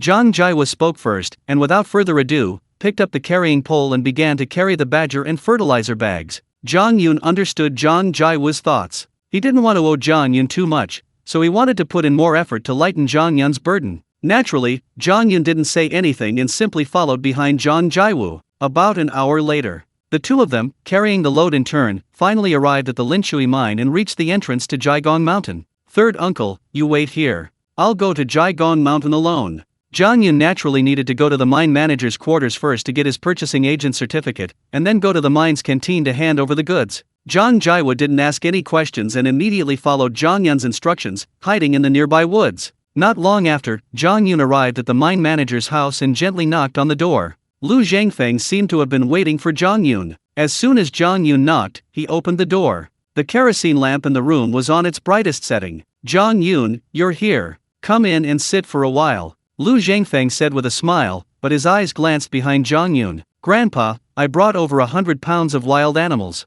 They're at the entrance to Jiagong Mountain." Zhang Yun, of course, knew why Lu Zhangfeng had glanced behind him, so he spoke up. Lu Zhangfeng, as expected, smiled broadly and picked up the purchasing agent certificate that had been placed on the tea table behind him, handing it to Zhang Yun. "Young man, I have high hopes for you. This purchasing agent certificate is for you. From now on, you can go to various brigades to purchase meat supplies and deliver them directly to the mine's canteen. Remember, there's a 1-month probationary period. Only after passing the assessment will you be given a formal purchasing agent position," Lu Zhangfeng said with a smile. Zhang Yun nodded and replied firmly, "Grandpa, don't worry, I guarantee I'll complete the task." After exchanging a few more words, Zhang Yun left and quickly returned to the entrance of Jiagong Mountain. "Third uncle, come out, let's go to the mine's canteen," Zhang Yun called out. The mine's main canteen. Head chef Yang Yunshan arrived at the canteen early, his face beaming with anticipation. Standing beside him were 2 junior cooks, his apprentices, Lu Fang and Yang Liang. These 3 essentially held the reins in the entire Linshui mine canteen. "Master, those frogs yesterday were the talk of the town for the miners. They haven't had meat in ages, and that frog meat was so delicious." Lu Fang, in his 30s, with a somewhat weathered face, smiled broadly. Indeed, the frogs Yang Yunshan bought from Zhang Yun yesterday, while still not enough for the miners, at least they got to taste meat and received praise from them. "Master, you praised Zhang Yun all day yesterday. I'm really curious, what kind of amazing person is he to earn such praise from you?" Yang Liang said calmly. He had been curious all day, eager to see who Zhang Yun was, daring to boast about supplying meat to the mine. "Don't worry, it's only a little past 6. It'll take Zhang Yun at least an hour to get here from Juan village." Yang Yunshan was actually a little worried. He feared something might have happened to Zhang Yun. If he couldn't deliver the 100 jin of meat today, it would mean Zhang Yun's supply channel was cut off, and they would have to find other solutions. The main problem was the tight meat supply. Yang Yunshan was very distressed. He desperately wanted a stable source of meat. Just as the 3 of them were feeling anxious, 2 figures finally appeared in the hazy night. "Here he comes, Zhang Yun is here." Although Yang Yunshan had only met Zhang Yun yesterday, he immediately recognized him upon seeing the figure leading the way. Sure enough, Zhang Yun walked ahead, followed by Zhang Jiawu carrying a badger and rabbits. "Brother Yang, I caught some game in the mountains yesterday, and I'm bringing it over now." Zhang Yun, noticing the 3 men's eager expressions, didn't want to tease them and went straight to the good news. Hearing this, Yang Yunshan, Lu Fang, and Yang Liang, the 3 masters and their apprentices, were overjoyed, their faces beaming with smiles. The badger twitched a few times, indicating it was alive. Zhang Jiawu put down his load and untied the fertilizer bag, revealing 13 rabbits inside, just as lively and energetic. "Haha, good, excellent. Brother Zhang Yun, you're truly my lucky star. This has really helped me a lot." Yang Yunshan glanced at the badger, then at the hare, and laughed exaggeratedly. Lu Fang and Yang Liang also looked at Zhang Yun with admiration. Now they believed their master Yang Yunshan's words. Zhang Yun truly possessed hunting skills. After all, the 2 knew very well that badgers were adept at burrowing, making them extremely difficult to catch. And these hares darted through various burrows, making even catching one nearly impossible. Yet, in just one day, Zhang Yun had brought back a badger and a hare, demonstrating his hunting abilities. At this moment, Yang Yunshan immediately called out, "Little Lu, little Yang, weigh them and then take them to the kitchen." Lu Fang and Yang Liang immediately responded and left with the badger and hare. Zhang Jiawu followed them inside. Yang Yunshan took out 8 yuan from his pocket. This was the money he got from selling frogs yesterday. He had collected the money from the finance department with the receipt and could now hand it over to Zhang Yun. Zhang Yun accepted it readily. "Brother, your hunting skills are truly exceptional. I'd like to ask, brother, how good are you at fishing?" Yang Yunshan asked curiously. In most people's understanding, it's impossible for one person to possess both the ability to hunt animals in the mountains and the ability to fish in the water. However, Yang Yunshan now had a strange feeling about Zhang Yun. He felt that Zhang Yun could definitely catch a large number of fish. Zhang Yun hadn't expected Yang Yunshan to suddenly ask this. "It should be all right," Zhang Yun replied calmly. Actually, with the magical abilities of the spiritual spring, Zhang Yun believed he could catch a large number of fish, but he hadn't tested it yet and therefore couldn't guarantee it. It's like this, brother, Yang Yinshan said, although the surrounding production brigades have dug a lot of fish ponds, they only fish once every 3 months, and the amount of fish allocated to our mine is not much. And the miner's primary requirement for meat is fish. So, brother, if you can supply fish every day, I'm willing to buy from you at a price higher than the market price. Yang Yunshan offered an enticing deal. Currently, the fish supplied by the meat processing plant costs 0.75 yuan per jin, approximately 0.5 kilograms. That's not much different from pork. Pork was hard to come by, but fish resources were plentiful, as the Kushui River flowed through the area, teeming with fish. Locals could usually catch some fish if they were willing to fish. However, the fish they caught were all for their own consumption, they dared not sell them at the market. Therefore, the Linshui mine couldn't purchase a large quantity of fish. Brother Yang, I can give it a try. Zhang Yun replied with a smile. Hearing this, Yang Yinshan felt relieved. He trusted Zhang Yun would definitely try fishing. Oh, right, you said yesterday you wanted 2 cartwheels, but the factory manager has a fever and isn't at work. I haven't told him yet. Yang Yinshan said apologetically. Zhang Yun wasn't in a hurry. Buying cartwheels was just for easier transport of meat, saving him the trouble of carrying it all over the place. He could endure it for a few more days. Just then, Zhang Jaiwo returned. Yun Yazi, here's the receipt. 30 jin of badger and 75 jin of rabbit. Zhang Jaiwo spoke immediately, handing Zhang Yun the receipt written by the canteen. Zhang Yun glanced at the receipt: badger at 0.65 yuan per jin, totaling 19.5 yuan, rabbit at 0.7 yuan per jin, totaling 52.5 yuan. It could be said that Zhang Jaiwo directly earned 52.5 yuan from this trip. He was trembling with excitement. At this moment, Zhang Yun smiled and said, "Third uncle, you go back to the village first. I won't work today. I'll wait here for the finance department to start work, and I'll give you the money when I get back." Now, with the purchasing agent certificate, Zhang Yun felt confident. He didn't need to work and didn't need the work points. After all, in those days, earning work points was for exchanging them for necessities like grain, oil, salt, and cloth. Now that Zhang Yun had a stable way to earn money and could make a lot more easily buying these supplies in the future, he naturally didn't want to earn work points anymore. Okay, I'll go back now. Zhang Jaiwo trusted Zhang Yun, knowing he wouldn't embezzle his 50 yuan, and readily agreed, grabbing the fertilizer bag and carrying pole before leaving. After Zhang Jaiwo left, Zhang Yun smiled and asked, "Brother Yang, what time does the finance department open?" 10 o'clock, Yang Yunshan replied. "That's quite late." Zhang Yun had no choice but to politely smile and say, "Brother Yang, I'm going to take a walk on Jiagong Mountain. I'll come back after 10 o'clock. With 3 hours to spare, Zhang Yun certainly wouldn't just wait around. He wanted to explore the surrounding area and familiarize himself with the mine. It was not yet 7 o'clock, and the sky was still dark. At the Jiganshan market, dozens of stalls still stood along the street, run by people hoping to earn some extra money. Zhang Yun, with 8 yuan in cash, felt confident and decided to try his luck at the market. If there were anything good, Zhang Yun would naturally buy it. The stall owners deliberately covered their faces, not wanting to be recognized. Their stalls mostly consisted of a tightly covered basket, ready for escape at any moment. In case of a surprise security raid, they could simply carry the basket and flee into the mountains behind the market. Zhang Yun walked past several stalls, finding they were only selling vegetables, peppers, and fruit grown on their own plots, and wasn't particularly interested. Then, Zhang Yun stopped in front of one stall.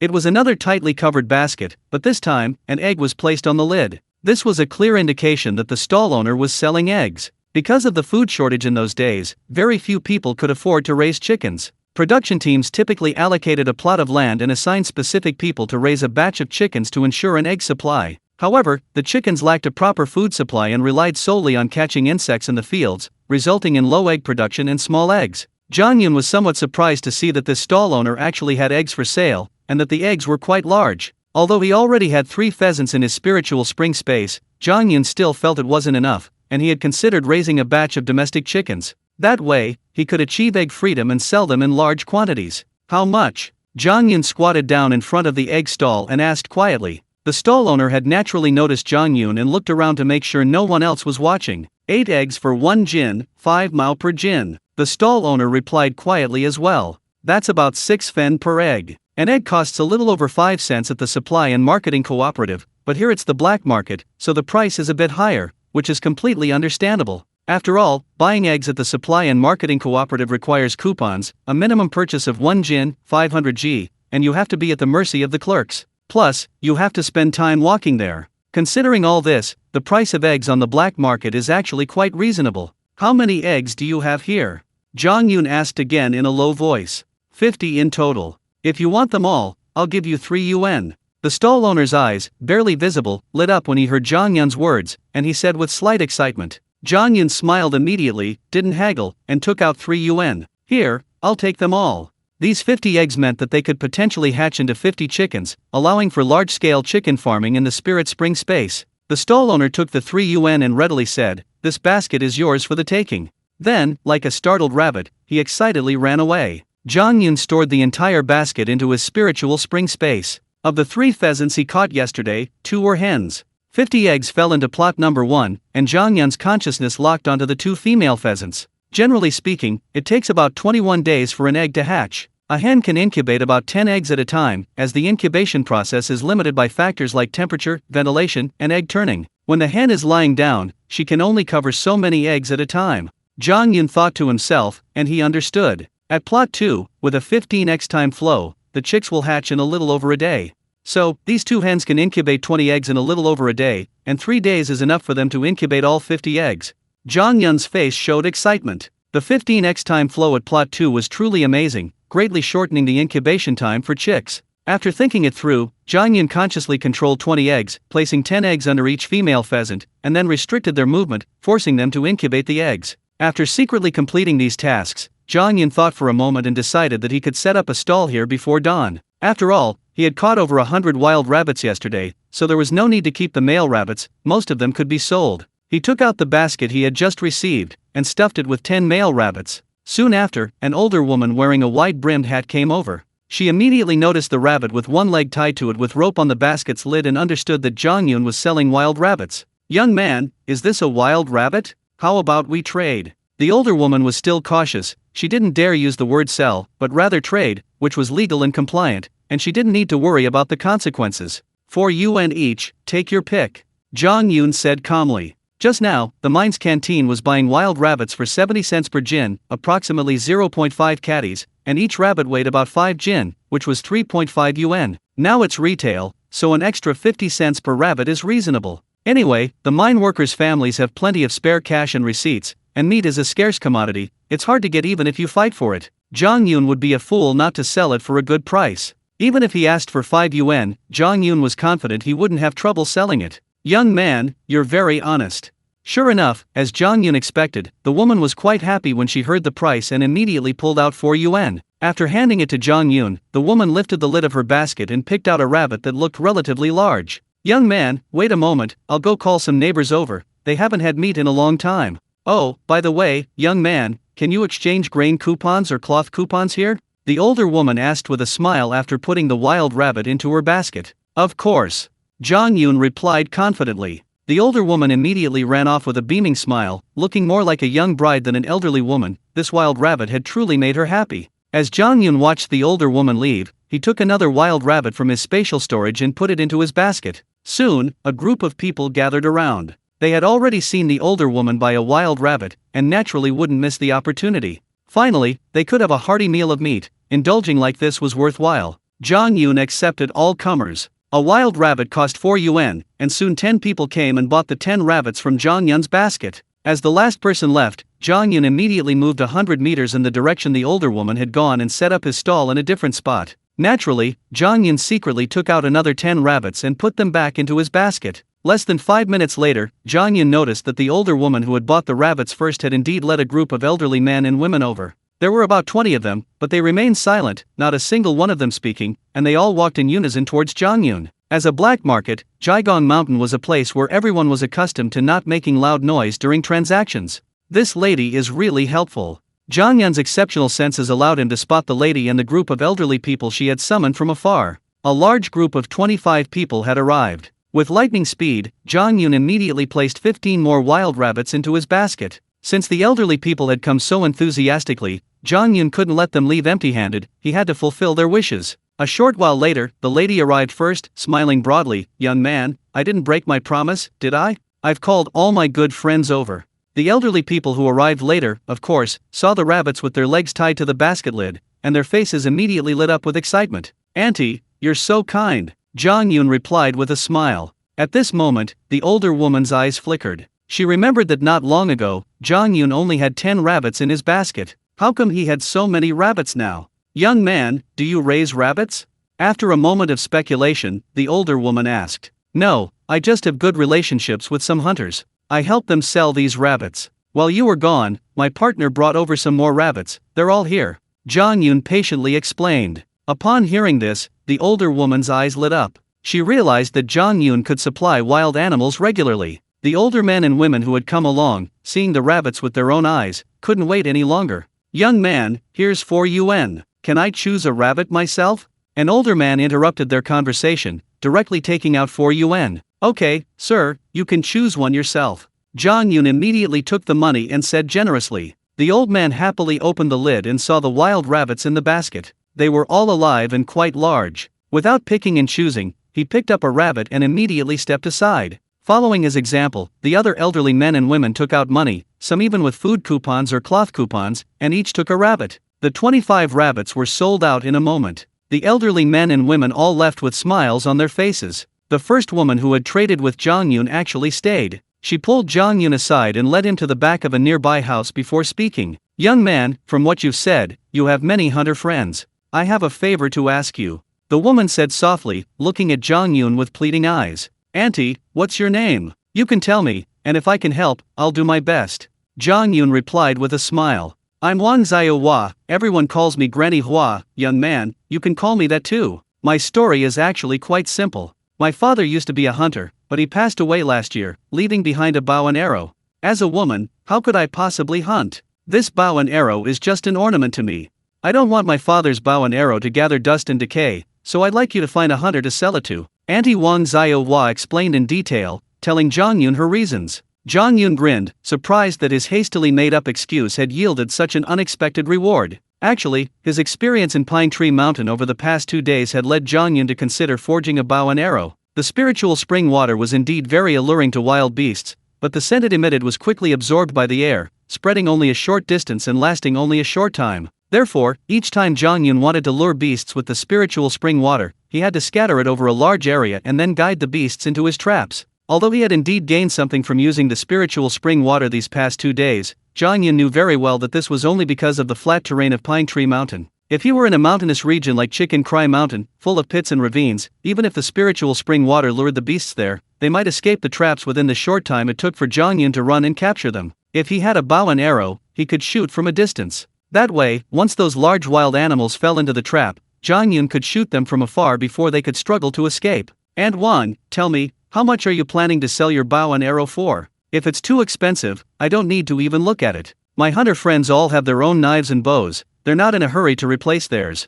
Zhang Yun immediately replied with a smile, taking the opportunity to give Wang Xiao Hua a heads up. This was actually Zhang Yun intentionally reminding her not to ask for an exorbitant price. If the price was right, Zhang Yun would naturally buy it. But if Wang Xiao Hua asked for an unreasonable price, Zhang Yun wouldn't care about the favor she had done by bringing over 20 neighbors to buy wild rabbits, he would immediately turn around and leave. I don't want money. I want to trade that bow for a turtle. Oh, and this turtle must be at least 20 years old. Wang Xiao Hua, hearing there was a chance, immediately emphasized this. Upon hearing this, Zhang Yun was stunned. Last night, while catching mosquitoes in the fields, Zhang Yun happened to catch a very large turtle. Although Zhang Yun didn't know the turtle's age, based on his experience from 2 lifetimes, it must have been at least 20 years old to grow that big. And Wang, why did you specifically ask for a turtle over 20 years old? Zhang Yun was genuinely curious. It's like this, Wang Xiao Hua explained. My wife had a severe postpartum hemorrhage and is very weak. I consulted an old traditional Chinese medicine doctor, and he prescribed a medicine.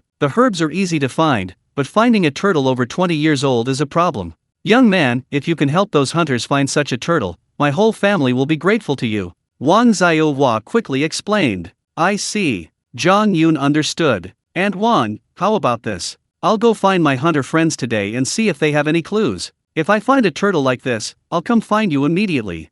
Zhang Yun naturally wouldn't agree immediately, much less take out the turtle from his spiritual spring space. He needed some buffer time, only then would it seem reasonable to trade the turtle. Of course, Zhang Yun also considered Wang Xiao Hua's earlier help and didn't want her wife to suffer, so he decided to bring the tortoise over in the next couple of days to trade with Wang Xiao Hua for a bow and arrow. Thank you so much. My house is next to that black locust tree, number 147. If you find the tortoise, remember to come find me. Wang Xiaohua said gratefully. Zhang Yun nodded. As dawn broke, a bright light appeared. The Jiagong Mountain black market was about to close. After all, although it was a well-known black market, it couldn't openly defy the commune and sell goods in broad daylight. Therefore, an unspoken rule had been established: once it got light, everyone would automatically leave and could no longer set up stalls. At this moment, Zhang Yun glanced at his spiritual spring space. In this early morning session, Zhang Yun had actually sold 60 wild rabbits. He now had 200 yuan in his space, including 1 jiao, 2 jiao, 5 jiao, 1 yuan, 2 yuan, and 5 yuan bills, even a 10 yuan Great Unity bill, 100 jin of grain coupons, and 10 chi of cloth coupons. Originally, Zhang Yun had intended to sell 80 male rabbits, but he had overestimated the purchasing power of the Jiagong Mountain residents. However, selling 60 rabbits gave Zhang Yun 200 yuan, which was quite a sum. After going to work at the mine's finance department and collecting his money with the receipts, Zhang Yun would receive an additional 19.5 yuan, bringing his total cash balance to 219.5 yuan. Our family's debts were only a little over 200. With this money, we can finally pay off all our debts. Zhang Yun breathed a sigh of relief and sighed. At this moment, Zhang Yun prepared to leave Jiagong Mountain to explore the surrounding mountains before returning to the mine at 10 a.m. In the woods at the Jiagong Mountain intersection, 4 men stood, their expressions grim, seemingly waiting for someone. Beside them lay a fishing net. Using the dim light of dawn, the 4 men kept their eyes fixed on the intersection, waiting for someone to appear. Hey, someone's coming out. He looks a lot like Zhang Yun, brother Huang mentioned. This should be the Zhang Yun we're waiting for. Of the 4, the man with a bare chest, full and powerful pectoral muscles, who looked like the leader, spoke up. That's right. At this time, the only people coming out of Jiagong Mountain are from other villages. This Zhang Yun is from Juan village, and this is the direction he's heading back to. One of them responded. He dares to block brother Wang's path to wealth. We have to teach Zhang Yun a lesson. If he dares to send wild animals to the canteen again, we'll break his legs and see how he hunts afterwards. Another man said viciously. The 4 men emerged from the forest and walked towards Zhang Yun. Zhang Yun came out of Jiagong Mountain intending to check out the nearby Kushui River. After all, he had promised Yang Yinshan to fish there, and he wanted to try using the spiritual spring water to lure the fish and then catch them all in one net. To his surprise, Zhang Yun saw 4 people approaching from the crossroads. Seeing their expressions, Zhang Yun realized they were clearly targeting him. Halt! The 4 blocked Zhang Yun's path, their arms outstretched, blocking his way. What do you mean by this? Zhang Yun remained calm, looking at them with a mocking expression. If it were before, facing such a roadblock, Zhang Yun would have definitely run away, hoping to escape into the mountains. But now, with the power feedback from the spiritual spring space, Zhang Yun's physical strength had increased significantly, and he had become more agile and nimble. If he were to fight these 4, Zhang Yun was confident he could crush them. Zhang Yun, from now on, don't send any more wild animals to the canteen, understand? The bare-chested leader threatened menacingly. Hearing this, Zhang Yun realized that his sending wild animals to the mine's canteen had blocked someone's path to wealth, so they sent these 4 men to deal with him. It has to be said that the Linshui mine has a huge demand for meat, a massive source of income. Once someone has tasted the profits, Zhang Yun's sudden entry affects their interests, so it's perfectly normal for them to retaliate. What if I don't agree? Zhang Yun sneered. Why should the mine's canteen business be exclusively yours? Now that I, Zhang Yun, am here, I'm not leaving. Faced with the 4 men's threats, Zhang Yun didn't take them seriously at all. If they want to fight, let's have a fight then. You're a bit arrogant, daring to act so cocky in front of the 4 of us.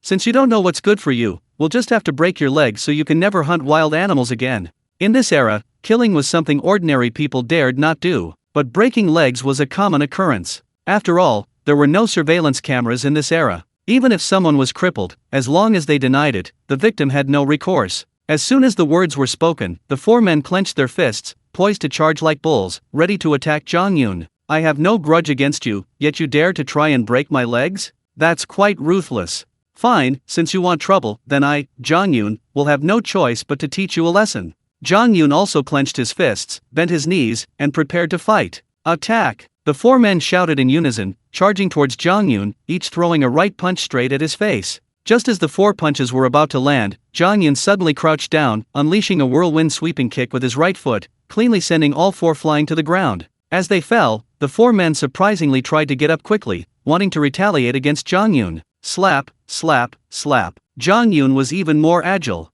Having knocked them down, he wasn't about to let them get up so easily. Taking advantage of the moment they stood up, he slapped them again. The four men were knocked off balance, their bodies spinning as they fell to the ground. These 4 slaps were resounding, their cheeks were swollen and burning, and their minds were somewhat dazed. Slap, slap, slap. Zhang Yun didn't stop. Taking advantage of their confusion, he continued to slap them. The 4 men's faces were swollen and unrecognizable, writhing in agony. Stop hitting me, I beg you. Zhang Yun, please let me go, I deserve to die, I shouldn't have come to fight you. No, no, stop hitting me. It hurts, it really hurts, please stop hitting me, spare me. The 4 men screamed in pain, constantly begging for mercy. They finally came to their senses and realized how terrifying Zhang Yun was. Zhang Yun stopped. I won't hit you anymore, but you have to tell the truth, who ordered you to come to fight me? Naturally, Zhang Yun wanted to know who was behind this, and he needed to know who was preventing him from getting his hands on the cafeteria's profits. I can't say, the bare-chested leader shouted.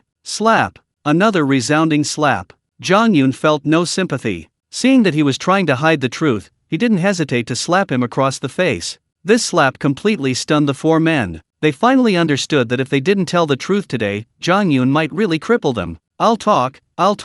Finally, someone was afraid. Unable to bear the pressure, he cried out through tears. Brother Huan, it's Brother Huan from the purchasing department. The leading man, unable to bear the pain any longer, and seeing Zhang Yun's cold gaze, dared not harbor any illusions and immediately revealed the mastermind. Purchasing department. Upon hearing this, Zhang Yun understood. From Yang Yinshan, Zhang Yun had actually learned that there were 3 purchasing agents responsible for the canteen's procurement. They had always been the ones contacting the meat processing plant, various production brigades, and hunters, then delivering the supplies collected through these channels to the canteen. What's the real name of this Brother Huan you're talking about? Zhang Yun's voice was icy cold again. Huang Dejin, the purchasing department specialist in charge of meat for the canteen. He heard you were going to directly supply meat to the canteen, so he came to the 4 of us, wanting us to teach you a lesson and warn you to leave. The bare-chested man replied in a panic, fearing that Zhang Yun might slap him again if he was displeased. Zhang Yun remembered the name Huang Dejin. When he returned to the finance department, he planned to ask Yang Yinshan about Huang Dejin's background. At this moment, Zhang Yun still had a lingering doubt. People in this era were generally law-abiding and wouldn't easily commit crimes, so it was unusual that these 4 men dared to assault him. Who are you for? Why do you listen to Huang Dejin? Zhang Yun voiced his doubts. The 4 men exchanged glances, worried that revealing their background would lead to retaliation from Zhang Yun. However, considering the current situation, if they lied, Zhang Yun might slap them again. They were truly afraid. The 4 of us are from Shanliu village. We're quite skilled at fishing and usually catch some fish, which we then sell to the canteen through Huang Dejin. If we don't listen to Huang Dejin, he'll contact other people in Shanliu village, and we won't be able to sell our catch anymore.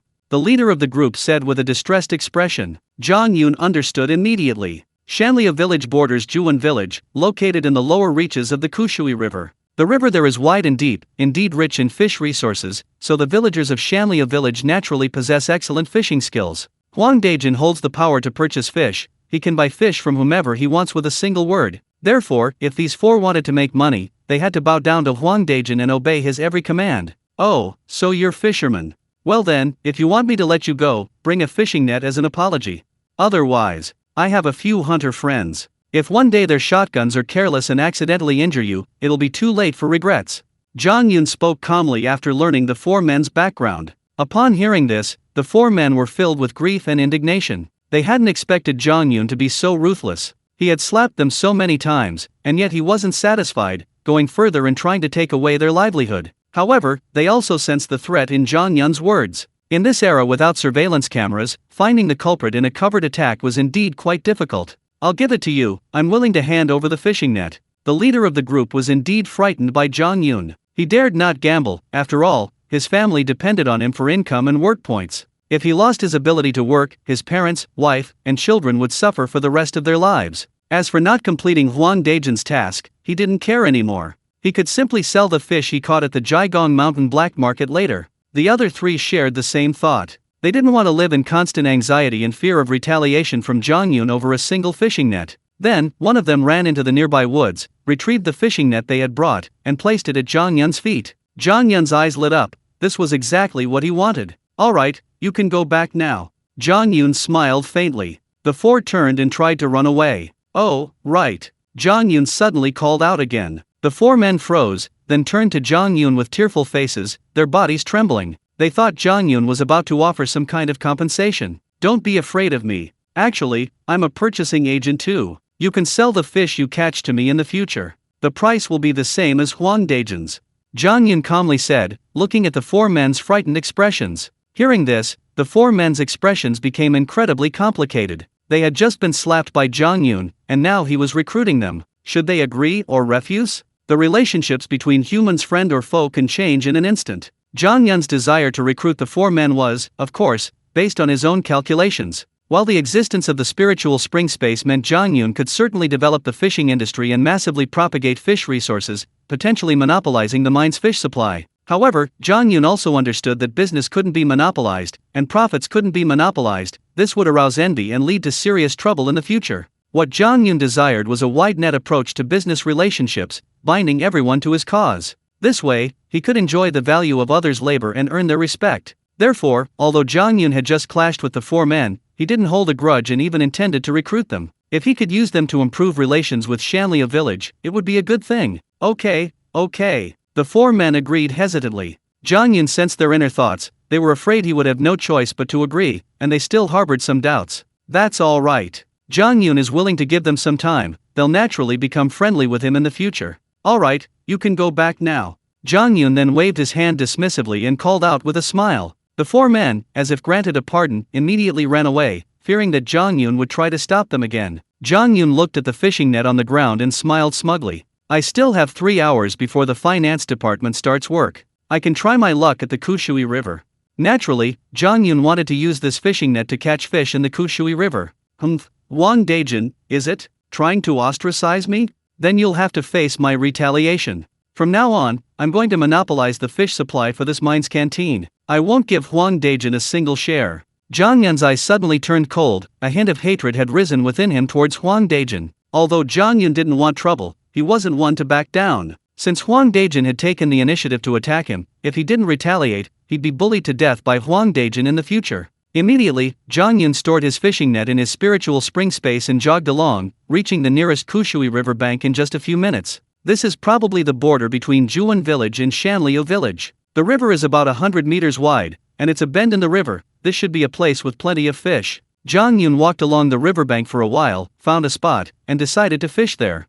Zhang Yun took out a fishing net from his spiritual spring space. This was a sticky net, also known as a deadly net. This type of net has meshes of varying sizes. Once a fish bumps into it, its fins get stuck, making escape extremely difficult. Having lived 2 lives, Zhang Yun was naturally familiar with this type of sticky net. After all, it was the main fishing method in rural areas. It was quite simple to operate and could be learned after watching it once. Soon, Zhang Yun chose a spot and spread out the net. He tied one end of the net to a tree by the water's edge, then jumped into the water and gradually extended the net until it was completely submerged. The net was 10 meters long, completely covering half of the river. Zhang Yun tied the other end of the net to a tree trunk, then inserted the trunk into the riverbed, securing the base with pebbles to prevent it from drifting away. Others, after setting up their fishing nets, would rest on the bank and wait for hours for the fish to run into them. Experienced fishermen, on the other hand, would use bait to lure the fish closer. This method also requires waiting. Zhang Yun didn't have time to wait. Others use bait and insects to lure the fish, but I'll keep it simple. I'll just use my spiritual spring.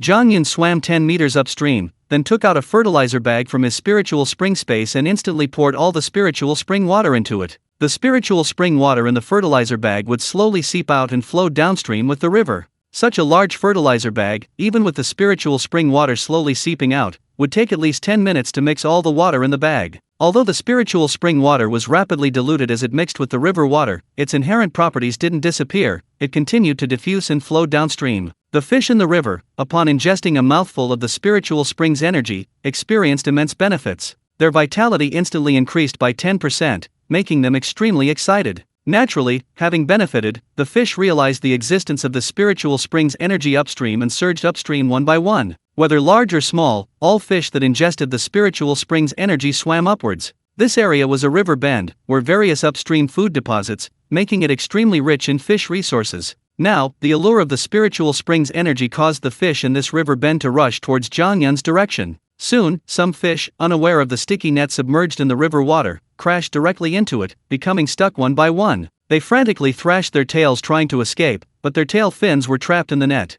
Most of the fish surging from downstream crashed into the sticky net, and unsurprisingly, all ended up trapped. Zhang Yun had excellent eyesight and could already see the fishing net buoy bobbing below, indicating that many fish had already been caught. 10 minutes passed quickly. The spiritual spring water in the fertilizer bag had already seeped out, so Zhang Yun stored it in his spiritual spring space and swam downstream to where the net was caught. Upon reaching the tree trunk in the middle of the river, Zhang Yun began to haul in the net from the middle of the river. The moment Zhang Yun pulled up the fishing net from the tree trunk, his face lit up with excitement. The net was swarming with all sorts of fish. "This is a grass carp, at least 5 pounds. Zhang Yun immediately spotted the largest fish. Excitedly, he grabbed the net with his left hand and touched the grass carp with his right. With a thought, the grass carp was stored in his spiritual spring space. While setting the net, Zhang Yun had already mentally dug a small fish pond near the boulder in plot number 1. The spiritual spring water gushing from above the boulder flowed into this small pond. The grass carp was released into the small fish pond after entering the spiritual spring space.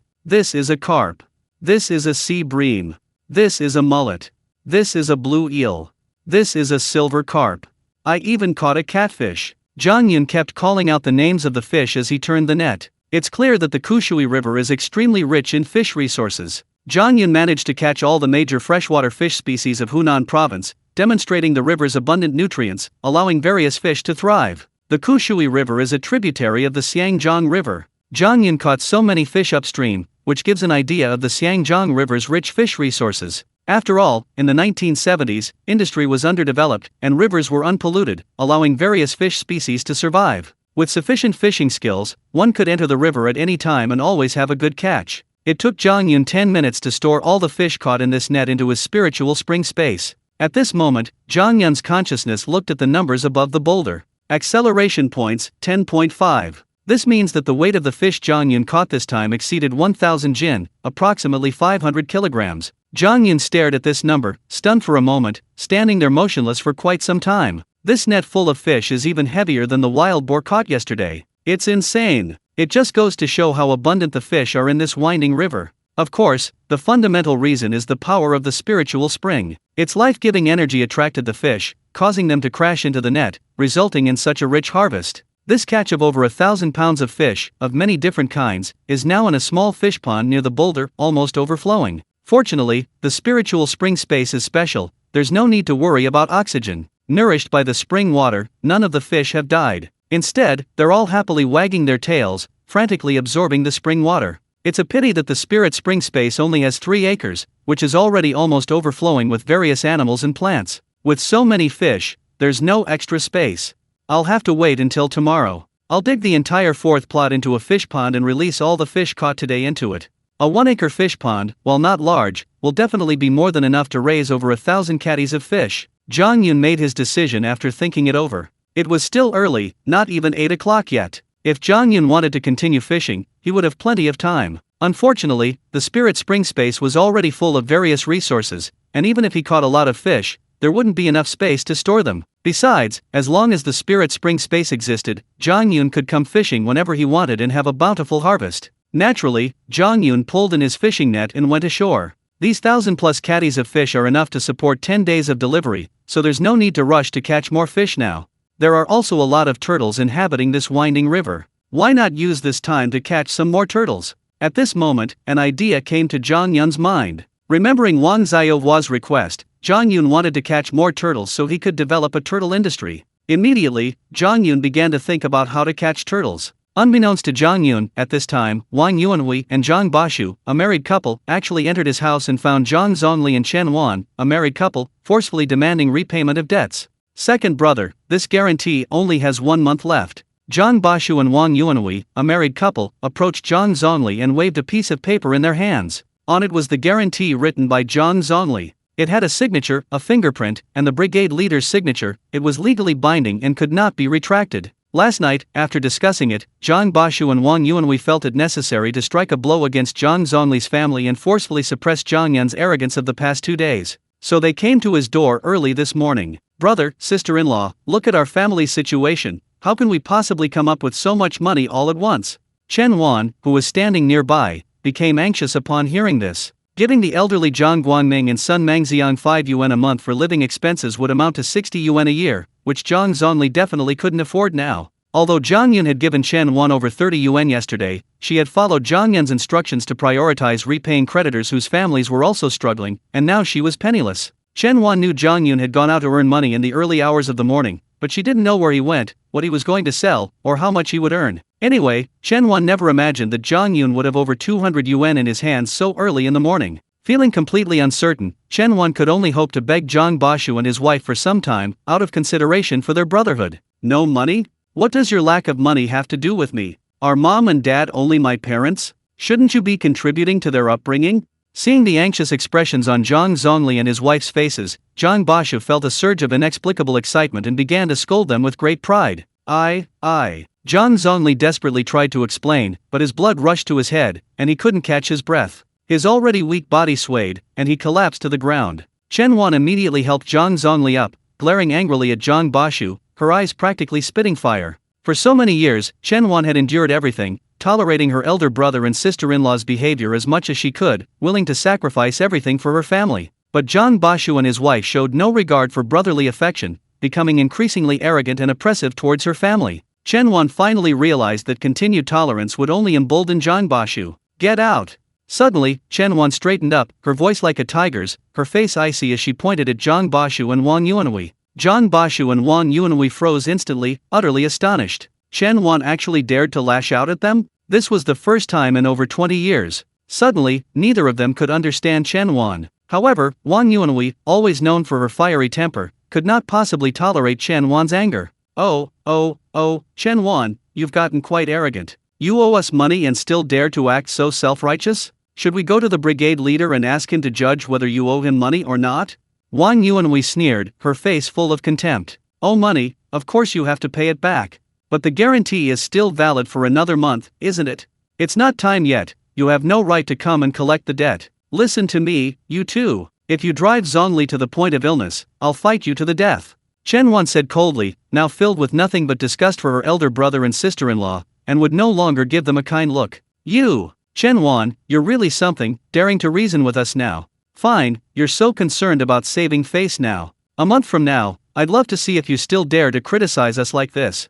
A month from now, if you can't come up with the money, then these 3 rooms will be ours. Then your whole family will walk out with their heads held high, just like today. Wang Yuanhui sneered contemptuously, clearly certain that Zhang Zongli's family couldn't come up with 60 yuan, and that she would forcefully take away the 3 rooms a month from now. With these 3 rooms, Zhang Bashu's family would have comfortable living conditions. This was why Zhang Bashu and Wang Yuanhui had forced Zhang Zongli to write the guarantee. They coveted Zhang Zongli's 3 rooms. Get out, get out, get out. Chen Wan was naturally furious, but she didn't have the strength to refute Wang Yuanhui, so she could only shout angrily. Humph. Zhang Bashu and Wang Yuanhui, the couple, smugly strode away. Zhang Zongli finally breathed a sigh of relief. Looking at his wife's frantic state, his face was filled with heartache, but he could only sigh helplessly. He kept blaming himself for being so weak and unable to protect his family. Chen Wan closed the door, and looking at Zhang Zongli, 2 lines of tears rolled down her cheeks uncontrollably. Wife, I heard that you can get money by donating blood at the county hospital. Zhang Zongli suddenly said. What nonsense are you talking about? Even if we have to give up these 3 houses, you can't sell your blood. Chen Wan immediately became anxious. She took 2 steps forward and slapped Zhang Zongli across the face, trying to shatter his unrealistic idea. With Zhang Zongli's physical condition, could he even donate blood? That would be risking his life. But we really have no other choice. We have to find a way to pay back that 60 yuan, and we have to keep these 3 houses. Zhang Zongli was also anxious. Why are you in such a hurry? You have to believe in our son. Haven't you noticed? Our 3rd son has finally come to his senses. His changes these past 2 days have given me the feeling that he can pay back the money. Chen Wan suddenly looked confident, a smile unconsciously playing on her lips. Clearly, she had great faith in Zhang Yun, mainly because Zhang Yun had brought back over 30 yuan yesterday, which gave Chen Wan a huge glimmer of hope. The 3rd brother, he has indeed changed, but 60 yuan isn't something you can easily earn. Zhang Zongli was still unsure. He certainly wanted Zhang Yun to earn that money, but he couldn't understand how Zhang Yun could possibly do so. Of course, this was because Zhang Zongli had always lived in the countryside, relying on work points from the production team to earn money. His perspective was too narrow, he genuinely couldn't imagine a way to make big money. Alright, I'm not going to argue with you about this anymore. I'm going to get some water. I feel like the water in the water tank at home is a bit strange. A sip makes me feel so much better, all my fatigue is gone. Chen Wan didn't know Zhang Yun's way of making money, so she didn't want to continue the conversation. She had just been yelling and cursing, and now she felt quite tired, so she wanted to get some water. What neither of them realized was that before Zhang Yun left home in the early morning, he had added some spiritual spring water to the water tank. The spiritual spring water was diluted a bit, but for Zhang Zongli, Chen Wan, and the others, a sip would boost their physical functions and continuously improve their physical condition. I want some too. Hearing this, Zhang Zongli realized that he had been working hard for the past 2 days and wasn't as out of breath as before. He could chop all the pig feet in one go. The two of them composed themselves, drank some water, and immediately felt refreshed and full of energy. They smiled at each other and then went back to doing their chores. Zhang Yun found a relatively flat riverbank, overgrown with grass. After clearing away the grass, Zhang Yun dug a hole about an arm's length deep. Before the river water flooded the hole, he filled it with his spiritual spring water. Once the hole was full of spiritual spring water, its aroma began to diffuse, drifting downstream with the wind. Having done this, Zhang Yun went to a tree about 10 meters away on the riverbank and closed his eyes for a short rest. Zhang Yun didn't care whether the spiritual spring water in the hole would attract turtles or not. He just wanted to catch whatever he could while the finance department was still closed. It was all a bonus. Below the grassy area, on another section of the riverbank, the terrain was a mixture of pebbles and sand. The river's erosion had washed away the sand, exposing the protruding pebbles. This geological formation resulted in numerous small caves along the riverbank, a paradise for crabs. Some turtles would occupy the larger caves, feeding on the smaller crabs. At one point, a current carrying the scent of a spiritual spring drifted by, swirling around the river's surface and banks. Naturally, some crabs and turtles sensed the spring's energy and became excited. The sideways walking crabs immediately rushed along the riverbank towards the patch of green grass. The turtles, emerging from their caves, submerged in the river, following the gentle current along the bank, sometimes diving underwater, sometimes surfacing to sniff out the scent of the spring to locate it, before continuing their upward dive. Interestingly, as the scent of the spring spread, several birds sensed it in the air. They immediately landed at the cave in the green grass, excitedly drinking from the spring and chirping joyfully. Zhang Yun, with his exceptional hearing, sensed the arrival of the birds not far away. He remained resting with his eyes closed, making no attempt to shoo them away. Anyway, Zhang Yun wasn't in a hurry to catch any animals. He was completely indifferent, simply passing the time. The first crab to arrive reached the edge of the pit and plunged in without hesitation, immersing itself entirely in the spiritual spring. Upon closer inspection, one could see that the crab's body visibly grew larger after absorbing the spiritual spring. Several more crabs followed, rushing directly into the pit and happily absorbing the spiritual spring. Finally, the first turtle wobbled ashore. Sensing the rich aroma of the spiritual spring, it quickly paddled away, plunging into the pit and sinking completely to the bottom, continuously absorbing the spiritual spring, its body visibly growing larger. A large number of crabs arrived later, at least 100, and rushed into the pit. Slightly afterward, 5 turtles arrived, all rushing into the pit without hesitation, vying to absorb the spiritual spring water. Even an eel managed to climb ashore and burrow into the pit, but the crabs weren't going to tolerate it. They weren't about to let the eel absorb the spiritual spring water. Instead, they extended their claws and clamped down on the eel. The eel didn't even have time to absorb the spiritual spring before its body was torn into dozens of pieces by the enlarged crabs, and it died instantly. The turtles and crabs worked together to absorb the spiritual spring, and the spring in the pit quickly dried up. The turtles and crabs were trapped in the pit, unable to climb out for the time being. Finally, it's harvest time. Zhang Yun's extraordinary perception allowed him to know the situation in the pit. He said this and quickly walked over. After absorbing the spiritual spring, the crabs had all grown larger, the smallest of them weighing about 5 ounces. Their claws were especially large and shiny, looking extremely dangerous. Zhang Yun took out a machete, quickly cut off a tree branch, and whittled it into 2 thick chopsticks. Then, Zhang Yun used these chopsticks to continuously pick out crabs, and then with a touch, he stored them all in his spiritual spring space. All 6 turtles had sunk to the bottom, so chopsticks weren't needed. Zhang Yun simply reached for them with his hands and stored them in his spiritual spring space. At this moment, Zhang Yun's consciousness looked at the numbers above the boulder at location 1. Acceleration points 11.9. Only 1.4 acceleration points had been added, meaning the crabs and turtles only weighed 140 jin, 70 catties. Better than nothing. It's about time. If we walk back to the mine now, it should be past 9 o'clock. Zhang Yun smiled faintly and immediately left the riverbank, heading towards the waterfront mine. The mine's offices were located behind Jiagong Mountain, where 2 rows of large buildings made of stone slabs had been constructed. The finance department, as the core department of the mine, occupied 2 large offices in the middle, furnished with very bright desks and chairs.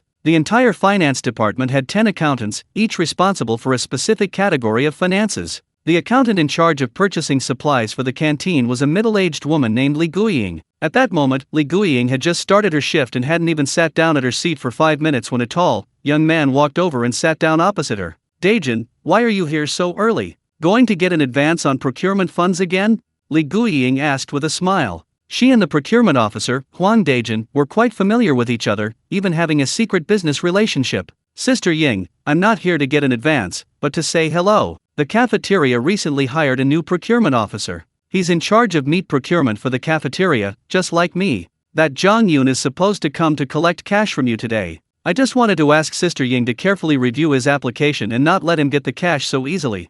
Huang Dajin spoke calmly, but a sinister glint appeared in his eyes. Li Guiying immediately understood. Huang Dajin wanted to use her to make things difficult for Zhang Yun, to prevent Zhang Yun from passing the performance review, and thus keep Huang Dajin's position as procurement specialist. "I understand. Don't worry, I'll check it carefully," Li Guiying replied with a smile and certainty. Ever since Huang Dajin became the canteen's purchasing agent, he would always secretly keep some of the supplies he bought from outside, and then give a portion to Li Guiying. Therefore, Huang Dajin and Li Guiying were essentially birds of a feather. Helping Huang Dajin was helping Li Guiying herself. Huang Dajin nodded smugly and was about to get up and leave the office. Just as Huang Dajin reached the door, a handsome face appeared in his line of sight, and the two almost bumped heads. Zhang Yun had also arrived at the finance department at that moment. "Excuse me, is this the finance department? I'm Zhang Yun, the new purchasing agent. I'm here to see Li Guiying." Zhang Yun didn't recognize Huang Dajin, so he took a step back and asked with a smile. Huang Dajin was immediately surprised. Li Guiying, sitting in her chair, also looked surprised when she heard this. Both of them were somewhat taken aback. They had just been discussing how to deal with Zhang Yun, and now he had appeared. "Oh, you're Zhang Yun. I'm Huang Dajin, also a purchasing agent for the cafeteria. Welcome, new colleague." Huang Dajin forced a smile and said generously. To prevent Zhang Yun from passing the assessment, Huang Dajin employed 2 methods. First, he sent 4 fishermen to attack Zhang Yun, injuring him and explicitly telling him not to get involved in the mine's canteen business. Second, he conspired with the accountant, Li Guiying, to make things difficult for Zhang Yun, preventing him from settling payments on time and forcing him to borrow money to purchase supplies. This would only last Zhang Yun 2 or 3 days before he could no longer afford to advance funds. At this point, Huang Dajin personally observed Zhang Yun and found him unharmed. He realized Zhang Yun was quite strong. In other words, forcing Zhang Yun to leave by force would be difficult. That left him to rely on Li Guiying. Huang Dajin was certain that Zhang Yun, coming from a rural background, didn't have much spare money. And Zhang Yun wanted to buy meat from the hunters, which required cash payment upfront, meaning he would have to advance funds for the supplies. If Li Guiying deliberately delayed payment for a few days, Zhang Yun wouldn't have enough money to purchase meat, thus failing to supply the canteen's needs and consequently failing the purchasing agent qualification exam. At that moment, Huang Dajin turned and gave Li Guiying a meaningful look. Li Guiying understood and smiled at Zhang Yun. "So you're the new purchasing agent, welcome, welcome." Zhang Yun already knew about Huang Dajin's scheme from the 4 fishermen. Seeing Huang Dajin now, although he was somewhat angry, he didn't want to lose his temper here. It seemed unnecessary to publicly expose him. So what if he wanted to prevent him from becoming a formal purchasing agent? If Zhang Yun passed the exam perfectly, that would truly humiliate Huang Dajin, and that would be the most infuriating outcome. Zhang Yun didn't respond to Huang Dajin, but stepped aside and went directly to Li Guiying's desk. Huang Dajin's face froze, then he glared angrily at Zhang Yun, sensing Zhang Yun's contempt. "Hello, Sister Ying, this is the receipt for the supplies I gave to the canteen this morning. Could you please settle the payment?" Zhang Yun said calmly, placing the receipt in front of Li Guiying. Li Guiying didn't look at the receipt. Instead, she sat upright and looked at Zhang Yun with a friendly smile, saying, "Brother Zhang Yun, I don't have any cash here. Could you come over in a couple of days and we'll settle the payment together, okay?" If it were the Zhang Yun of the past, seeing such a friendly face and hearing such gentle words, he certainly wouldn't have hesitated and would have agreed immediately. But with his experiences in his previous life, Zhang Yun immediately formed an impression of Li Guiying, harmless on the outside, but with a treacherous heart. Considering that Huang Dajin had arrived at Li Guiying's place so early, Zhang Yun already knew that the two had a vested interest and had conspired to harm him. Since they were enemies, Zhang Yun didn't need to be polite. "No, the payment must be settled now." Zhang Yun replied with a faint smile, his tone firm and leaving no room for negotiation. Li Guiying's face froze upon hearing this. She truly hadn't expected Zhang Yun to be so resolute, to refuse her, the accountant, with such a firm tone. What kind of tone is that? "I've already said I don't have cash right now, so of course I can't settle the payment. Whether you like it or not is up to you, but if you want to settle the payment now, no way." Li Guiying, as the mine's accountant, had always been fawned over. She'd never encountered someone as assertive as Zhang Yun. Even if she wasn't trying to help Huang Dejun, she couldn't stand Zhang Yun's tone, and she immediately became furious. Huang Dejun, standing nearby, saw the two of them already at odds, and a smile crept onto his face, secretly enjoying the spectacle. At this moment, Huang Dejun was certain that Zhang Yun wouldn't get past Li Guiying, and within 2 days, Zhang Yun would definitely be forced to leave. Very well, if you don't settle the payment, I'll go to the canteen and take away the badgers and rabbits. Also, Zhang Yun, am very familiar with the hunters of the 10 production brigades around here. After today, I'm going to tell these hunters that goods from the Linshui mine cannot be paid for on the same day, and I'm going to make sure that no one supplies meat to your Linshui mine. That's all I have to say. I'm leaving. Li Guiying, you'll bear all the consequences yourself. Zhang Yun announced coldly, speaking with unwavering confidence. Although Zhang Yun was exaggerating a bit, he didn't even know a single hunter now. However, Zhang Yun had ways to make all the hunters obey him. Think about it, if Zhang Yun followed this hunter into the mountains, using the spiritual spring to lure away all the wild animals beforehand, leaving the hunter with nothing, what hunter could withstand that a few times? Furthermore, Zhang Yun dared to threaten Li Guiying like this because he had his own backing. In this era, meat was scarce everywhere, and Zhang Yun had no shortage of customers. To put it bluntly, it's Linshui mine that needs Zhang Yun now, not the other way around. Even if Zhang Yun retails on the Jiagong Mountain black market later, he can still make a fortune. After all, he earned nearly 200 yuan selling wild rabbits this morning, which gave him immense confidence. How could Zhang Yun tolerate a mere accountant daring to act so arrogantly? Having said that, Zhang Yun turned to leave. You're being insolent. Li Guiying was furious. She suddenly stood up, pointing at Zhang Yun. At this moment, Li Guiying hadn't realized the serious trouble she had caused. Huang Dejun was stunned. He hadn't expected Zhang Yun to be so defiant. In Huang Dejun's plan, if Li Guiying deliberately delayed for a few days, preventing Zhang Yun from borrowing money to buy meat, then Zhang Yun would give up and withdraw from the canteen's purchasing, leaving Huang Dejun in charge of purchasing from then on. Huang Dejun, as the purchasing agent, was well aware of the power of Zhang Yun's words. If the hunters stopped selling meat to the Linshui mine, the canteen would definitely blame him and cause a huge uproar in the finance department. That would be a lose-lose situation. Just as Zhang Yun was about to reach the door, a dignified voice suddenly rang out. Comrade Zhang Yun, wait a moment. A middle-aged man emerged from a small room behind Li Guiying's desk. It was he who had just called out. Zhang Yun's eyes narrowed, and a cold smile crept onto his lips. With Zhang Yun's exceptional hearing, he had already overheard 2 people in the small room behind Li Guiying's desk. He had already guessed that the person in the private office must be a leader in the finance department. Now it turned out that Zhang Yun's prediction was correct. Zhang Yun's words just now were also directed at this leader. Li Guiying, as a finance staff member, might not be aware of the food supply difficulties at the entire Linshui mine, but the finance leader certainly was, knowing that the mine canteen had difficulty obtaining meat from outside. Having finally found a supplier like Zhang Yun, offending him would mean the mine canteen would run out of meat, potentially leading to miners rioting, and the situation would become very complicated. This finance leader wouldn't let trouble get to him because of Li Guiying's foolishness. Zhang Yun turned around, calmly looking at the man, and said indifferently, "What? You want to forcibly detain me, Zhang Yun? Misunderstanding. I am Huang Hongwen, also the finance director. I know what happened just now, and I want to apologize." Upon hearing Zhang Yun's words, the middle-aged man immediately became flustered and hurriedly explained. Li Guiying apologized to Comrade Zhang Yun immediately. Huang Hongwen, fearing Zhang Yun would leave, shouted angrily at Li Guiying. If Zhang Yun left because of financial issues, the Linshui mine would lose its meat supply, a serious problem. The logistics manager, the factory director, and other department heads would all come to the finance department demanding answers, and Huang Hongwen would be overwhelmed. It would be truly embarrassing for Huang Hongwen to have to beg Zhang Yun for forgiveness 3 times. Therefore, Huang Hongwen had to persuade Zhang Yun to stay before the situation escalated. Director, Li Guiying looked aggrieved. She was unwilling to admit defeat. It seems your work attitude really is problematic. Just now, I clearly heard your attitude towards Comrade Zhang Yun in the office. You were deliberately making things difficult for Comrade Zhang Yun. Since you're unwilling to apologize, no problem, I'll adjust your job duties. Huang Lijuan, come out here for a moment. Starting today, you'll be in charge of the finances for the cafeteria's procurement.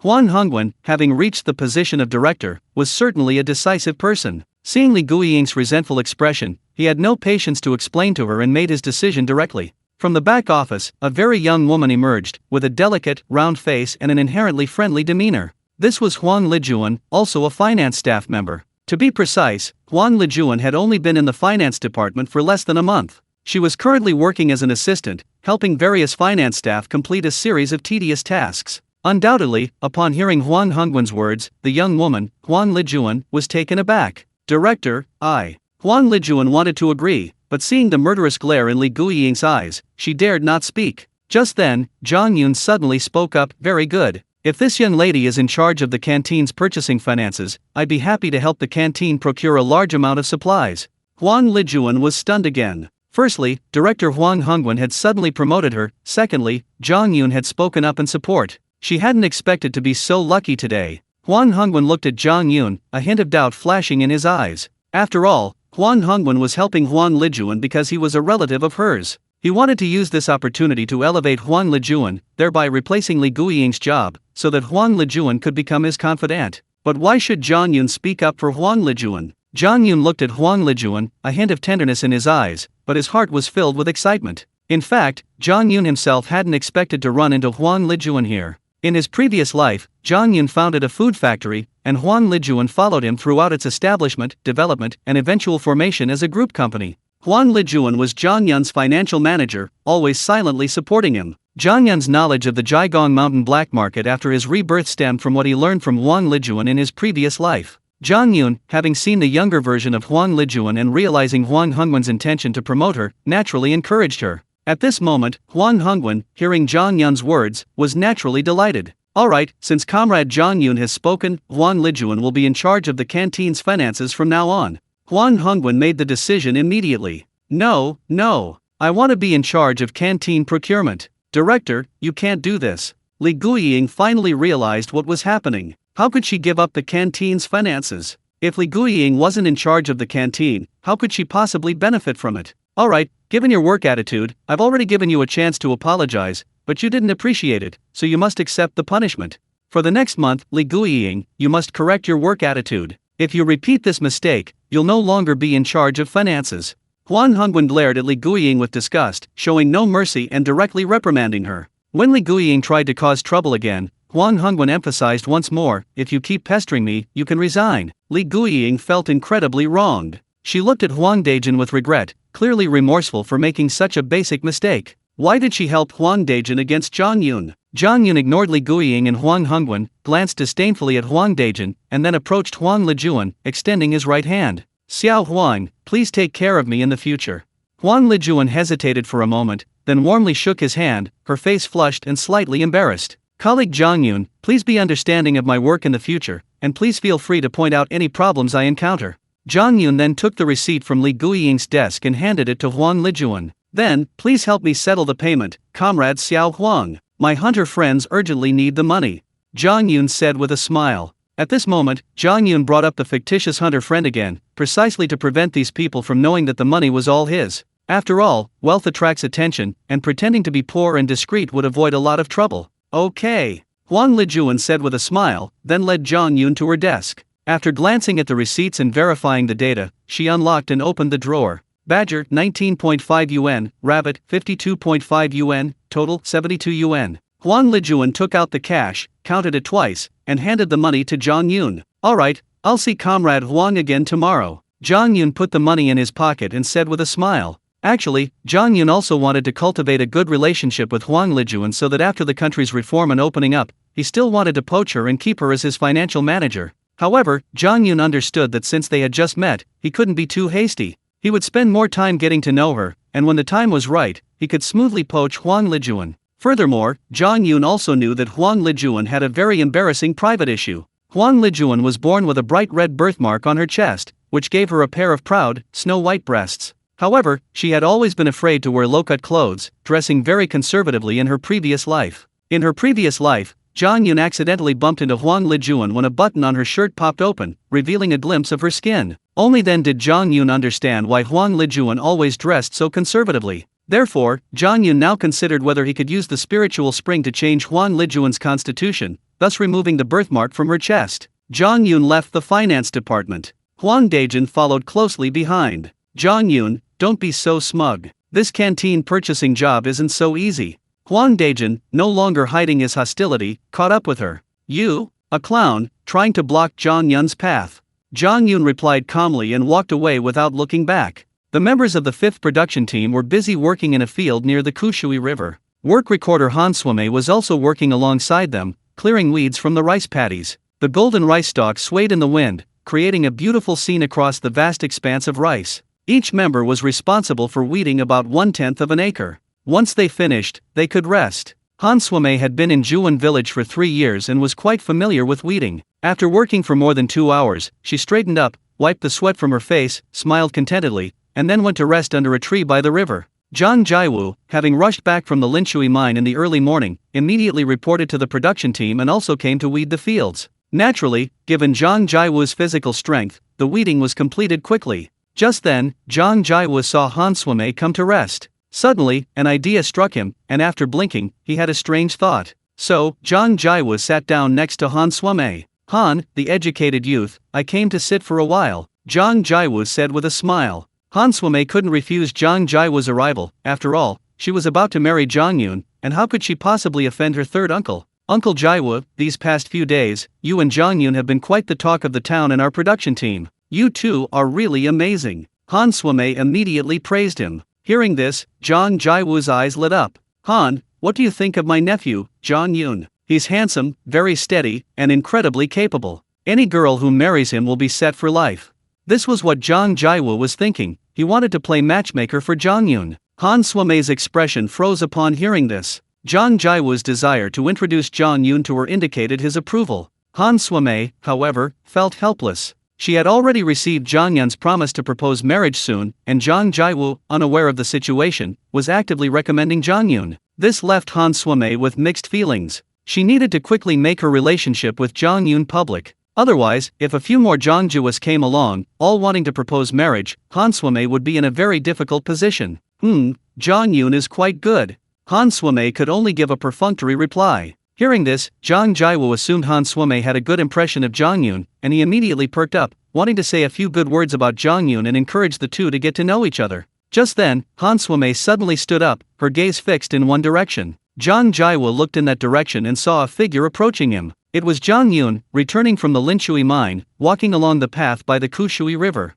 In an instant, Zhang Jiwu ran to meet him. "Third uncle, so you were working here. What a coincidence," Zhang Yun said with a smile when he saw Zhang Jiwu approaching. Naturally, Zhang Yun also saw Han Swame, and seeing her standing there gazing at him intently, a warmth inexplicably warmed his heart. "Yun Ya Zi, you know what? I just mentioned you to Han Ji Qing, said some nice things about you, and wanted to introduce you to her." She didn't seem to object. Zhang Jiwu took 2 steps closer and whispered. Zhang Yun's face froze. This was indeed a coincidence. "Third uncle, actually Han Ji Qing and I have been in love for a long time, and we're getting married soon." Zhang Yun had realized he couldn't keep his relationship with Han Shuemei a secret any longer. It was time to go public. Although Zhang Yun hadn't yet asked a matchmaker to propose, since he had already made a promise, he had to give Han Shuemei a proper status and not let her experience this awkward situation again.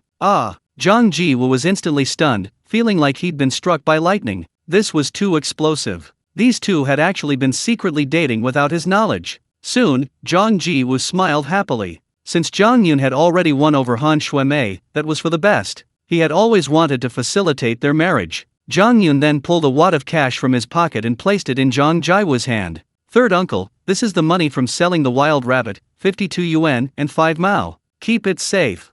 Zhang Jiwu gripped the money, his body trembling with excitement. This was a huge sum, equivalent to 2 months' salary for an average teacher. After saying this, Zhang Yun walked past Zhang Jiwu and strode over to Han Shuemei. "I'll arrange for a matchmaker to come and propose marriage in the next couple of days," Zhang Yun said with a smile as soon as he approached, giving Han Shuemei a definite answer. Just imagining the scene of Zhang Jiwu recommending Zhang Yun to Han Shuemei, Zhang Yun could picture how embarrassed Han Shuemei would be. He knew he had to announce their marriage as soon as possible. Han Shuemei's cheeks flushed instantly, her eyes gleaming with excitement. She felt incredibly sweet inside. "Oh, by the way, did the brigade leader patrol today? Do you know where he went?" Zhang Yun asked calmly. The brigade leader must be discussing the busy farming season with the secretary. Han Shuemei answered immediately, looking at Zhang Yun with some curiosity. Zhang Yun hadn't been called in this morning, meaning he wouldn't get any work points for the day. Han Shuemei was curious about the reason, and now hearing Zhang Yun ask Zhang Yaowei, her doubts only deepened. Anyway, ever since Zhang Yun agreed to marry Han Shuemei, she had sensed that he was a completely different person, changed a lot. Of course, he had become better. I'll go find the brigade leader first. You continue to rest. Zhang Yun wanted to hug Han Suime, but with so many commune members watching from the surrounding fields, he didn't want to embarrass her. After saying that, Zhang Yun left immediately. Zhang Bashu, Zhang Tuanja, Zhang Shengli, and Zhang Jianxi, the four men, were resting nearby. They naturally saw Zhang Yun and Han Suime talking, their eyes filled with doubt. Dad, don't you have a feeling that Zhang Yun and Han, the educated youth, are hiding something? At this moment, Zhang Tuanja, watching Zhang Yun's departing figure, calmly said, I have the same feeling. Those two are definitely up to something. Zhang Basha nodded firmly. Zhang Yun, completely oblivious to others' opinions, strode back to the village, went straight to the brigade's courtyard, and went directly to the office of the brigade leader, Zhang Yaowei. Zhang Yaowei had just left the brigade secretary's office and sat down at his desk when Zhang Yun barged in, causing him some surprise. Zhang Yun, where did you go this morning? Why didn't you report for duty? Zhang Yaowei asked immediately. Zhang Yun calmly took out his purchasing agent certificate from his pocket and handed it to Zhang Yaowei's desk. Brigade leader, the mine leaders heard about my animal hunting skills and specially invited me to join the mine. This is your purchasing agent certificate. From now on, I will be going to the 10 production brigades of Kushui Commune to purchase supplies from each brigade. Zhang Yun explained calmly. Purchasing agent certificate, which mine leader took a liking to you? As the production brigade leader, Zhang Yaowei naturally knew some of the unwritten rules of officialdom, and his first reaction was to ask. In Zhang Yaowei's mind, he guessed that some commune leader knew of Zhang Yun's hunting skills and thus recommended him to the Linshui mine. After all, Zhang Yun had gone hunting wild animals with the militia captain at Songsha Mountain yesterday. It was very possible that Zhang Yun's name had reached the ears of the commune leaders. Do you know Grandpa Lu Zhangfeng? Oh, he's the father of mine manager Lu Beishan. Zhang Yun stopped there, not going into details. Upon hearing this, Zhang Yaowei suddenly stood up, looking at Zhang Yun with great surprise. You actually know County Magistrate Lu. Zhang Yun, you've truly impressed me. Zhang Yaowei spoke very solemnly, clearly knowing Lu Zhenfeng's name and the old man's influence. Although Lu Zhenfeng had retired, Zhang Yaowei was well aware that many of the current county leaders were promoted with Lu Zhenfeng's support. In other words, a single word from Lu Zhenfeng could determine whether Zhang Yaowei was promoted or demoted. Oh, by the way, you just mentioned procuring supplies from various production brigades. Does that include our Zhuan brigade? Zhang Yaowei knew the origin of the purchasing agent certificate and understood its significance. He wouldn't treat Zhang Yun as the brigade leader he always was. Of course, I'm a member of the Zhuan brigade. The Zhuan brigade is my route, so I'll definitely prioritize purchasing supplies from them. I came to see you, brigade commander, to discuss whether our 8 fish ponds in the Zhuan brigade could provide 800 jin of fish each month, which is equivalent to each fish pond selling me 100 jin a month. Also, I'd like to discuss whether the brigade could allocate a piece of land for raising wild rabbits. The mine's canteen desperately needs rabbit meat. Furthermore, during the off-season, the brigade could organize several hunting teams to venture into the surrounding mountains. I can purchase all the wild animals they hunt. Zhang Yun stated his purpose for coming in one breath. In reality, Zhang Yun didn't care whether Zhang Yaowei agreed to these 3 requests, it was just a smokescreen for him. After all, Zhang Yun's spiritual spring space would be able to mass-produce these meat supplies,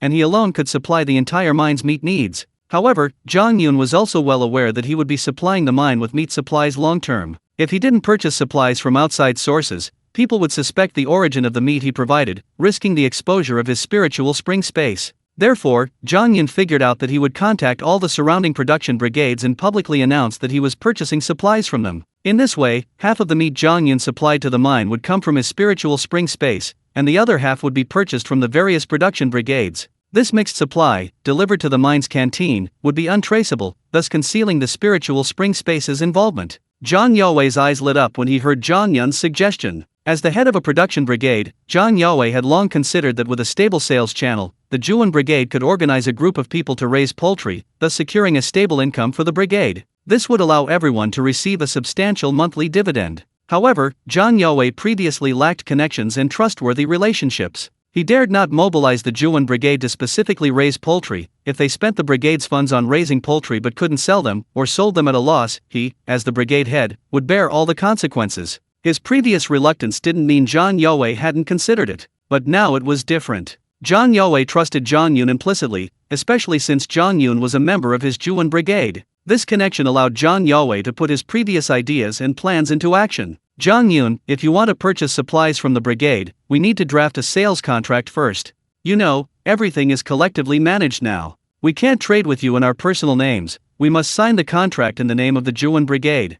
Zhang Yue said, his eyes shining. He was very excited. Zhang Yun, of course, understood Zhang Yue's concerns. He simply didn't want to be implicated in any dishonest or speculative accusations. He didn't point it out and happily nodded in agreement. The two immediately discussed and agreed on the contract details. The Juan Brigade would supply the Linshui mine with 1,000 jin of fish and meat each month. The Juan Brigade would establish a rabbit-raising team and a hunting team. The Linshui mine must purchase all the meat supplied by the Juan Brigade each time. These two clauses were the core of the contract. Other details such as delivery, payment, and meat quality were supplementary. After drafting the sales contract, Zhang Yun and Zhang Yue both signed and affixed their fingerprints to it. The two men, each holding a copy of the contract, laughed. Zhang Yun put away the contract and then revealed his second purpose for coming. Captain, I have another request.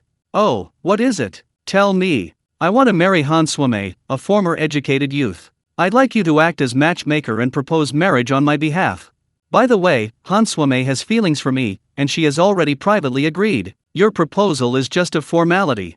Zhang Yue looked at Zhang Yun with surprise. He couldn't quite understand Zhang Yun at this moment. This kid had secretly won over Han Suime right under his nose. Considering Zhang Yun's character and his current position as a purchasing agent at the mine, Zhang Yue understood that Zhang Yun's marriage now wouldn't betray Han Suime. Besides, Han Suime herself had agreed. Zhang Yue's act of speaking on her behalf was simply doing a favor. This was something he could certainly do. Alright, I'll play matchmaker.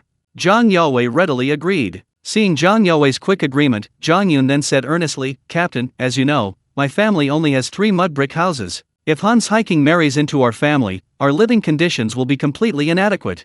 I see there's a lot of wasteland and vacant land here. I'd like to ask the brigade to allocate a plot of land for me to build a house. This was the main reason Zhang Yun came to see Zhang Yue. Yes, Zhang Yun wanted to build a house so he could marry Han Suime. Currently, Zhang Yun's entire family lived in one room, his 2 younger sisters lived upstairs, his parents lived in the inner room downstairs, and Zhang Yun lived directly opposite them on the lower floor. If Han Suime married into the family, how would they live? The newlyweds wouldn't even dare to kiss, which would be absolute torture for Zhang Yun. Well, which plot of land have you taken a fancy to? Zhang Yue didn't refuse, he asked seriously. I see a piece of wasteland at the intersection of Shashan Road.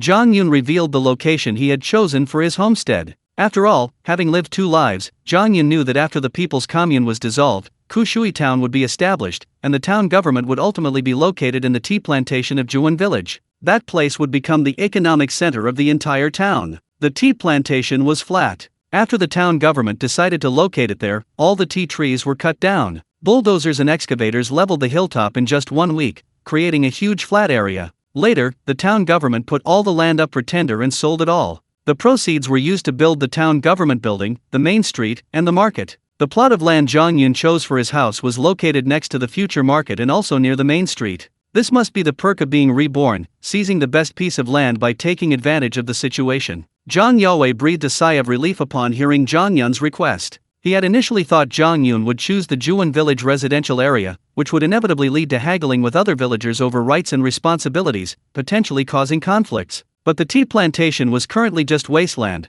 there wasn't a single household in the Juan Brigade, so there was no risk of disputes. In 1977, rural homesteads were still easily obtained. It was basically a first-come, first-served system. The tea plantation is just wasteland right now, about 2 miles from our Juan Village residential area. Are you sure you want to move your family there? Although Zhang Yue didn't know Zhang Yun's reasons for choosing the tea plantation, he still wanted to offer his advice. Captain, while the village's residential area is convenient, there's no large open space. I don't want to build a small house. The tea plantation area is a bit remote, but there's plenty of open space, I can build a bigger house there. Zhang Yun naturally wouldn't reveal the real reason, nor could he explain it, so he could only offer a seemingly reasonable excuse. Zhang Yue nodded, that's true. Alright, whenever you want to choose a plot, call your uncle and me, and we'll designate a piece of land together.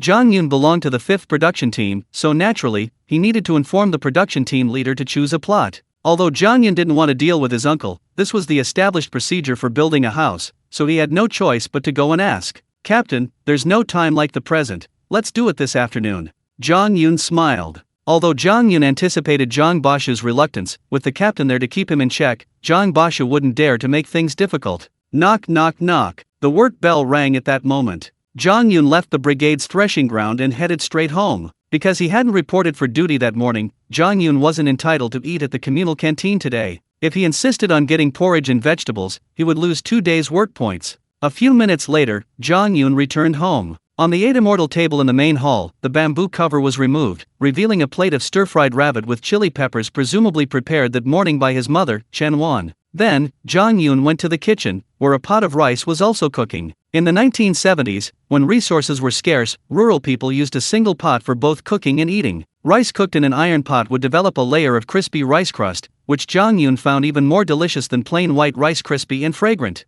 Zhang Yun scooped a bowl of rice and went to the main room to eat when a figure appeared at the door. His aunt, Wang Yuanhui, stood there with a sly grin. She didn't come in, but instead wore a malicious smile. It seemed that Zhang Yun's previous incident of threatening Wang Yuanhui with a kitchen knife had left her traumatized. This time, she didn't go straight into Zhang Yun's house. "What are you laughing at?"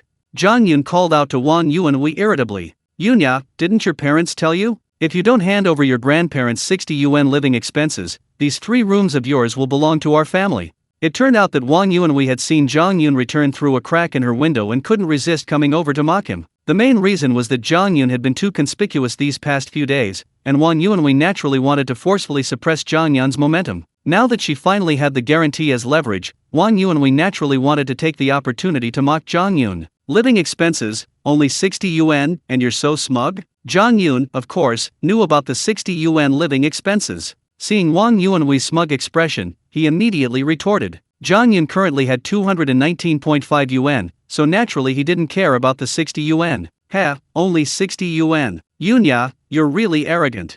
"Humph, there's still a month left. If your family can't pay 60 yuan, you'd better obediently leave here and go build a thatched hut in the mountains to live on. Of course, if you, Zhang Yun, are willing to apologize to my family in front of the whole village, I can give your family a month's grace period. Let your family stay for another month." Wang Yuanhui laughed smugly. She was naturally convinced that Zhang Yun couldn't come up with the money. Now, Wang Yuanhui wanted to force Zhang Yun to go to the old camphor tree square and apologize to Zhang Bashu and her family in front of the entire village, once again humiliating Zhang Yun's arrogant head. "You really have a dream. This afternoon, you'll find out how ignorant you are, actually expecting me to apologize to you." Zhang Yun replied contemptuously. That afternoon, Zhang Yun would take Zhang Bashu and Zhang Yaowei to choose a plot of land for their house. Then Zhang Bashu would realize how powerful Zhang Yun was now, and it would show Zhang Bashu and Wang Yuanhui that 60 yuan was nothing. Upon hearing this, Wang Yuanhui's expression froze. She truly understood the implication in Zhang Yun's words. He genuinely didn't care about the 60 yuan. However, Wang Yuanhui quickly followed with another laugh,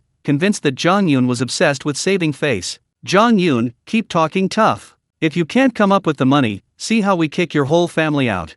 Wang Yuanhui was still speaking smugly. At this moment, Zhang Yun really couldn't stand this bitch anymore. He suddenly reached into his robe, then pulled his hand out and slammed it hard on the 8 immortal table. Just now, Zhang Yun had used his clothes to cover himself and directly took out 60 yuan from his spiritual spring space. 2 10 yuan notes, 8 steelworkers worth, exactly 60 yuan. The 10 yuan note featured a picture of people's representatives walking out of the Great Hall of the People on the front, symbolizing great unity. At the time, people called the 10 yuan note Great Unity. The 5 yuan note depicted steelworkers on the front and a stone mine shaft and open pit coal mine on the back, symbolizing industry. "Look, isn't this 60 yuan? Humph, I don't want to give it to you now. I'll wait until the last day of the guarantee." Zhang Yun held the 10 bills, waved them a few times, and said with a cold laugh. Wang Yuanhui was stunned. "You, how could you possibly have so much money?" Wang Yuanhui completely broke down. "Get lost, don't disturb my meal." Zhang Yun immediately put the money away, coldly and ruthlessly shouting before starting to eat. Wang Yuanhui returned home in a daze. After a while, she grabbed her hair and scratched it, yelled a few times, and then lay down on the bed with a depressed look on her face. She stared blankly at the ceiling, painfully thinking about where Zhang Yun had gotten the 60 yuan. After lunch, Zhang Zongli and his family rushed home from the canteen. "Third brother, have you eaten?" His mother, Chen Wan, saw Zhang Yun in the main room, holding a piece of paper and sketching something. She couldn't help but ask, "Mom, I've finished eating." Zhang Yun replied with a smile as he saw his parents and sister return home. Zhang Zongli walked over and saw Zhang Yun drawing a house layout on the paper. His expression turned slightly surprised. The layout showed 5 shops on the first floor and living quarters on the second. It occupied a large area and had a grand design. "Third brother, why did you draw a house layout?" Zhang Zongli asked curiously. Zhang Yun replied naturally, "Of course, it's because I want to build my own house." Zhang Zongli, Chen Wan, Zhang Yanhong, and Zhang Yanli were all shocked upon hearing this, speechless for a long time. This news was indeed too sudden, none of the four of them had even imagined it. After all, Zhang Zongli's family was so poor, they hadn't even paid off their debts, let alone built a house. Mom, come here for a moment. Zhang Yun knew this news was sudden and needed time for the family to process. He took his mother Chen Wan's hand, and the two went into the kitchen. Then, Zhang Yun took out 200 yuan and handed it all to Chen Wan. He kept the remaining 19 yuan for himself. Ah, so much money. Chen Wan was shocked again. Yesterday, Zhang Yun had given her a little over 30 yuan, which had already shocked her greatly, but today it was even more shocking, 200 yuan. Holding such a thick wad of cash in her hand, Chen Wan's hands trembled. Mom, this is just a little money. In the future, I'll earn much more money. I'll build a big house, and you can just wait to enjoy your retirement. Zhang Yun smiled. In his previous life, his parents died young, and Zhang Yun didn't have time to fulfill his filial duties. In this life, of course, he wanted to make up for it. But, you still need to get married and build a house, which requires a lot of money. You should keep this money. After calming down, Chen Wan was about to return the money to Zhang Yun. Zhang Yun's face immediately darkened, and she said unhappily, Mom, take this money and use it to pay off all our family's debts. These past years, our family has been burdened by these debts, making us feel ashamed and unable to speak with confidence. Today, you and Dad will go to each household and pay off all our debts.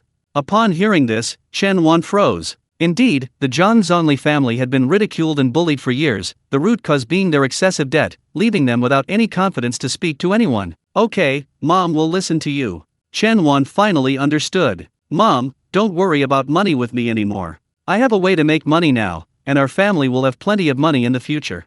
I'll take care of the money for marrying Hans, hiking and building the house myself. Zhang Yun emphasized this again, as if to reassure his family that they wouldn't be surprised by large sums of money he produced in the future. Meanwhile, next door, at Zhang Bashu's family's house, the situation was quite different. As soon as Zhang Bashu returned home, Wang Yuanhui pulled him into the room. Honey, do you know what? That kid Zhang Yun just took out 60 yuan. Wang Yuanhui thought for a long time, but she still couldn't figure out where Zhang Yun had earned the 60 yuan. Now she was about to tell Zhang Bashu, wanting him to guess the reason. Really? Zhang Bashu was also surprised. Of course, I saw it with my own eyes, there's no lie. I just can't figure out where Zhang Yun borrowed the money, or if he earned it himself. Wang Yuanhui said with a troubled expression. Zhang Bashu, of course, didn't doubt Wang Yuanhui's words. He calmed down and thought carefully. I understand now, that kid Zhang Yun must have caught a lot of wild rabbits, and he only gave some to the brigade. Also, Zhang Yun and Zhang Jiawu caught a lot of frogs in the fields, and they must have hidden them in the fish pond. I knew Zhang Yun was suddenly so confident, daring to challenge us, it turns out he made a windfall. Zhang Bashu immediately deduced the result. It must be said that Zhang Bashu had excellent observation skills, he had indeed guessed part of the truth. Zhang Yun had indeed made a fortune selling rabbits and frogs. However, Zhang Bashu never imagined that Zhang Yun possessed a spiritual spring space, allowing him to capture large numbers of wild animals at any time. Husband, even if Zhang Yun and Zhang Jiawu concealed some of their prey, where did they sell it? Wang Yuanhui immediately grasped the crux of the problem. If she found out where Zhang Yun sold his prey, Wang Yuanhui could sell wild animals herself. After all, her family was a family of hunters, and they could hunt animals anytime to sell for money. Of course, if Wang Yuanhui discovered that Zhang Yun had sold the animals illegally, she would definitely report him to the commune, hoping to use the commune's power to have Zhang Yun imprisoned. In short, Wang Yuanhui simply couldn't bear to see Zhang Yun's family prosper. These past 2 days, Zhang Yun and Zhang Jiawu have been going out early in the morning and returning before the production team's reporting time at 9 o'clock. Considering the time they spent selling the wild animals, I estimate they sold them at the Linshui mine. The Linshui mine is about 10 li, approximately 5 kilometers, from our Juan village. At their pace, it should take them about 2 hours round trip. Zhang Bashu, being the production team leader, naturally had some experience. He knew there was a black market at the Linshui mine where members of each brigade could conceal their identities and sell goods. Are they speculators? Wang Yuanhui blurted out, her face immediately lighting up with surprise. She seemed to have found a way to deal with Zhang Yun. We can't accuse them of speculation yet. After all, without catching them in the act, there's no evidence. Zhang Bashu said calmly. It's alright, we'll have the eldest, second, and third brothers go to Jiagong Mountain early tomorrow morning. It would be best to also bring a security guard to stake out the area. We must catch Zhang Yun red-handed while he's selling his goods. Wang Yuanhui said coldly. Zhang Bashu hesitated for a moment, then silently nodded in agreement. Indeed, Zhang Bashu was concerned that he couldn't let Zhang Yun continue making money like this, otherwise, Zhang Yun could easily pay back his 60 yuan living expenses, and Zhang Bashu wouldn't be able to seize the 3 houses from Zhang Zhong's family. Just as the couple were plotting, Zhang Yun's voice rang out from outside. "Uncle, are you home?" Zhang Bashu and Wang Yuanhui exchanged a surprised glance. They hadn't expected that Zhang Yun would come to their house while they were discussing how to deal with him. Zhang Bashu, looking puzzled, went to the doorway of the main room and saw Zhang Yun smiling at him. "Yunya, what brings you to my house?" Although Zhang Bashu was displeased with Zhang Yun, he still had to maintain appearances and asked gently, "Uncle, I'm separating from my parents, so I came to tell you. I need to go to the tea plantation to choose a house site. I'd like you to accompany me there this afternoon." Zhang Yun explained his purpose with a smile. Upon hearing this, Zhang Bashu was so shocked that he swayed. Dividing the family property? The land for the house? Zhang Bashu was utterly shocked upon hearing Zhang Yun's words. Wang Yuanhui, inside the house, naturally heard this as well. She was equally astonished and rushed to the door. "Yun, where did you get the money to build a house?" Wang Yuanhui asked curiously. Even though Wang Yuanhui considered her family wealthy, she had never considered building a house herself. Instead, she planned to squeeze out Zhang Zongli's family, seize the 3 rooms, and divide them among her 3 sons. And this Zhang Yun dared to talk about dividing the family property and building a house. Where did he get the confidence? "Why should I tell you where my money came from?" Zhang Yun replied with a smile. If you don't tell me where the money came from, your uncle can't go with you to look at the land for the house, and you can forget about building a house." Seeing that Zhang Yun didn't want to tell the truth, Wang Yuanhui's anger rose, and she immediately threatened him. "It doesn't matter. Uncle can go if he wants to, and if he doesn't, I can easily drag him there. But, if the gossip about the production team leader obstructing villagers from building houses, and Uncle being jealous of his nephew building a house, spreads throughout the village, I wonder if Uncle can handle the consequences." Zhang Yun replied calmly. According to normal procedures, a member of the commune needs the production team leader's signature to allocate residential land. However, Zhang Yun had just signed a sales contract with the brigade leader, Zhang Yaowei, and had become Zhang Yaowei's cash cow. Zhang Yun didn't believe that Zhang Bashu would dare to play any tricks under Zhang Yaowei's pressure. Just now, Zhang Yun had indeed tried to calmly persuade Zhang Bashu, but Wang Yuanhui remained as aggressive as ever, and fueled by jealousy, she even dared to threaten Zhang Yun. Zhang Yun wouldn't tolerate such rudeness and immediately retorted. Hearing Zhang Yun's words, Wang Yuanhui's anger faltered, but she dared not reply. Zhang Bashu's position as production team leader was indeed a weakness for Wang Yuanhui. No matter how unreasonable she was, she wouldn't dare to affect her husband's future. At this moment, Zhang Bashu patted Wang Yuanhui's shoulder, signaling her to stop making a scene. "Alright, I'll go to the tea plantation with you this afternoon." Zhang Bashu replied with a faint smile. Zhang Yun then returned to his room. Zhang Bashu and Wang Yuanhui also returned to their rooms. Wang Yuanhui, looking completely puzzled, immediately asked, "Honey, why did you agree to that? If you don't sign, Zhang Yun can't build the house." Zhang Bashu remained calm and replied, "Wife, didn't you say Zhang Yun had 60 yuan? According to regulations, each member of the commune has to pay for a plot of land for housing. It's 20 yuan per fen, a unit of land measurement. Zhang Yun definitely wants to build a big house, so he'll need at least a unit of land measurement, which would cost 200 yuan. Think about it. Even if Zhang Yun made a fortune through speculation, he couldn't possibly have 200 yuan. I estimate this plot of land will drain all of Zhang Yun's savings. After Zhang Yun pays for the plot, we'll find a way to catch him selling goods on the black market. That way, we can completely destroy him and ensure he can never recover." Wang Yuanhui looked at her husband in astonishment. She realized how cunning he was. Understood. Let Zhang Yun be arrogant for a few more days. As long as the 3 from the Unity Victory construction team catch Zhang Yun in the act of speculation, I'll put him in jail. Wang Yuanhui spoke coldly. She had truly been angered by Zhang Yun these past few days. She had to defeat Zhang Yun and continue to forcefully suppress Zhang Zongli's family. Meanwhile, Zhang Yun returned home. Zhang Zongli and Chen Wan each grabbed one of his hands, their faces displeased. "Zhang Yun, you want to separate from us?"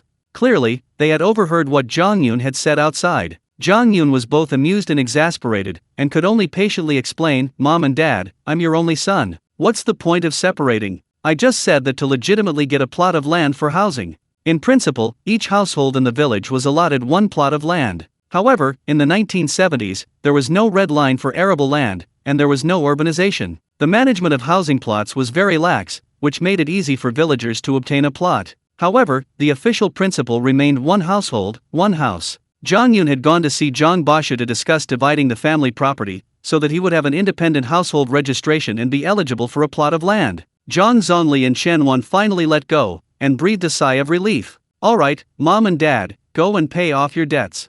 Zhang Yun urged them immediately, not wanting his parents to dwell on the division of the family property any longer. Their traditional family values were too strong. They believed that separating their household registration meant dividing the family, and that Zhang Yun wouldn't care about their well-being when they got old. These were concepts Zhang Yun couldn't change overnight. They needed time to process. Zhang Zhongli and Chen Wan, hearing this, took it very seriously and immediately went out. After all, the debt had been a heavy burden on their hearts, preventing them from holding their heads high. Today, they could finally hold their heads high. Shortly after his parents left, a figure arrived at Zhang Yun's door. Zhang Yun was just about to lie down and rest when he heard a voice outside. "Yunya, I've brought the earthworms."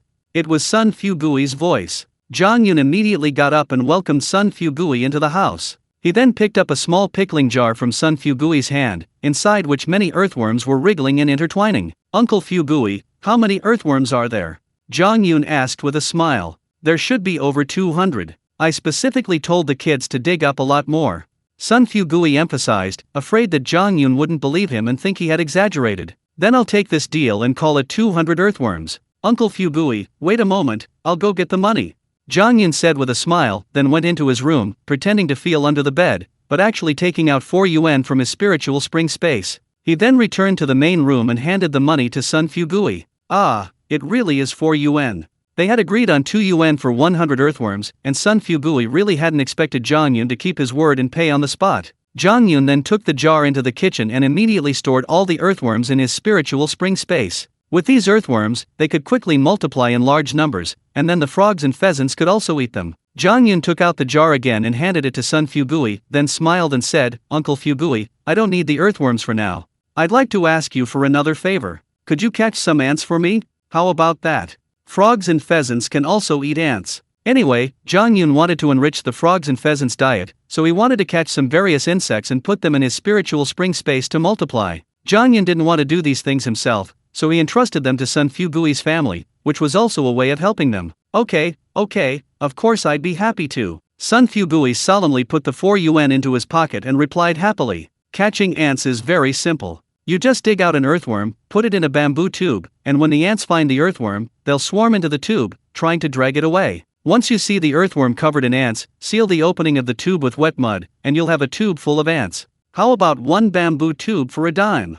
Zhang Yun immediately said. Ants can't be counted or weighed, so Zhang Yun could only use a bamboo tube as a measure. Sun Fugui's face lit up with a smile again. There were plenty of wild bamboos in Zhuan village. He could easily cut down dozens, saw them into hundreds of sections, and then go to hundreds of ant nests, lure the ants out with earthworms, and then seal the ants inside the bamboo tubes. Zhang Yun was practically giving Sun Fugui money. Sun Fugui was very grateful to Zhang Yun. Yang Defei drove the production team's ox cart, with Zhang Yun, Zhang Bashu, and Zhang Yaowei riding on the back, heading towards the tea mountain. The 2-mile journey took only 5 minutes. The large water buffalo galloped along, its strength considerable, giving the cart a sense of exhilaration as it sped across the road. Zhang Yun, riding in the ox cart, couldn't help but feel envious. While it couldn't compare to the comfort of later cars, in this particular era, owning an ox cart meant being the center of attention in the village, far more prestigious than any car in later times. Zhang Yun was already planning in his mind that he must go to the mine to buy 2 cartwheels so he could have his own ox cart. At that moment, the ox cart arrived at the tea mountain. This mountainous area was relatively flat, covered entirely with tea trees. The tea fruit was almost ripe, and after the harvest season, the production team members could come to pick the fruit and extract the tea oil. It could be said that the villagers of Zhuan village now almost exclusively use tea oil for cooking. Following his memories from his previous life, Zhang Yun directed the ox cart to the edge of the tea plantation, a patch of completely overgrown wasteland. Here, Zhang Yun, accompanied by Zhang Bashu and Zhang Yaowei, pointed to the wasteland and said with a smile, "Captains, this is the plot of land I've chosen for our homestead." Zhang Bashu looked at the wasteland, so desolate and uninhabited, and couldn't understand why Zhang Yun had chosen this location. Zhang Yaowei was equally puzzled. He, too, didn't understand Zhang Yun's thinking. Why choose such a place, so far from the Zhuan village residential area? It would be very inconvenient for future life. Since the wasteland had no planting value, Zhang Yaowei and Zhang Bashu naturally had no objections and verbally agreed to Zhang Yun's choice of location. "Oh, Zhang Yun, you're the first person to choose a plot of land here. How big of a plot do you want?"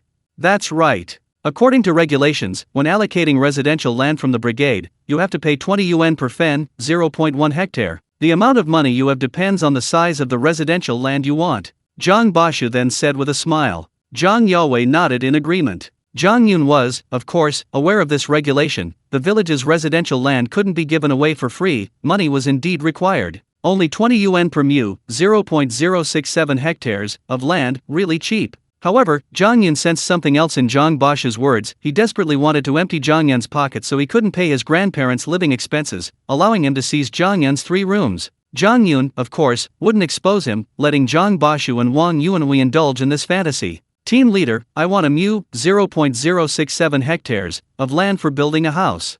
Zhang Yun smiled and said. Previously, Zhang Yun had drawn up the floor plan for his house at home. The building area was only 200 square meters, while 1 mu, approximately 0.16 acres, was 667 square meters. Naturally, the remaining space was for building his yard. Most importantly, Zhang Yun understood that 1 mu was already the ceiling for a residential plot. Zhang Yue would definitely not agree to any more land. What? So much? Zhang Bashu and Zhang Yue both exclaimed in surprise. This is far too much. This is definitely the largest residential plot in the entire Zhuan village. Where did you get so much money? Zhang Bashu asked immediately, not believing Zhang Yun could produce so much. Although Zhang Bashu had previously suspected that Zhang Yun might want an acre of land, he was still shocked when he actually heard it, finding it hard to believe Zhang Yun could come up with so much money. Of course, Zhang Bashu was even more curious about where Zhang Yun had earned so much money. Uncle, don't worry about me. I naturally have a way to come up with 200 yuan. Zhang Yun replied with a faint smile. At this moment, Zhang Yue replied with a smile, 5th team leader, you probably don't know this, but Zhang Yun is now the purchasing agent for the Linshui mine. He can get an advance from the mine. Zhang Bashu was immediately shocked. He stared at Zhang Yun, a hint of panic in his eyes. He had indeed underestimated Zhang Yun once again. He never imagined that Zhang Yun had managed to curry favor with the wealthy Linshui mine. Captain, I've already reserved this plot of land. I'll hand over the 200 yuan to the brigade tomorrow. Zhang Yun said confidently. Zhang Yue nodded in agreement. Zhang Bashu was still reeling from the news of Zhang Yun becoming a purchasing agent, completely bewildered. He couldn't understand when Zhang Yun had connected with the Linshui mine, or how he could have obtained a purchasing agent position. It was utterly unbelievable. Captain, uncle, you should go back to the village first. I need to head to Lishaiqiao village from here. Zhang Yun had already chosen his house site and didn't want to waste any more time chatting with the two men. He decided to go to Songshushan. Lishaiqiao village, adjacent to Zhuan village, isn't far from the tea plantation and is one of the 10 production brigades of Kushui commune. Zhang Yun's claim of going to Lishaiqiao village was merely an excuse. His real purpose was to go to Songshushan. After all, Zhang Yun hadn't found the brood of pheasants on Songshushan yet, and he needed to get them all. He had 50 eggs in his spiritual spring space, which he could use to develop a chicken farming business, but he didn't plan to sell the pheasants. He wanted to use them for his family's consumption. The pheasant tasted too delicious. Zhang Yun wanted to achieve pheasant freedom. Lishaiqiao? Oh, I see. You want to go to Lishaiqiao brigade to buy stone, right? You need a lot of stone to build such a large house. Zhang Yue, jokingly, filled in the blanks. Zhang Yun could only nod. Then, Zhang Yue, Zhang Bashu, and Yang Defei rode back in an ox cart. Zhang Yun watched the three leave, then hurried along the edge of the tea plantation towards Pine Tree Mountain. About half an hour later, Zhang Yun arrived at Pine Tree Mountain and immediately plunged into the mountains. Yesterday, I searched for various medicinal herbs, and later I lured and captured a female pheasant in that area. I've determined the approximate location of the pheasant's nest. At this moment, Zhang Yun arrived at the area where a large amount of mint was growing, a confident smile playing on his lips. Zhang Yun was certain that the pheasant's nest was within a 200-meter radius of him. Having determined the approximate area, Zhang Yun had an idea. He immediately took out his machete, selected a natural pit, and dug for a while, shaping it to a depth of 1 meter. Following his familiar procedure, he surrounded the pit with branches, leaving only an arched opening. Then, he cut pine branches and covered the branch cage. Finally, Zhang Yun took out a bamboo tube filled with spiritual spring water. He placed the tube into the pit, then climbed a tree 10 meters away and waited quietly. Meanwhile, Zhang Yun relied on his exceptional hearing to sense the surrounding sounds. Once he determined the direction the pheasant was approaching, he could pinpoint the location of its nest and search that area carefully. The scent of the spiritual spring wafted out. Soon, various scraping sounds arose from the surrounding woods, the sounds of wild animals moving through the branches and weeds. Zhang Yun sat in the tree, waiting quietly. A short while later, several rabbits emerged from the weeds and, without hesitation, pounced on the pit, squeezing through the arched entrance and leaping into the depths. Zhang Yun wasn't surprised by the rabbits. He was now quietly sensing his surroundings, trying to determine the direction the pheasants had come from. There were quite a few rabbits on Pine Tree Mountain. Even after Zhang Yun's frantic hunting of a batch a couple of days ago, there were still plenty of rabbits active in the forest. After all, while the scent of the spiritual spring was very alluring, it couldn't spread very far. Zhang Yun estimated that the scent would be largely assimilated into the air, turning into water vapor, after spreading to about 100 meters. Pine Tree Mountain wasn't particularly large, nor was it particularly small. 2 days ago, Zhang Yun only sprinkled the spiritual spring water in a few places, so it was impossible to catch all the wild rabbits on Pine Tree Mountain. Now, the spiritual spring water in this pit naturally attracted all the active wild rabbits in the vicinity. After about 20 rabbits scurried into the pit, Zhang Yun finally heard the call of a pheasant. K, Du, Luo. The very clear and bright call reached Zhang Yun's ears. He immediately turned his head, his eyes locking onto the direction from which the pheasant's voice came. K, Du, Luo. K, Du, Luo. The pheasant was clearly running, and the sound grew louder, allowing Zhang Yun to pinpoint its location. In other words, Zhang Yun could now determine the direction of the pheasant's burrow. He could search in that direction immediately. He had to find the burrow and catch all the pheasants. About a minute later, the pheasant finally reached the pit, weaving through the dense undergrowth. Without its usual wariness, it squeezed through the arched entrance and jumped into the pit, intending to burrow to the bottom and absorb the spiritual spring water from the bamboo tube. Zhang Yun, perched in the tree, hearing no other pheasant calls, lost patience.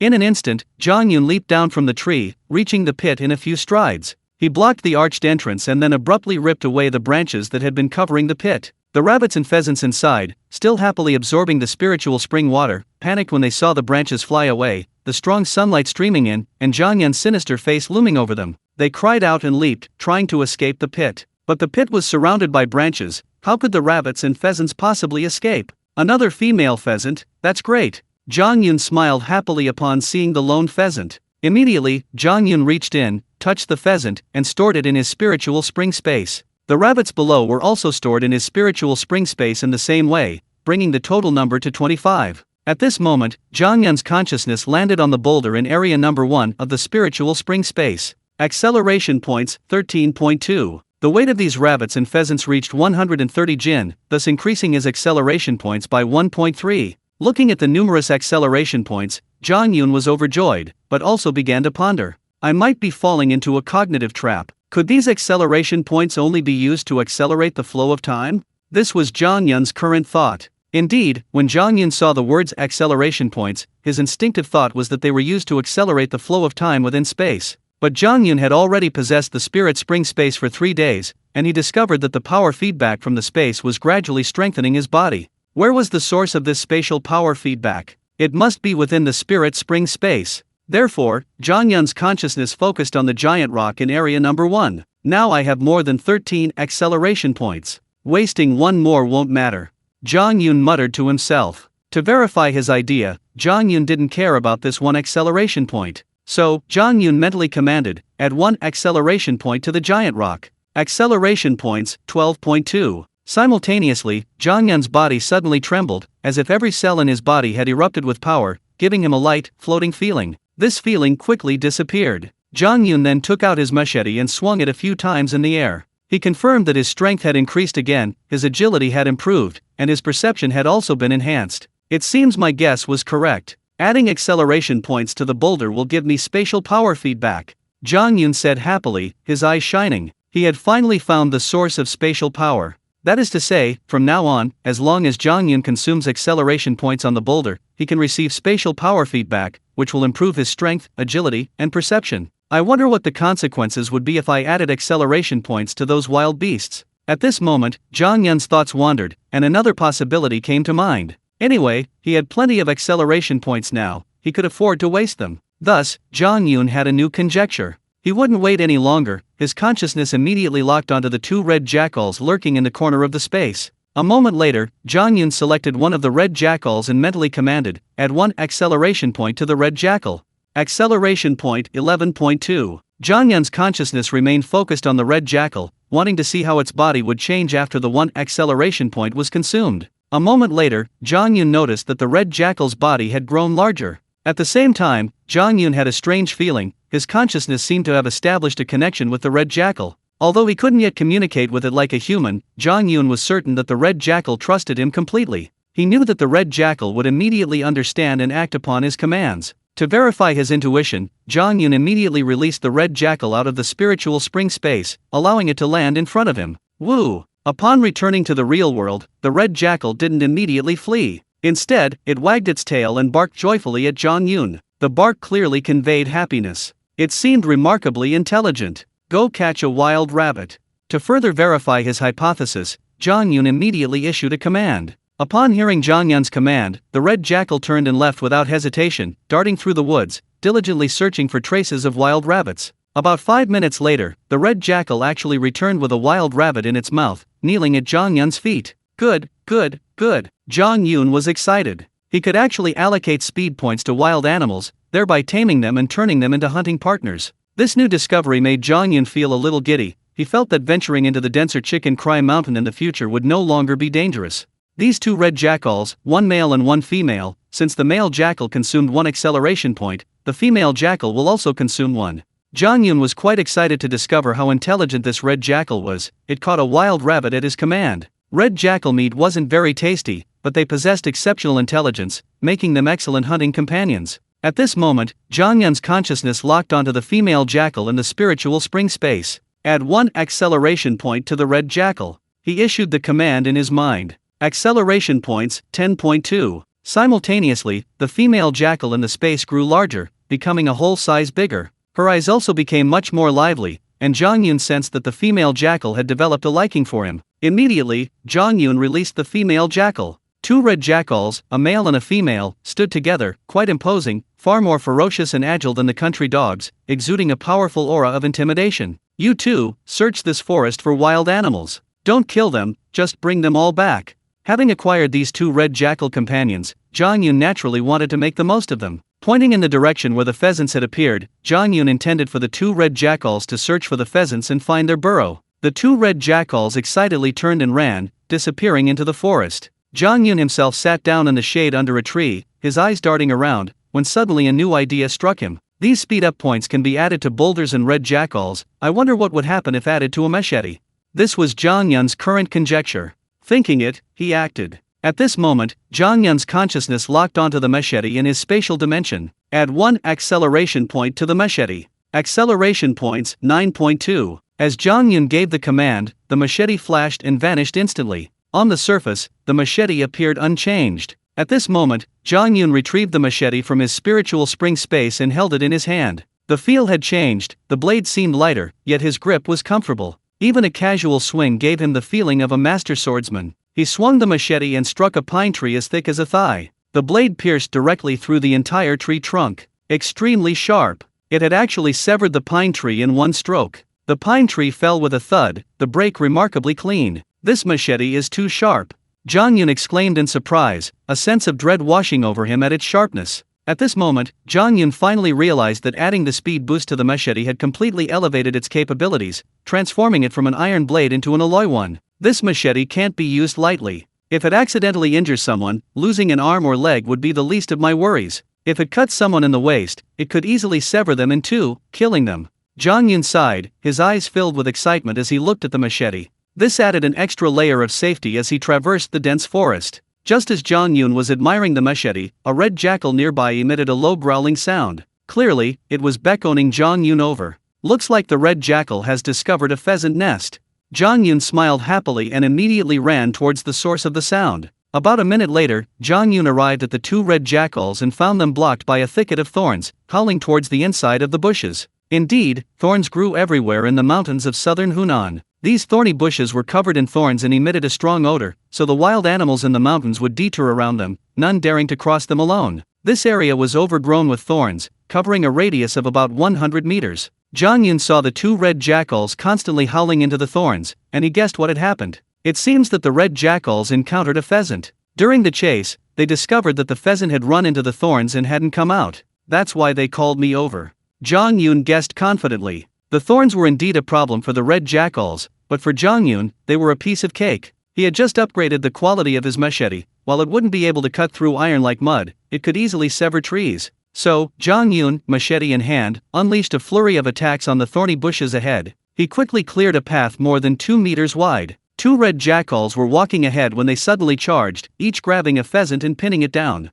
Zhang Yun immediately ran over and found he had caught 2 more female pheasants. Looks like the pheasant's nest is deep inside this thorny thicket. They really know how to pick a spot. Zhang Yun happily put the 2 female pheasants into his spiritual spring space, placed them in plot number 2, and moved the remaining 30 eggs there for the 2 females to incubate. The 50 eggs Zhang Yun bought that morning were initially incubated by only 2 female pheasants. However, he had just caught 3 more, so Zhang Yun naturally wanted all 5 to incubate simultaneously. This way, with the time flow at 15 times the normal speed, all 50 eggs would hatch in a little over a day. Red Jackal continues searching for pheasants. The thorny thicket wasn't large, and the search would be completed quickly. Red Jackal searched the surrounding area. Zhang Yun himself was also carefully searching, parting the dense weeds to find the wild eggs. Soon, Zhang Yun discovered the first nest of wild eggs. Exactly 10 perfectly round wild eggs. Zhang Yun happily collected the 10 wild eggs and continued searching the surrounding area. Asterisk woo.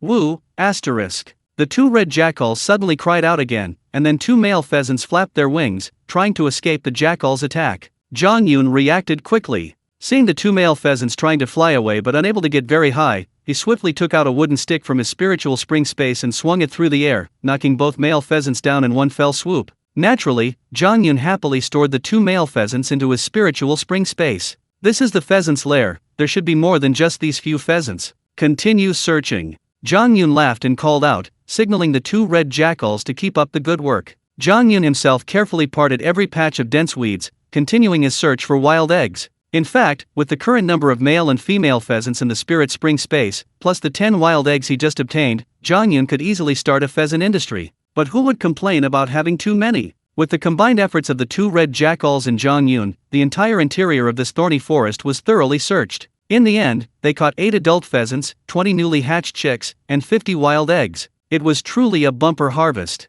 At this moment, Zhang Yun's consciousness was focused on the boulder above plot number 1. Acceleration points, 9.7. So many pheasants, weighing only 50 jin, 25 catties, only increased his acceleration points by 0.5. However, that didn't matter. Zhang Yun's main goal in coming to Pine Tree Mountain was to find pheasant nests to breed a large-scale pheasant population. Goal achieved. The pheasants are all caught. Next, it's time to hunt the rabbits in Pine Tree Mountain, Zhang Yun said happily. Over the past 3 days, Zhang Yun had been frantically using the spiritual spring to lure out the rabbits in Pine Tree Mountain, and most of them had been caught. However, there were still a few that had escaped, and Zhang Yun didn't intend to let them go. His hunting career began with clearing out Pine Tree Mountain, Old Camphor Tree Square. It wasn't even afternoon work time yet, but a large number of production team members had already arrived. Under the blazing sun, the heat was unbearable. The members couldn't sleep comfortably at home, so coming to the old camphor tree was a much better option, a natural place to cool off. At this moment, the members were unusually lively, their voices clamoring.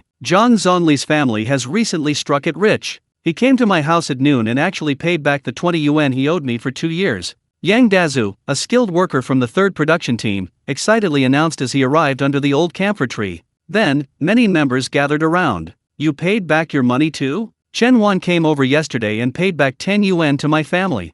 Zhang Jiangxin, a skilled worker from the 6th production team, overheard Yang Dazu's words and joined in, also expressing great surprise. Zhang Zonli had a serious illness 2 years ago and underwent surgery. He borrowed money from almost everyone in the village. I thought he'd never be able to pay it back, but he's already done it. Zhang Yumu, a skilled farmer from the 4th team, sighed. It shouldn't be Zhang Zonli's money. If I'm not mistaken, it's Zhang Yun's money. At this moment, an elderly man in his 60s spoke up. Although his eyes were somewhat weathered and yellowed, he appeared very calm and shrewd. Upon hearing this, everyone gasped and immediately realized what he meant. That's right, it must be that kid Zhang Yun. These past few days, Zhang Yun has been like a different person, surprising us so much. It's very possible he made a fortune all at once. Zhang Jiankhan, a production expert from the team, agreed wholeheartedly. I wonder how Zhang Yun made such a fortune. Someone spoke up. During this period, rural people were generally poor. Everyone wanted to get rich, but lacked the means, so they could only fantasize and dream about it. Now, the sudden appearance of Zhang Yun with a way to make money immediately piqued everyone's interest. Haven't you noticed? Zhang Yun has a talent for hunting. He's very good at hunting animals. I reckon Zhang Yun must have hunted a wild beast, but instead of bringing it back to the production team, he sold it. At this moment, someone speculated. Wow! Upon hearing this, everyone exclaimed. After all, during this period, all property belonged to the collective, and the wild animals Zhang Yun hunted should rightfully belong to the Zhuan Brigade. If Zhang Yun sold the animals, it would be considered unauthorized disposal of collective property, a crime. Don't speculate wildly. Making things up without evidence will only harm Zhang Yun. At this moment, Zhang Jiankang, a capable worker from the first team, shouted in dissatisfaction, glaring at the person who had spoken earlier. The three brothers, Zhang Tuanja, Zhang Shengli, and Zhang Jianxi, who had been standing quietly among the crowd, had been listening to this with sullen expressions, but upon hearing the man's speculation, they finally changed their tune. Zhang Jiankang, can't people even speculate? Tell me, given the situation in our Zhuan brigade, what other means could Zhang Yun possibly use to make money? Only by selling off collective property could he possibly make a fortune. Zhang Tuanja immediately spoke up, supporting the man who had spoken earlier. Zhang Jiankang's face froze. He couldn't understand why Zhang Tuanja would publicly attack Zhang Yun, completely disregarding the fact that Zhang Yun was his cousin. This was practically framing him. At this moment, Sun Fugui, a skilled worker from the second team, also arrived at the old camphor tree square. Seeing so many people gathered together, he joined them. Just then, Sun Fugui overheard Zhang Tuanja's words, and his expression immediately changed. Zhang Tuanja, everyone in Zhuan brigade knows how your family used to bully Zhang Yun's family. Now that Zhang Yun has some money-making skills, your family gets jealous and resorts to such despicable speculation to frame him. I truly feel sorry for Zhang Yun. How could he have such relatives? Not only do they not help, but they also try to frame him at every turn. Sun Fugui had just received the debt owed to him by Zhang Zongli, earned a few yuan from Zhang Yun, and now had the ant business. He had already benefited greatly from Zhang Yun, so naturally he couldn't allow anyone to frame him. Therefore, Sun Fugui, who was always kind to others, became enraged and started hurling insults at Zhang Tuanja in public. Brigade leader Zhang Yaowei and 5th leader Zhang Bashu, who had just returned to the old camphor tree square from the tea mountain by oxcart, saw the commotion and immediately pushed through the crowd. They saw Sun Fugui and Zhang Tuanja tearing at each other, looking like they were about to come to blows. You two, quiet down. Zhang Yaowei was furious, watching his two commune members hurling insults at each other in public. It was a disgrace to him as the brigade leader. Zhang Bashu quickly pulled Zhang Tuanja back, giving him a fierce look to calm him down. At this moment, Zhang Yaowei immediately began questioning them, trying to find out the reason for their argument. Soon, from the cacophony of voices, Zhang Yaowei learned the gist of the situation. Zhang Yaowei glared at Zhang Tuanja, his eyes filled with hostility, and said, "You're saying Zhang Yun sold off collective property? You mean I, the brigade leader, am in cahoots with Zhang Yun, that I'm helping Zhang Yun steal the brigade's property?" Upon hearing this, Zhang Tuanja trembled. Only then did Zhang Tuanja understand why Zhang Bashu had given him that look. He had indeed been rash and shouldn't have spoken so carelessly. Yes, the Zhuan brigade's collective property was all kept in ledgers, and every item was registered. If Zhang Yun sold off collective property, it would mean Zhang Yaowei would have to alter the accounting records, requiring the two of them to work together to complete the task. I was wrong. Zhang Tuanja wanted to suggest that Zhang Yun might have sold wild animals, but seeing Zhang Bashu's gaze, he held back and proactively admitted his mistake. I know you're all curious about how Zhang Yun made his money, so I'll tell you now. Zhang Yun has become the purchasing agent for the Linshui mine. He got an advance from the mine to pay off your debts. Zhang Yaowei calmly explained. Upon hearing this, the crowd gasped in surprise once again. Zhang Yaowei emphasized again, I can tell you now that I, on behalf of the brigade, have signed a sales contract with Zhang Yun. Our Zhuan brigade's 8 fish ponds will supply the mine with 1,000 jin of fish every month. We'll also be setting up a rabbit raising group and a hunting team. Rabbits and wild animals can be sold to Zhang Yun. Upon hearing this, all the production team members around exclaimed in surprise. This news was astonishing. Some of the more astute individuals realized that joining the rabbit raising group or the hunting team could be an opportunity to earn extra money. Brigade leader, I want to join the hunting team. Several capable production workers from different teams Zhang Jiankang, Zhang Bingqiang, Sun Fugui, Yang Dazu, Zhang Yumu, Zhang Erlin, Zhang Jingzin, and Sun Zhenwen all shouted, vying to join the hunting team. Zhang Yaowei didn't immediately agree. Seeing Zhang Jiawu arrive at the old camphor tree square, he immediately waved. Captain, I'm here. What did you call me for? Zhang Jiawu ran over and immediately asked. The village is forming a hunting team. All the wild animals hunted will be sold to Zhang Yun. Are you interested in joining? Zhang Yaowei asked with a smile. Of course I want to join the hunting team. As one of the 9 most capable workers in the brigade, Zhang Jiawu agreed without hesitation upon hearing the news. Alright, then, you, Zhang Jiawu, will be the captain of our production brigade's hunting team. You can choose the other members. Zhang Yaowei immediately announced. I need to hand over 200 yuan for the land tomorrow. Tomorrow I also need to ask the brigade leader to propose marriage. I must bring a decent gift. Tomorrow I also need to visit other brigades and sign sales contracts with them. Money, money, all I need is money. Zhang Yun muttered to himself as he walked through Songsha Mountain. In other words, Zhang Yun had several important things to do tomorrow, all requiring a sum of money. And right now, Zhang Yun only had a dozen or so yuan left. There's only one way, I have to catch all the wild rabbits in Songsha Mountain. Tomorrow, whether I sell them to the mine's canteen or go to the black market in Jiagong Mountain, I have to make a fortune. Zhang Yun's eyes gleamed. He would use this afternoon to thoroughly search the entire Songsha Mountain. At this moment, Zhang Yun arrived at a place he had never been before. He used his old trick again, digging a deep pit and then planting branches around it, leaving an arched entrance, creating a branch cage. He took out a bamboo tube, filled it with spiritual spring water, and placed it at the bottom of the pit. This time, Zhang Yun didn't deliberately guard the area around the pit. Having learned from experience, Zhang Yun knew it would take about 10 minutes for the spiritual spring water in the bamboo tube to evaporate completely. With those 10 minutes, Zhang Yun could set up another pit trap. Just leave one red jackal guarding this pit, I'll go set up another pit trap elsewhere. Having decided, Zhang Yun ordered one red jackal to stay near the pit, while he himself, with another red jackal, went 100 meters away and dug another pit, setting up a tree branch cage. This red jackal can guard this pit. Zhang Yun then ordered another red jackal to guard the second pit, while he himself went 100 meters away again, dug another pit, and set up a tree branch cage. Then, Zhang Yun personally guarded the third pit. Thus, Zhang Yun set up 3 pit traps at once, each containing a bamboo tube filled with spiritual spring water, waiting for the surrounding wild rabbits to fall into them. Swish! Since adding an acceleration point to the boulder in Plot 1, Zhang Yun received another feedback from spatial power, further enhancing his perception. He could clearly sense any movement within a 10-meter radius. At this moment, Zhang Yun heard the sounds of wild rabbits darting through the weeds, knowing that 7 rabbits were converging on the pit he was guarding. The area where these 3 pits were located was one that Zhang Yun hadn't visited in the past 2 days. The spreading scent of the spiritual spring water immediately attracted the rabbits in this area. These 7 rabbits all crawled into the pits through the arched entrances, jumped down, and happily absorbed the spiritual spring water. Soon, several more rabbits darted through the weeds, making noise. Zhang Yun waited quietly. After about 10 minutes, Zhang Yun sensed no other sounds around him, realizing that the spiritual spring had evaporated and could no longer attract the rabbits. Naturally, Zhang Yun didn't wait any longer. He ran quickly to the edge of the pit, used a stone in his hand to block the arched entrance, and then lifted the branches covering the tree cage.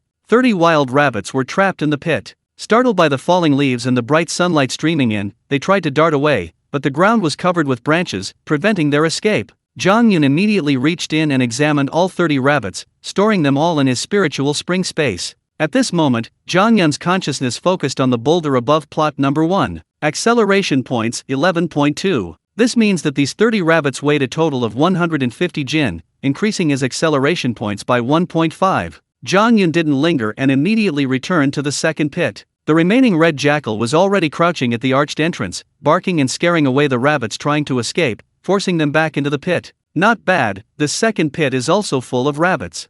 Zhang Yun had sensed them from afar, laughed, and immediately went to the edge of the pit, prying aside the branches above the rabbit cage, revealing the rabbits inside. The number of wild rabbits in this pit was even greater than in the pit he was guarding. They were almost completely filling it. Without hesitation, Zhang Yun immediately reached in and touched each rabbit, then stored them all in his spiritual spring space. Number of rabbits, 42. At this moment, Zhang Yun habitually glanced at the numbers above the boulder in area number 1. Acceleration points, 13.2. That means these 42 rabbits weigh a total of 200 jin, approximately 100 catties, adding exactly 2 acceleration points. Zhang Yun then ran non-stop towards the first pit. As expected, Zhang Yun caught another 26 rabbits in the first pit. Acceleration points, 14.5. That means these 26 rabbits weigh a total of 130 jin, approximately 65 catties. In just a short while, Zhang Yun caught nearly 100 rabbits, a considerable haul. If these were sold on the black market in Jiagong Mountain, each rabbit would fetch 4 yuan, making 400 yuan. A huge sum. A truly enormous sum. However, Zhang Yun showed no sign of stopping. Anyway, Zhang Yun didn't want to participate in the production team's labor now, he had plenty of time to hunt. So, that afternoon, Zhang Yun dug pits all over Songsha Mountain, setting up a branch cage in each pit. He set up 3 pit traps at a time, and then placed a bamboo tube filled with spiritual spring water in each one, luring the wild rabbits from the surrounding mountains to them. It was a crazy afternoon. The wild rabbits of Songsha Mountain couldn't escape the lure of the spiritual spring water. One by one, they fell into the pits and were then stored in Zhang Yun's spiritual spring space. As dusk approached, Zhang Yun stood atop the highest point of Pine Tree Mountain. He saw the majestic, winding Jiming Mountain in the distance, a vast mountain range, covering several square kilometers, densely forested with primeval forests. From afar, it appeared extremely dangerous, as if lurking ferocious beasts, forbidding any human from venturing there. I've basically cleared out all the wild animals in Pine Tree Mountain. Next, Jiming Mountain. The source of the Kushui River, Siming Mountain, is also worth a visit. Zhang Yun gazed at the crouching giant of Jiming Mountain, his face filled with excitement. He wanted to venture forth. What gave Zhang Yun such confidence was the acceleration point within the spirit spring space. At this moment, the number above the boulder at location 1, acceleration point 21.8. In other words, Zhang Yun caught 252 wild rabbits that afternoon, and his speed-up points increased to 21.8. A very large harvest. Before nightfall, Zhang Yun immediately rushed down the mountain, reaching the foot in just 5 minutes, and soon arrived at the rocky hill. The sweet potato field on the rocky hill is still guarded by 6 members of the production team every day. After all, ever since Zhang Yun and Zhang Jiwo caught more than 20 wild rabbits in the sweet potato field, the members of the 6 production teams were convinced that the wild rabbits on Pine Tree Mountain were now rampant, and that as long as they set traps around the rocky hill, they would definitely be able to catch them. Unfortunately, none of these people knew that Zhang Yun had already caught all the wild rabbits on Pine Tree Mountain. At this moment, the 6 villagers guarding the land saw Zhang Yun and gathered around him. "Zhang Yun, you came from Pine Tree Mountain, didn't you? You didn't catch a single rabbit either?" All 6 of them were convinced that Zhang Yun had gone to the mountains to catch wild rabbits, but when they saw that Zhang Yun had also come up empty-handed, their expressions softened. "Yes, not a single wild rabbit has been found on this pine-covered mountain. It's really strange," Zhang Yun echoed with a smile. The 6 men relaxed, now having an excuse to refute their production team leader's suspicions. Even Zhang Yun couldn't catch a rabbit in the mountains. Their failure to catch one while guarding the rocky hills was perfectly reasonable. "Oh, right, I heard it's our Juan Brigade's turn to show a movie tonight." Suddenly, one of them shouted excitedly. "Wow, we get to see the beautiful Tang's hiking again. I have to get back early." Then a man with a face covered in pimples jumped up and ran off like a mad dog without saying goodbye. Tang's hiking is probably the prettiest female educated youth in all 10 brigades. Every time she shows a movie, she causes a frenzy of onlookers. Another man spoke up, his face clearly excited as well. Zhang Yun, however, was furious. The film projectionist Tang Tiantian that these 6 men were talking about was his wife from his previous life, the vicious woman he had kept hidden from him his entire life. Tang Tiantian, as a film projectionist, would show movies in each of the 10 production brigades of Kushui Commune on a rotating basis. Today it was Juan Brigade's turn. "Finally, I'll see you again," Zhang Yun said in a low voice, calmly walking home. Zhang Yun returned home. Zhang Zongli, Chen Wan, Zhang Yanhong, and Zhang Yanli had eaten dinner at the canteen and returned together, finding Zhang Yun eating leftovers in the main room. "Third brother, could you heat up the food? Why are you eating this cold food?" His mother, Chen Wan, felt a pang of sadness seeing Zhang Yun eating alone. Zhang Yun smiled and replied, "Mom and Dad, don't worry, I'm still young. As long as I'm full, that's enough." Actually, based on the feedback from the spiritual spring space, Zhang Yun had deduced that he would only feel hungry after going hungry for 2 days straight. The reason Zhang Yun was eating now was purely for show, for his family's sake, and also because he craved the taste of the food. "You silly child, don't think you can ruin your body just because you're young. You'll regret it when you're older." Chen Wan still complained. Zhang Yun was speechless, unable to explain, and immediately changed the subject. "Mom, have you paid off all the money?" "Yes, we've paid off all our debts." Hearing this, Chen Wan was overjoyed and immediately replied. The mountain that had been weighing on the family's heads had finally disappeared. Chen Wan and Zhang Zongli were all smiles on their faces at work that afternoon, greeting everyone they met with a smile. Being debt-free felt like a weight had been lifted off their shoulders. This family truly understood the meaning of that. "Oh, right, I caught 2 more wild rabbits in the mountains this afternoon. Mom, you can take care of them. The village is showing a movie tonight. I'll go ahead and reserve a spot. After you all shower, go watch the movie at the ancestral hall." Zhang Yun wolfed down his rice, quickly finishing it, before smiling and saying this. Based on his memories from his previous life, Tang Tiantian tricked Zhang Yun into going to the educated youth settlement in the spring of 1978 under the pretext of a return to the city dinner. After being forced to drink heavily, Zhang Yun passed out. The next morning, the educated youth preparing to return to the city found Zhang Yun lying in Tang Tiantian's bed. In his previous life, Zhang Yun was forced to marry Tang Tiantian. Now, Zhang Yun has been reborn, and he has promised Han Suime he would marry her within a month. This means Zhang Yun has changed the timeline. He is going to marry Han Suime, so naturally, he can no longer marry Tang Tiantian. Zhang Yun wanted to go to the movies for two reasons: first, to relive the happy days of his youth in his previous life, and second, to understand how Tang Tiantian and Zhang Dehai got together, and why she would cling to him, making him a lifelong burden. We already heard about it in the canteen. Tonight's movie is called South China Sea Storm. It's a new film, and it's the first time it's being shown in our Kushui commune, Zhang Yun said. At this moment, his fourth sister, Zhang Yanhong, happily chimed in, clearly a movie buff. Upon hearing the movie's title, Zhang Yun immediately recognized it. This was Tang Qiuqian's directorial debut, a war film. Okay, I'll go first. Zhang Yun grabbed a stool and headed straight for the Zhang family ancestral hall in Zhuan village. This ancestral hall was located about 100 meters from the old camphor tree square. It was specifically used for handling funerals in the village. In front of the hall was a spacious area, where movies were shown. On the way, Zhang Yun ran into the Zhang brothers, Zhang Yuxin and Zhang Yi. Brother Yun, are you going to the movies too? Zhang Yuxin greeted him immediately when he saw Zhang Yun catching up. Yes, let's go together. Zhang Yun replied with a smile. Oh, by the way, did your dad tell you 3 siblings to prepare for the college entrance exam? Zhang Yun suddenly remembered something and asked immediately. The college entrance exam would be reinstated in a year. If Zhang Yuxin, Zhang Yi, and Zhang Yaya were well prepared, with their academic talent, they would definitely all be able to get into university. My dad did tell us, but we 3 are very worried. If we don't do manual labor, we won't get work points. My mom isn't in good health, and my dad is the only breadwinner left in the family. How can the work points we earn possibly support our family of 5? Zhang Yi immediately replied, expressing his concerns. Zhang Yun immediately patted the 2 brothers on the shoulder and smiled. You don't need to worry about money at all. I promise you, as long as you get into university, I'll cover all your tuition and living expenses. Having memories from his previous life, Zhang Yun knew very well that these 3 siblings were academically gifted. Not going to university would be a waste of their lives. With a year left, Zhang Yun was confident he would earn a lot of money, making covering their tuition no problem at all. Besides, Zhang Jiawu worked with Zhang Yun, and he could also earn a considerable amount of money in a year, enough to fully cover the 3 siblings' tuition. Hearing this, the Zhang brothers, Yuxin and Yi, were surprised and deeply moved. Brother Yun, we've heard from Dad that you're very good at making money. With your words, we 3 siblings feel confident. Zhang Yuxin immediately replied. Zhang Yi nodded emphatically, then vowed, Brother Yun, you are our family's benefactor. If we 3 siblings really get into university, we will study hard and repay you in the future.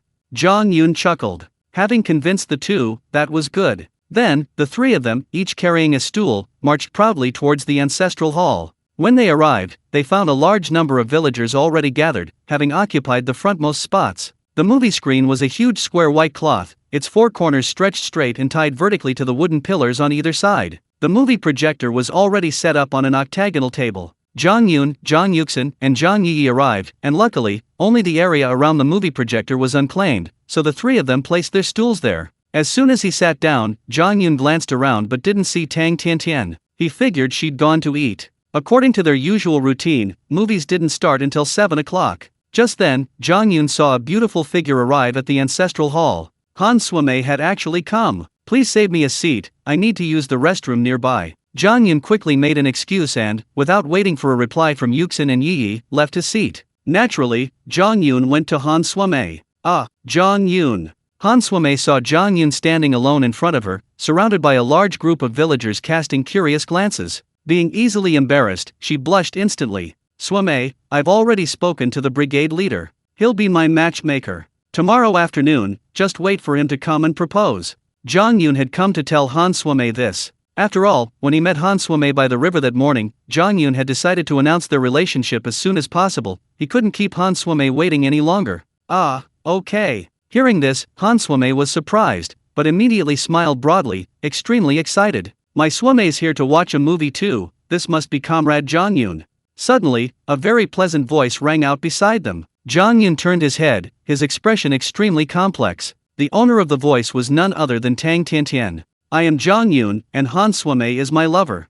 This was Zhang Yun's first time seeing Tang Tiantian after his rebirth, and he responded with a very indifferent tone. Tang Tiantian was indeed very beautiful at this time. Her skin was fair, her hair flowed freely, her eyebrows were delicately arched, her eyes were alluring, and her oval face was exquisitely beautiful. For the young men of Zhuan village, she was the dream girl, enough to captivate countless hearts. But Zhang Yun, having regained his memories from his previous life, naturally knew that beneath this beautiful mask, Tang Tiantian was cunning and adept at disguise. In reality, she was an extremely selfish individual. Hearing Zhang Yun's words, Tang Tianatian's expression froze slightly. She sensed the indifference in his tone, even a hint of hatred. "Oh, you two are so good at hiding it. You were secretly dating, and I didn't even find out." Tang Tiantian still smiled and replied, but inwardly she was already wondering why Zhang Yun was so cold towards her. After all, Tang Tiantian, as a film projectionist, was a prominent figure in the 10 Brigades, receiving countless compliments and fawning from young men every time she showed a film. Why wouldn't Zhang Yun be infatuated with her? Han Suimei felt a surge of excitement upon hearing Zhang Yun use the word lover, her face flushing crimson. This was the first time Zhang Yun had publicly revealed their relationship in front of her friends. The feeling was a little shy, but incredibly sweet inside. At this moment, Zhang Yun had no interest in continuing the conversation with Tang Tiantian, saying indifferently, "Tang, I'd like to talk to Suimei alone. Is that all right?" His tone remained as calm and cold as ever. Tang Tiantian couldn't possibly fail to understand the blow to her heart. She simply couldn't comprehend how Zhang Yun could be so indifferent to such a beautiful woman like herself. However, Tang Tiantian, who was extremely concerned with her image, wouldn't persist. She immediately smiled and replied, "Then I won't disturb your sweet time." With that, Tang Tiantian walked away, her eyes narrowing, a surge of curiosity welling up inside her. She had actually developed a feeling of curiosity towards Zhang Yun. Han Suimei looked at Zhang Yun, feeling incredibly shy, especially since the villagers who had been coming to watch the movie were giving her ambiguous looks. Han Suimei felt extremely uncomfortable. "Suimei, come sit with me," Zhang Yun said with a smile. "Okay." Han Suimei's voice was barely audible as she followed behind Zhang Yun, not daring to lift her head. She vaguely made her way to the movie projector and sat down next to Zhang Yun. The villagers who followed surged in, row after row, filling the entire open space in front of the ancestral hall. Benches were placed side by side, as if everyone had agreed beforehand, naturally forming a straight row. The Zhang brothers, Yuxin and Yi, remained silent after seeing Zhang Yun bring Han Suimei over. Although their eyes were fixed on the screen, they kept glancing sideways at Zhang Yun and Han Suimei. These twin brothers were both 20 years old enough to get married in this day and age, and they naturally sensed that Zhang Yun and Han Suimei had a past. "Yuxin, Yi, here's 2 yuan. Take it and buy some melon seeds and soda." Zhang Yun's extraordinary perception made it impossible for him not to notice that the two boys were secretly watching Han Suimei. He had done it intentionally, wanting everyone to know that Han Suimei was now with him, and he was about to declare his ownership in front of everyone. Zhang Yuxin and Zhang Yi were startled when they received the 2 yuan. Almost every time a movie was shown, vendors would come along, setting up stalls and doing small business. Sunflower seeds and soda were like popcorn and cola in later times a favorite among the people. Back then, soda was sold in glass bottles for 2 mao, 0.2 yuan, a bottle. If you returned the bottle, you could get 1 mao back, so the soda was effectively 1 mao. Zhang Yuxin and Zhang Yi were truly surprised that Zhang Yun was so wealthy, spending 2 yuan on retail. After all, a teacher's monthly salary in those days was only about 30 yuan. 2 yuan was equivalent to 2 days' wages, a real luxury. "What are you standing there for? Go on," Zhang Yun urged them, seeing their surprised expressions and their inaction. The two brothers said okay, and hurriedly stepped through the crowd to buy snacks from the vendors. Han Suimei was also quite surprised. She knew Zhang Yun's family situation, they were penniless. How could they be so extravagant as to spend 2 yuan? "Zhang Yun, you're so wasteful. Don't you know you should save your money? You could use it for other things in the future," Han Suimei said reproachfully. She thought it was irrational of Zhang Yun to be so extravagant in order to please her. Just then, Zhang Yun leaned in, his mouth close to Han Suimei's ear, and whispered, "Suimei, all my family's debts have been paid off today. I have money now." The moment Zhang Yun suddenly moved closer, Han Suimei felt a jolt. She hadn't expected Zhang Yun to be so bold, getting so close to her in front of everyone. To others, this was a rather ambiguous and intimate act. And then Zhang Yun said those words, and Han Suimei was completely stunned. Paid off? Han Suimei had been in Zhuan village for 3 years. She knew that Zhang Zhongli had undergone surgery and that his family had incurred a huge debt. And Zhang Yun had just said that the debt was paid off. Suddenly, Han Suimei realized that Zhang Yun's unusual behavior over the past 2 or 3 days meant he had likely gone to earn money. At this moment, Han Suimei disregarded the strange looks from the surrounding crowd. She turned around and whispered in Zhang Yun's ear, "You haven't been doing anything illegal these past few days, have you? How could you possibly earn so much money?" Zhang Yun understood Han Suimei's worries. If she had broken the law to earn money, she would go to jail, leaving Han Suimei alone at home, and her reputation would be ruined. So, Zhang Yun turned around and pressed her lips to Han Suimei's. "After we finish watching the movie, I'll tell you the truth. I won't break the law, don't worry. You're so beautiful, how could I let you be alone at home?" This intimate gesture, coupled with the warm breath on her ear, made Han Suomei feel hot all over. It was so embarrassing. Tang Tiantian, standing near the projector, witnessed the two repeatedly whispering sweet nothings. She bit her lip, a hint of jealousy in her eyes. Just then, an old man nearby called out, "Yun Yazi, Han's hiking, are you two in love? Why don't you kiss right here, and we'll all give you our blessings, okay?" The villagers watching burst into laughter. Their intimate actions, of course, didn't escape the villagers' notice. Finally, someone couldn't resist exposing their relationship. This was precisely why Zhang Yun had pulled Han Suomei to his side. He wanted to publicly acknowledge their relationship in front of everyone. Okay. Zhang Yun suddenly stood up, pulled the shy Han Suomei to her feet, and decisively kissed her on the lips.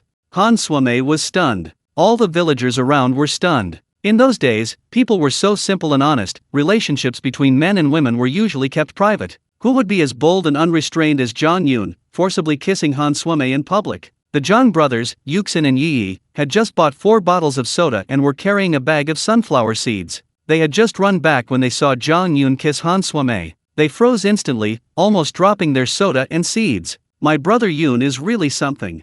I'm truly impressed." The Zhang brothers, Yuxin and Yi, closed their mouths, which could fit a fist in them, overwhelmed with emotion. This. The old man who had suggested Zhang Yun kiss her pointed at him, stammering for a long time, completely at a loss for words. "Oh dear, Yun, you're really shameless." An old woman couldn't stand it anymore and stood up to scold him. The young men, stunned, immediately cheered, their eyes gleaming. They were clearly shocked by Zhang Yun's actions and filled with envy. Meanwhile, the young women of marriageable age screamed and cried out, immediately covering their eyes, but then inadvertently parting 2 fingers slightly, their eyes fixed on Han Suomei with undisguised envy or shyness. Tang Tiantian, as a film projectionist, had seen countless romantic scenes in movies, but love in that era was extremely pure. On screen, at most, there was embracing, never kissing. Now, witnessing Zhang Yun kiss Han Suomei, Tang Tiantian was also stunned, but a surge of envy welled up within her. She was even a little jealous of Han Suomei. Han Suomei, the focus of everyone's attention, was still reeling from that fleeting moment of electrification when she immediately noticed the complex gazes of those around her. She instantly became uneasy, wishing she could disappear into the ground. This was too embarrassing. Zhang Yun, seemingly determined to take this shocking act to the extreme, suddenly put his arm around Han Suomei's shoulder and loudly announced, "Folks, Han Suomei and I, former educated youth, are deeply in love. I, Zhang Yun, swear that I will love only Han Suomei for the rest of my life."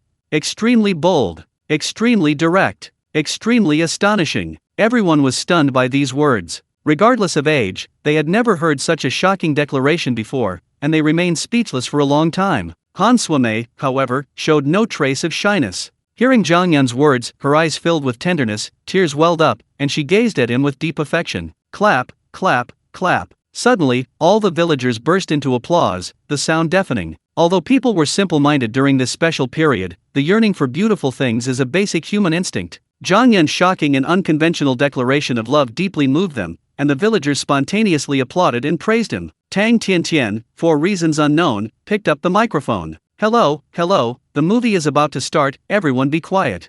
After announcing this, Tang Tiantian skillfully placed the film reel, secured it, and immediately pressed the play button. The movie immediately appeared on the screen. As the movie began, the villagers stopped looking at Zhang Yun and Han Suomei, and all sat down to watch the film. Zhang Yuxin and Zhang Yi finally climbed over the heavy scaffolds and returned to their seats. "Brother Yun, you're amazing." The two brothers handed over their sodas, offering a sincere compliment. Zhang Yun took the soda, gave Han Suomei one as well, and winked at the brothers. Han Suomei, however, dared not look at Zhang Yun. She pretended to be engrossed in the movie, but her heart was in turmoil, a whirlwind of emotions surging within her. When the movie reached a particularly exciting scene, Han Suomei suddenly felt a hand touch her palm. She quickly grabbed his hand, and their fingers intertwined, tightly clasped together. How annoying! Han Suomei knew, of course, that Zhang Yun had secretly taken advantage of everyone watching the movie to hold her hand. Her whole body stiffened. She truly hadn't expected Zhang Yun to be so bold. However, having already kissed, holding hands now seemed acceptable.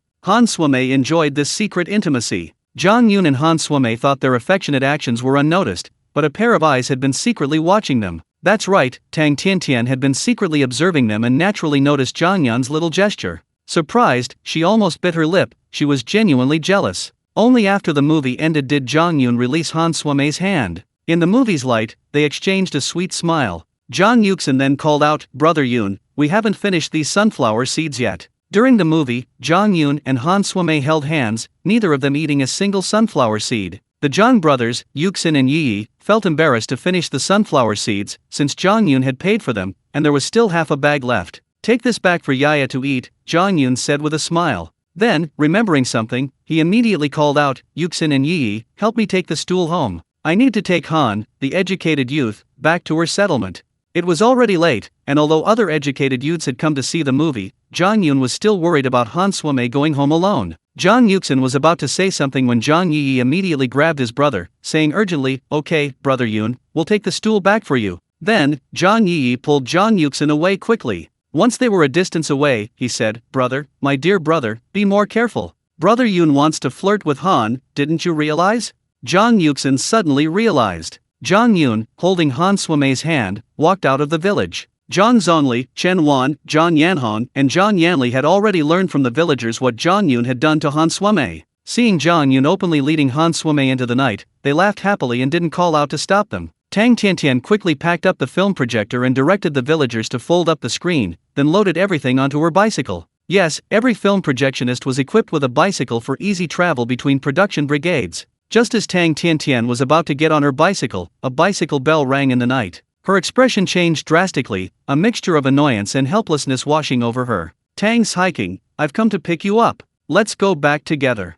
Another bicycle appeared in front of Tang Tiantian. It belonged to a tall, strong young man with a nonchalant air about him, who was now smiling at her. "Zhang Dahai, stop bothering me. I'll go back by myself," Tang Tiantian shouted angrily. If Zhang Yun were here, hearing the name Zhang Dahai would enrage him. In his previous life, it was Zhang Dahai and Tang Tiantian who had secretly become involved, leading to Tang Tianatian's unplanned pregnancy. Tang Tiantian then tricked Zhang Yun into getting drunk, resulting in their marriage. This man who had made Zhang Yun a cuckold, Zhang Yun certainly wouldn't let him get away with it. However, right now, Zhang Yun was holding hands with Han Suimei in the night, immersed in a sweet atmosphere. The educated youth settlement was less than 2 miles from the Juan village residential area. Zhang Yun and Han Suimei walked hand in hand along the uneven dirt road. In the hazy night, they felt the warmth of each other's hands, glancing at each other every now and then. Though they didn't speak, they seemed to hear each other's unspoken thoughts, immersed in a warm and sweet moment. Their feelings were intertwined at that moment. Tall trees lined the roadside, and the cacophony of cicadas, their chirping sounding like a wedding march, filled their ears.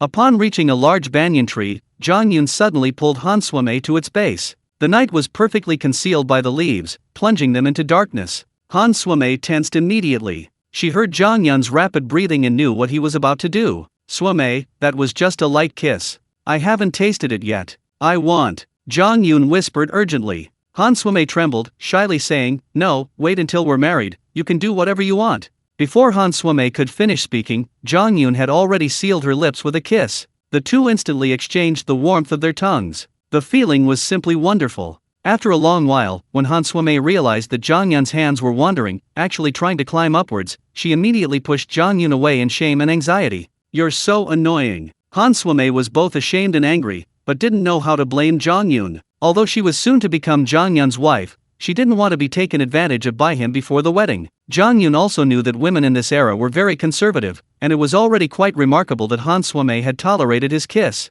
Although his actions just now were instinctive, they were indeed somewhat inappropriate. So, Zhang Yun hugged Han Suimei and whispered, "I was being presumptuous. From now on, I'll only kiss you, no touching, absolutely no touching. If I touch you again, you can bite my hand.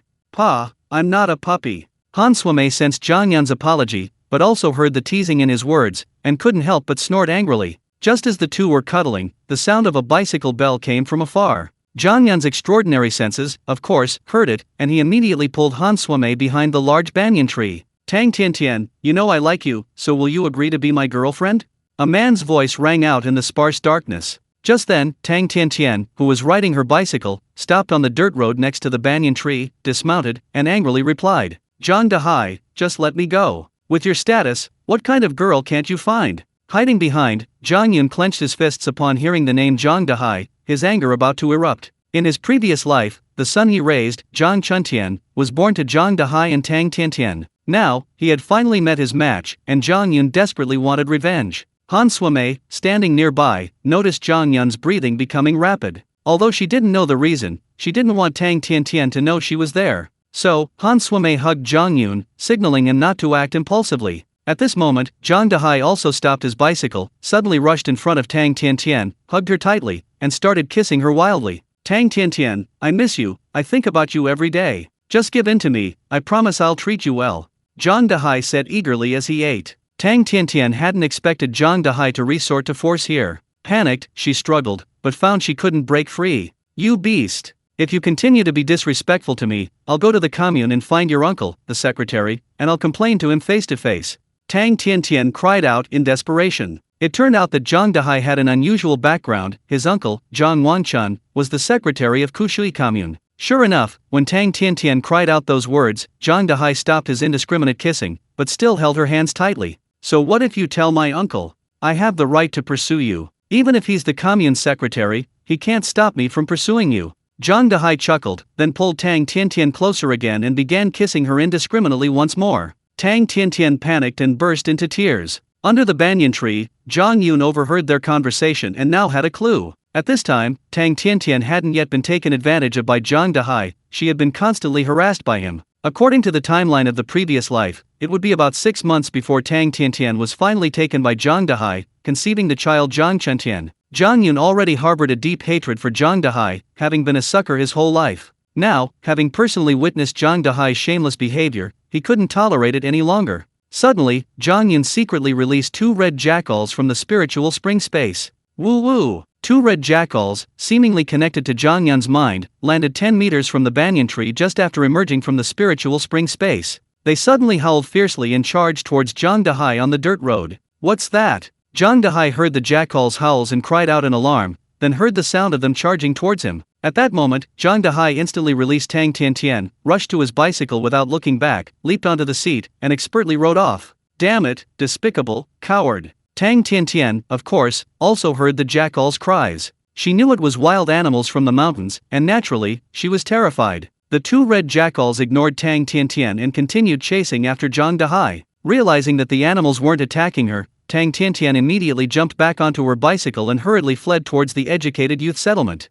Han Suimei, standing behind the banyan tree, was somewhat taken aback. This area was near Zhuan village, and wild animals were rarely seen. How could it be such a coincidence that 2 wild animals had appeared and chased away Zhang Dahai? Suimei, there are wild animals here. It's very unsafe. I'll take you back to the educated youth settlement right now. Zhang Yun, of course, wouldn't tell the truth and immediately urged her on. Han Suimei was also frightened and immediately followed Zhang Yun, running back to the educated youth settlement. Tang Tiantian had already returned to the educated youth settlement and was directing several male educated youths to carry the film projector and other parts back to the warehouse. Zhang Yun sensed the activity at the educated youth settlement from afar. He deliberately led Han Suimei slowly, speaking only when they were almost at the courtyard gate. Suimei, that Tang Tiantian is a bit tricky. Be careful of her in the future, and don't tell her everything. Zhang Yun could only offer this warning, he couldn't reveal his past life's experiences, as it was inexplicable. Okay, I know. Han Suimei clearly didn't take it to heart,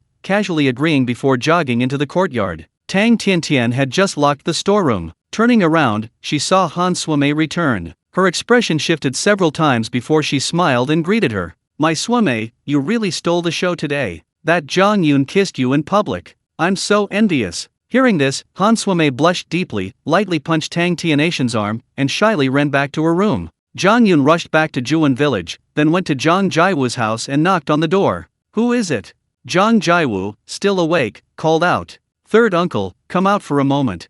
Zhang Yun called out. Soon, Zhang Jiwu came out wearing shorts and a shirt. Zhang Yun pulled Zhang Jiwu a few meters away and whispered, Third uncle, tomorrow morning, you'll come with me to the Linshui mine again. Upon hearing this, Zhang Jiwu's eyes immediately lit up, and he replied, Great. Actually, Zhang Jiwu had made a fortune 2 days ago by going into the mountains with Zhang Yun. His mindset had undergone a significant change. He felt that sticking to the production team's labor would only earn him work points, barely enough to make ends meet. But today, Zhang Yun hadn't come to find him to go into the mountains, and he had been suspicious all day, afraid that Zhang Yun would stop looking for him and abandon him. Hearing Zhang Yun's words now, Zhang Jiwu felt at ease and could sleep soundly that night. Oh, by the way, I heard that you became the captain of the hunting team, third uncle. What are your plans, third uncle? Zhang Yun asked with a smile. Currently, Sangshu Mountain, the closest mountain to Zhuan village, is virtually devoid of wild animals. The hunting team from Zhuan Brigade would have little success hunting there. Of course, Juan Village is connected to other mountains in other directions, but those mountains are affiliated with other production brigades, and any attempt by the Juan hunting team to enter would inevitably lead to conflicts. Therefore, only Jiming Mountain, because it is large enough and not belonging to any particular production brigade, is accessible to the Juan hunting team. However, Jiming Mountain is far too dangerous, and for this entirely new hunting team from Juan Brigade, it is definitely out of the question. Zhang Jiwu, upon hearing this question, indeed looked somewhat troubled. Yun Yazi, the captain appointed me as captain this afternoon and asked me to select members for the hunting team. I've been completely clueless all afternoon, this job seems so difficult. Our hunting team doesn't even have a decent hunting tool. How can we possibly get anything done? Yun Yazi, you're quick-wit. Can you help me think of a solution? Zhang Jiwu looked at Zhang Yun earnestly. He could only ask Zhang Yun for help now, he really couldn't think of any good ideas. Zhang Yun paused for a moment before speaking. Third uncle, I went to the brigade leader today and got a plot of land for our house, right there in the tea plantation. Here's what you'll do, the task of selecting members for the hunting team will be done on my plot. Anyway, I'm going to build a new house soon. Any members who want to join the hunting team can come to my plot and help me build it. It'll be a month. During the construction process, I'll judge who's strong, meticulous, and cooperative. Each hunter's basic skills will be evident during the construction. Of course, I'll give them a daily wage for helping with the construction, I won't take advantage of them. After selecting the plot that afternoon, Zhang Yun had already planned to start building the house. Naturally, Zhang Yun wanted to finish the new house within a month so he could move in directly after marrying Han Swame. Building a house in such a short time required a large workforce. Coincidentally, the Juan Brigade was forming a hunting team, and Zhang Jiwu didn't know who to choose. Zhang Yun conveniently arranged the assessment task during the construction of his own new house. Although this might seem like a deceptive tactic, Zhang Yun didn't care what others said. Besides, Zhang Yun wasn't using their labor for free, he paid them daily wages and provided meat and vegetables. Zhang Yun was certain that as long as he spread the word that there would be meat every day during construction, the villagers of Juan Village would rush to help. Zhang Jiwu immediately understood, this was a win-win situation. Even if the villagers who participated in the construction weren't selected for the hunting team, they would still earn wages and wouldn't complain. This method works, uncle will listen to you. Zhang Jiwu immediately agreed. I can guarantee that the wages earned by any selected member of the hunting team during the house building process will be enough for them to forge bows and arrows and hunting knives. Once they join the hunting team, their income will definitely be higher than the work points and dividends from the production team. I think they can all figure that out. Zhang Yun emphasized again. Zhang Jiwu agreed. He understood, of course, that as long as Zhang Yun guaranteed the purchase of the hunting team's prey, the team would make a lot of money. Alright, third uncle, keep this a secret for a few days. Once I've hired the house building craftsman, I'll let you know, and then you can announce the selection criteria for the team members. Seeing that the matter was settled, Zhang Yun didn't waste any more time. The two went home. Neither Zhang Yun nor Zhang Jiwu noticed that Zhang Bashu and Wang Yuanhui had been secretly observing them through a crack in their window. Although Zhang Bashu and Wang Yuanhui hadn't heard the content of Zhang Yun and Zhang Jiwu's conversation, they were certain that Zhang Yun and Zhang Jiwu would definitely go to the Linshui mine early the next morning. Tomorrow morning, the three brothers, Unity, Victory, and Construction, can go to the Jiagong Mountain black market. We must find evidence that Zhang Yun was selling goods there. Wang Yuanhui said coldly. Don't worry, as long as we confirm that Zhang Yun went to the Jiagong Mountain black market, I can contact the police. We'll stake it out the day after tomorrow morning. As soon as Zhang Yun appears, we can arrest him. Zhang Bashu sneered. It turned out that Zhang Bashu had connections with the police at the commune police station. He had decided that as soon as he discovered Zhang Yun had gone to the Jiagong Mountain black market, he would use this connection to arrest Zhang Yun and ensure he could never recover. If Zhang Yun prospered, it would bring glory to Zhang Zongli, and Zhang Zongli's family would oppress Zhang Bashu's family. This was something Zhang Bashu absolutely could not accept. From childhood, Zhang Bashu had become accustomed to oppressing Zhang Zongli's family. He could not accept Zhang Zongli's rise in status. Therefore, Zhang Bashu didn't care that Zhang Yun was his nephew. He was perfectly capable of putting righteousness above family ties. Meanwhile, after returning home, Zhang Yun quickly took a bath before going to his bed. Unexpectedly, Zhang Yun's parents, Zhang Zongli and Shen Wan, were still awake, seemingly waiting for his return. Third son, you want to build your own house? That's too much pressure. Are you really sure? It was his mother, Chen Wan's voice. As a mother, Chen Wan knew why Zhang Yun wanted to build a house, but she couldn't bear to see him under so much pressure. Mom and Dad, don't worry, I won't feel any pressure building the house.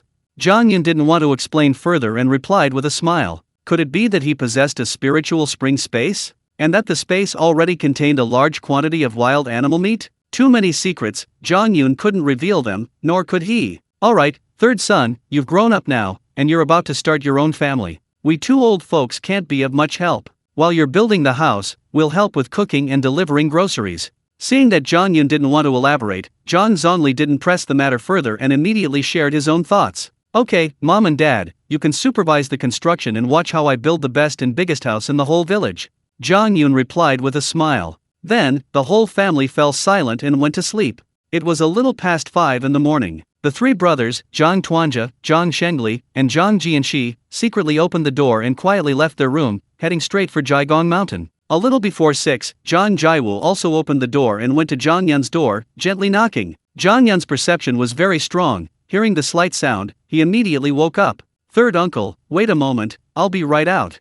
Zhang Yun received feedback from the spatial power. His perception within 10 meters had reached a very subtle level, and he immediately sensed Zhang Jiawu's presence outside the door. At the same time as he got up, Zhang Yun's consciousness entered the spiritual spring space. Sure enough, another acre of land had been added. Plot number 4, time stood still. Yesterday, when Zhang Yun caught over 1,000 caddies of fish, he had already decided that this plot number 4 would be used for fish farming. At this moment, Zhang Yun's thoughts stirred, and the center of plot number 4 was completely cleared, transforming into a massive fish pond 5 meters deep, with only a 1 meter wide walkway remaining on each side. Such a large fish pond, yet not a single drop of water. If I were to fill this fish pond with spiritual spring water, how long would it take? Zhang Yun immediately considered this problem. The spiritual spring gushing from the boulder above plot number 1, although continuously flowing, had a very small flow rate. Filling the massive fish pond in plot number 4 would take more than a month. Furthermore, Zhang Yun also realized that the spiritual spring's function was to nourish the entire spiritual spring space. It couldn't be used entirely for raising fish, otherwise, the other lands would suffer from insufficient nutrients. It seems necessary to go to the winding river and directly absorb its water to fill the fish pond in plot number 4.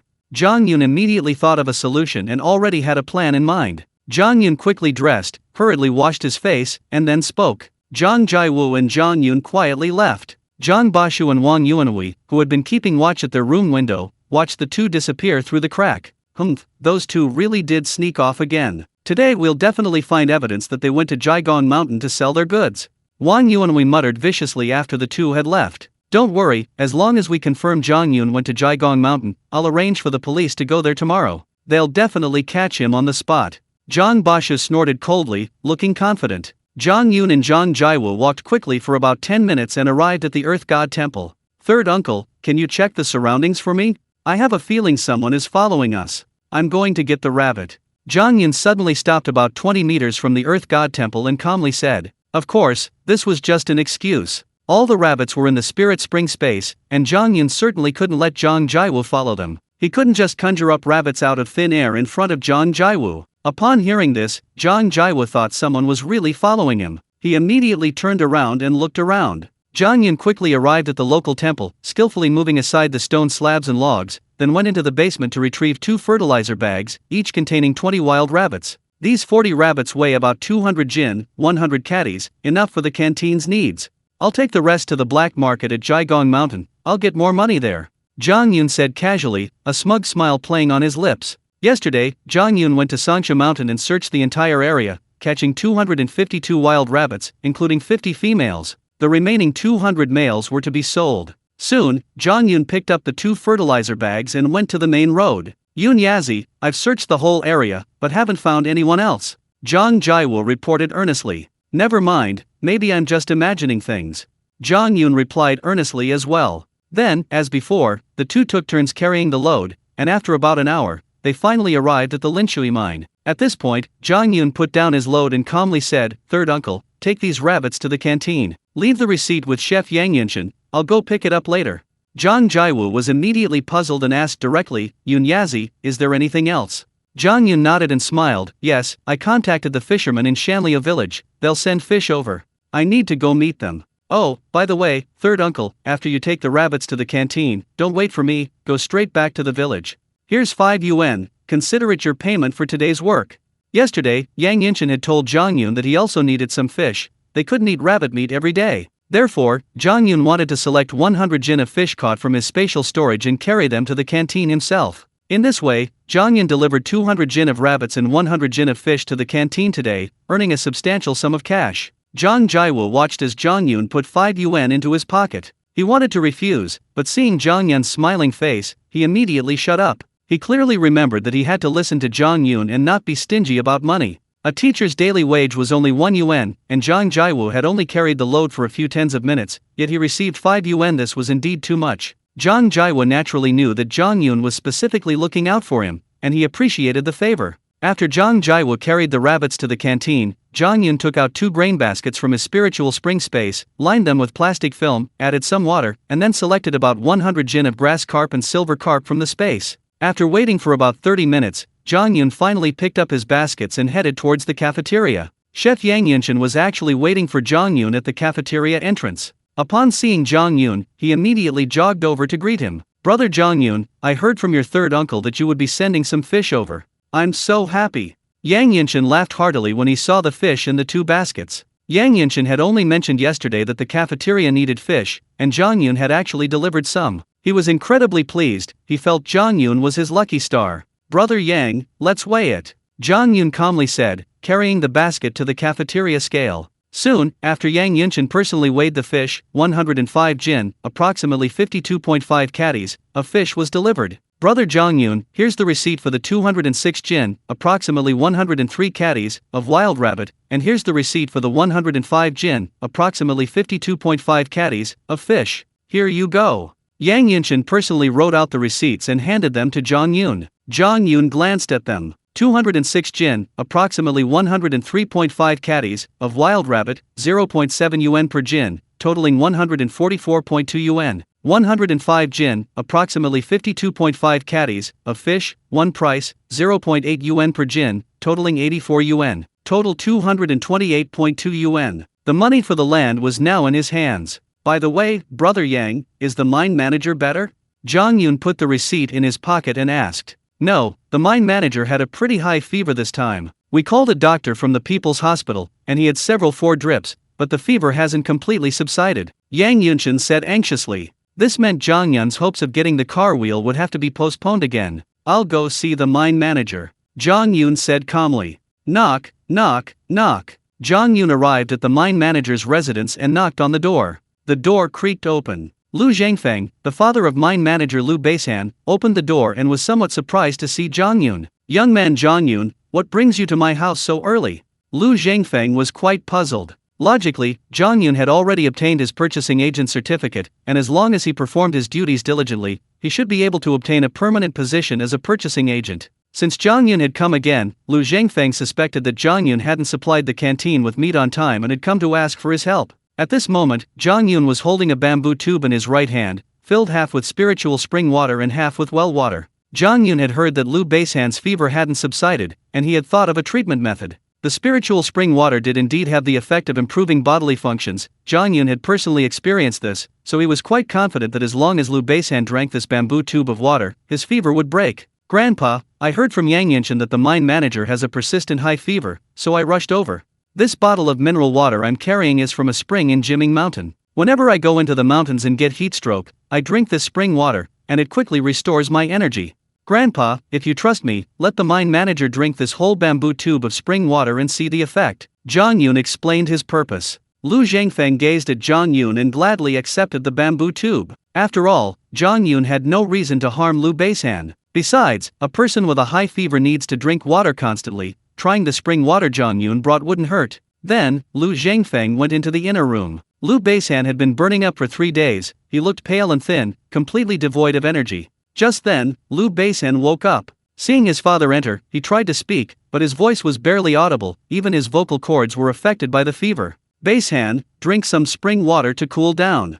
Lu Zhangfeng unscrewed the lid of the bamboo tube, helped Lu Beisan sit up, and said gently. Lu Beisan struggled to open his mouth, and Lu Zhangfeng placed the bamboo tube to his lips, pouring spring water directly into him. After drinking just 1 sip, Lu Beisan suddenly shuddered, as if he had already felt the power of the spiritual spring. At this moment, Lu Beisan drank the entire bamboo tube of spring water like a greedy infant suckling milk. Seeing his son in this state, Lu Zhangfeng felt a strange surge of emotion. He sensed Lu Beisan's desire for life and realized that the spring water in the bamboo tube might truly be effective. Zhang Yun stood quietly, watching Lu Beisan finish drinking all the spring water. "My own father, mother, and sister usually drink a mixture of 1 part spiritual spring water and 10 parts well water, and their health has improved and they've become stronger. This Liu Baisan, because of his lingering high fever, I used half spiritual spring water and half well water, that way, the effect will be immediate.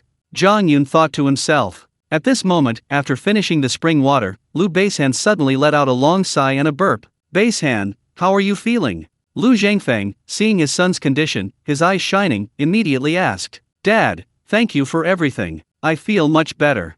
Liu Baisan could actually speak. Liu Zhangfeng was immediately overjoyed. Liu Baisan could speak again, which meant the spring water had worked. In an instant, Liu Zhangfeng rushed to Zhang Yun, saying gratefully, Zhang Yun, you truly saved Baisan's life. You've done a great service to my whole family. Fortunately, I, an old man, don't have to bury my son. Indeed, after Liu Baisan had been burning with fever for 3 days and couldn't even speak, Liu Zhangfeng had already resigned himself to his fate. Unexpectedly, Zhang Yun suddenly appeared, produced the miraculous spring water, and brought Liu Baisan back to life. Even though Liu Zhangfeng was a high-ranking retired official, he was still a father, with blood ties, and naturally didn't want his son to die before him. Grandpa, you flatter me. Zhang Yun replied calmly. Since Liu Baisan was alright, Zhang Yun decided not to bother him any longer. After all, Liu Baisan had just recovered and still needed some time to rest. Grandpa, I'll head back now. I'll come and bother you again later. Zhang Yun said with a smile. Liu Zhangfeng personally saw Zhang Yun to the door, saying gratefully, Zhang Yun, if you ever have any trouble, just come and call me. Although I'm retired, I still have some influence and can help you. Those words were enough. Zhang Yun quickly replied that he'd talk to him later, then left, going directly to the back mountain. There, he took out a basket from his spiritual spring space, containing 30 wild rabbits. There were still 160 wild rabbits to sell. Zhang Yun was patient and determined to sell them all before leaving that day. He placed the basket on the ground, a rabbit tied to the lid, indicating that he was selling rabbits. Soon, people came over. An older woman approached and exclaimed with delight, Oh, young man, it's you again. I bought a rabbit from you yesterday, and it tasted really good. Zhang Yun immediately remembered, this was one of the neighbor women Wang Xiaohua had summoned yesterday, and she had indeed bought a rabbit. For you and each, ma'am, would you like to buy another one? Zhang Yun asked softly. Yes, definitely. The woman readily agreed, immediately taking 4 yuan from her pocket and handing it to Zhang Yun. She then opened the lid and grabbed a wild rabbit. Young man, I'll go back now and spread the word that you're here. My neighbors will definitely come to buy your rabbits. Even if they don't eat them today, they'll keep them for a few days before eating them. The woman said excitedly and left immediately. After she left, several family members of miners who had been loitering nearby gathered around. Seeing Zhang Yun selling wild rabbits there, they were clearly tempted as well. After all, meat was extremely scarce in those times. Being able to eat meat was the happiest thing. Rabbit meat, if cooked well, was absolutely delicious. So, each of the miners' families bought one or several rabbits, paid readily, and hurried away. After the miners' families left, Zhang Yun moved his stall slightly, then secretly took out a few more wild rabbits and put them back in his basket. A moment later, 3 figures wearing straw hats arrived. They walked together, having been wandering around Jiagong Mountain for some time. The 3 didn't speak, nor did they buy anything, they simply walked back and forth quietly. At this moment, the 3 spotted Zhang Yun's stall. They simultaneously hid behind a house, craning their necks to watch Zhang Yun intently. Is that Zhang Yun? Zhang Tuanja asked in a low voice. It's him, it's him. I know Zhang Yun's background all too well. Zhang Shengli was somewhat excited. Now we can finally confirm it. Zhang Yun made a fortune selling goods here at Jiagong Mountain. Zhang Jianxi said coldly. These 3 brothers had arrived at Jiagong Mountain long ago, wandering around ever since, all to find Zhang Yun. Now, having witnessed Zhang Yun selling wild rabbits with their own eyes, they knew exactly what was going on. I feel like someone's been watching me. Zhang Yun's perception was sharp. Although it was late at night, he sensed someone watching him from behind. However, Zhang Yun was unaware that the 3 brothers, Zhang Tuanja, Zhang Shengli, and Zhang Jianxi, had arrived. This feeling is terrible. Unable to bear the unease, Zhang Yun picked up his basket and entered a side alley near the houses, heading towards the back of the mountain. Jiagong Mountain became a black market because of 2 reasons. First, the Linshui mine had many wealthy people. Second, the terrain was advantageous, with all the houses built along the foot of the mountain, allowing easy access into the mountains via side alleys. Sensing the unusual atmosphere, Zhang Yun decisively entered the mountains. Meanwhile, upon reaching the dark alley, Zhang Yun immediately released 2 red jackals from his spatial storage. Go, search the surrounding area.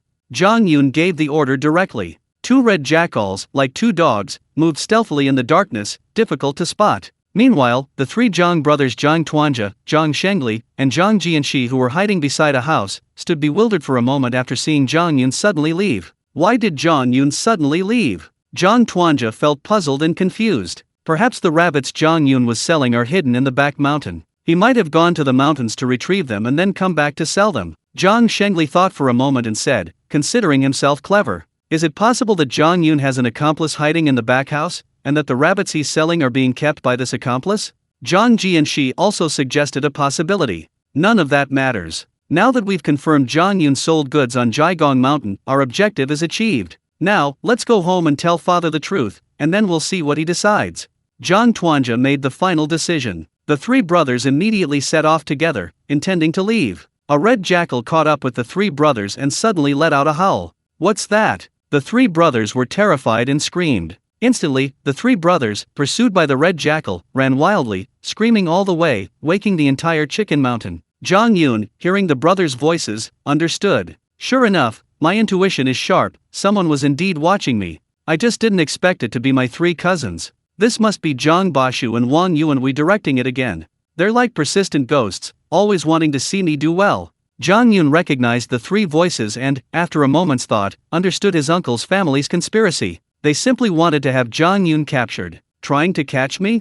Interesting. I'd like to see who Zhang Bashu can conspire with to arrest me. At this moment, Zhang Yun was not afraid but rather pleased. He was rather curious about which connections Zhang Bashu could still use. The red jackal chased the three for over 100 meters, but upon noticing other residents emerging from the surrounding area, it stopped chasing and immediately returned. Zhang Yun put the two red jackals back into his spiritual spring space. After waiting for a while and finding that Jiagong Mountain had quieted down again, he returned to the roadside and resumed setting up his stall. In Jiagong Mountain, Zhang Yun had absolutely nothing to worry about. If he spotted the police approaching, he could immediately run into the mountains behind. Just as he set up his stall, a group of elderly men and women came over. Wang Xiaohua was among them. Young man, you really came. Aunt Zheng wasn't lying, she told us you were here again. Wang Xiaohua said happily when she saw Zhang Yun. Zhang Yun remembered Wang Xiaohua's request from yesterday, and he immediately replied, Aunt Wang, about what you mentioned yesterday, I found a hunter friend.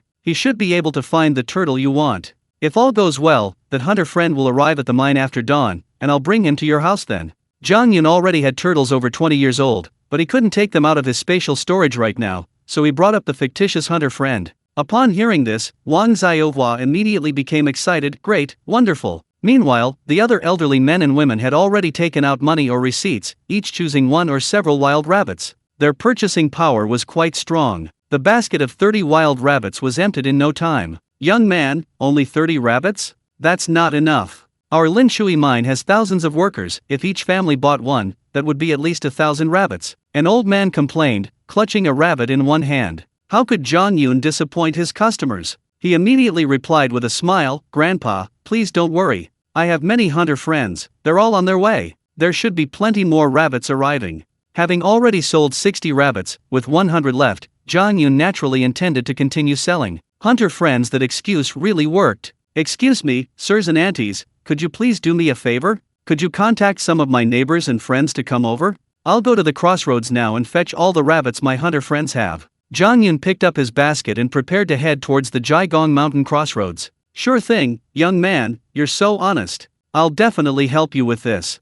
The elderly men and women who had bought the rabbits were quite enthusiastic and readily agreed. Zhang Yun wanted this kind of advertising effect. With these elderly men and women promoting him, he would become a well-known brand and could supply Jiagong Mountain with large quantities of meat for retail. Soon, Zhang Yun left. About 10 minutes later, he returned to Jiagong Mountain carrying 2 baskets. Naturally, the 2 baskets he had used that morning to carry fish were now filled with rabbits, exactly 100 rabbits. And indeed, those elderly men and women who had agreed to help Zhang Yun really put in the effort. At this moment, a large number of elderly men and women arrived on the street. When they saw Zhang Yun return as promised, these elderly people, quite tacitly, came to Zhang Yun's side, silently surrounding him with cash in hand. Pay first, then take the rabbit. Zhang Yun didn't waste any words, stating it directly and clearly. Then, these elderly people all paid first, then reached into their baskets, grabbed wild rabbits, and left. This process lasted less than 10 minutes, and all 100 wild rabbits were sold. So, that morning, Zhang Yun sold 40 wild rabbits at the canteen and another 160 at Jiagong Mountain, selling all 200 male rabbits. Zhang Yun's consciousness returned to the spiritual spring space, looking at a pile of money and receipts in a corner of plot number 1. 612 yuan in cash. 120 jin of grain coupons, 15 jin of kerosene coupons, 15 chi of cloth coupons, and the receipt from the canteen that morning. Once the accounting department processes it, he'll receive another 228.2 yuan. That means Zhang Yun's cash income exceeded 800 yuan that morning. It's almost dawn, I can go exchange it for Wang Xiaohua's bow and arrows now. Zhang Yun remembered Wang Xiaohua and immediately ran off. Zhang Yun arrived at a black locust tree. With the feedback from the spiritual spring space, Zhang Yun's memory had also improved. He still clearly remembered the home address Wang Xiaohua had given him yesterday. Soon, Zhang Yun found house number 147. This was Wang Xiaohua's house. Knock, knock, knock. He knocked 3 times. The door opened with a thud, and Wang Xiaohua's head popped out. Her face lit up when she saw Zhang Yun. "Little brother, you've finally come." Clearly, Wang Xiaohua had been anxiously waiting ever since Zhang Yun said he had found the turtle, and she was finally looking forward to his arrival. Zhang Yun was carrying the basket on his back, inside which he had already placed the first turtle he had caught. This turtle had been absorbing spiritual spring water in the spiritual spring space. Even if it wasn't over 20 years old, its medicinal effects would definitely be stronger than a turtle that was over 20 years old. "And Wang, the turtle you wanted is right here. Take it." Zhang Yun didn't go inside, he simply opened the basket. Wang Xiaohua lifted the lid and saw a large turtle inside, clearly a very old one. "Young man, wait a moment, I'll go get the bow and arrows." Naturally, Wang Xiaohua knew the proper etiquette. Since Zhang Yun had brought the turtle, she had to hand over the bow and arrows on the spot. A short while later, Wang Xiaohua returned carrying the bow, arrows, and quiver, handing them directly to Zhang Yun. "Young man, my father's bow is made of the finest materials, especially the bowstring, which is made from the tendon of a grown water buffalo. It's incredibly elastic, hitting its target every time within 10 meters. This quiver also contains 20 arrows, all with horn iron arrowheads. If you hit a wild animal, it'll definitely penetrate its body." Wang Xiaohua gave a brief introduction, afraid Zhang Yun wouldn't like her bow. Zhang Yun took it and examined it. It was a traditional bow, with a curved shape resembling the upper lip. Actually, regardless of whether the bow Wang Xiaohua offered was good or not, Zhang Yun would accept it. After all, with the spirit spring space, he could upgrade an ordinary bow to a higher grade simply by consuming acceleration points. "And Wang, this bow is quite good. My hunter friend should like it." "Alright, I'll take the bow and arrows. Auntie, keep them safe, and I wish your wife a speedy recovery," Zhang Yun said with a smile. Wang Xiaohua took the turtle and looked at Zhang Yun, blinking a few times. She suddenly said, "Young man, if you had this bow, you'd probably hunt wild animals in the surrounding mountains, right?" Zhang Yun nodded, "That was for sure. Auntie, I'm from Siwi village. That's the best route into Siming Mountain. Siwi village is entirely populated by the Wang family. Outsiders trying to enter Siming Mountain to hunt from Siwi village would definitely be driven away. It's very difficult to get in." "Perfect timing. Auntie, I'm from Siwi village. Although I'm married out, I still have the authority to recommend people.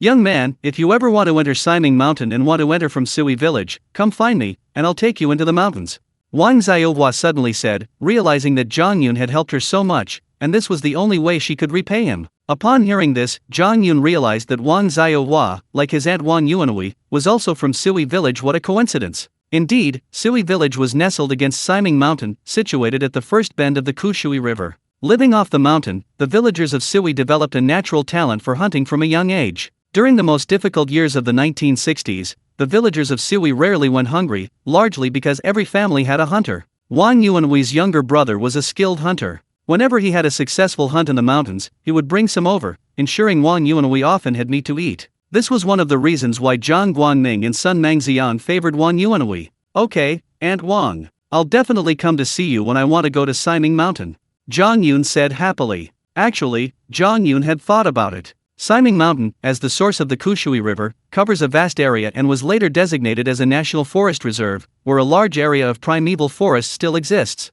There are many wild animals living there, and you could encounter them at any time if you went there. However, Zhang Yun's next priority was definitely Jiming Mountain, as it was the closest point to Juan Village, just beyond Songsha Mountain. But later, he absolutely had to go to Siming Mountain to confront those ferocious beasts. Immediately, Zhang Yun left Jiming Mountain, reached the crossroads, entered a nearby grove of trees, climbed a tree, and lay down on a branch to rest. His consciousness entered the spirit spring space. Zhang Yun stared at the bow and arrows he had just acquired. Then he looked at the numbers above the boulder at plot 1. Acceleration points, 21.8. Plot 4, time is still frozen. Consume 10 acceleration points first.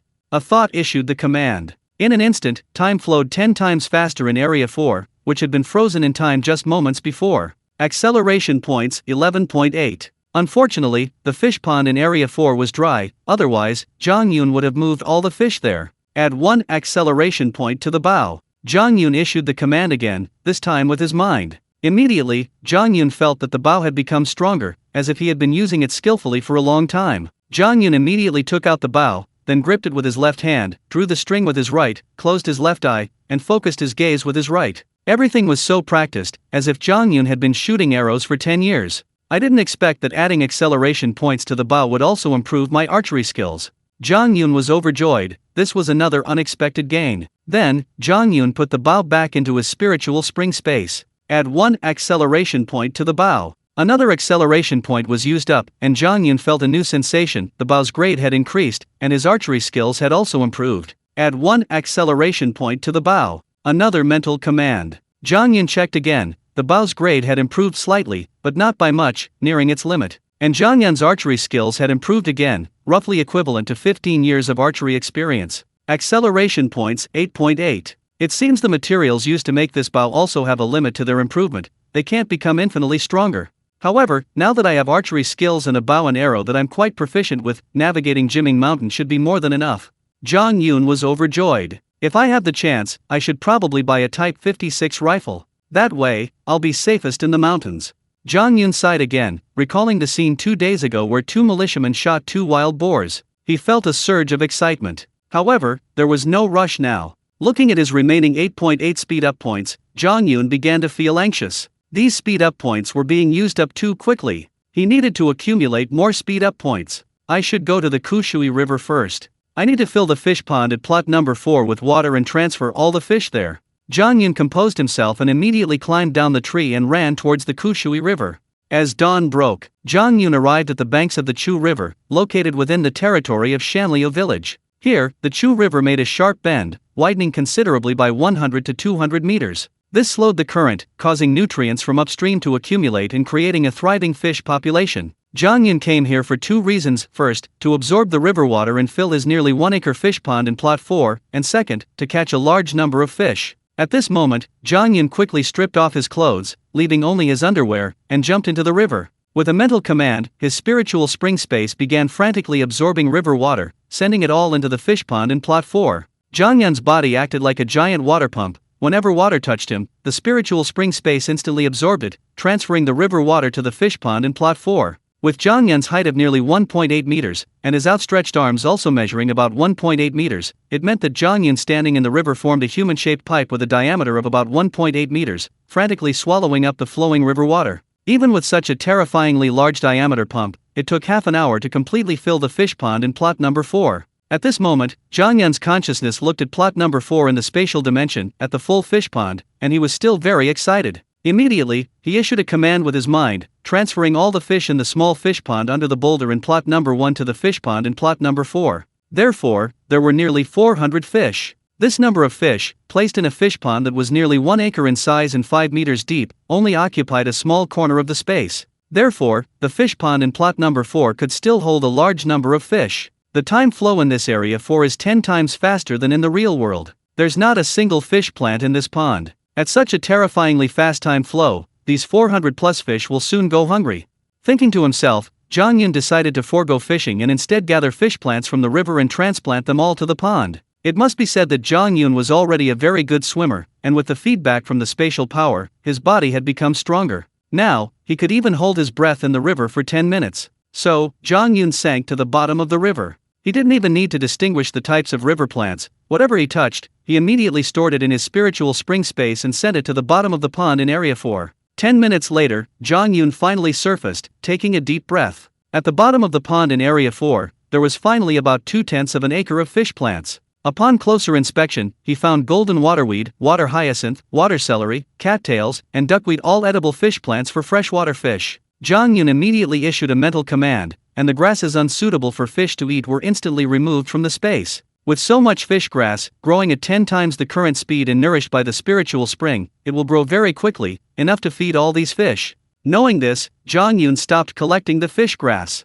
Then, Zhang Yun took out the sticky net. One end of the net was tied to the root of a small tree on the bank, and the other end to a wooden pole, which was then stuck into the river and secured with a large rock. The 10-meter-long net effectively blocked a section of the river's flow. Having learned from yesterday's experience, Zhang Yun was now quite adept. He immediately swam 10 meters upstream and took out a fertilizer bag filled with spiritual spring water. The spiritual spring water slowly flowed through the gaps in the fertilizer bag, merging into the river and drifting downstream. The fish downstream, after swallowing a mouthful of the spiritual spring water, swam rapidly upstream, involuntarily encountering the net. After about 10 minutes, all the spiritual spring water from the fertilizer bag had merged into the river. Zhang Yun didn't wait. After putting away the fertilizer bag, he dove into the river and swam directly to the net. Unsurprisingly, the net was once again laden with fish. Starting from the middle of the river, Zhang Yun lifted the net, watching the fish thrashing about. He reached in and collected them one by one into his spiritual spring space, all of them falling into the fish pond in area number 4. Within a few minutes, the net was full. At this moment, Zhang Yun's consciousness locked onto the number above the giant rock in area number 1 of his space. Acceleration points 19.2. The acceleration point increased directly from 8.8 to 19.2. That means the fish caught in that net weighed 1040 jin, approximately 520 catties, resulting in an increase of 10.4 acceleration points. Fishing still gives you speed up points much faster. Zhang Yun couldn't help but sigh. When hunting in the mountains, unless you kill a large wild animal like a wild boar or a black bear, you can only gain several speed up points at once. This fishing method, where a single net can yield 1,000 catties of fish, is incredibly fast at increasing speed. Even if these 1,000+ catties of fish enter the fish pond in plot number 4, they still only occupy a small corner of the entire pond. Zhang Yun, of course, wouldn't give up and decided to continue fishing. He repositioned the net. Then Zhang Yun swam to the upper reaches of the river and took out the fertilizer bag, which was filled with spiritual spring water. The spiritual spring water seeped from the fertilizer bag, flowing into the river and downstream. Just as Zhang Yun was immersed in the thrill of fishing, a group of fishermen approached from the riverbank. There were 8 of them. A closer look revealed that 4 of them were the very same 4 Zhang Yun had beaten up the day before. Clearly, these 8 were fishermen from Shanlia village, and they too were coming to the river to fish before the production team's roll call. In other words, these 8 men also planned to catch their own fish and then sell them to the nearby mines to earn extra money. As the 8 men approached together, they were constantly talking. "Demeng, you 4 lost your fishing nets yesterday, so we're missing one today, which means our catch will be much less."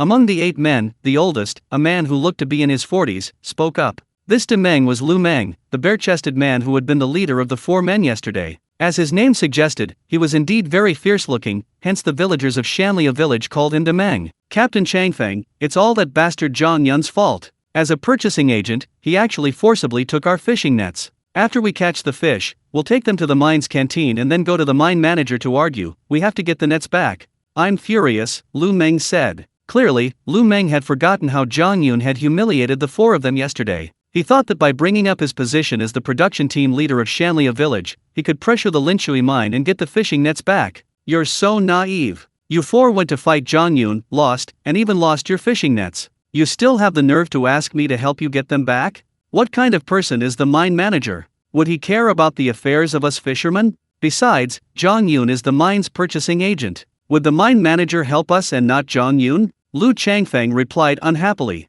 He clearly knew that getting the fishing nets back was unrealistic. Just then, someone in the group pointed to the river below and screamed, "Zhang Yun! That's Zhang Yun! He actually came to our river to fish." It was one of the 4 from yesterday. He recognized Zhang Yun immediately. Another 1,000 catties of fish in the net. Zhang Yun added another bag of spiritual spring water, and after hauling in the net, he had caught over 1,000 catties of fish again. At this moment, the number above the boulder in plot 1 changed. Acceleration points 30.1. From 19.2 to 30.1, meaning this net of fish weighed 1,090 catties, an increase of 10.9. Now, the number of fish in the fish pond in plot 4 has exceeded 1,000, including fish of all sizes and types. Although these fish seem few in a 1-acre fish pond, Zhang Yun feels it's more than enough. After all, this number 4 plot has a 10-fold time flow rate, nourished by the spiritual spring's energy, causing the fish to grow very quickly. Using these 1,000 fish as a base for reproduction, ensuring a daily supply of 100 jin of fish for the mine's canteen would definitely not be a problem. In other words, even if Zhang Yun stopped fishing in the future, using the fish from the number 4 fish pond would still guarantee the canteen's fish needs. Moreover, Zhang Yun also needed to purchase fish from various production brigades. Just as Zhang Yun was preparing to haul in the nets, someone suddenly screamed from the riverbank. Zhang Yun looked up and was shocked to see 4 familiar figures. Those 4 guys are back again. Did they spot me and call 4 more people to beat me up? Zhang Yun couldn't help but wonder as he watched the 8 villagers from Shanliu village run down the bank. A moment later, Lu Meng arrived at the riverbank first, pointing at Zhang Yun and shouting angrily, "Zhang Yun, how dare you fish in my Shanliu village's river? Do you want to fight?" Production team leader Lu Changfeng also arrived at the riverbank. Seeing Zhang Yun putting away his net and about to return to shore, he couldn't help but scrutinize Zhang Yun. Young, handsome, and strong. Lu Changfeng sighed inwardly. Zhang Yun certainly had a handsome appearance. However, since Zhang Yun had come to the river area of Shanliu village and was fishing extensively there, using the same nets Lu Meng and his companions had used, it was somewhat of a provocation against Shanliu village. Villagers in the 1970s had a very strong sense of territory. They often got into fierce arguments, even armed fights, over the ownership of a piece of land, the direction of a ditch's flow, the boundaries of a mountain, and so on. Although the Kushui River was nominally a public river, and everyone could fish in it, Shanliu village considered this river area their exclusive fishing ground and would not tolerate villagers from other villages fishing there. Therefore, Lu Changfeng, as the production team leader, was secretly angered to see Zhang Yun fishing in his river area. Looking at the 4 men's menacing demeanor, Zhang Yun knew another fight was inevitable. So, Zhang Yun placed his hands underwater and immediately took out his pants from his spiritual spring space, putting them on underwater. He couldn't very well fight 8 people in his underwear. Bare-chested, Zhang Yun quickly retracted the fishing net, went to the bank, and without even undoing the rope binding the net to the small tree roots, simply threw it onto the shore. Now emboldened by the 7 men, Lu Meng became arrogant again, angrily pointing at Zhang Yun, "Give me back my fishing net." Zhang Yun calmly glanced at the 8 men and smiled faintly, "Give it back to you? You've got a thick skin. This fishing net was the item you 4 gave me as compensation for my emotional distress, and you actually have the nerve to say you're returning it." Production team leader Lu Changfeng spoke up, "Zhang Yun, I am a production team leader from Shanliu village. Here, I have full authority. Lu Meng and the other 3 were at fault first, and I can apologize to you. However, this fishing net is their livelihood tool, and it is also the property of our Shanliu village. You must return it." Upon hearing this, Zhang Yun's face immediately turned cold. What a load of rubbish about collective property. These 4 people were fishing illegally and selling it to Huang Dejin. How could this fishing net be the property of Shanliu village? They must have pooled their money to buy it. Moreover, these 8 people came to the river so early, clearly just like him, fishing illegally and then selling it to others. In other words, these 8 people, like him, were also there to earn extra money. Lu Changfeng was trying to use the guise of collective property to pressure Zhang Yun. His plan was quite clever. Unfortunately, this didn't scare Zhang Yun. "Captain Lu, don't try to intimidate me. This net was compensation from those 4 men. Don't even think about taking it back," Zhang Yun said calmly, without any politeness. Lu Changfeng's face turned cold. Lu Meng couldn't control himself and immediately shouted, "Brothers, hit him. Take the net back."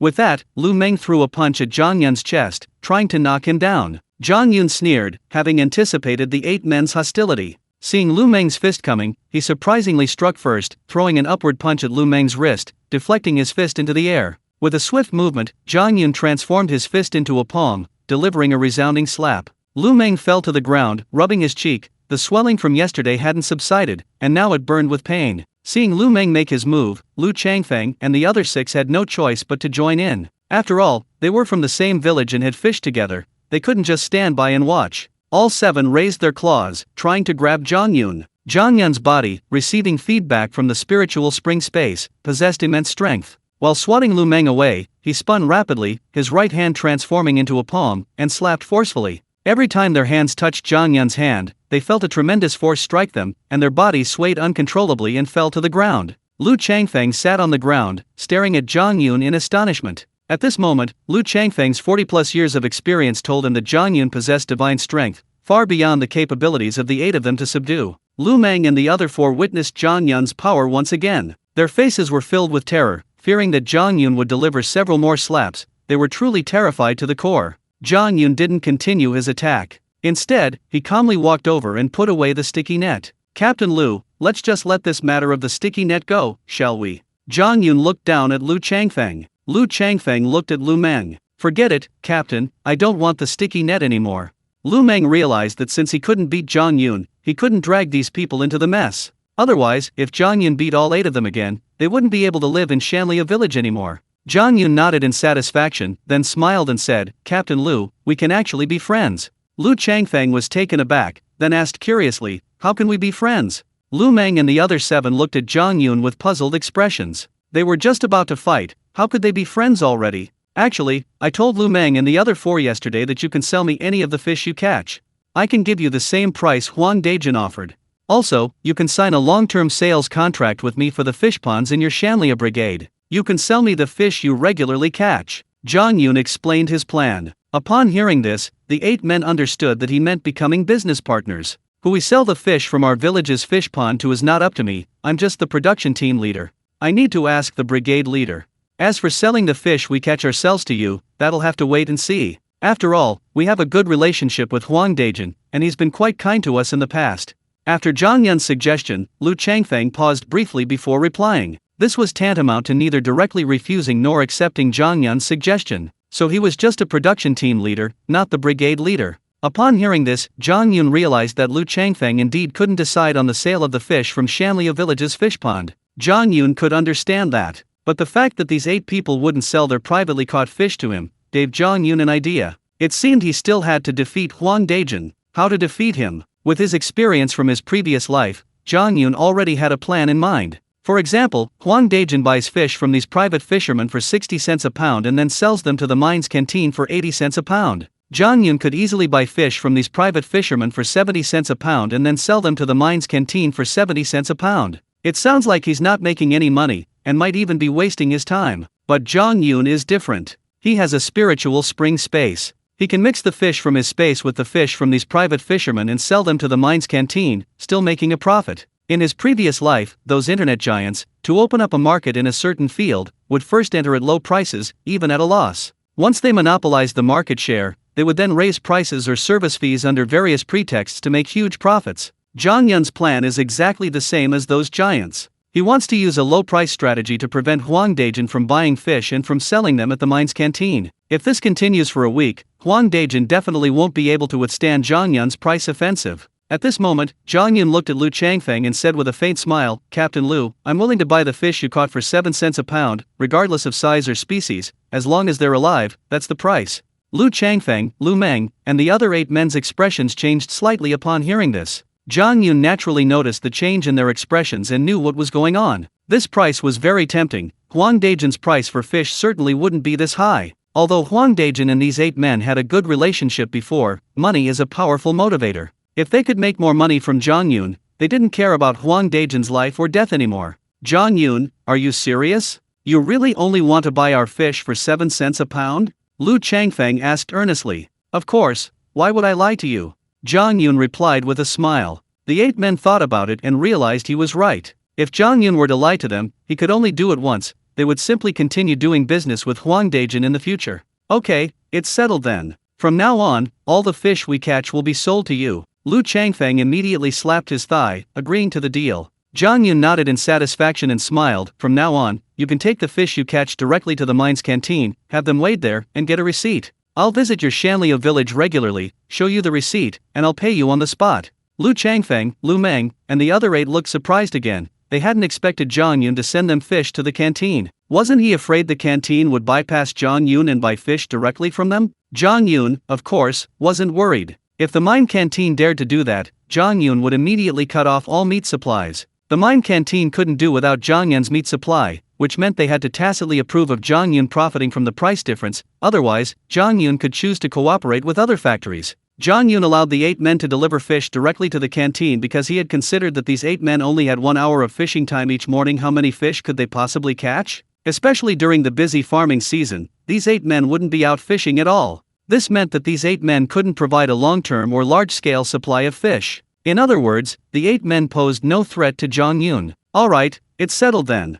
Lu Changfeng slapped his thigh again, replying happily. Seeing that it was already dawn and the 8 men had arrived, Zhang Yun naturally wouldn't fish in front of them. Alright, our cooperation is settled then. I'm going to take a look around now.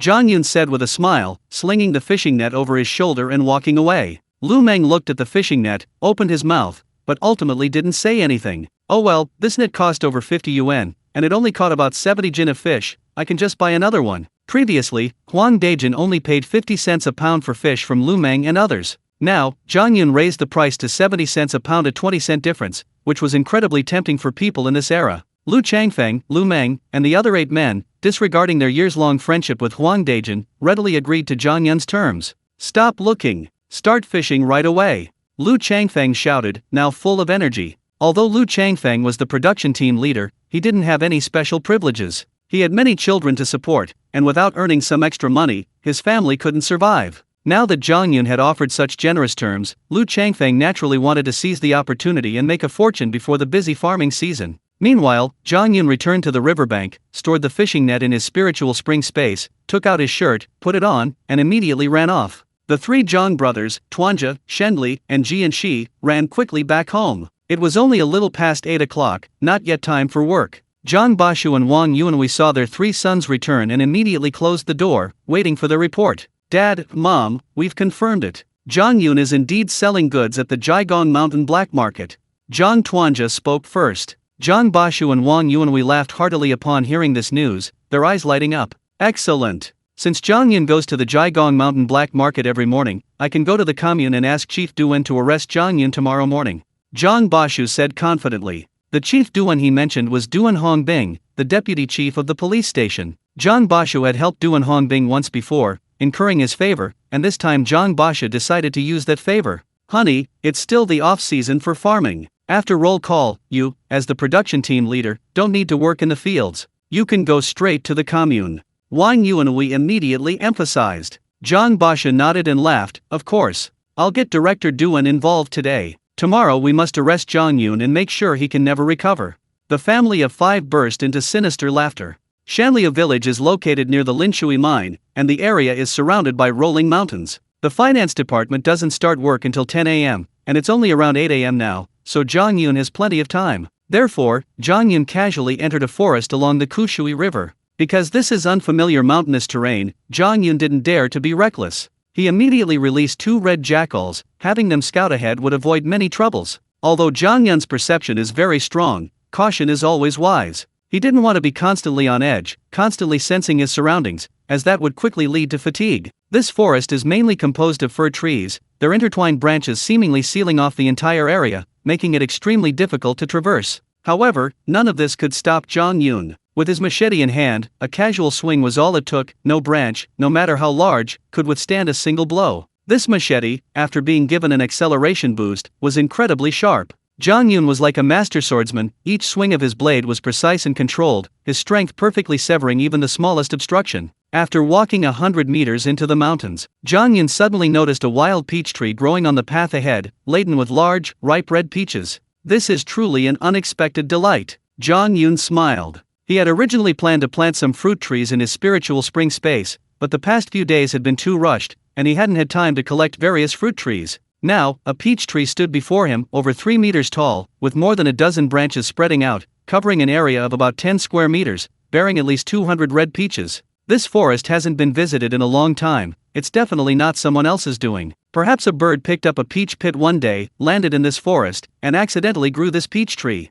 As Zhang Yun deduced this, he arrived beneath the peach tree. His right hand touched the peach tree. With a thought, the spiritual spring space absorbed the entire peach tree, temporarily placing it in plot number 1. Plot number 1 is now half covered with sweet potatoes, and includes a small pond filled with spiritual spring water. Plot number 2 is planted with various pig feed and herbs to breed pheasants, chickens, and wild boars. Plot number 3 is covered with sweet potatoes to breed rabbits, mice, deer, and venomous snakes. Plot number 4 has been entirely converted into a fish pond, with only 1 meter of land on each side. Thousands of fish are raised in the pond, and frogs, mosquitoes, turtles, eels, and other aquatic life have been moved to the banks. The plot number 5, added tomorrow, can be used to plant various fruit trees.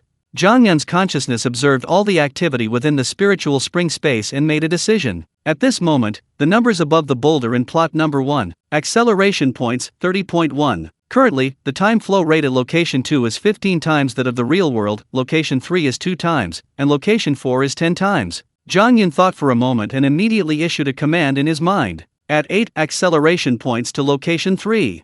Instantly, the time flow rate at location 3 became 10 times that of the real world. Acceleration points, 22.1. Zhang Yun had plenty of remaining acceleration points, but he didn't want to use them. After all, gaining an acre of land every day meant he'd need acceleration points for many things in the future. Standing in the pit left by the vanished peach tree, Zhang Yun glanced around. The surrounding area was filled with tall fir trees. Each fir tree was 7 or 8 meters tall and at least 20 centimeters in diameter, excellent timber for beams. If I remember correctly, when the People's Commune was abolished and Kushui Town was established, a large-scale construction boom took place, and most of the trees were cut down and transported from Shanliu village. Since this forest is destined to be cleared out, I'll cut down a batch beforehand. In a few years, after Kushui Town is established, these trees will grow back.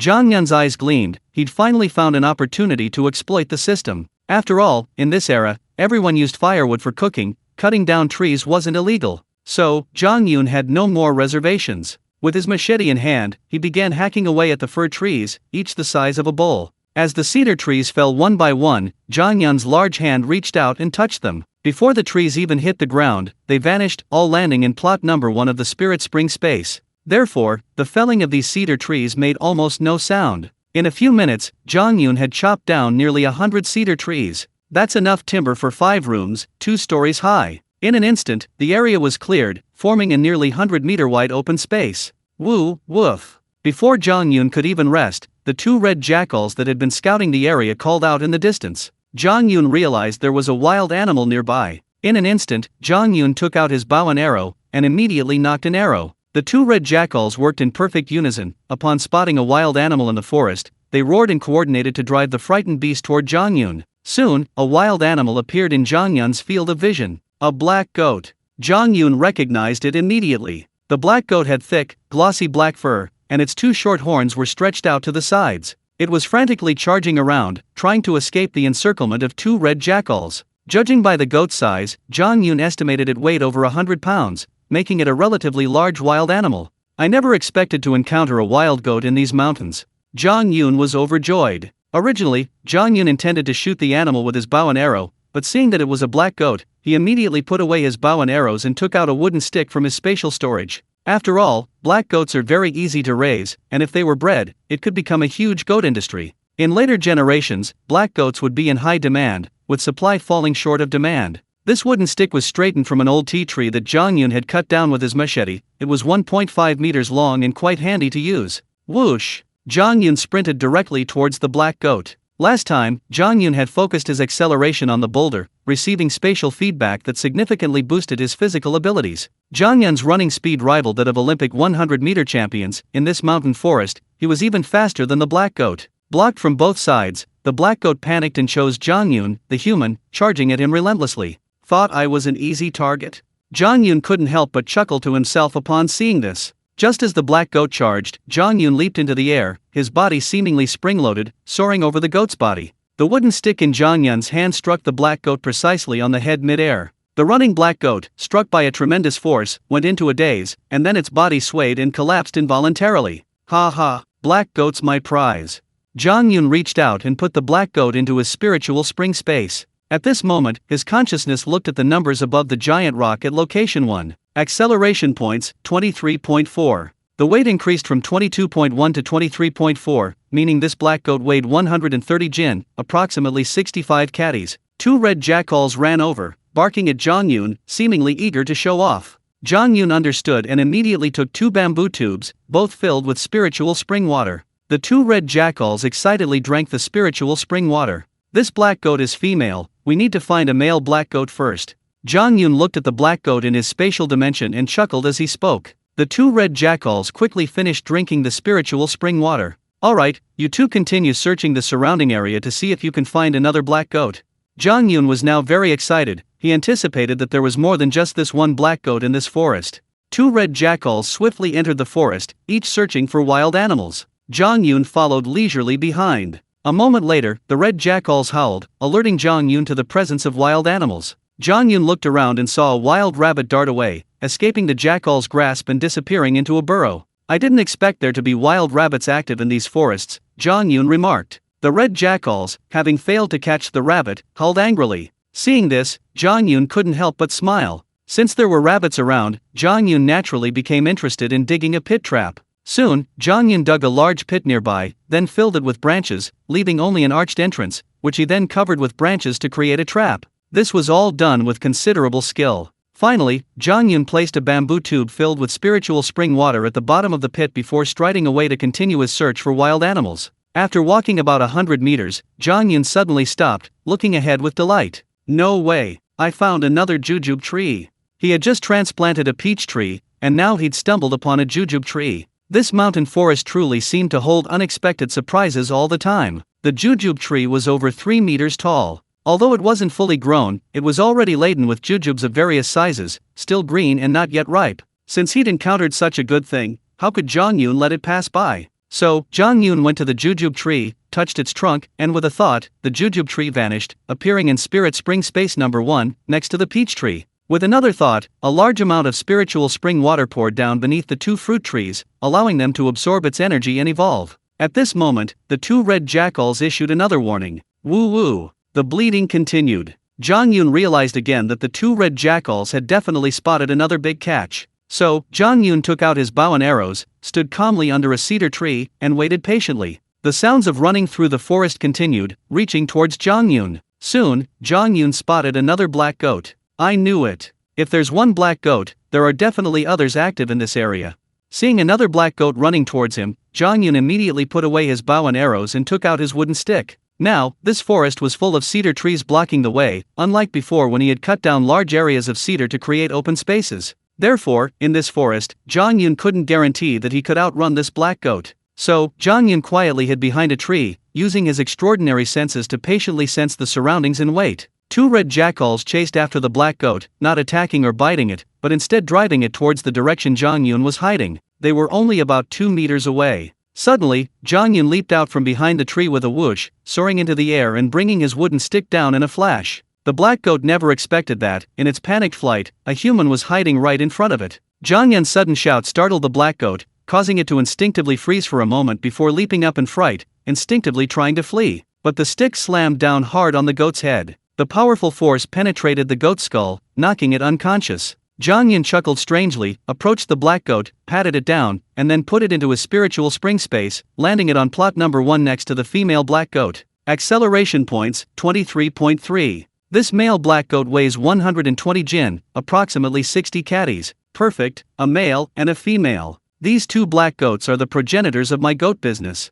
Zhang Yun laughed heartily. Hunting in the mountains is so much fun. There are always surprises. Each new hunt fills Zhang Yun with a sense of accomplishment and immense joy. The 2 red jackals ran back, barking at Zhang Yun as if to boast of their success. Zhang Yun understood and took out 2 more bamboo tubes filled with spiritual spring water, letting them drink from them. The 2 red jackals quickly finished the spring water, their bodies seemingly growing even stronger, their physiques even more imposing and ferocious. If these 2 red jackals were to guard Zhang Yun's new home, not a single thief would dare to visit. Just looking at them was enough to frighten anyone. Then, the 2 red jackals went to search the surrounding mountains and forests. They didn't find anything new. Zhang Yun could understand this. After all, this forest wasn't a deep, ancient forest, and the trees were of a single type, making it difficult to support a large number of wild animals. After all, wild animals need to eat to survive, and if there are few species living in the forest, it means only a few small animals can survive. Zhang Yun was already very happy to have encountered 2 black goats in this forest dominated by cedar trees.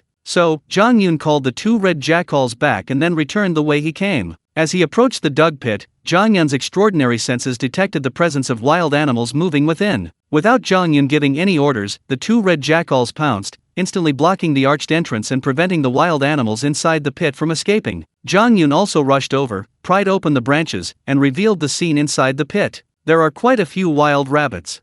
Zhang Yun saw the rabbits hopping around, trying to jump out of the pit, but none of them succeeded, and couldn't help but say with a smile. Having gained experience digging pits multiple times, Zhang Yun designed his pits to be cone-shaped, with a narrow opening and a wide bottom. This meant that if a rabbit jumped, it would hit the pit wall and fall to the bottom. He then reached in and touched each rabbit, storing them all in plot number 3 of his spiritual spring space. He harvested a total of 32 rabbits. The number above the boulder in plot number 1. Acceleration points, 24.9. That means these 32 rabbits, weighing 160 jin, approximately 80 catties, gained him 1.6 acceleration points. Selling them would bring in another 120 yuan. With a broad smile, Zhang Yun left the forest. Seeing that it was getting brighter and there wasn't much time left before the finance department opened, Zhang Yun quickly ran towards the Linshui mine. When Zhang Yun arrived at the mine, Yang Yunshin was already waiting for him at the gate. Upon seeing Zhang Yun, he immediately ran over. "Brother Yang, you waited for me all this way?"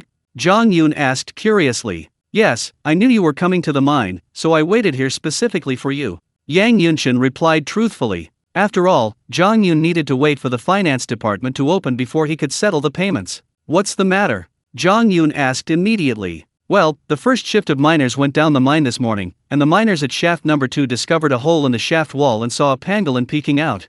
Those miners are terrified and dare not go down the mine. I was thinking, Brother Zhang Yun, you have hunting skills, see if you can lure that pangolin out and catch it. Yang Yunshin finally revealed his purpose in intercepting Zhang Yun. Pangolin? Hearing this, Zhang Yun could imagine the terrified miners must have been when they went down the mine and suddenly saw a pangolin covered in scales. Actually, pangolins are timid and rarely attack humans. However, their appearance is frightening, their scales alone inspire fear and keep people away. Brother Zhang Yun, say something. Are you confident you can catch this pangolin? Seeing Zhang Yun remain silent, Yang Yunshin grew anxious and urged him immediately. I can give it a try. Zhang Yun replied with a smile. At this point, Zhang Yun dared not make a definitive statement. After all, pangolins are migratory animals, they don't stay in one place for long, and they move primarily within burrows, making them very difficult to find. The spiritual spring that Zhang Yun relied on didn't spread very far, so he couldn't guarantee he could lure the pangolin out. Excellent! With Brother Zhang Yun's recommendation, I'll recommend you to Chief Yang.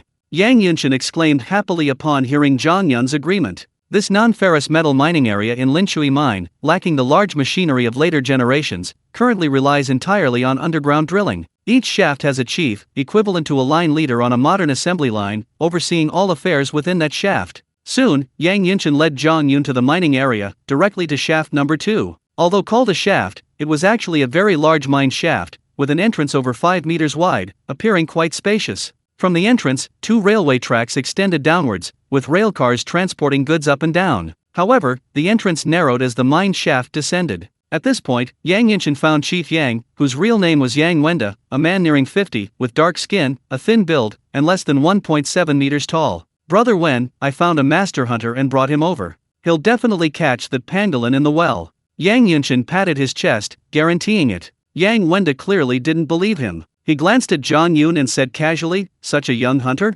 Yunshin, you've been tricked, haven't you? Yang Yunshin immediately retorted, displeased, Brother Wen, do you know who's been giving us meat in the canteen these past few days? You don't need to guess, it's Zhang Yun. He's an excellent hunter. Upon hearing this, Yang Wenda's expression changed instantly, and he looked at Zhang Yun seriously. As the cave leader, Yang Wenda naturally knew that a new purchasing agent had arrived at the canteen, and the meat they'd been eating for the past 3 days was because of him. He hadn't expected this new purchasing agent to be so young, and to be right in front of him. Comrade Zhang Yun, this is Yang Wenda. Yang Yunshin said you're a hunter, so I'm entrusting the pangolin in mine number 2 to you. Yang Wenda rushed to Zhang Yun, making a very sincere request. If the pangolin isn't captured, the miners won't dare go down the mine, which will delay the mining progress. Yang Wenda, as the mine foreman, has a responsibility to bear. Zhang Yun possessed keen perception and was naturally aware of Yang Wenda's earlier disdain. Now, hearing of his hunting skills and seeing Yang Wenda immediately rushing to request his help, Zhang Yun was naturally inclined to offer assistance for free. Chief Yang, I have only one condition, if you capture this pangolin, it's mine. Zhang Yun said calmly. Logically speaking, since the pangolin appeared in well number 2, it naturally fell under Yang Wenda's jurisdiction, and once the pangolin was captured, it was Yang Wenda who had the final say. Furthermore, Zhang Yun is now considered a member of the Linshui mine, and since he's helping out, the pangolin he caught should be handled by the mine. However, Zhang Yun isn't about to do free labor, and given Yang Wenda's dismissive behavior earlier, he's even less likely to help easily. Help is fine, but there has to be compensation. Zhang Yun also has his eye on the pangolin. Yang Wenda hesitated immediately. Seeing this, Zhang Yun said calmly, Director Yang, take your time to think it over. With that, Zhang Yun turned and left. Such indecisiveness, Zhang Yun had no patience to waste time with him. Wouldn't it be better to go to the finance department to see Huang Lijuan? Yang Yunshin immediately became anxious. Brother Wen, just agree. If the pangolin isn't caught, your number 2 well won't be able to start construction. Can you bear the consequences? Yang Wenda was also a little dumbfounded. He hadn't expected Zhang Yun to be so decisive, giving him no chance to bargain. Upon hearing Yang Yunshin's words, Yang Wenda realized what was going on. Yes, if we don't catch the pangolin, we can't mine at well number 2, and the consequences will be serious. Comrade Zhang Yun, I agree. Yang Wenda had to shout loudly. Zhang Yun's lips curled into a smile as he turned around and replied calmly, okay, it's settled then. However, I won't be able to come over until noon. I need to prepare some tools and bait. Zhang Yun was currently empty-handed. he couldn't just go down the well and take out his spiritual spring, ropes, and other items, as that would expose his spiritual spring space. Therefore, Zhang Yun needed to put on an act and find an excuse to bring some tools so he could legitimately go down the well to set the trap. Yang Wenda and Yang Yunshan, hearing Zhang Yun's words, didn't suspect anything. Soon, Zhang Yun arrived at the finance department. Before entering, he was already carrying a basket on his back, and then he pushed open the door. The first desk was Li Guiying's. When she looked up and saw Zhang Yun, her eyes darted around nervously. Clearly, Li Guiying regretted yesterday's lesson after returning home. How could she have been so foolish as to help Huang Dejin and offend Zhang Yun? Currently, Li Guiying was in charge of the finances, which included purchasing for the cafeteria, specifically vegetables, tools, and supplies.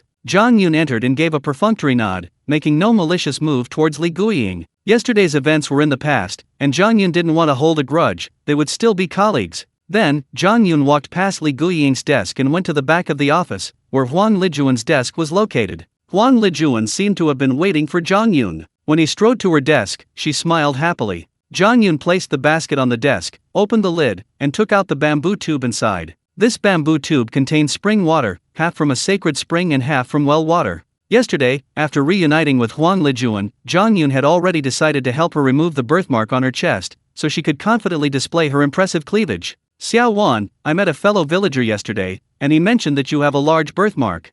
A hunter friend of mine found a magical spring in a deep cave. Drinking this water regularly might remove your birthmark. Zhang Yun pushed the bamboo tube aside and said with a smile. Huang Lijuan blushed instantly upon hearing this. She had had the birthmark since childhood, and everyone in her village knew about it. It wasn't a secret, but Zhang Yun's revelation made Huang Lijuan feel embarrassed. However, Huang Lijuan was also a very capable person, otherwise, she wouldn't have later become Zhang Yun's financial manager. Soon, Huang Lijuan calmed down, opened the bamboo tube lid, and looking at the clear spring water inside, she inexplicably felt the alluring energy of the water. Thank you, I will definitely drink it every day.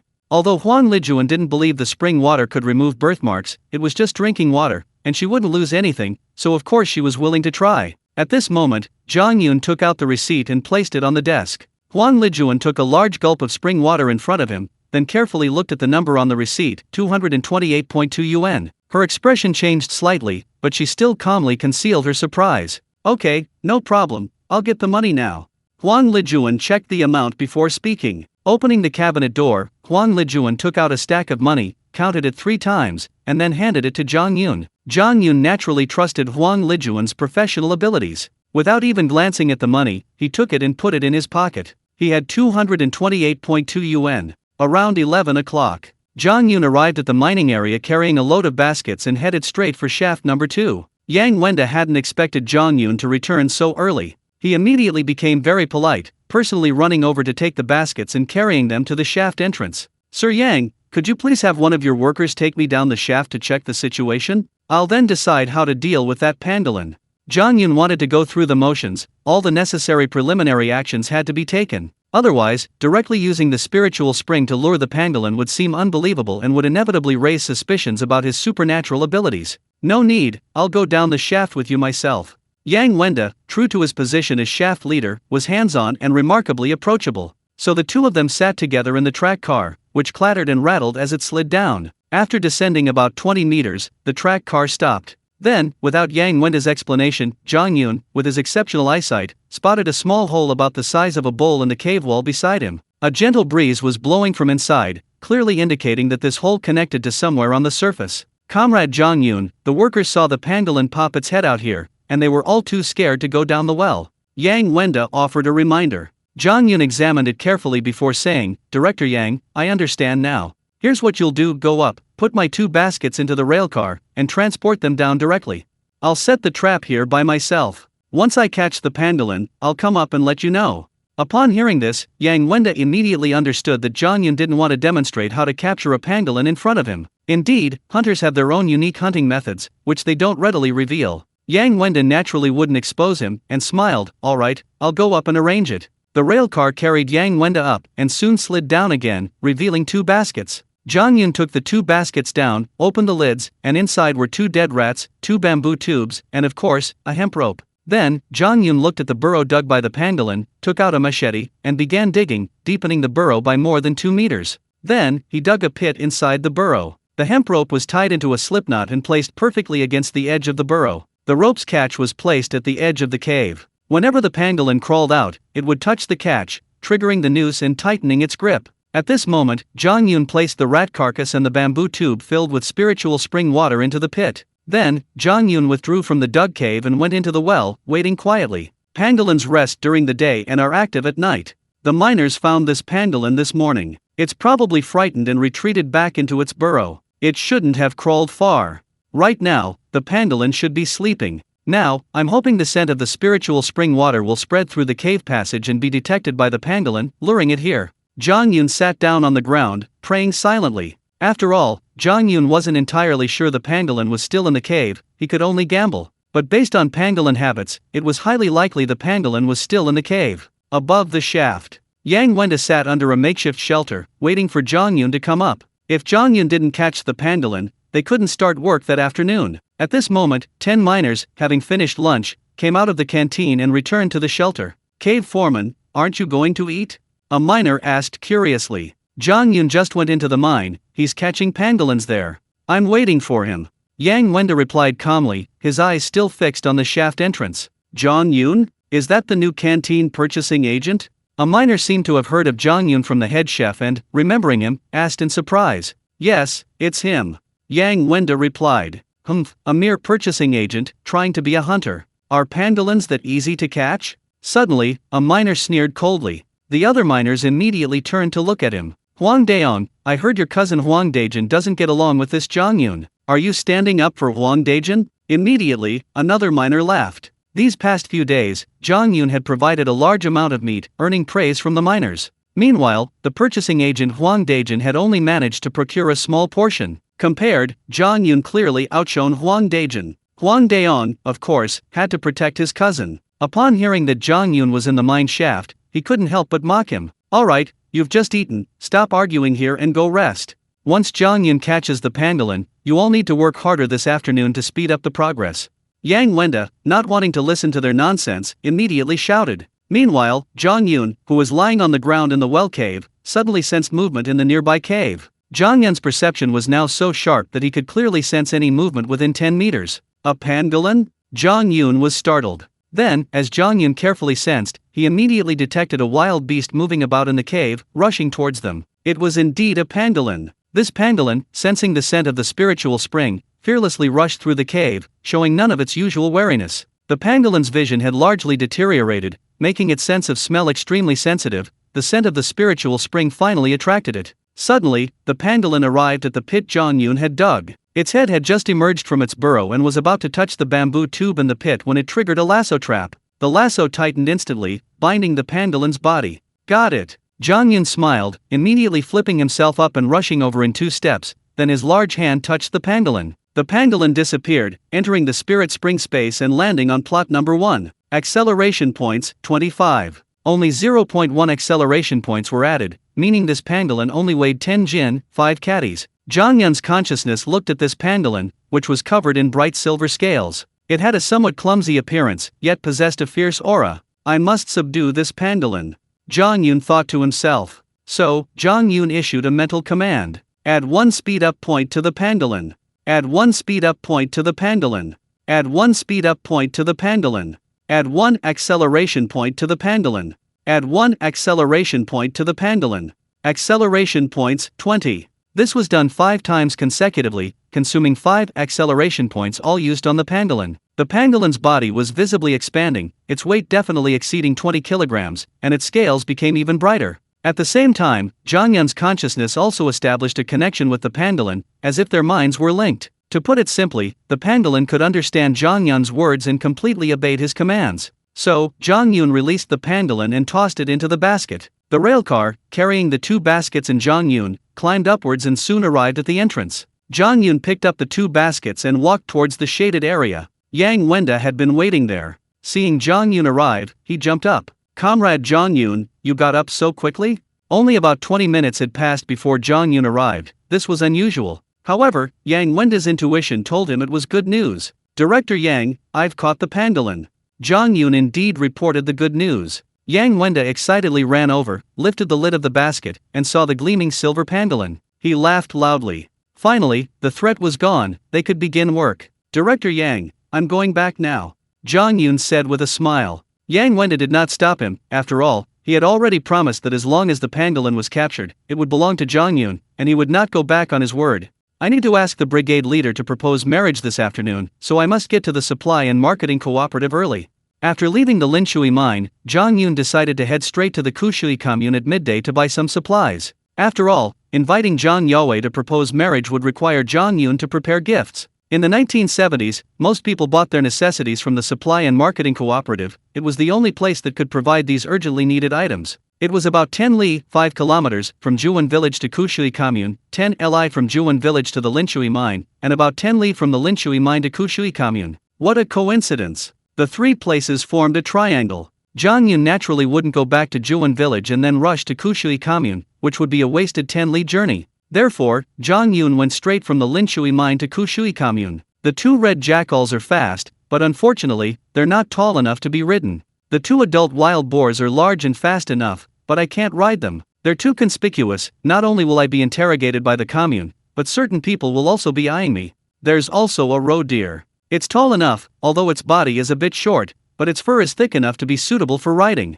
After walking for more than a mile, under the blazing sun, Zhang Yun became a little impatient. He quickly thought for a moment and decided to take out the roe deer from his spiritual spring space to ride. Of course, before taking it out, Zhang Yun needed to tame the roe deer. So, Zhang Yun gave the command in his mind. Add 1 acceleration point to the deer. Add 1 acceleration point to the deer. Add 1 acceleration point to the deer. Acceleration points 17. Zhang Yun's consciousness remained focused on the deer in the space. After using up 3 acceleration points, it had grown larger, reaching a length of 1 meter, with its back 1.2 meters off the ground, and all 4 legs were much stronger. This was perfect for riding. Release the deer from the spiritual spring space, and Zhang Yun leaped onto its back. Although there was no saddle, Zhang Yun's physical strength was enough to hold the deer firmly, preventing it from falling off even as it sped along. Now, Zhang Yun's travel speed increased significantly. The deer, having received the boost from 3 acceleration points, could understand Zhang Yun's commands. It would go fast when told to go fast, and turn when told to turn. Ah, that feels good.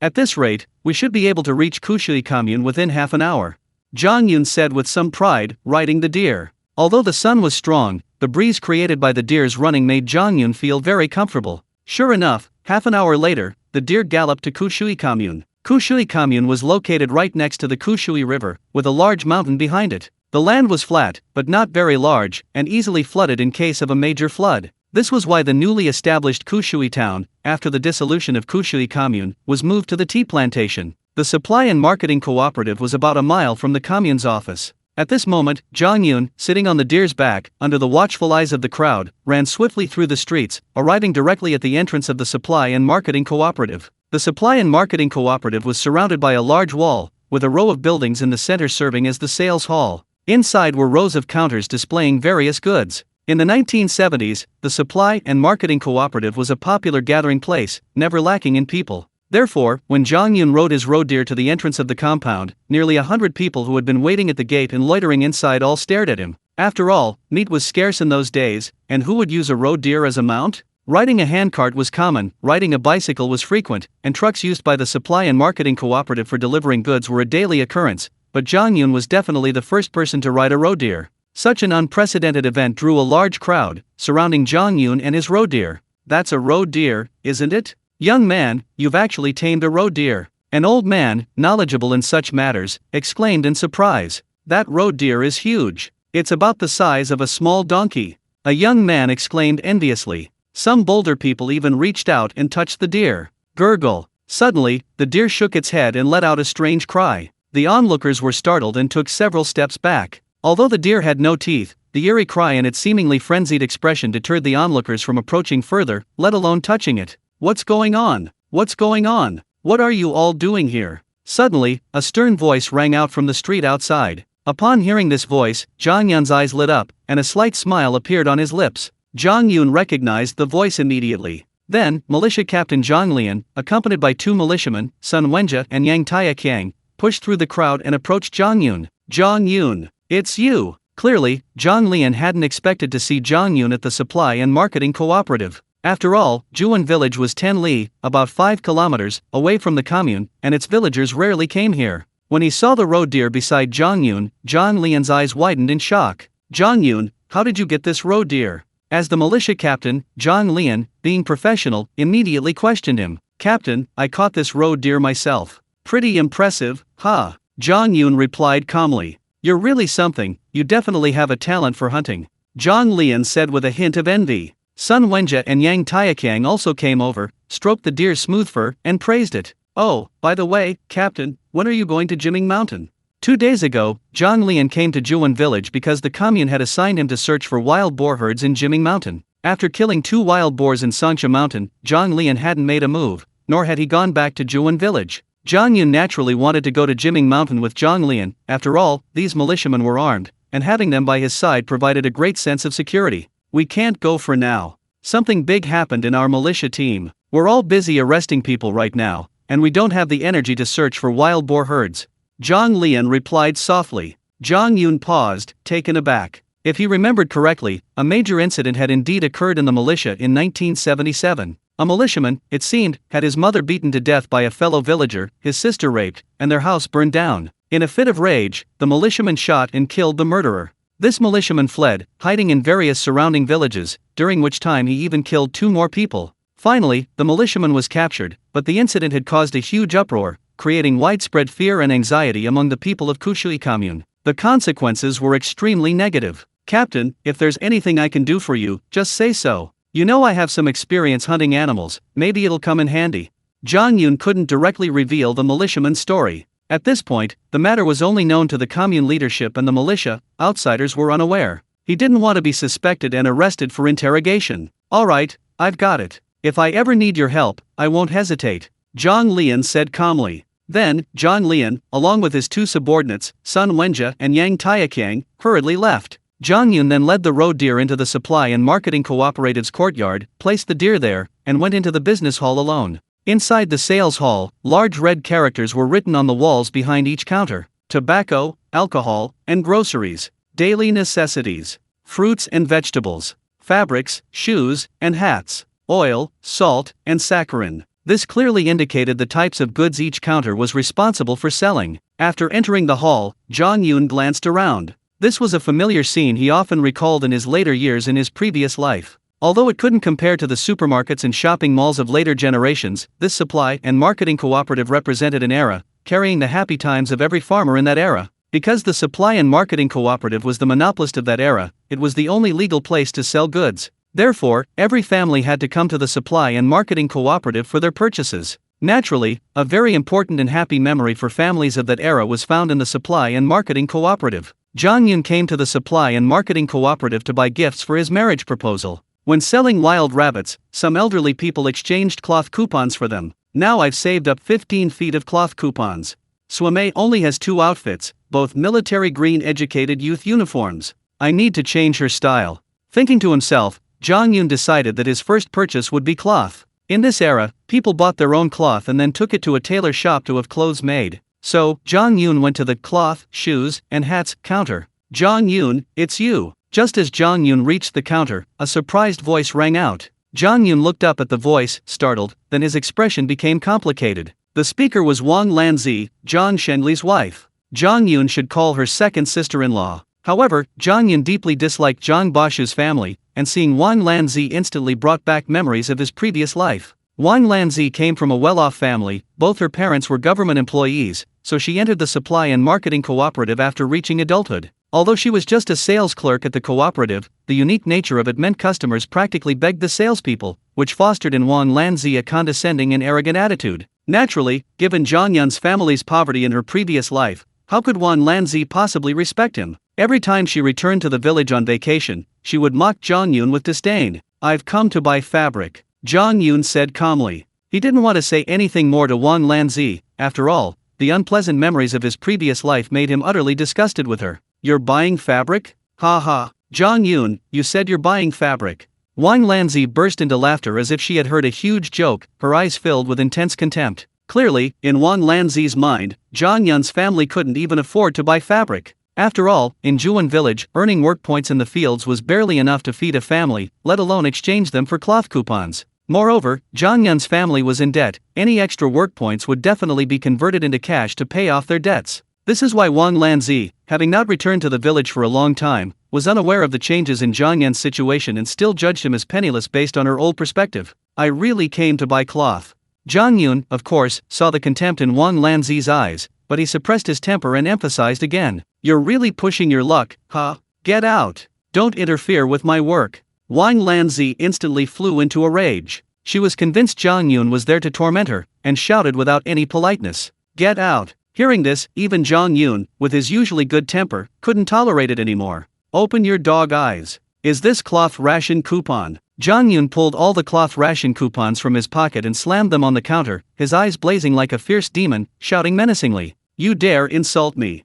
Wang Lanzi was already furious at the word dog eyes, but when her eyes fell on the cloth ration coupons on the counter, she was immediately speechless, her eyes filled with astonishment. It really was cloth ration coupons. Wang Lanzi quickly checked them, estimating in her mind that there were actually 15 feet of cloth ration coupons. She looked at Zhang Yun with disbelief, unable to speak for a moment. Now, can I buy the cloth? Zhang Yun sneered. While the two were arguing and shouting, a large crowd had already gathered in the hall. In fact, the supply and marketing cooperative was a daily hub of activity, and arguments were common. Just now, Zhang Yun and Wang Lanzi were yelling at each other, and everyone thought there was going to be a good show, so they all gathered around. Seeing so many people staring at her like she was a monkey, Wang Lanzi immediately became angry again. What cloth? You think you can buy cloth just because you have cloth coupons? Do you have a letter of introduction? If you don't have one, get out. Wang Lanzi was not about to back down. As a saleswoman at the supply and marketing cooperative, she was always the one being begged to sell cloth.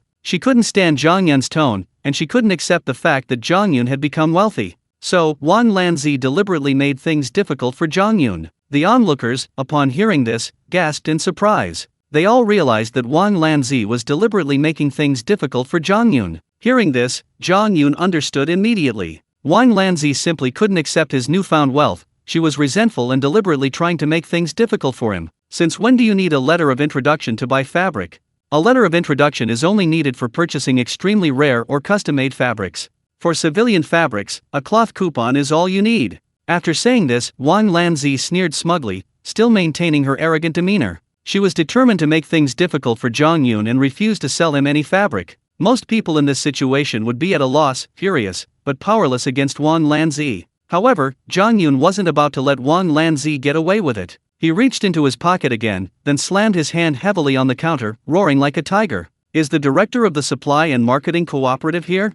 Is this how your sales staff treat customers? Is this how you serve the people? I have 15 feet of cloth coupons, 120 jin of grain coupons, 15 jin of kerosene coupons, and 200 yuan in cash. I'm going to make a big purchase at your supply and marketing cooperative today. You even make things difficult for a big customer like me. How can you serve small customers?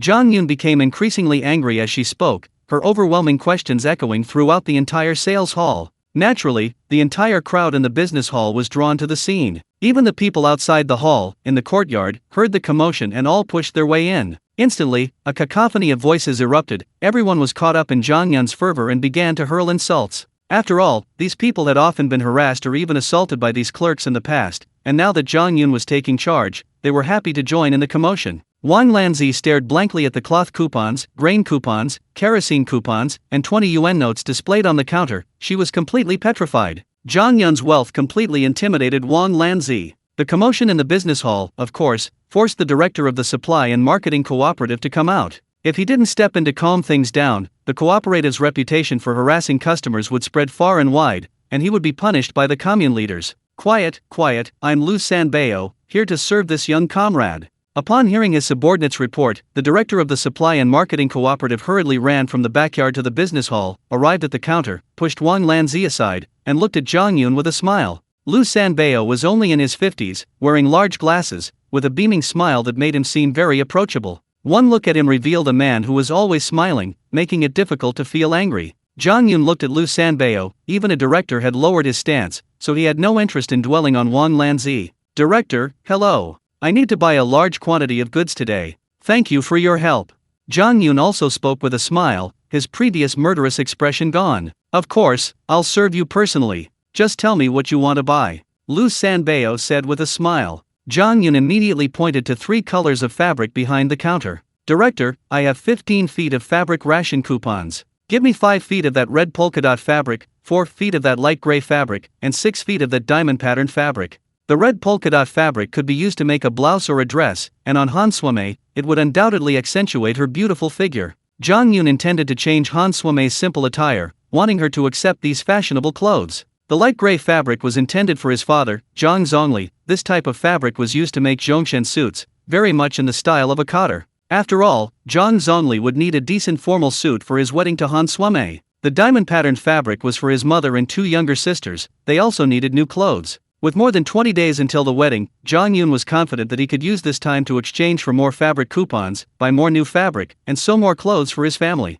"Okay, I'll cut it for you right away," Lu Sanbao said with a smile, then turned and gestured for Wang Lanzi to cut the fabric. At this moment, Lu Sanbao's smile vanished, replaced by a stern expression. His eyes, like those of a tiger, held a powerful and intimidating gaze as he stared at Wang Lanzi. Sure enough, seeing Lu Sanbao's gaze, Wang Lanzi didn't dare utter a word and obediently went to cut the fabric. In the blink of an eye, Lu Sanbao turned back, his face once more beaming. Zhang Yun then pushed over 100 jin of grain coupons, smiling. "Director, these are 100 jin of grain coupons. Please arrange them for me." The grain in the supply and marketing cooperative was sold in 100 jin bags. Those who needed less would unbundle the bags and sell them separately. Someone like Zhang Yun, with 100 jin of grain coupons, could simply bring out a whole bag of rice. "Okay." Lu Sanbao picked up all the grain coupons, waved, and a helper responsible for moving grain ran over, took the coupons, and immediately went to the warehouse in the backyard to move the grain. Zhang Yun then pushed over kerosene coupons.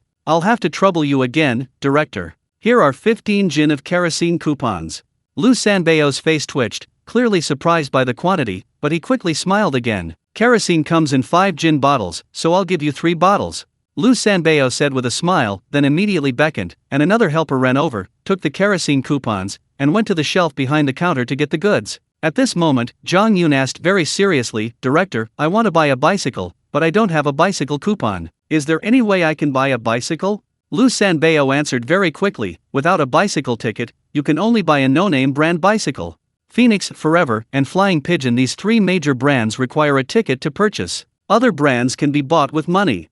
Zhang Yun's eyes lit up upon hearing this. This was great. In this era, people still idolized brand name goods. A bicycle in this era was equivalent to BMW, Mercedes-Benz, and Audi, in later times a symbol of wealth and status. Therefore, even if a no-name brand bicycle could be ridden for a long time, people only trusted these 3 major brands. Even though bicycle tickets were hard to obtain, people would try every means to get them. But Zhang Yun didn't have this concern. He had the Spirit Spring Space. Even with a no-name brand bicycle, he could upgrade at several levels simply by consuming acceleration points. Zhang Yun believed that with the acceleration points from the Spirit Spring Space, this no-name brand bicycle could ride for decades without any problems. "Director, can you take me to see some generic bicycles?"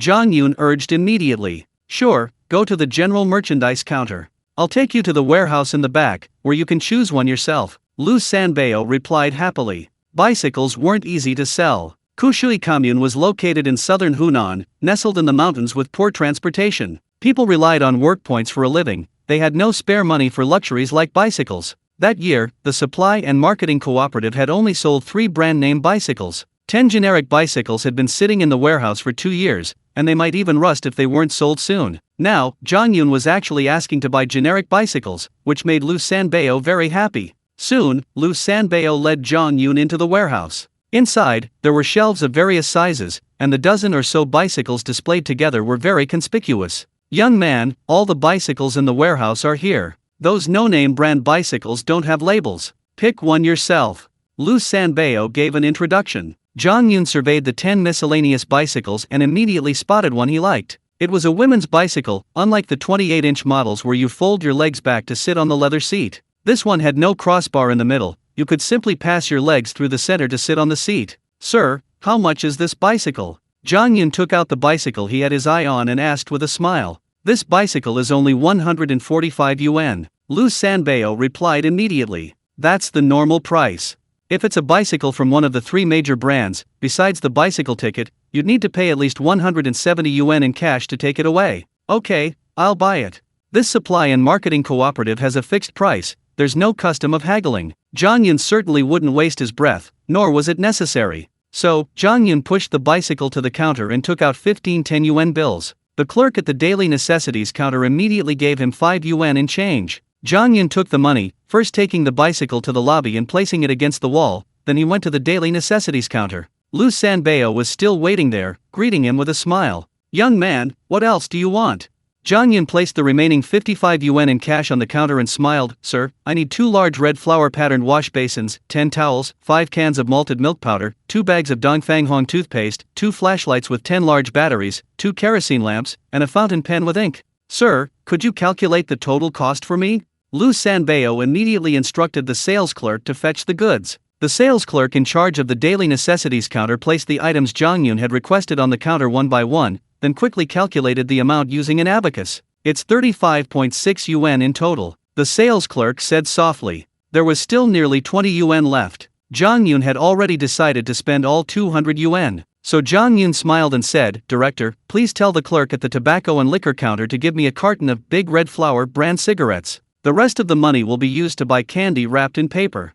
These Big Red Flower cigarettes were produced by the Changsha cigarette factory. Because they were produced within the province, they didn't require cigarette coupons. If you were buying cigarettes from other provinces, you'd need cigarette coupons. And Zhang Yun wasn't buying the cigarettes for himself, he was giving them to the brigade leader, Zhang Yaowei. After all, when you've asked someone to act as a matchmaker, you have to give them a thank you gift. Upon hearing this, Lu Sanbao smiled even more broadly, this time a genuine smile. This time, Zhang Yun truly became the supply and marketing cooperative's #1 buyer. Inside the supply and marketing cooperative's courtyard, hundreds of people surrounded Zhang Yun. Director Lu Sanbao also came out to see him off, standing before Zhang Yun. At this moment, Zhang Yun packed all the purchased goods into 2 large bags, placing them directly on the back of the road deer, while he himself rode off on his bicycle. "Director, thank you for your help this time. I forgot to tell you, I'm Zhang Yun, and I'm also a hunter.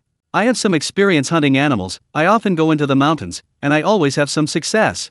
Director, if your supply and marketing cooperative needs any wild game meat in the future, you can contact me, perhaps I can help you. As for how to find me, Director, just ask Wang Lanzi, she knows where I live." Before leaving, Zhang Yun also wanted to thank Director Lu Sanbao, such a distinguished person who accompanied him in selecting so many goods, he deserved to be thanked. Meanwhile, Zhang Yun had also become acquainted with Lu Sanbao, and he respected Lu Sanbao's smiling face, hoping to sell meat to the supply and marketing cooperative in the near future. Currently, Zhang Yun was quite content with only the Linshui mine as a sales channel. However, with the Linquan space adding 1 acre of land every day, the number of wild beasts breeding in the space would increase significantly, and the scale would become much larger. Naturally, Zhang Yun needed to actively explore new channels. Upon hearing this, Lu Sanbao's face twitched, and he stared intently at Zhang Yun once more. A hunter so confident Lu Sanbao had already discerned the meaning behind Zhang Yun's words. The supply and marketing cooperative also had quotas and needed to allocate goods from the supply and marketing center.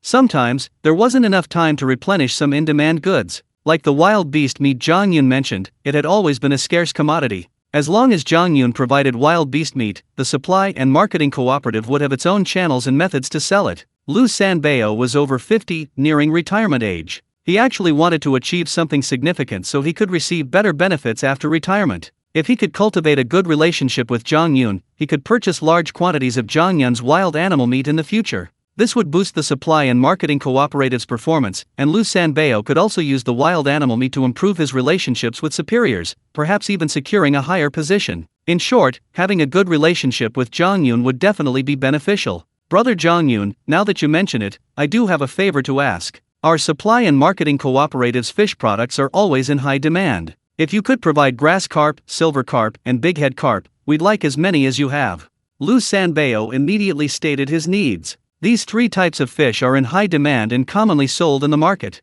Moreover, as long as there is running water, these 3 types of fish can be kept for several days without dying. Zhang Yun smiled immediately upon hearing this. Within the Spirit Spring space, the fish pond in plot number 4 is teeming with these 3 types of fish. With the aid of a 10-fold increase in time flow, these fish can rapidly grow and reproduce. Okay, I'll try to send some fish over tomorrow. Zhang Yun immediately replied. Lu Sanbao's eyes lit up. He had already figured out that Zhang Yun would definitely send fish tomorrow. Then, Zhang Yun saw no need to linger. He immediately spurred the road deer, mounted his bicycle, and rode directly away from the supply and marketing cooperative. Undoubtedly, the deer carrying goods and the handsome man riding the bicycle made for a striking sight on the streets of Kushui Commune. After more than 10 minutes, Zhang Yun finally disappeared from the public eye, storing the deer and goods into his spiritual spring space. The bicycle was also stored in his spiritual spring space. Zhang Yun's consciousness focused on the numbers above the giant rock at plot number 1. Acceleration points 17. Add 1 acceleration point to the bicycle.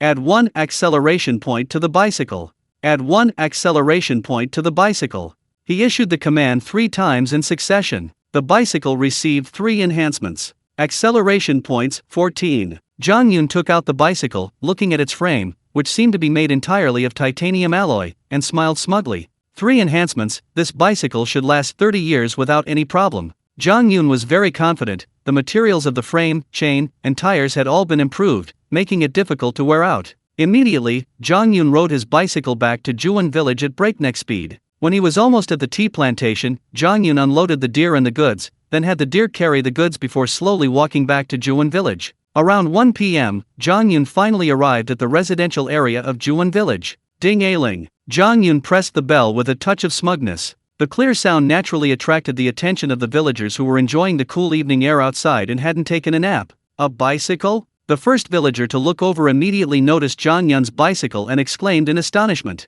It was like someone driving a BMW, Mercedes, or Audi back to the village in later times. People were initially interested in the car itself. After all, owning a bicycle was a status symbol in those days. Who's that? A villager noticed the person on the bicycle and immediately stood up. Zhang Yun. It's Zhang Yun. Finally, a sharp-eyed young man shouted in surprise and took off running to greet Zhang Yun. Wait, Zhang Yun is accompanied by a donkey, a horse, a mule, a deer. Because of the distance, one villager saw a roe deer but couldn't make it out clearly, and guessed the names of several similar-looking animals. The first group of villagers to see Zhang Yun rushed over in a frenzy. They finally cornered Zhang Yun on the road. Zhang Yun, you've struck it rich. You actually bought a bicycle. The fastest young man had just arrived when he picked up his bicycle, his eyes full of envy. You'll have it someday too. Zhang Yun replied with a smile. Wow, what kind of animal is this? It's not like a horse, not like a donkey, and looks like a deer but without antlers. A villager stared intently at the roe deer. Having not eaten meat in so long, his eyes seemed to hold a knife, as if he wanted to dissect the animal on the spot. This is a roe deer. I just bought it from a hunter friend. Zhang Yun brought up his hunter friend again. He couldn't very well say he caught it himself. If some people got jealous, they'd insist it was collective property of Juan Brigade, and Zhang Yun would be in a very difficult position. Immediately, the villagers began to discuss it animatedly. Zhang Yun noticed villagers were still arriving after hearing the commotion. Not wanting to be the butt of the joke, he immediately called out, "Folks, I need to get home now. Come visit me this afternoon if you're interested." With that, Zhang Yun shouted, "Hurry up." The roe deer seemed to understand Zhang Yun's words. Ignoring the villagers who were touching it, it leaped up and ran off like a wild horse. Zhang Yun followed behind, ringing his bicycle bell incessantly, the cacophony waking the entire Juan village. Soon, Zhang Yun arrived home. As soon as he stopped, Zhang Bashu and Wang Yuanhui rushed out of their house. Seeing Zhang Yun riding his bicycle back with a roe deer, their eyes were glued to him. He actually bought a bicycle. Wang Yuanhui stared intently at Zhang Yun holding the bicycle, her face contorted with rage, a sign of extreme jealousy. I never imagined Zhang Yun could make so much money selling wild rabbits on the Jiagong Mountain black market. Wang Bashu gritted his teeth as he spoke. In just 4 days, the changes in Zhang Yun had dealt Zhang Bashu wave after wave of blows. He felt he could no longer control Zhang Yun's family. As the eldest son, Zhang Bashu had always been favored by Zhang Guangming and son Mang Xian, developing a strong sense of superiority and a belief that the eldest son was king. He couldn't tolerate his 2 younger brothers surpassing him. This sense of superiority as the eldest son had been deeply ingrained in Zhang Bashu for over 40 years, and he wouldn't allow it to change. Husband, this afternoon you go to the commune and fetch Duan Hongbing. We must catch Zhang Yun tomorrow morning and make sure he can never recover.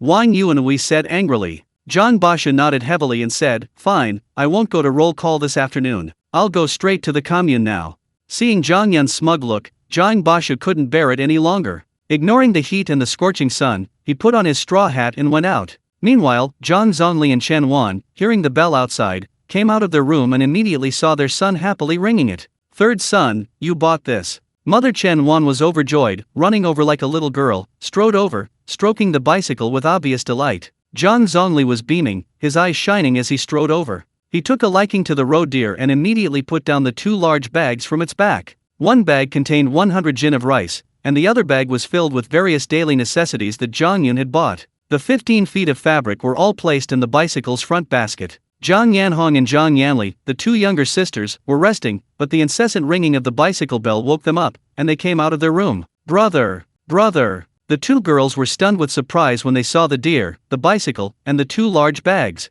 The main reason was that Zhang Zhongli's family had always been so poor, they never imagined they would one day be so wealthy. Mom and dad, sister, quickly bring all this inside. Zhang Yun had already heard that villagers were rushing towards their house. Clearly, news of his bicycle purchase had spread, and they all wanted to see the excitement. After all, besides the bicycle provided by the production brigade, this was the first bicycle purchased by a family in Juan village. It was big news. The family immediately carried the 2 large bags inside, leaving only the bicycle and the deer outside. This is a bag of rice. I'll take it into the kitchen first. Zhang Yun quickly lifted the heaviest bag of rice, weighing over 100 pounds, and carried it into the kitchen before rushing back out. In just a few seconds, her 2 younger sisters, Zhang Yanhong and Zhang Yanli, had opened the bag of daily necessities, exclaiming with delight, "Wow, a big red flour basin. So many towels. This is malted milk powder, 5 bottles. There's even tooth powder. I want to brush my teeth from now on. 2 extra long flashlights. We have flashlights now. These are 2 new kerosene lamps. Why is there a fountain pen too? This is a carton of cigarettes. What a huge bag of hard candy." The 2 younger sisters were shouting excitedly, their joy overflowing. Zhang Zhongli and Chen Wan were stunned for a long time. They hadn't expected Zhang Yun to be so wealthy, having bought a bicycle and brought back so many nice things. Zhang Yun picked up the cigarettes and placed them on the octagonal table. "I plan to give these cigarettes to the brigade leader. This afternoon, I want to invite him to propose marriage to Han, the educated youth. This is a thank you gift for the brigade leader." Zhang Yun smiled. Zhang Zhongli and Chen Wan immediately praised him. "Third brother, you've thought of everything," Zhang Zhongli said happily. "That's wonderful. Third brother, you're finally getting married." Chen Wan was naturally overjoyed. She had finally become a mother-in-law and was about to be promoted. Most importantly, Chen Wan genuinely liked Han Swame. The thought of her becoming her daughter-in-law made her smile in her dreams. Zhang Yun then immediately took away 2 wash basins, 2 towels, 2 bottles of malted milk powder, a bag of toothpaste, a flashlight, a kerosene lamp, a pen, and ink. "These are all for Swame. It's a betrothal gift," Zhang Yun said with a smile. Zhang Yanhong and Zhang Yanli, the 2 younger sisters, immediately put their hands on their hips, their faces showing displeasure. "Brother, the sister-in-law isn't even married yet, and you're already siding with her. Looking at it this way, all we have left is malted milk powder and a bag of hard candy. Brother, do you want all our teeth to get cavities?" The 2 younger sisters complained. "Ha ha." Zhang Yun, Zhang Zhongli, and Chen Wan couldn't help but burst into laughter. "Alright, don't make things difficult for your brother. He only gets married once in his life. The more generous the dowry, the more your brother respects Han's hiking." Chen Wan immediately chimed in. She didn't want her 2 daughters to harbor resentment towards Han Hangxiu. If her sister-in-law and brother-in-law had a conflict, it would be her son who suffered. "This malted milk powder is so fragrant and sweet. You can drink it every day from now on. Also, this big bag of hard grains, the 2 of you won't finish it even after a month." Zhang Zhongli quickly added to the consolation. Zhang Yanhong and Zhang Yanli immediately clutched the remaining malted milk powder and hard candy to their arms, afraid that Zhang Yun would take them away again. Seeing the possessive looks on his 2 younger sisters' faces, Zhang Yun couldn't help but smile. Then, remembering how Tang Tiantian had forced them into hasty marriages in his previous life, his eyes immediately reddened. "Fourth sister, fifth sister, wait a few more days, and I'll give each of you a bicycle," Zhang Yun said with a smile. "Really? Brother, you're so great." Zhang Yanhong and Zhang Yanli immediately put down their malted milk powder and hard candy, rushed to Zhang Yun's side, and shook his arms on either side, overjoyed. At that moment, both girls were already imagining themselves riding their bicycles with gusto. Zhang Yun then looked at his parents and smiled. "Mom and Dad, some villagers have already come over. Go and help me entertain them. I need to hurry to the brigade's threshing ground now to take these gifts. I need to ask the brigade leader to come and propose marriage." Zhang Zhongli and Chen Wan, of course, cheered. So Zhang Yun opened the small bag containing the cloth, took out the red floral fabric, and then wrapped the gift she was going to give away together. "Mom and Dad, sister, this remaining fabric is for making clothes for you. Please take it." Zhang Yun said this, then picked up the gifts and went straight out. More than a dozen villagers had already arrived. "Zhang Yun, your bicycle is so beautiful," a villager exclaimed with envy. Yun's really something now. He's the first in our village to buy a bicycle. He's really accomplished." An elderly man's hands trembled as he touched the bicycle handlebars. The villagers sighed in admiration. Just then, Chen Wan came out carrying some hard candies, smiling and calling out, "Folks, here's some hard candy. Everyone, share some, it's very sweet." The villagers, who rarely ate candy, immediately gathered around. Zhang Yun let out a long sigh, quickly mounted his bicycle, rang the bell, and sped away with a clear ring. Zhang Yue stretched in his office. The personnel arrangements for the busy farming season are finally done. Zhang Yue twisted his back, looked at the coordination sheet on his desk, and finally breathed a sigh of relief. The busy farming season is the most intense and busiest time of year for the production brigade. Basically, everyone is involved, rushing to harvest rice, dry it, and transport it to the grain station. There can't be any accidents during this time. After all, the production brigade's harvest depends on the results of the busy farming season. A good harvest means each member of the production brigade will receive a good share according to their work points. Zhang Yue and the brigade secretary, Zhang Hesheng, discussed for several days before finally finalizing the arrangements for the busy farming season. Ding-a-ling. The sound of a bicycle bell rang out. Zhang Yue often rode the bicycle provided by the commune, and hearing the bell, he was a little puzzled. Could it be someone from the commune coming? Zhang Yue left his office at the sound and looked towards the entrance to the threshing ground. The image of Zhang Yun riding a bicycle appeared. Yun actually bought a bicycle. Zhang Yue was also a little surprised. Could it be that the Linshui mine can generate several hundred yuan in cash at once? That was Zhang Yue's first reaction. He hadn't expected Zhang Yun to earn over 100 yuan in just a few days from a small purchase. Zhang Yun skillfully executed a bicycle drift, neatly parked the bike, and then took the bag off his back. "Captain, let's talk in the office." Zhang Yun smiled. Zhang Yue had already guessed what was going on. He immediately went into his office and closed the wooden door behind him. Zhang Yun untied the bag, revealing the gifts inside. "Captain, this is a thank you gift for the matchmaker. I'll trouble you to go and propose marriage for me this afternoon." Zhang Yun handed Zhang Yue a carton of cigarettes. Zhang Yue looked at the words "Big Red Flower" on the packaging and knew it was a well-known and expensive cigarette brand from Hunan province. Zhang Yue smoked occasionally, but he couldn't bear to spend money on cigarettes. Instead, he would roll tobacco shreds in paper and take a couple of puffs. Zhang Yue knew some of the cigarette brands sold at the supply and marketing cooperative. Red Chrysanthemum, 12 cents, Big Red Flower, 18 cents, cigarettes above 20 cents were rare, only the commune leaders could afford those. This carton of 20 packs costs 3.6 yuan. Zhang Yue secretly admired Zhang Yun. This kid had some guts and was indeed generous. "Captain, this is only part of the matchmaker's gift. I've already contacted a hunter friend. He should be able to hunt some pheasants in the next couple of days. I'll buy them and give you 2 as a gift," Zhang Yun said with a smile. In the Spirit Spring space, the 50 eggs bought from Chicken Mountain had already hatched. Only 40 eggs had successfully hatched into chicks. At 15 times the time flow rate, these chicks were now the size of a fist, and in another 2 days they would be the size of normal domestic chickens. Meanwhile, the pheasants captured from the pheasant nest, along with the pheasant eggs, had also hatched successfully through the female pheasants, resulting in over 100 chicks. These young pheasants, fed at 15 times the normal time flow rate, with ample food and nourished by the spiritual spring's energy, will grow to normal pheasant size in a day or 2. That is to say, the spiritual spring space now boasts a substantial population of both domestic and pheasant chickens. Naturally, Zhang Yun can now freely give away 2 male pheasants. "Ha ha, Zhang Yun, you're a good kid, you've got the makings of something big."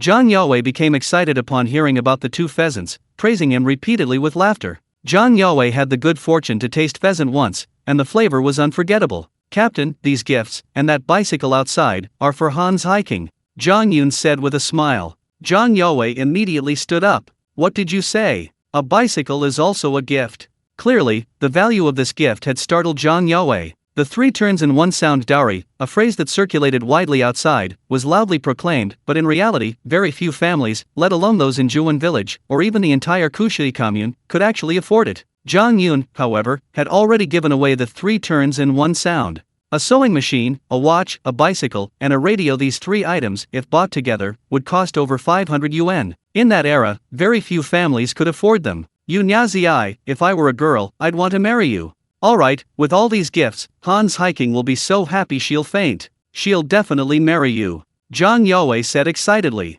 At this moment, Zhang Yun also noticed the agricultural work schedule on Zhang Yue's desk. "Captain, the agricultural work starts on July 8th? Zhang Yun asked with a smile. "Yes, the secretary and I have already calculated the date. July 8th, the whole brigade will start working.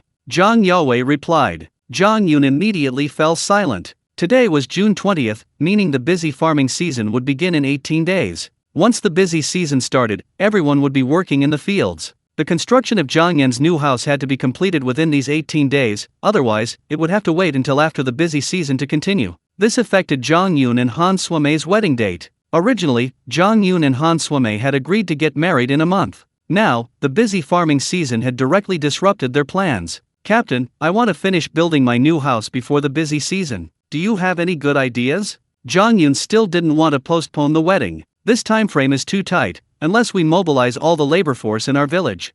The foundation is fine, but the adobe bricks, the beams, the doors, and windows, all of these need to be arranged in advance. There's not enough time. Zhang Yue understood Zhang Yun's meaning. He actually wanted to get married before the busy season. He immediately voiced the problem he had in mind. The whole village is building houses. Zhang Yun was also taken aback. Captain, I want to build a red brick house, Zhang Yun said with a smile. Zhang Yue immediately stood up straight, surprised. Red bricks? Building a house with red bricks is very expensive. Each brick costs 5 cents, and your house is big, so that would cost over 1,000 red bricks. And building red brick houses requires cement. To buy cement, you have to go to the county, and you need connections to get approval.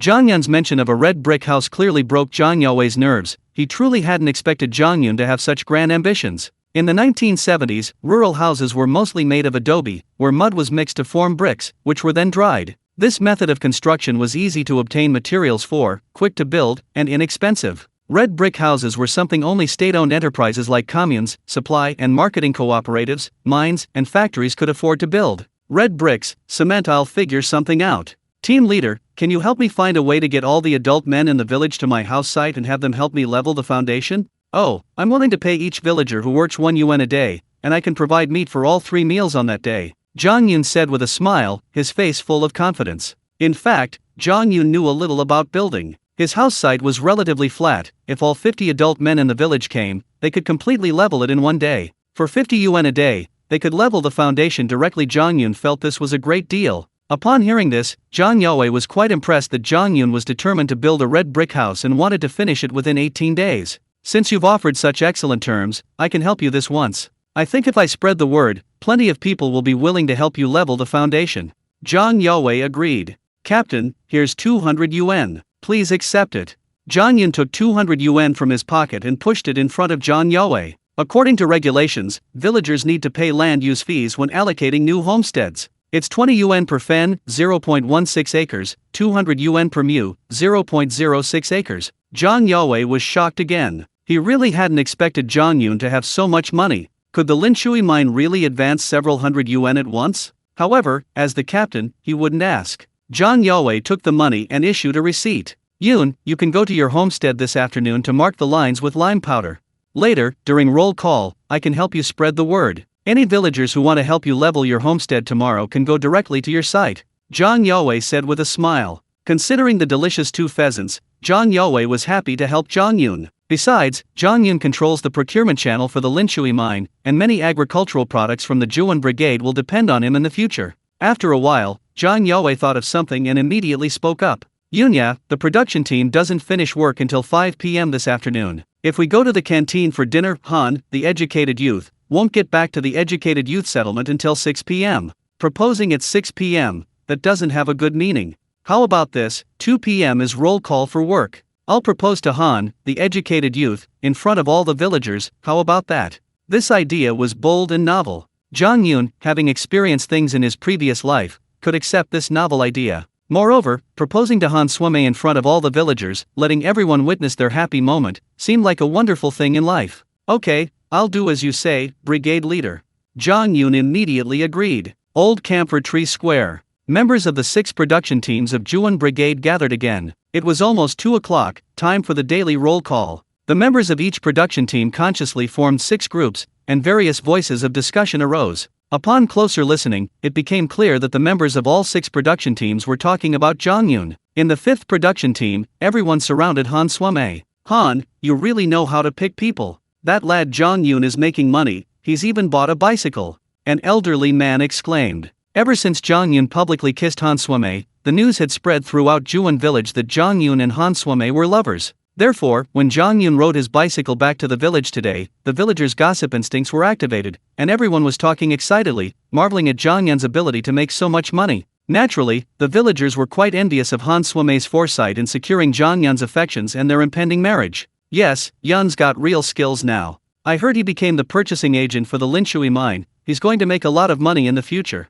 A woman who frequented the village's information center spoke animatedly, her words flowing freely as she excitedly discussed Zhang Yun. By the way, Han, has Zhang Yun proposed to you yet?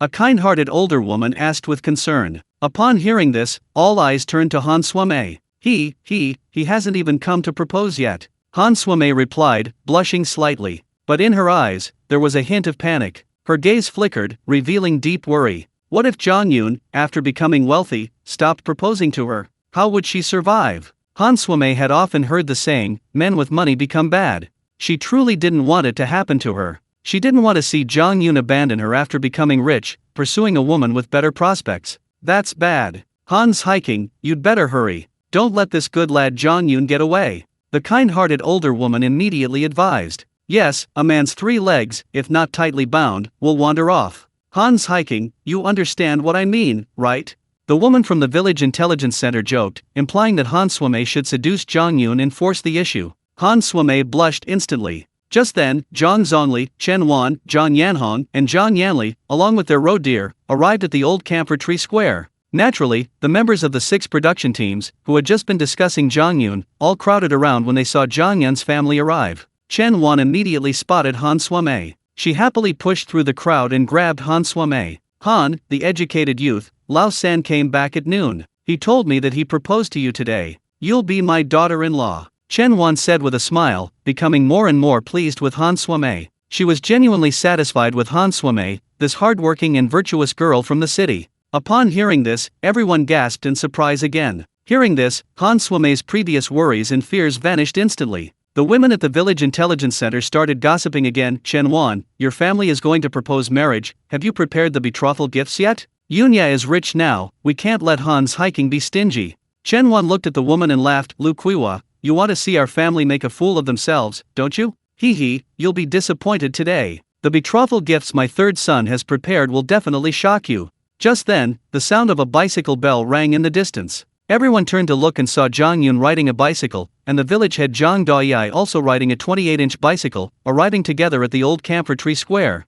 Zhang Yun is here. Zhang Yun really bought a bicycle. Everyone looked on with envy. Owning a bicycle instantly raised one's status and prestige in the village. Although young, from this moment on, Zhang Yun was a big shot in the eyes of the villagers of Juan village. The 3 Zhang brothers, Tuanja, Shenli, and Jianxi, glared at Zhang Yun, their eyes filled with icy coldness. They couldn't stand Zhang Yun's sudden rise to power. But deep down, they all shared the same thought. If they caught Zhang Yun selling his goods at dawn the next morning, they would make sure he fell from the platform and could never recover. Both bicycles were parked. Zhang Yun stared intently at Han Suame, blinked, nodded slightly, and looked at her with a smile. Han Suame, feeling pleased by that intense gaze, blushed involuntarily. At that moment, the brigade leader, Zhang Yaowei, shouted, everyone, stand at attention. 6 production teams, 6 rows. All the commune members immediately stood at attention. Zhang Yaowei then looked at the 5th production team and smiled. Please, Han Suame, the educated youth, step forward. Wow. At this, the members of all 6 production teams realized what was happening and exclaimed in surprise.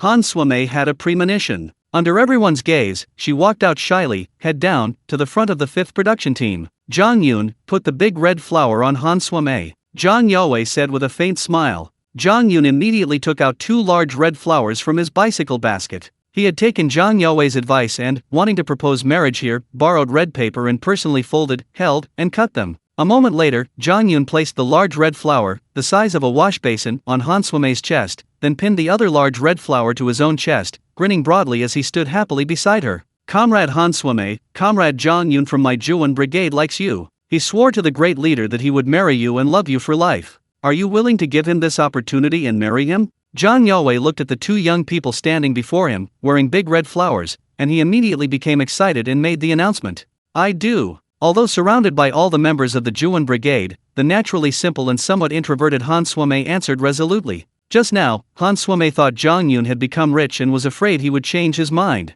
She never imagined he would propose in front of all the members, giving her such a grand proposal ceremony. Han Suimei was instantly moved. A few days ago, Han Suimei received a letter from home saying they were going to introduce her to a middle-aged man, and she felt her life had become bleak. To fight against fate, Han Suimei mustered her courage and went to Zhang Yun's house to propose marriage herself, fortunately receiving his promise. Today, Zhang Yun kept his promise and really came to propose. Han Suimei felt a strong sense of happiness, and her heart overflowed with love for Zhang Yun. If it weren't for the Zhuan Brigade members watching, Han Suimei would have wanted to rush over and give Zhang Yun a sweet kiss right now. Oh. The members of Zhuan Brigade, upon hearing that Han Suimei had accepted the marriage proposal, immediately erupted in cheers, filling the old camphor tree square with jubilation. Zhang Yue happily raised his right hand, signaling everyone to quiet down. Han Suimei, Comrade Zhang Yun has bought a plot of land in the brigade to build a house so he can marry you. Construction will begin tomorrow. I also want to announce to all the members that July 8th is the busy farming season. During this time, any member who wants to help Zhang Yun build the house can go and help.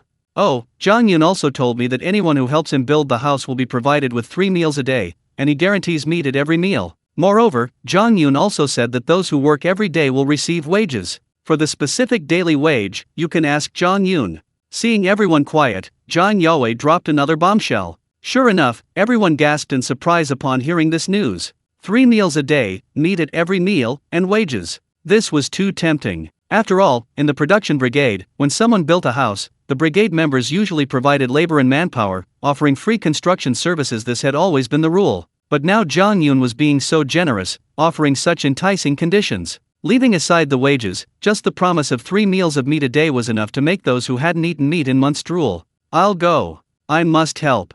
I'll apply. I'm not doing this for the meat, I just want to help Zhang Yun. I don't care about the meat or the wages, I just want to learn house building techniques. One by one, the members voiced their true feelings. Zhang Yun's perception was incredibly strong. He sensed that at least 500 of the 600 laborers in the Zhuan Brigade had said they wanted to help. How could this be? There was only one approximately 0.16 acres, of land for building houses. If all these people went, the area would be full of standing space. How could they possibly work? Most importantly, with everyone gone, Zhang Yun wouldn't be able to cook all the meals. So, Zhang Yun quickly faced all the villagers and raised his right hand. Everyone fell silent. Fellow villagers, I, Zhang Yun, am very grateful for your enthusiastic help. I heard you all want to help. But this won't do. If everyone goes, no one will do the work in the fields, and the team leader will beat me, Zhang Yun, with a stick. Zhang Yun said with a smile. Everyone laughed knowingly, it seemed to make sense. So, I have to control the manpower.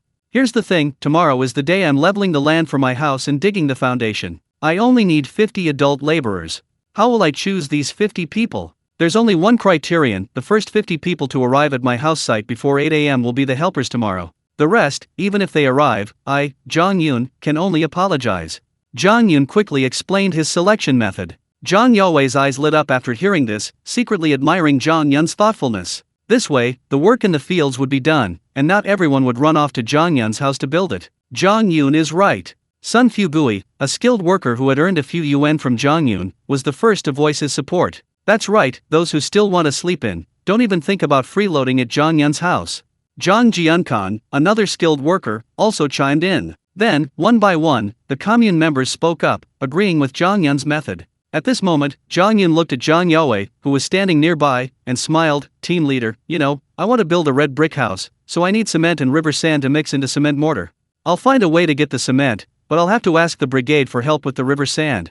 How about this, I'll buy a fertilizer bag's worth of river sand from the brigade for 1 yuan a bag? Zhang Yun smiled. Zhang Yue's eyes lit up upon hearing this. Zhang Yun's 1 approximately 0.16 acres, of land was definitely going to be used to build a large house. How many bags of river sand would that be? 400 bags? 500 bags? Anyway, it will be a lot. This is equivalent to Zhang Yun giving away several hundred yuan to the Zhuan Brigade for free, which is a huge sum of money. If it's distributed as dividends at the end of the year, the members of the Zhuan Brigade will each receive several yuan more. Excellent. Okay, I agree. Zhang Yue immediately agreed. If he didn't, he, as the brigade leader, would be cursed to death. Zhang Yun then gestured to Zhang Yue, pointing to Han Suimei, and then to the bicycle. Zhang Yue immediately slapped his forehead. He was so engrossed in the conversation that he had completely forgotten about the betrothal gifts. Han Suimei, Comrade Zhang Yun specially bought some gifts for the marriage proposal.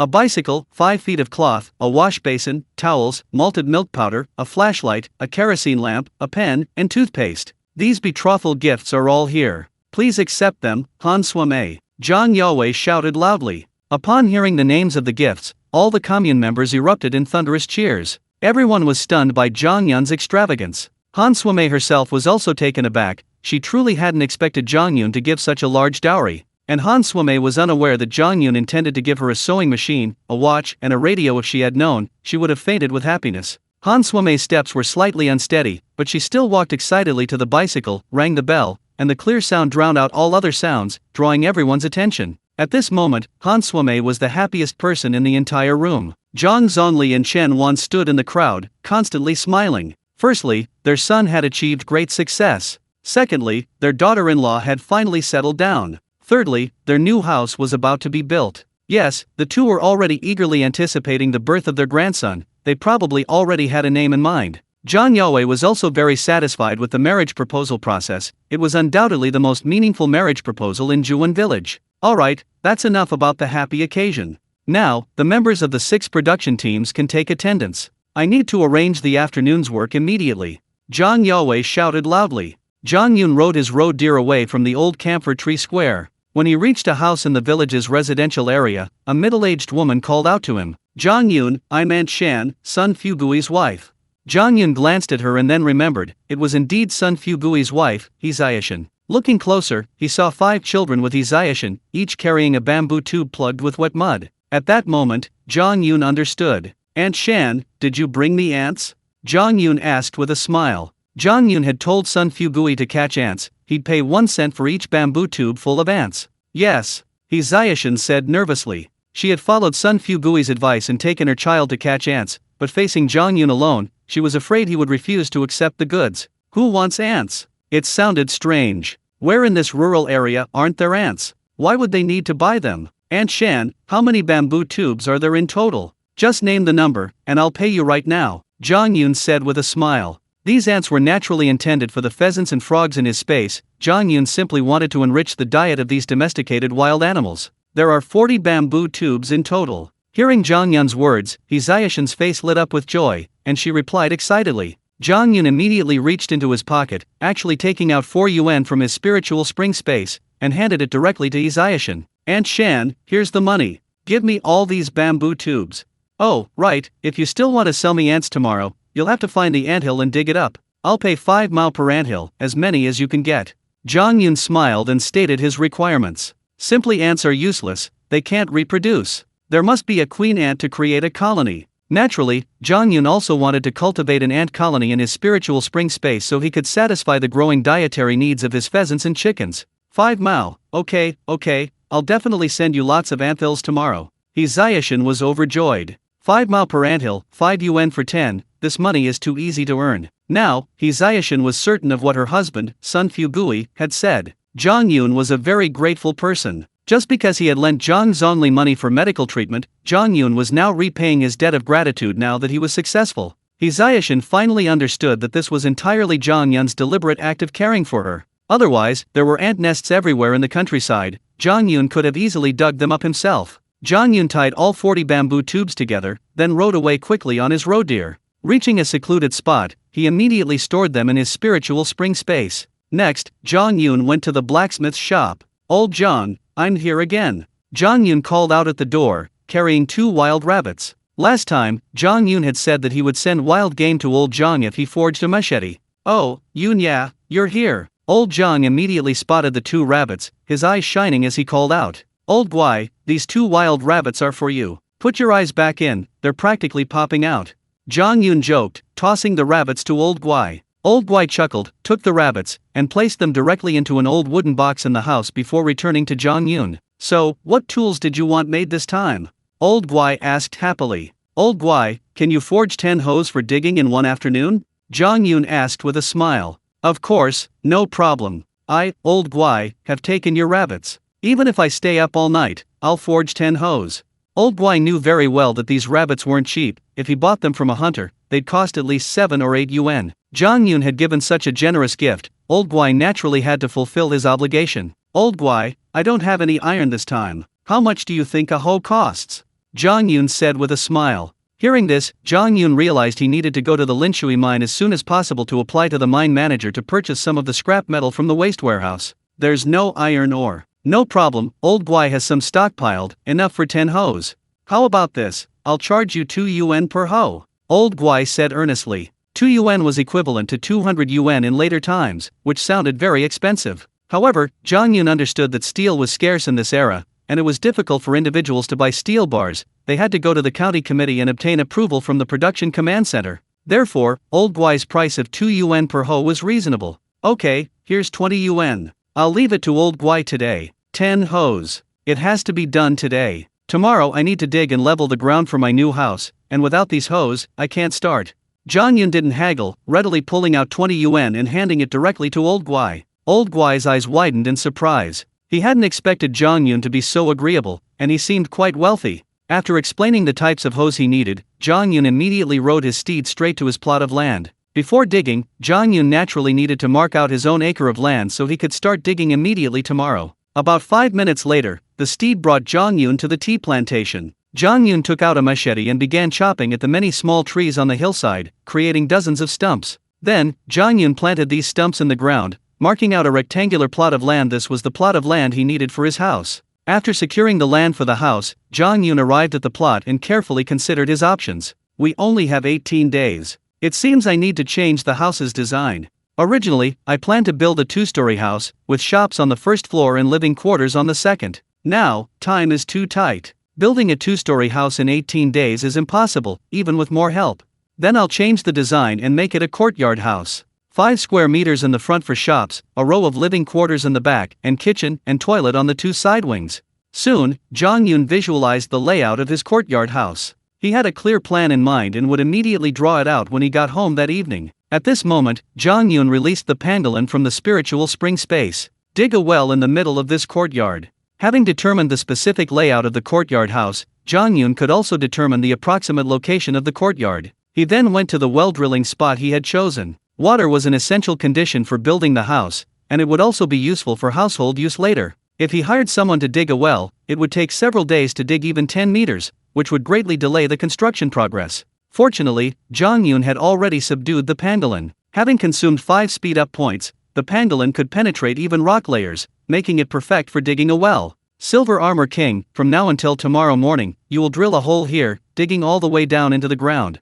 Zhang Yun gave the pangolin the order. The pangolin understood Zhang Yun's words and immediately began to dig, raising clouds of dust. It was indeed fast at digging. The pangolin was drilling a well when Zhang Yun left the tea plantation with 2 red jackals. The next stop was Lishaiqiao village. Building a house requires a lot of stone, and only Lishaiqiao village can provide it.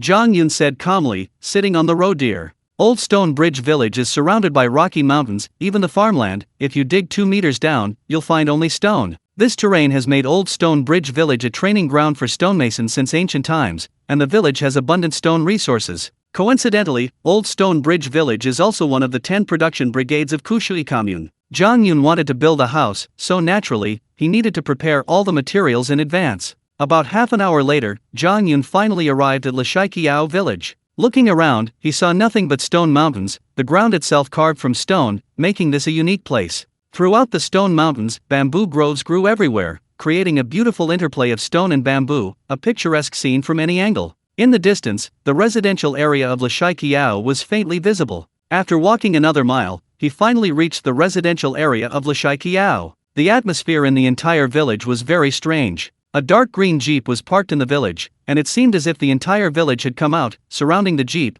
creating a very heavy atmosphere. Zhang Yun rode a roe deer, accompanied by 2 red jackals, and surprisingly, he hadn't caused a commotion along the way. Upon getting closer, Zhang Yun's extraordinary perception finally picked up the sounds of many people talking, and he understood what was going on. It turned out that earlier that morning, a villager from Lishaiqiao village went to Sanshan to dig sweet potatoes and unexpectedly encountered a fugitive who was stealing sweet potatoes. A conflict ensued, and the fugitive, surprisingly armed, shot and wounded the villager. The villager has now been taken to the people's hospital. After the shooting, Lishaiqiao village naturally called the police, and the Kushui commune police station responded. This jeep was driven by officers. While Zhang Yun was still analyzing the cause and course of the incident, a voice suddenly rang out in surprise. Zhang Yun, it's you. Upon hearing the voice, Zhang Yun didn't even need to turn around to know it was Zhang Lian, the militia captain. Captain Zhang, it's amazing to see you again. Zhang Yun dismounted from the deer's back, looking at Zhang Lian's face, and said with some surprise. The two had just met at the entrance of the supply and marketing cooperative. Unexpectedly, they met again in Lashaikiao village just a few hours later. In an instant, Zhang Yun realized something. Zhang Yun, what brings you to Lashaikiao village? Zhang Lian asked curiously. I need to buy some stone for building a new house, so I came. Zhang Yun replied truthfully. Zhang Lian nodded slightly, finally understanding why Zhang Yun had come. At this moment, Zhang Yun looked at the surrounding villagers and immediately asked, Captain Zhang, what happened? Why are all the villagers from Lashaikiao village out? Even your militia has been mobilized? And 2 policemen have come too. That morning, Zhang Lian had met Zhang Yun at the entrance of the supply and marketing cooperative but hadn't mentioned the militia killing someone. Now things were different. The police had arrived, and they had also called in the militia, intending to rally the villagers to surround the mountain and hunt down the escaped militiamen. Now that the militia's killings were public knowledge, Zhang Lian no longer needed to hold back. He could tell Zhang Yun the truth. Ma Zongguo from our militia company shot and killed someone because of family matters. Unexpectedly, he escaped to Lashaikiao village and even shot and injured someone there. The police station called our entire militia company over, ordering us to defend the area and also having the villagers come out to set up outposts along the mountainside, all to surround Ma Zongguo and prevent him from escaping anywhere else. After listening, Zhang Yun understood. This finally matched his memories from his previous life. It was indeed this militiaman who had committed the crime. Captain Zhang, perhaps I can help, Zhang Yun said calmly. Help? How can you help? Ma Zongguo has a gun, don't be ridiculous. If you really want to help, join the villagers and stake out the foot of the mountain. Once you spot Ma Zongguo's movements, report to the nearby militia. Zhang Lian refused outright. Zhang Yun understood Zhang Lian's reason for refusing. He was worried that Zhang Yun would be shot dead if he encountered Ma Zongguo. Captain Zhang, take a look at these 2 red jackals beside me. Their sense of smell is incredibly sharp. Finding people in the mountains is much easier for them than for us humans. Zhang Yun emphasized this point. Red jackals not only have an excellent sense of smell, but they are also very intelligent. Among jackals, wolves, tigers, and leopards, they rank first in intelligence. In these mountains, they are the most formidable creatures, pouncing on weaker animals and fleeing immediately from ferocious beasts. Zhang Lian then took a serious look at the 2 red jackals and exclaimed in surprise, they really are red jackals. Zhang Yun, you actually tamed 2 red jackals. This time, Zhang Lian couldn't help but think more highly of Zhang Yun and felt a touch of admiration for him. Captain Zhang, take me to the shooting scene. I want the 2 red jackals to sniff around, maybe they can find Ma Zongguo's hiding place directly. Zhang Yun said immediately. Zhang Lian had initially thought Zhang Yun only had 2 Shiba Inu dogs, but he hadn't expected them to be 2 red jackals. He immediately believed Zhang Yun's words. Indeed, red jackals have extremely developed hearing and sense of smell, even better than trained police dogs. They can detect any unusual movement in the forest. With the help of the red jackals, Zhang Lian believed it was possible to find Ma Zongguo before nightfall. Because Ma Zongguo had a gun, they couldn't let him escape. That would be irresponsible towards the safety of the people. Zhang Lian immediately agreed, come on, let's go see Chief Pan. Soon, Zhang Lian led Zhang Yun to 2 men in police uniforms and immediately introduced Zhang Yun. Chief Pan, this is Zhang Yun. He's from Juan village. I've worked with him before, he's an extremely skilled hunter. Coincidentally, he came to Lashaikiao village on business today and brought 2 red jackals.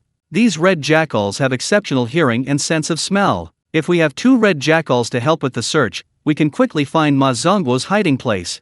Therefore, I request Chief Pan's permission to let Comrade Zhang Yun join our search team. Pan Wenayong, in his 50s, had a square face covered in wrinkles, giving him a weathered appearance. But upon hearing Zhang Lian's recommendation, Pan Wenayong looked at Zhang Yun seriously, then glanced at the 2 red jackals, his eyes suddenly lighting up. Comrade Zhang Yun, do you know that going into the mountains is dangerous at any time? That Ma Zongguo has a gun, and your life is in danger too. Have you thought it through? Pan Wenayong didn't immediately agree, asking calmly. Please rest assured, Chief, I've thought it all through. If you're worried, Chief, I can write a statement here. If anything happens to me, the police station will absolutely not be held responsible.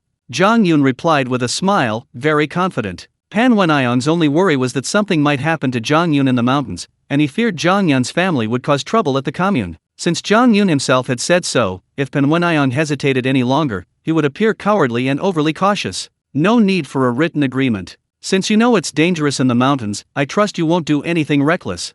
How about this? Captain Zhang Lian will take 2 militiamen and go into the mountains with Zhang Yun. What do you say? Pan Wen'ion said calmly. Zhang Lian thought for a moment. This was indeed a good idea. All 3 militiamen were armed. If they found Ma Zongguo, they could guarantee Zhang Yun's safety. Okay, I'll do as Chief Pan says. Zhang Lian immediately straightened up and said resolutely. Pan Wen'ion smiled faintly. If we successfully catch Ma Zongguo this time, Zhang Lian, you'll have done a great service. You can write an application to join the police station, and I will approve your entry. Upon hearing this, Zhang Lian became excited and said gratefully, please rest assured, Chief, I will definitely catch Ma Zongguo. On the edge of Lishaiqiao village lies a vast mountainous area. Although the mountains here have many exposed rocks, they are entirely covered in forest. Therefore, if someone were hiding in these mountains, catching them would be extremely difficult. Zhang Lian, leading militiaman Sun Wenjie and Yang Taiqiang, led the way, with Zhang Yun following behind on his roe deer. They soon arrived at a sweet potato field on a rocky mountain. Although the entire mountain was rocky, there were still large tracts of fertile soil, ideal for growing sweet potatoes. The sweet potato vines spread across the entire mountainside, creating a unique landscape. At this moment, Zhang Lian stopped and pointed to a corner of the sweet potato field ahead. Zhang Yun, Ma Zongguo shot the villagers right here. There's still a pool of blood over there. Sure enough, the sweet potato field showed obvious signs of being dug up, and the bloodstains on the leaves, freshly congealed, were very conspicuous. Zhang Yun, sitting on the roe deer, called to the 2 red jackals, go, smell them. The 2 red jackals, having used up their speed points, could understand Zhang Yun's words. So, the red jackals went to a corner of the sweet potato field and sniffed around for a while. Zhang Yun, you're amazing. You actually managed to tame the red jackals. Zhang Lian was envious when he saw how obedient the 2 red jackals were to Zhang Yun. 2 days ago, if you had these 2 red jackals, we might have been able to shoot down that whole litter of wild boars. Sun Wenjie emphasized. Yeah, I haven't slept well for 2 days thinking about that pack of wild boars escaping. Yang Taiqiang sighed. Zhang Yun didn't respond. Those wild boars have all entered the spirit spring space, forget about it. Red jackals, lead the way, into the mountains. Zhang Yun gave the order as soon as the red jackals finished sniffing. 2 red jackals growled and immediately took off running, heading towards the nearby mountain. Zhang Yun, this mountain, the villagers of Lishaiqiao village call it Shifeng Mountain. You can see the highest point, there's a straight, pointed rock. That's what they call Shifeng. I've already spoken with the head of the Shaiqiao brigade. The trees in Shifeng Mountain aren't very tall, but there are many caves, and the path is very difficult because of the various rocks blocking the way. After shooting and injuring someone, Ma Zongguo immediately fled into the mountains. According to the villagers, only 2 hours have passed. Ma Zongguo must still be in these mountains, he couldn't possibly have climbed over the peak. On the way, Zhang Lian recounted what he knew. Zhang Yun, after listening, confirmed Zhang Lian's guess. Although Shifeng Mountain isn't very high, it's still over 200 meters high. Climbing it in one go would be extremely physically demanding. Furthermore, Ma Zongguo had only fled because he was starving, forcing him to steal sweet potato from the field, which is how he accidentally encountered the villagers and opened fire. Therefore, Zhang Yun was certain that Ma Zongguo had dug up a large pile of sweet potatoes and was now hiding in a cave somewhere on Shifeng Mountain. Captain Zhang, don't talk anymore. Save your energy. Just trust those 2 red jackals, they'll definitely find Ma Zongguo's hiding place. Zhang Yun smiled. In the sweltering heat of June, you'd break out in a sweat with every step you took, and it was especially stifling in the mountains. Naturally, it was best to speak as little as possible to avoid dehydration and heatstroke. Zhang Lian, Sun Wenjie, and Yang Taiqiang were indeed sweltering in the heat, and obediently kept quiet, following behind the red jackals at a slow pace. The 2 red jackals moved nimbly through the mountains, weaving through the trees and making a quick ascent uphill. Zhang Yun, leading the roe deer, kept up steadily, showing no signs of fatigue. But gradually, the 3 of them couldn't keep up. They were panting heavily, utterly exhausted. Zhang Yun, I can't go on, I really can't keep up. Zhang Lian, after all, was over 40 years old, and walking in such scorching heat through the mountains, on a continuous uphill path, was truly unsustainable. Sun Wenjie and Yang Taiqiang also sat down on a rock, wiping their sweat, rubbing their knees, and repeatedly complaining of exhaustion. Captain Zhang, you guys find a shady spot to rest. I'll go search for Ma Zongguo. Zhang Yun said calmly. Upon hearing this, Zhang Lian immediately waved his hand and hurriedly shouted, no, it's too dangerous for you to go up the mountain alone. Ma Zongguo has a gun. If you push him too far, he might shoot you, and you'll die. This was the truth. Even if Zhang Yun was confident, he couldn't guarantee he could see Ma Zongguo in advance. If Ma Zongguo suddenly shot him from dozens of meters away, Zhang Yun would indeed be injured. Or, Captain Zhang, could you lend me a gun? Zhang Yun suddenly spoke after a moment of silence. Although there was danger, Zhang Yun still didn't want to give up. However, if he could handle a gun and fire a shot himself, Zhang Yun still had some hope. There was a bow and arrow in the spiritual spring space, and Zhang Yun also had archery skills, but he knew very well that in this mountain forest, with trees everywhere obscuring his vision, a bow and arrow wouldn't be very convenient. However, with a gun, one could climb a tree and use the high vantage point to shoot wild animals from a distance. Yes, Zhang Yun wanted to borrow a gun, not to kill Ma Zongguo, but to hunt the wild animals in Shifang Mountain. Guns are our militia's second life, how can we lend them to you? Besides, according to regulations, we can't lend our guns to people, Zhang Lian immediately said. He was completely unyielding. Zhang Yun's eyes lit up, and he immediately thought of another idea. Suddenly, Zhang Yun picked up Zhang Lian, placed him on the back of a roe deer, and then snatched the Type 56 rifle from Zhang Lian's shoulder. Captain Zhang, you can sit on the roe deer, and I'll carry the gun for you, is that alright? Zhang Yun laughed. Zhang Lian was about to get angry, but Zhang Yun had already patted the roe deer's rump, making it run away before Zhang Lian could speak. Zhang Yun immediately ran off as well. Sun Wenjie and Yang Taikang tried to stop him, but Zhang Yun was already gone in a flash, and they couldn't catch him in time. This guy is really something else. Sun Wenjie laughed angrily. I'm truly impressed. For a gun, it's not just this much. Sigh, poor captain.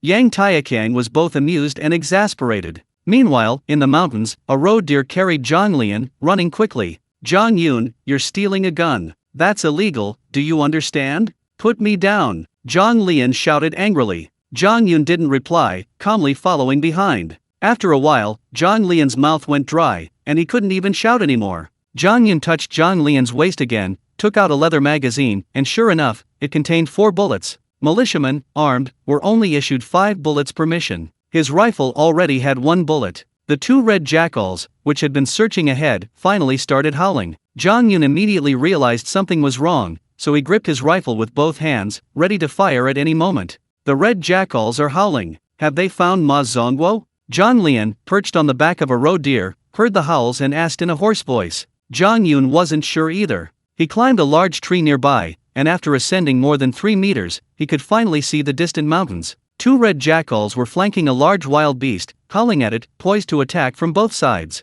The militia's Type 56 rifles didn't have scopes. Zhang Yun had excellent eyesight, but he could only make out the beast's shape, he couldn't identify its species. Just as the 2 red jackals were about to pounce, the beast suddenly leaped over one of the jackals and took off running. The 2 red jackals gave chase, but they couldn't catch up with the beast's speed. Zhang Yun, perched in a tree, watched the wild beast race down the mountainside at incredible speed, cutting diagonally along its contours. No, the 2 red jackals can't catch it. If it gets away, it'll be hard to find it again.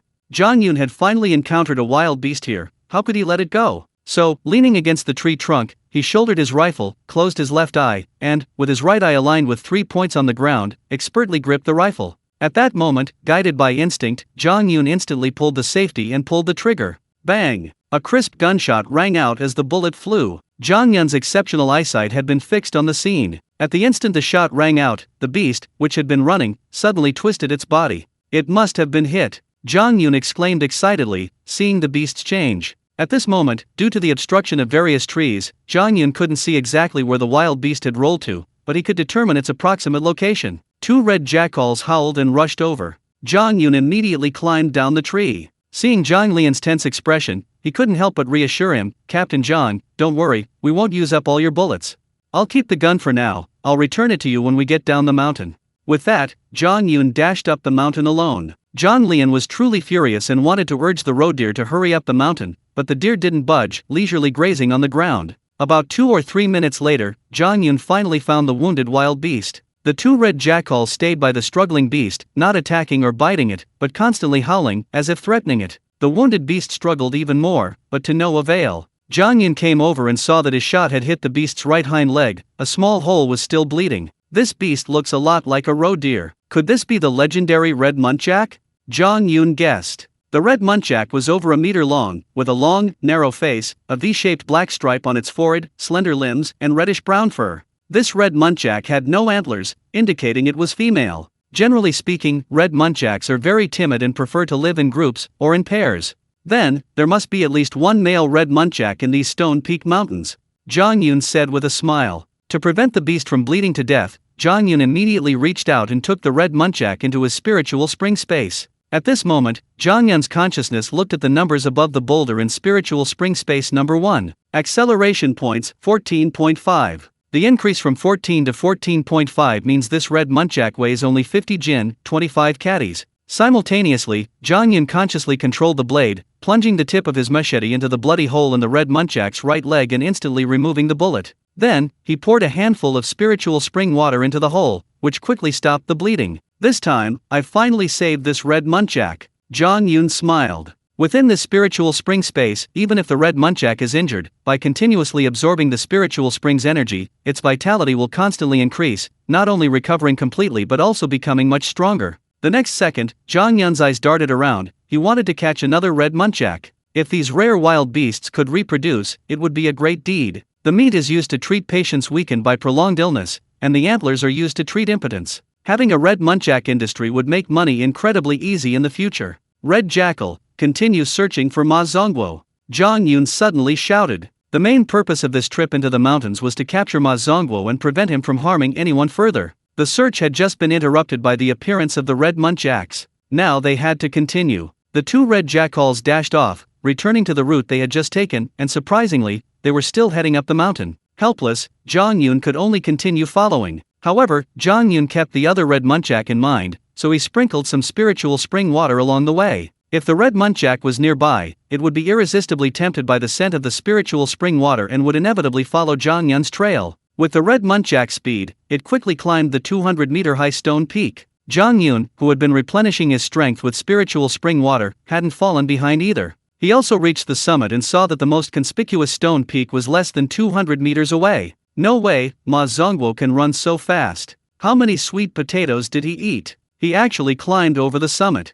Zhang Yun was somewhat impressed. Ma Zongguo must have been hungry when he started his escape, which was why he had to steal sweet potatoes to fill his stomach. After eating the sweet potatoes, he had been climbing the mountain, reaching the 200-meter-high summit under the scorching sun. He was quite the patient fellow. Such people are often extremely dangerous. If they were let go, who knows how many more people Ma Zongguo would kill? Red jackals, continue tracking. Zhang Yun immediately gave the order. Two red jackals raised their heads and hulled a few times at the stone peak. Zhang Yun immediately became alert. At that moment, behind the highest point of Stone Peak Mountain, the stone peak from which the name originated, there was a figure. This figure looked extremely tired. Beside him was an old bamboo basket containing 5 sweet potatoes. Yes, this person was Ma Zongguo, who was on the run. Although he was only in his early 20s, a time of youthful vigor, his face was filled with tension and anxiety, and he was sweating profusely, his face covered in dust and leaves that he hadn't had time to wipe away. Ma Zongguo, gripping his gun with both hands and lying prone, had spotted Zhang Yun and was keeping a close eye on him. A militiaman was only equipped with 5 bullets. Ma Zongguo had used one to kill his enemy. In Lashaikiao village, he had used another bullet to wound a villager while stealing sweet potatoes. Now, Ma Zongguo only had 3 bullets left, and he didn't want to waste them. As long as Zhang Yun went down the mountain and left, Ma Zongguo had no intention of shooting him. However, 2 red jackals were already approaching Shijianjian, and Zhang Yun was following them with a relaxed expression, getting closer and closer.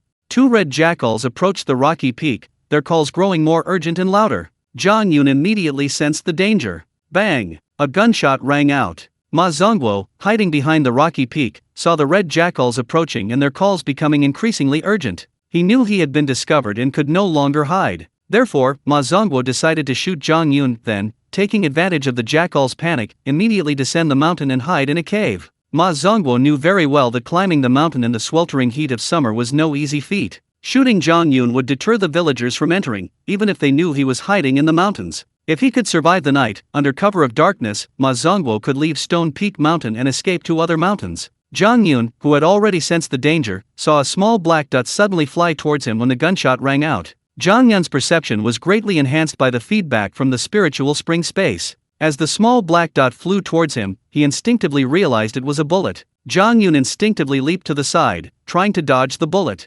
Thud! The bullet still struck Zhang Yun. The bullet grazed his left arm, leaving a mark where the bullet had passed through. Fortunately, it didn't break the bone, but it still hurt. Zhang Yun immediately rolled over and lay behind a rock. Then, Zhang Yun took out the spiritual spring water from his space and poured it on the wound on his arm, quickly stopping the bleeding. If it weren't for my sharp eyesight and quick reflexes, I would have been dead just now. Zhang Yun remained calm, grateful for the feedback from the spiritual spring space, which had given him such enhanced perception. Having experienced that, Zhang Yun understood that the speed of a bullet still had to be faster than his reaction time. So, he would enhance his perception. Zhang Yun's consciousness landed in plot number 1 of the spirit spring space, looking at the numbers above the boulder. Acceleration points 14.5. Add 1 acceleration point to the boulder. Add 1 acceleration point to the boulder. Add 1 acceleration point to the boulder. Add 1 acceleration point to the boulder. Add 1 acceleration point to the boulder.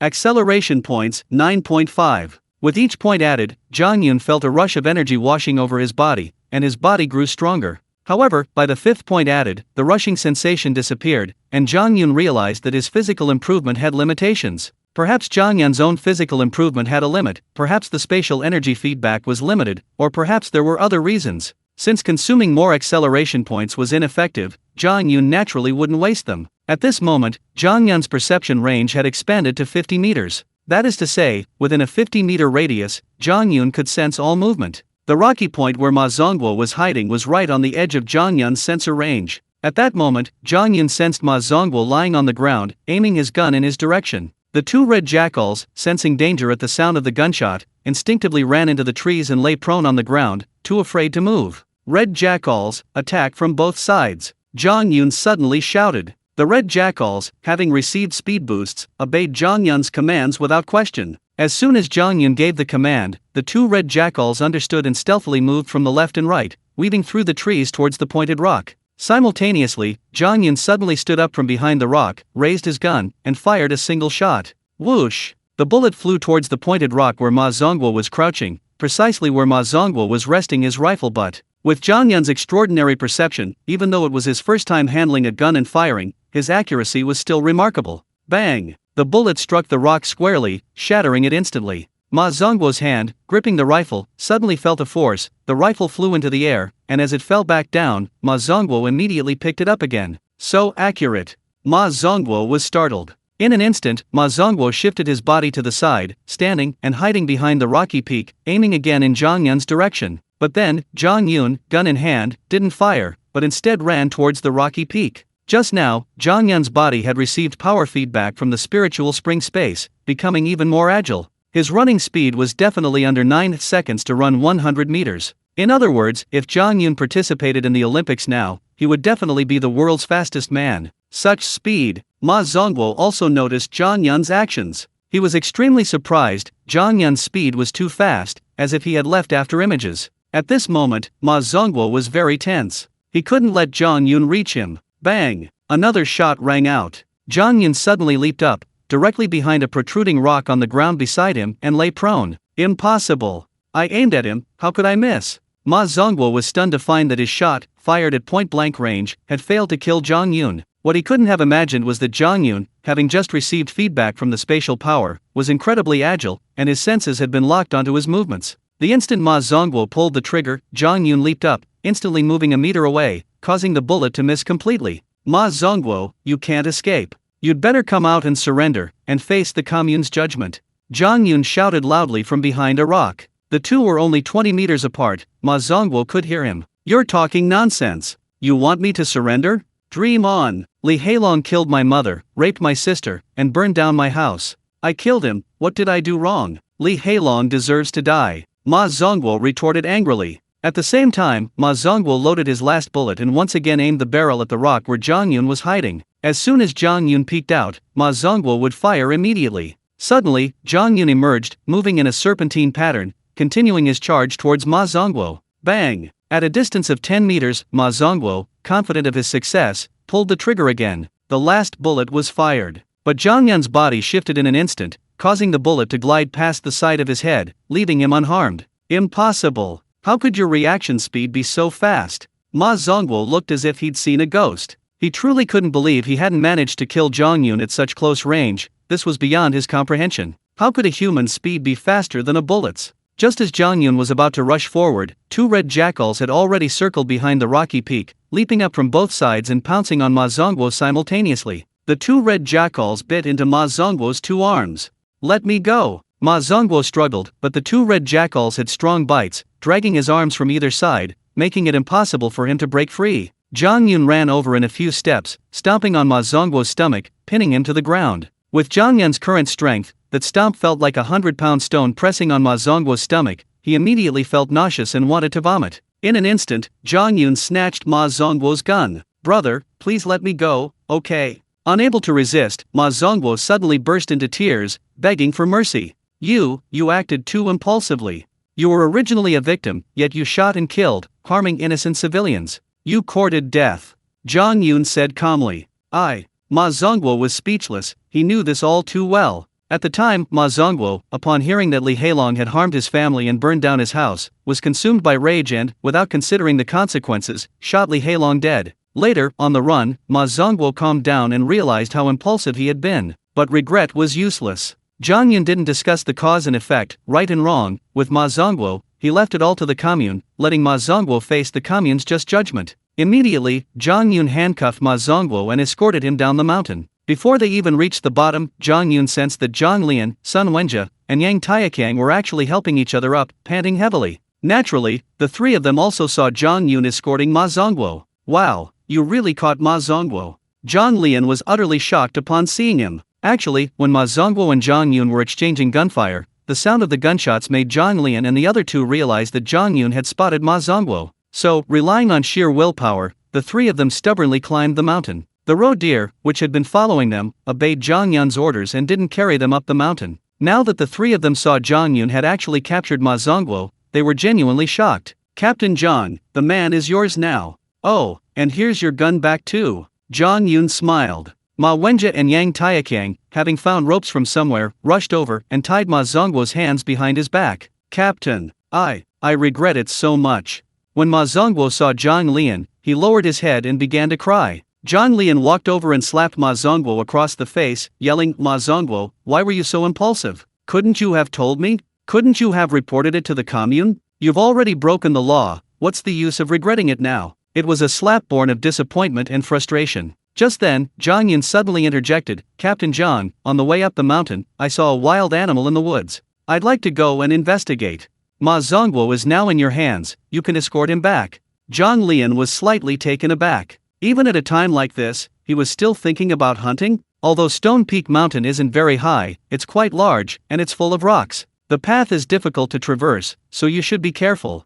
Zhang Lian didn't press the issue, only offering a warning. Zhang Yun nodded and immediately led the roe deer and two red jackals, heading downhill in one direction. "Captain, that guy is incredibly fast. Within 10 meters, he dodged every shot I fired." Ma Zongguo suddenly said after watching Zhang Yun leave. Zhang Lian, Ma Wenjie, and Yang Taikang were all astonished. "Captain, this guy is actually very suitable for the militia. You could recruit him into the militia," Ma Zongguo added. Perhaps still impressed by Zhang Yun's performance at the summit, Ma Zongguo, now that he was captured and had calmed down, actually wanted to recommend someone to Zhang Lian. Zhang Lian fell silent upon hearing this. Down the mountain, Police Chief Pan Wenayong had said that if Ma Zongguo was apprehended, he would allow Zhang Lian to join the police station and become a full-fledged member. Now that Ma Zongguo was in trouble and Zhang Lian was leaving, the militia was suddenly 2 men short, so they naturally needed to consider recruiting replacements. "Alright, take you back first." Zhang Lian didn't reply, giving the order directly. Meanwhile, Zhang Yun ran into the forest, sending 2 red jackals ahead to scout the way, while he followed behind. With Zhang Yun's 50-meter perception range, he could detect any danger in the forest in advance. At this moment, just 5 meters away, in a stone cave, a snake was coiled up. With such strong perception, no wild beast hidden in these mountains can escape my senses.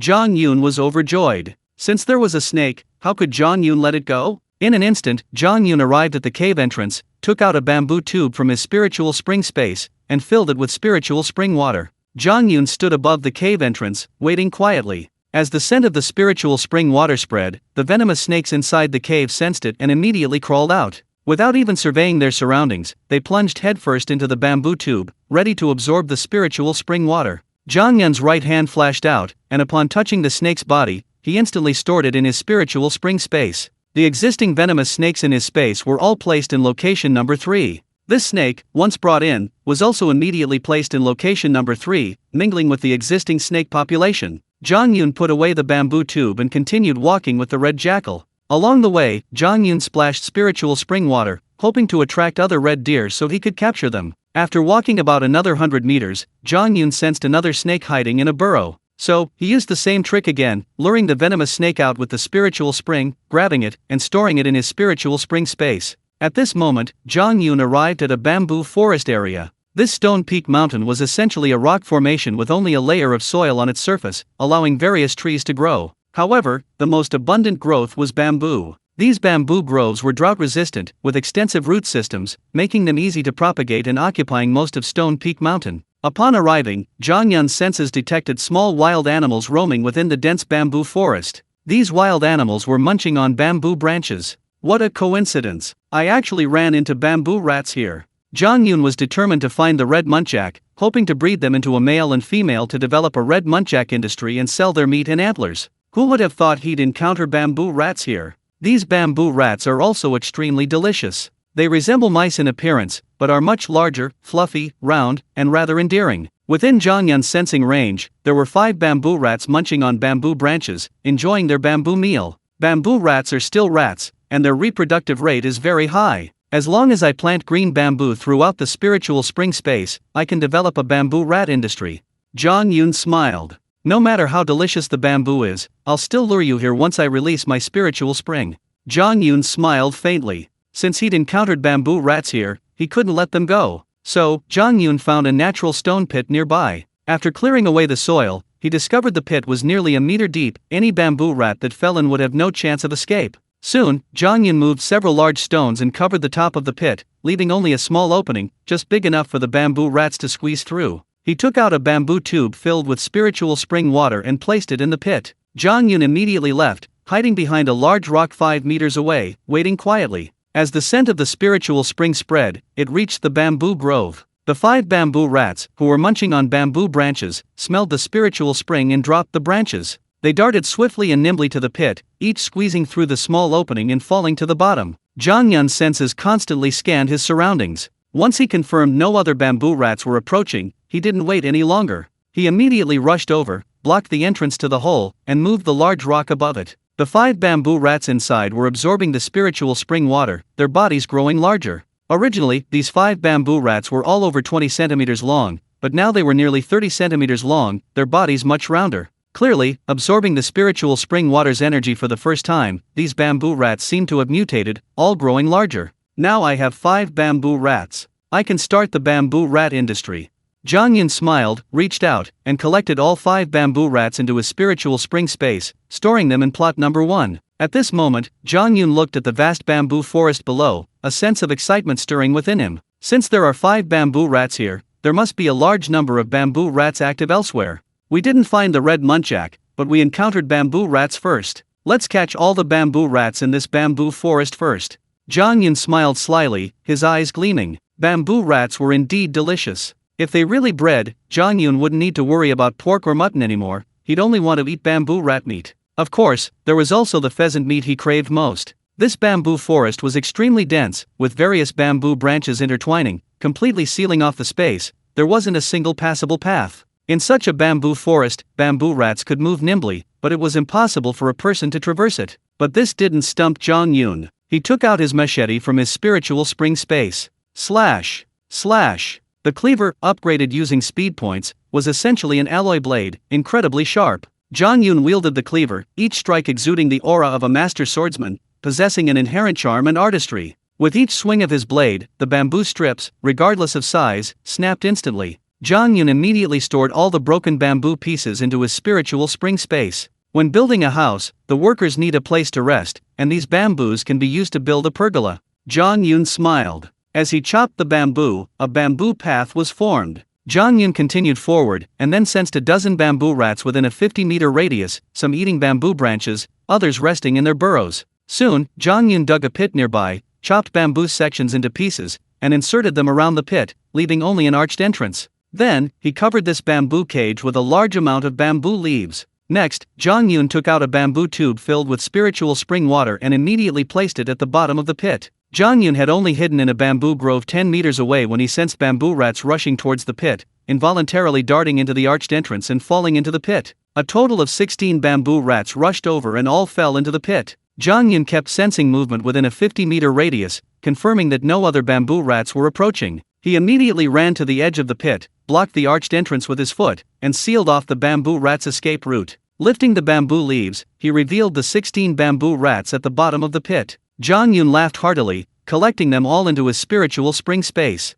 At this moment, Zhang Yun's consciousness focused on the numbers above the boulder in spiritual spring space plot 1. Acceleration points, 10.2. The 2 snakes, plus the 21 bamboo rats, weighed only 70 jin, approximately 35 caddies, increasing his acceleration points by 0.7. Bamboo rats are light, but they reproduce quickly. Once these bamboo rats multiply to a large scale, they can produce thousands of offspring every day. Then I can enjoy delicious food every day. Although it only increased his acceleration points a little, Zhang Yun didn't care. Next, Zhang Yun continued to chop bamboo, collecting all the cut bamboo into his spiritual spring space, clearing a path for himself. Meanwhile, Zhang Yun's extraordinary perception allowed him to see everything within a 50-meter radius. Whenever he spotted bamboo rats, he would immediately take out his spiritual spring, luring them closer before catching them in one fell swoop. In this bamboo forest, Zhang Yun spent an hour catching 100 bamboo rats. At this moment, atop the giant rock in Spirit Spring Space number 1, acceleration points, 12.3.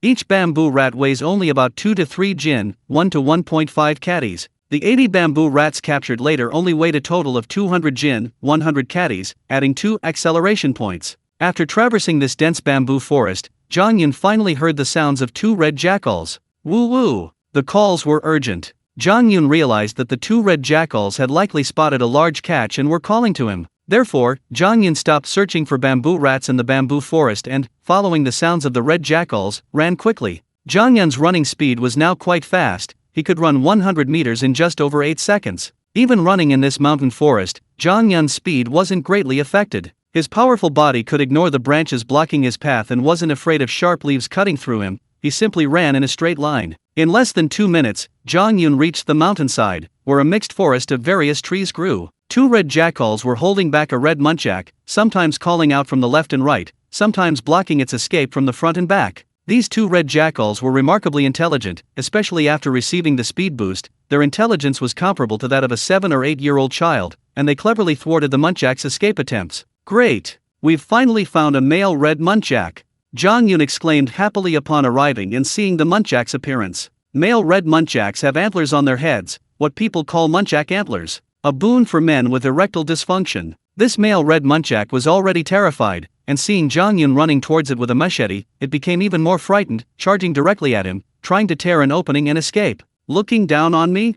Zhang Yun couldn't help but chuckle to himself as he watched the male red muntjac charge at him. The male red muntjac's horns tilted backward, so even if it charged, the horns wouldn't cause injury. But Zhang Yun couldn't let it hit him. The male red muntjac weighed 50 or 60 pounds, and its high-speed charge would generate considerable force. Just as the male red muntjac was about a meter away from Zhang Yun suddenly shifted his body, causing the muntjac to pass him, and then instantly leaped up, landing on its back. Ouch! The male red muntjac cried out in surprise. Zhang Yun gripped the male red muntjac's horns with both hands, and chuckled lightly. You think you can hit me with your speed? You're too slow. With a thought, the male red muntjac's body disappeared, entering the spiritual spring space, where it nestled next to the female red muntjac he had previously taken in. Acceleration point, 12.8. The male red muntjac, who had just been panicking, suddenly sensed the rich spiritual energy permeating this space. It immediately calmed down and excitedly opened its mouth to absorb the energy. After absorbing the energy for a while, the male red muntjac actually became interested. Ignoring the female's wishes, it suddenly mounted her and began its primal animalistic impulses. It actually launched an emotional offensive. Well, Zhang Yun's consciousness immediately withdrew upon seeing this scene. Seeing this scene, how could Zhang Yun, a young man full of vigor, not be moved? His erection rose involuntarily. I must finish building the new house. It will be another 10 days or so before I can enjoy Shuemei's tenderness.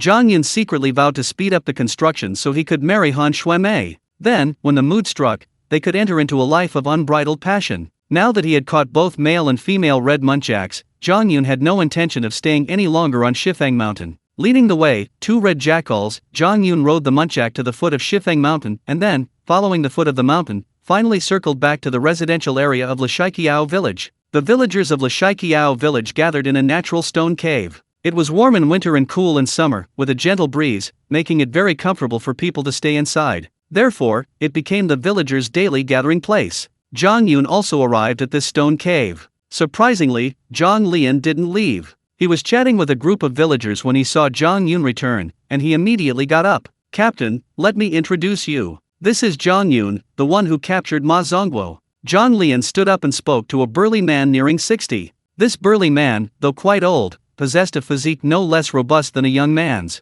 Perhaps it was the muscle developed from years of carving stone, but he appeared powerful and intimidating. Huang Chunlei stood up and sized up Zhang Yun. Seeing that Zhang Yun, so young, already possessed the ability to hunt beasts, and even tamed a roe deer mount, accompanied by 2 red jackals, he couldn't help but feel a sense of admiration for this young man. It was a feeling of mutual respect between heroes. Huang Chunlei himself had been exceptionally talented since childhood, displaying a natural aptitude for stonework. He learned various stone art techniques at a very young age. Stone in his hands was like clay, easily transformed to his liking, handled with remarkable ease. It was precisely because of this talent that Huang Chunlei was unsurprisingly elected as the production brigade leader when the old Shiqiao village production brigade was established. At this moment, seeing Zhang Yun, Huang Chunlei felt a sense of déjà vu, seeing a reflection of his younger self. "Comrade Zhang Yun, I am Huang Chunlei. Thank you for capturing Ma Zongguo and eliminating a threat to our old Shiqiao village. On behalf of the village, I thank you." Huang Chunlei walked over, grasped Zhang Yun's hands, and said gratefully. Before Zhang Yun could reply, Zhang Lian introduced him to Zhang Yun. "This is Huang Chunlei, the production brigade leader of the old Shiqiao village."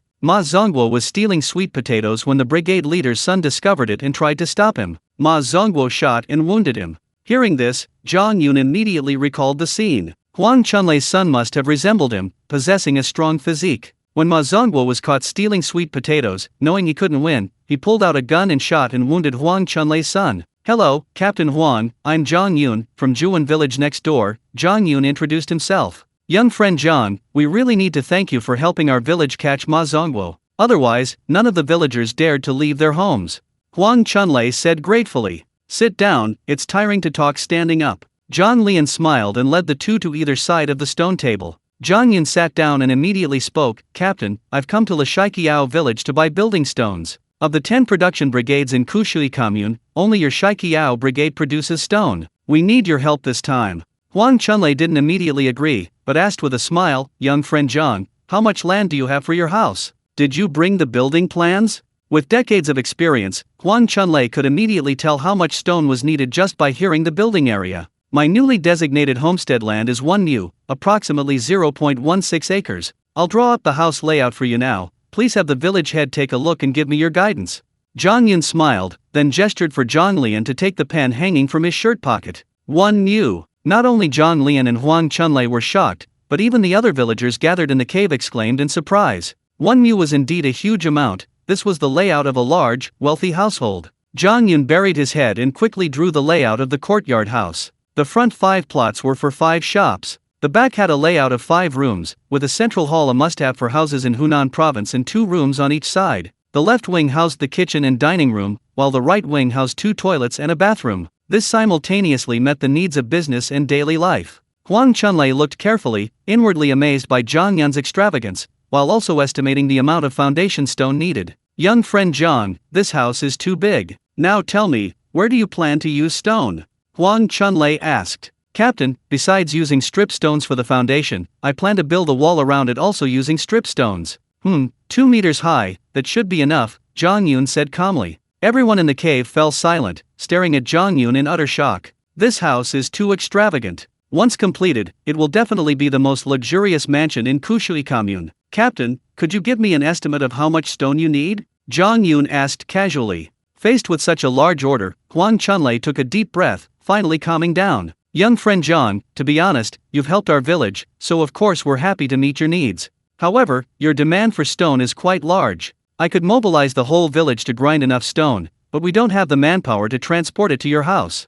Huang Chunlei explained his dilemma. "Transportation?" Zhang Yun paused for a moment upon hearing Huang Chunlei's words, then quickly understood. Indeed, the villagers of Shiqiao village quarried stone within the village itself. If they mobilized all the villagers, producing 100 standard stone blocks a day wouldn't be a problem. But transporting the stones from Shiqiao village to the tea plantation in Zhuan village was a distance of 5 or 6 li, approximately 2.5 to 3 kilometers. How many stone blocks could be carried there by hand in a day? Anyway, the number of villagers in Lashaikiao village was limited, making the allocation of stone production and delivery personnel a major challenge. The main problem was that Zhang Yun needed an excessive number of stone blocks, making it difficult for Lashaikiao village to allocate manpower. If it were just the foundation of Zhang Yun's house, requiring stone blocks, the manpower in Lashaikiao village wouldn't be a problem. They could certainly arrange it. But Zhang Yun demanded that the walls also be built with stone blocks, increasing the quantity by more than 10 times, which completely overwhelmed the manpower in Lashaikiao village.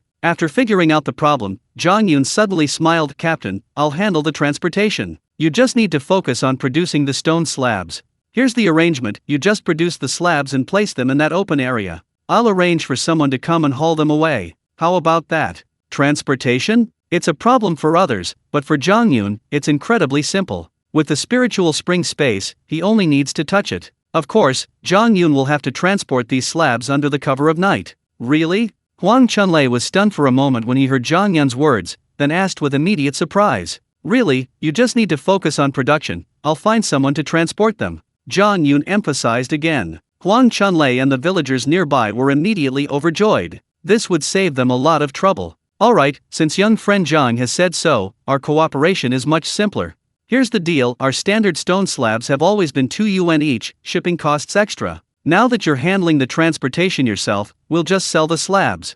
And since young friend Zhang needs a large quantity of slabs, our old Shaikiao village will naturally offer a discount, so how about 1.8 yuan per slab?" As the production team leader, Huang Chunlei's word was law, and he quoted a price quite readily. Actually, Huang Chunlei had already estimated in his mind that Zhang Yun would need at least 3,000 standard stone slabs. If this deal went through, the Shaikiao brigade could earn nearly 6,000 yuan, a huge sum. Divided among the members of the Shaikiao brigade, that would average over 50 yuan per slab. Huang Chunlei was naturally very happy with this windfall. Zhang Yun knew the dimensions of these standard stone slabs, 1 meter long, and 30 centimeters high and wide. Given the size of his house, he would need at least 3,000 of these standard slabs. It was precisely because of this large demand that Huang Chunlei offered a discount. Of course, Zhang Yun's capture of Ma Zongguo also played a part, a way of avenging Huang Chunlei's son. This price was already very favorable. "Alright, let's go with this price. Captain, I understand your rules, a deposit is required first. Alright, let's do it this way, 100 stone slabs per order, and we'll settle accounts one order at a time. Now, I'll give you 180 yuan upfront, and you can start producing stone slabs. My idea is that you need to produce at least 200 stone slabs per day. Once you've piled up those 200 slabs, I'll have someone come and transport them. At the same time, I'll give you the remaining half of the payment."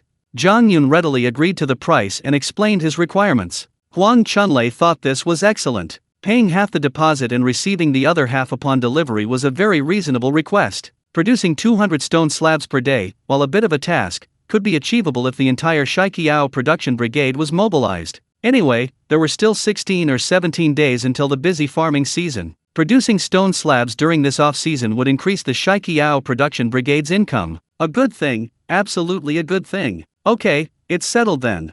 Huang Chunlei took the 180 yuan, said good, and immediately issued a receipt. The cooperation between the two parties was thus agreed upon. After discussing some details, Zhang Yun left the cave, intending to leave Lashaikiao village. Zhang Lian also left. He had a bicycle and could ride alongside Zhang Yun. After leaving the farewell crowd from Lashaikiao village, Zhang Lian finally spoke. "Zhang Yun, are you interested in joining the militia?" It turned out that after Zhang Lian handed Ma Zongguo over to the police station, he had stayed in Lashaikiao village for this purpose. He wanted to join the police station, and with Ma Zongguo's incident, the militia was suddenly 2 men short, so Zhang Lian wanted Zhang Yun to join to replenish the ranks. "The militia? Captain Zhang, I really have no interest. The main problem is that joining the militia would mean losing my freedom, which is not what I want."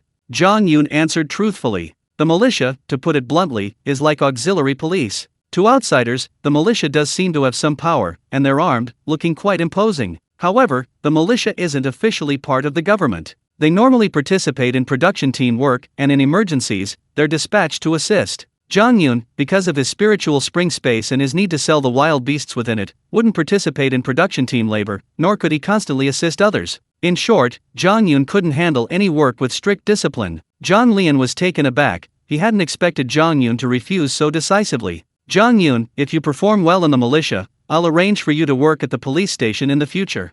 Zhang Lian offered another tempting condition. He still didn't want to give up on Zhang Yun. To his surprise, Zhang Yun waved his hand dismissively and laughed. Captain Zhang, I appreciate your kindness, but I really can't handle the work of the militia. You should give the opportunity to someone else. Having said that, Zhang Lian could tell that Zhang Yun truly had no intention of joining the militia. Since that was the case, Zhang Lian didn't want to force him. After all, Zhang Yun had saved Zhang Lian at Sancha Mountain last time, and this time he had captured Ma Zongguo. Both personally and professionally, Zhang Lian couldn't force Zhang Yun. Alright, I won't try to persuade you anymore. At the next fork in the road, I'll be returning to the commune. See you later, Zhang Lian said calmly. Just then, Zhang Yun suddenly asked, Captain Zhang, you've been in the militia for so long, you should have some rifles, right? To be honest, I want to go hunting in the mountains, and I really need a good rifle. I wonder if Captain Zhang could help me with that. Actually, in this era, the country hadn't banned guns, and the supply and marketing cooperatives did sell guns. However, they only sold air rifles and handguns, which didn't meet Zhang Yun's needs. A rifle was much more powerful, with a longer range and greater firepower. You want a rifle? Zhang Lian was slightly surprised, and after a moment of silence, he said, you can't buy one through official channels. However, if you join the militia's technical department, you can legally own a rifle. Zhang Yun was stunned. Was he really going to join the militia after all this? Oh, don't overthink it. Joining the militia company's technical department just means you'll be in charge of training new militiamen. You don't need to report for duty or participate in any actual operations, which fits your description of freedom. Zhang Lian explained in detail. Zhang Yun's face immediately lit up with joy. This job was great. Captain Zhang, you've successfully convinced me. Okay, I want to join the militia company's technical department. Zhang Yun immediately agreed. Riding his road deer, Zhang Yun arrived at Jiagong Mountain around 4 p.m. He went straight to the residence of mine manager Liu Beishan. The door was open. Zhang Yun approached, and before he could even call out, Liu Zhengfeng saw him. Zhang Yun, what brings you here? Liu Zhengfeng was drinking tea. He put down his teacup, stood up, and went directly to the door. That morning, Zhang Yun had visited Jiagong Mountain and given Liu Beishan some spiritual spring water, which brought down his high fever. Liu Zhengfeng was somewhat surprised, wondering why Zhang Yun had come again that afternoon. Zhang Yun asked with a smile, Grandpa, is the mine manager feeling better? Much better. The fever has gone down. The doctor just came and said Beishan can get out of bed tomorrow and live a normal life. Liu Zhengfeng said happily, then pulled Zhang Yun to sit down on the wooden sofa chair with him. Zhang Yun put down the bamboo tube he had brought with him and smiled, Grandpa, I went up the mountain again at noon and fetched some more spring water. Let the mine manager continue drinking this water. Upon hearing this, Liu Zhengfeng immediately patted Zhang Yun's shoulder and said gratefully, okay, the spring water is good. I'll get Beishan out right away so he can drink this water again. After saying this, Liu Zhengfeng went to the back room and pulled Liu Beishan out. Liu Beishan looked to be in his 40s. Although he had been running a high fever for 2 days and was now somewhat better, he still looked haggard and wasn't in good spirits. You're Zhang Yun? I've been lying in bed for 2 days, and I've heard a lot about you. You're very good. Liu Beishan said softly, and after sitting on the wooden chair, he saw the bamboo tube. Without saying much, Liu Beishan opened the bamboo tube and immediately began to drink the spring water. After one sip, Liu Beishan immediately experienced the benefits of the spiritual spring, and he immediately drank it in large gulps. After drinking the entire bamboo tube of spring water, Liu Beishan let out a satisfied burp, feeling much more refreshed. Ah, this spring water is wonderful. I feel so much better.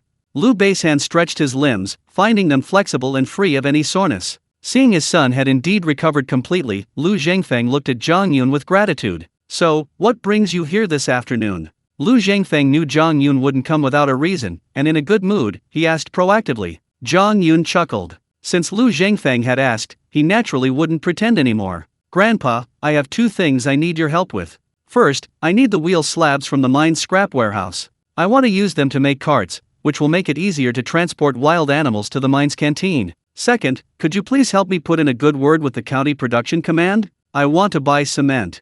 Upon hearing this, both Liu Zhengfeng and Liu Beishan were taken aback. After a moment of silence, Liu Beishan spoke, Zhang Yun, you want scrap wheel slabs? That's easy. You're the purchasing agent. You write an application, get my approval, and you can go to the scrap warehouse and choose the wheel slabs you want. As for the price, we'll sell them as scrap metal. As long as you pay, you can buy them legitimately and reasonably. If Zhang Yun were an outsider, Liu Beishan really wouldn't want to sell the scrap metal. He didn't want to be branded as someone who sold off collective assets cheaply. Zhang Yun was the canteen purchasing agent, essentially an internal employee. Selling scrap to Zhang Yun was ostensibly a way to make good use of waste and improve the employees' living conditions. Previously, much of the mine's scrap iron was handled internally in this way. Various management levels used this to seek personal gain, and everyone had a tacit understanding, without undermining each other. But getting approval from the production command center to sell cement personally is impossible. The cement plant doesn't sell cement to individuals. Liu Beishan stated the reason directly.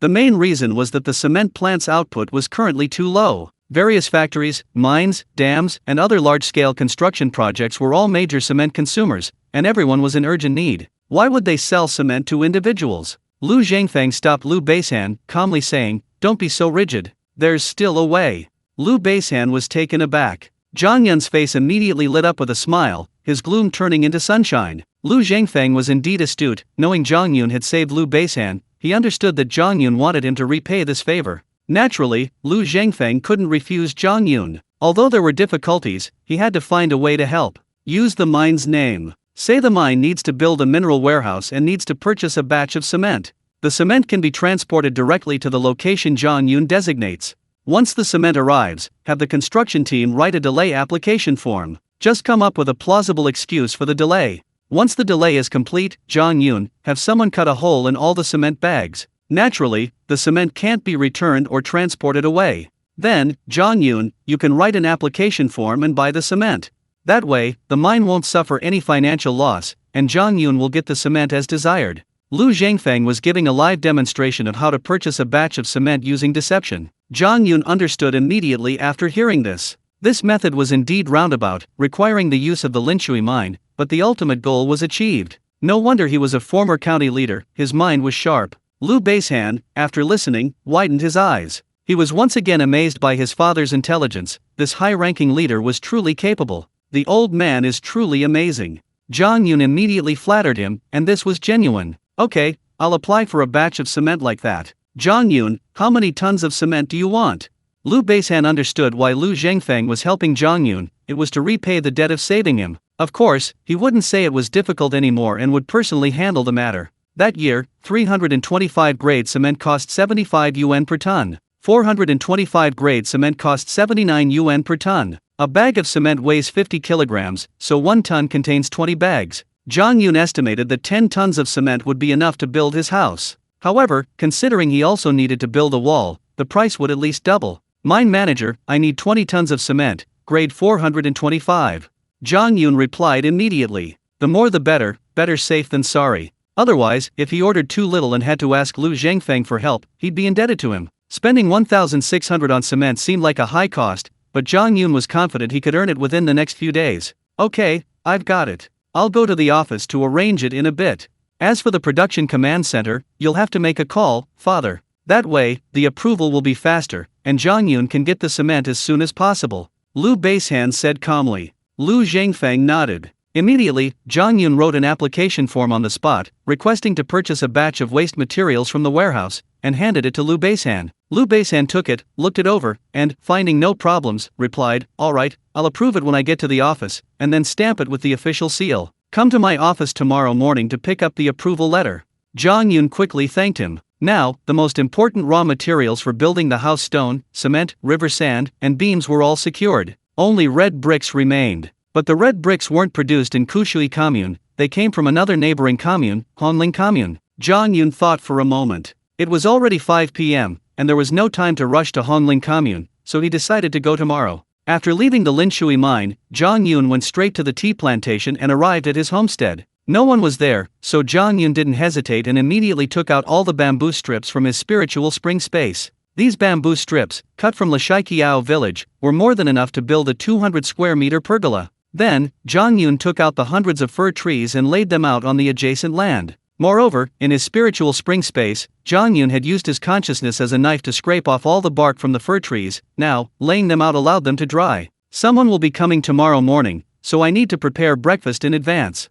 I also need to build a few temporary stoves here. Zhang Yun thought for a moment. There were indeed many things to prepare before building the house. He decided to prepare them one by one. So, Zhang Yun quickly dug 2 stove pits on the adjacent land using the sharpness of his machete, and then used stones and wet soil to build 2 simple hearths. Tomorrow morning, as long as we bring the iron pot, we can cook on the spot. After preparing the stove pit, Zhang Yun went to his land and arrived at the well. The pangolin had spent the entire afternoon burrowing, drilling vertically downwards from the ground. Now, the soil around the well was completely loosened. Tomorrow, all he had to do was have a few people clear away the loose soil, and a well could be dug quickly. Suddenly, the pangolin emerged from the ground, and as soon as it appeared, it rushed to Zhang Yun's feet, nudging them with its head. It was trying to curry favor. As expected of a beast that had consumed 5 speed points, this pangolin was quite intelligent. It had been busy all afternoon and now it wanted something in return from Zhang Yun. Understood, I'll give you a bamboo tube of spiritual spring water to drink. Zhang Yun understood the pangolin's intention and immediately took out a bamboo tube filled with spiritual spring water.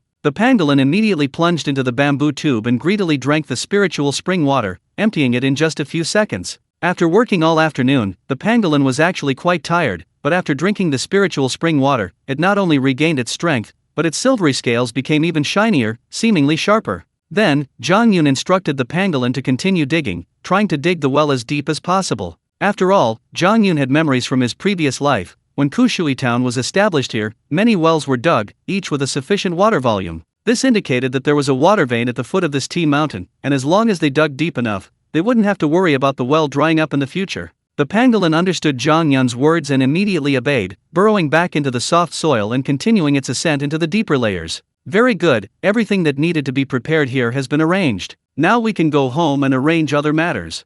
Zhang Yun said calmly, then mounted his roe deer, leading 2 red jackals, and headed straight home. That day, from dawn till dusk, Zhang Yun was truly busy with many things. Around 6 p.m., Zhang Yun returned home. His family Zhang Zongli, Chen Wan, Zhang Yanhong, and Zhang Yanli were all anxiously waiting for him. Upon seeing him, the 4 family members immediately pulled him to sit down at the 8 immortal table. Third brother, tomorrow is for leveling the foundation. You promised to provide 3 meals a day, but we haven't even prepared any food. What are we going to do? His father, Zhang Zongli, said directly. This was the reason for the family's anxiety. If the villagers went tomorrow morning and found no food, it would mean Zhang Yun had broken his promise. Who would trust him afterward? Yes, third brother, you've really worried me to death. Although you bought 100 jin of rice, that will only last 2 days. We don't have any vegetables or meat. What are we going to do? No one can work for you on an empty stomach. His mother, Chen Wan, was almost in tears. His 2 younger sisters, Zhang Yanhong and Zhang Yanli, nodded repeatedly, their faces also filled with anxiety. Seeing the expressions on their faces, Zhang Yun knew that the 4 of them had been anxious all afternoon and were now eagerly awaiting his return, immediately coming to complain. Since that was the case, Zhang Yun certainly couldn't let his family worry any longer. Mom and Dad, sister, I've prepared the food. I contacted the various villages this afternoon, and my hunter friends are all willing to help me. For breakfast, we'll have lean meat porridge with sweet potatoes. For lunch and dinner, we'll have rice. The meat and vegetables will change daily. I'll prepare fish, rabbit, and bamboo rat meat in advance. As for vegetables, I'll trouble Mom and Dad to buy them from the various households. Each family has some private land. They should be able to sell us their vegetables as long as they pay. Zhang Yun finished speaking in one breath. Secretly, Zhang Yun lamented that the land in the spirit spring space was insufficient. It was only 4 mu, approximately 0.33 acres. He had just begun breeding various wild beasts, and simultaneously had to supply the mine's canteen, the supply and marketing cooperative, and now the construction workers. The pressure was considerable. The 4 family members' expressions relaxed considerably after hearing this. Third brother, we have to thank your hunter friends. You said you'd build the house in 17 days, that's incredibly fast. We couldn't afford to stop for even a day, the food supply had to keep up. Zhang Zongli said calmly. Brother is truly capable, he's already arranged everything in advance. Zhang Yanhong looked at Zhang Yun with admiration. That's wonderful. Our family finally has a new house to live in. Zhang Yanli exclaimed excitedly. Seeing his family's happy faces, Zhang Yun naturally wouldn't mention his difficulties and pressures. After all, talking about these things wouldn't help them, it would only cause them worry. Therefore, Zhang Yun would bear the pressure himself. The stone alone will cost over 3,000, cement 1,600, and river sand an estimated 600. A worker will build 1 brick a day, so their wages for these 10 odd days will likely be 700 or 800. Then there are the red bricks and roof tiles, which will also cost a lot. Roughly calculated, this will amount to over 10,000. A household with 10,000 yuan in 1977 was equivalent to a multimillionaire in today's terms, and Zhang Yun had to earn the 10,000 yuan in just over 10 days. The pressure was immense. Mom and Dad, sister, you don't need to go to work tomorrow. Go to the tea plantation early in the morning, my hunter friend will leave the food there beforehand, so you can make breakfast.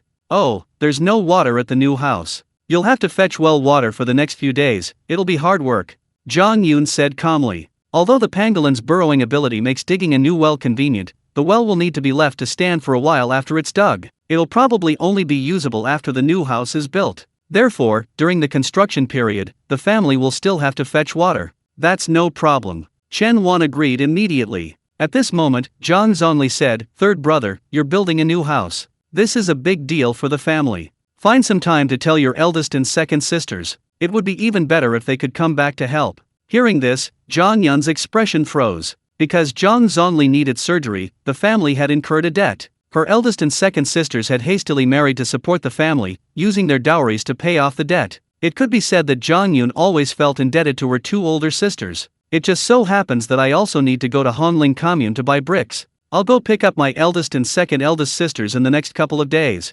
Zhang Yun replied with a smile. Both of her older sisters married into the neighboring Honling Commune, not far away, about 20 kilometers away. Yunya Zi, the hoes are finished, I've brought them over. Zhang Yun had just finished talking to his parents when a voice drifted in from outside. Old Zhang Guai stood at the door, carrying 10 hose, a broad smile on his face. Zhang Yun immediately went out, took the hose, and then went to get some hard candy. Old Guai, thank you for bringing them all here. Take these hard candies home for the children. Zhang Yun knew old Zhang Guai had several young grandchildren, so since old Zhang Guai had delivered the goods, he'd give him some candy as payment. Old Zhang Guai gladly accepted the hard candy, thanked him, and turned to leave. Old Guai, wait. I remember you said you used to be a carpenter. Zhang Yun stopped old Zhang Guai. Yes, I was a skilled carpenter when I was young. All the furniture in my house now was made by myself. Old Zhang Guai said with considerable pride. Old Guai, you know I need to build a new house and get married, so I'll definitely need to have new furniture made. Can you take this job? Zhang Yun asked with a smile. Old Guai froze instantly. This surprise came too suddenly. It was like a windfall. Zhang Yun had approached old Guai with the intention of helping him. Why let a carpenter from another village earn this money? Why not let someone from his own village earn it? Besides, old Guai was an honest man, and Zhang Yun trusted him to do a good job. Yes, I can take it. Yunya, you trust old Guai, so I certainly won't let you down. To be honest, some of my former carpentry apprentices are now quite capable carpenters in other villages. Old Guai, tell them they have to give me this favor.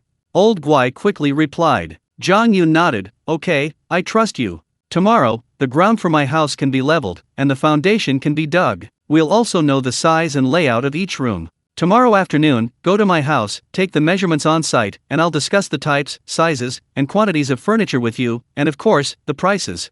Zhang Loguai nodded repeatedly in agreement. Then, Zhang Loguai left. Zhang Yun also went to his third uncle Zhang Jaiwu's house and saw the family of 5 gathered around an 8 immortal table, discussing something. Brother Yun. Zhang Yuxin and Zhang Yi immediately stood up and called out as soon as they saw Zhang Yun arrive at the door. Brother Yun. Zhang Yaya gracefully stood up, greeting him with a smile. This was the first time Zhang Yun had seen Zhang Yaya, this future high achiever, in the past few days. What are you talking about? You seem very happy. Zhang Yun smiled and walked in, sitting down next to Zhang Jaiwu. We were just talking about you. Tomorrow you're starting to build your new house, and your aunt, Yuxin, and Yaya are all going to help. This time, your third uncle wants to emphasize this to you. I'm your own uncle. Building a new house is a major life event for you, and it's only right that I help you. You absolutely cannot give us wages.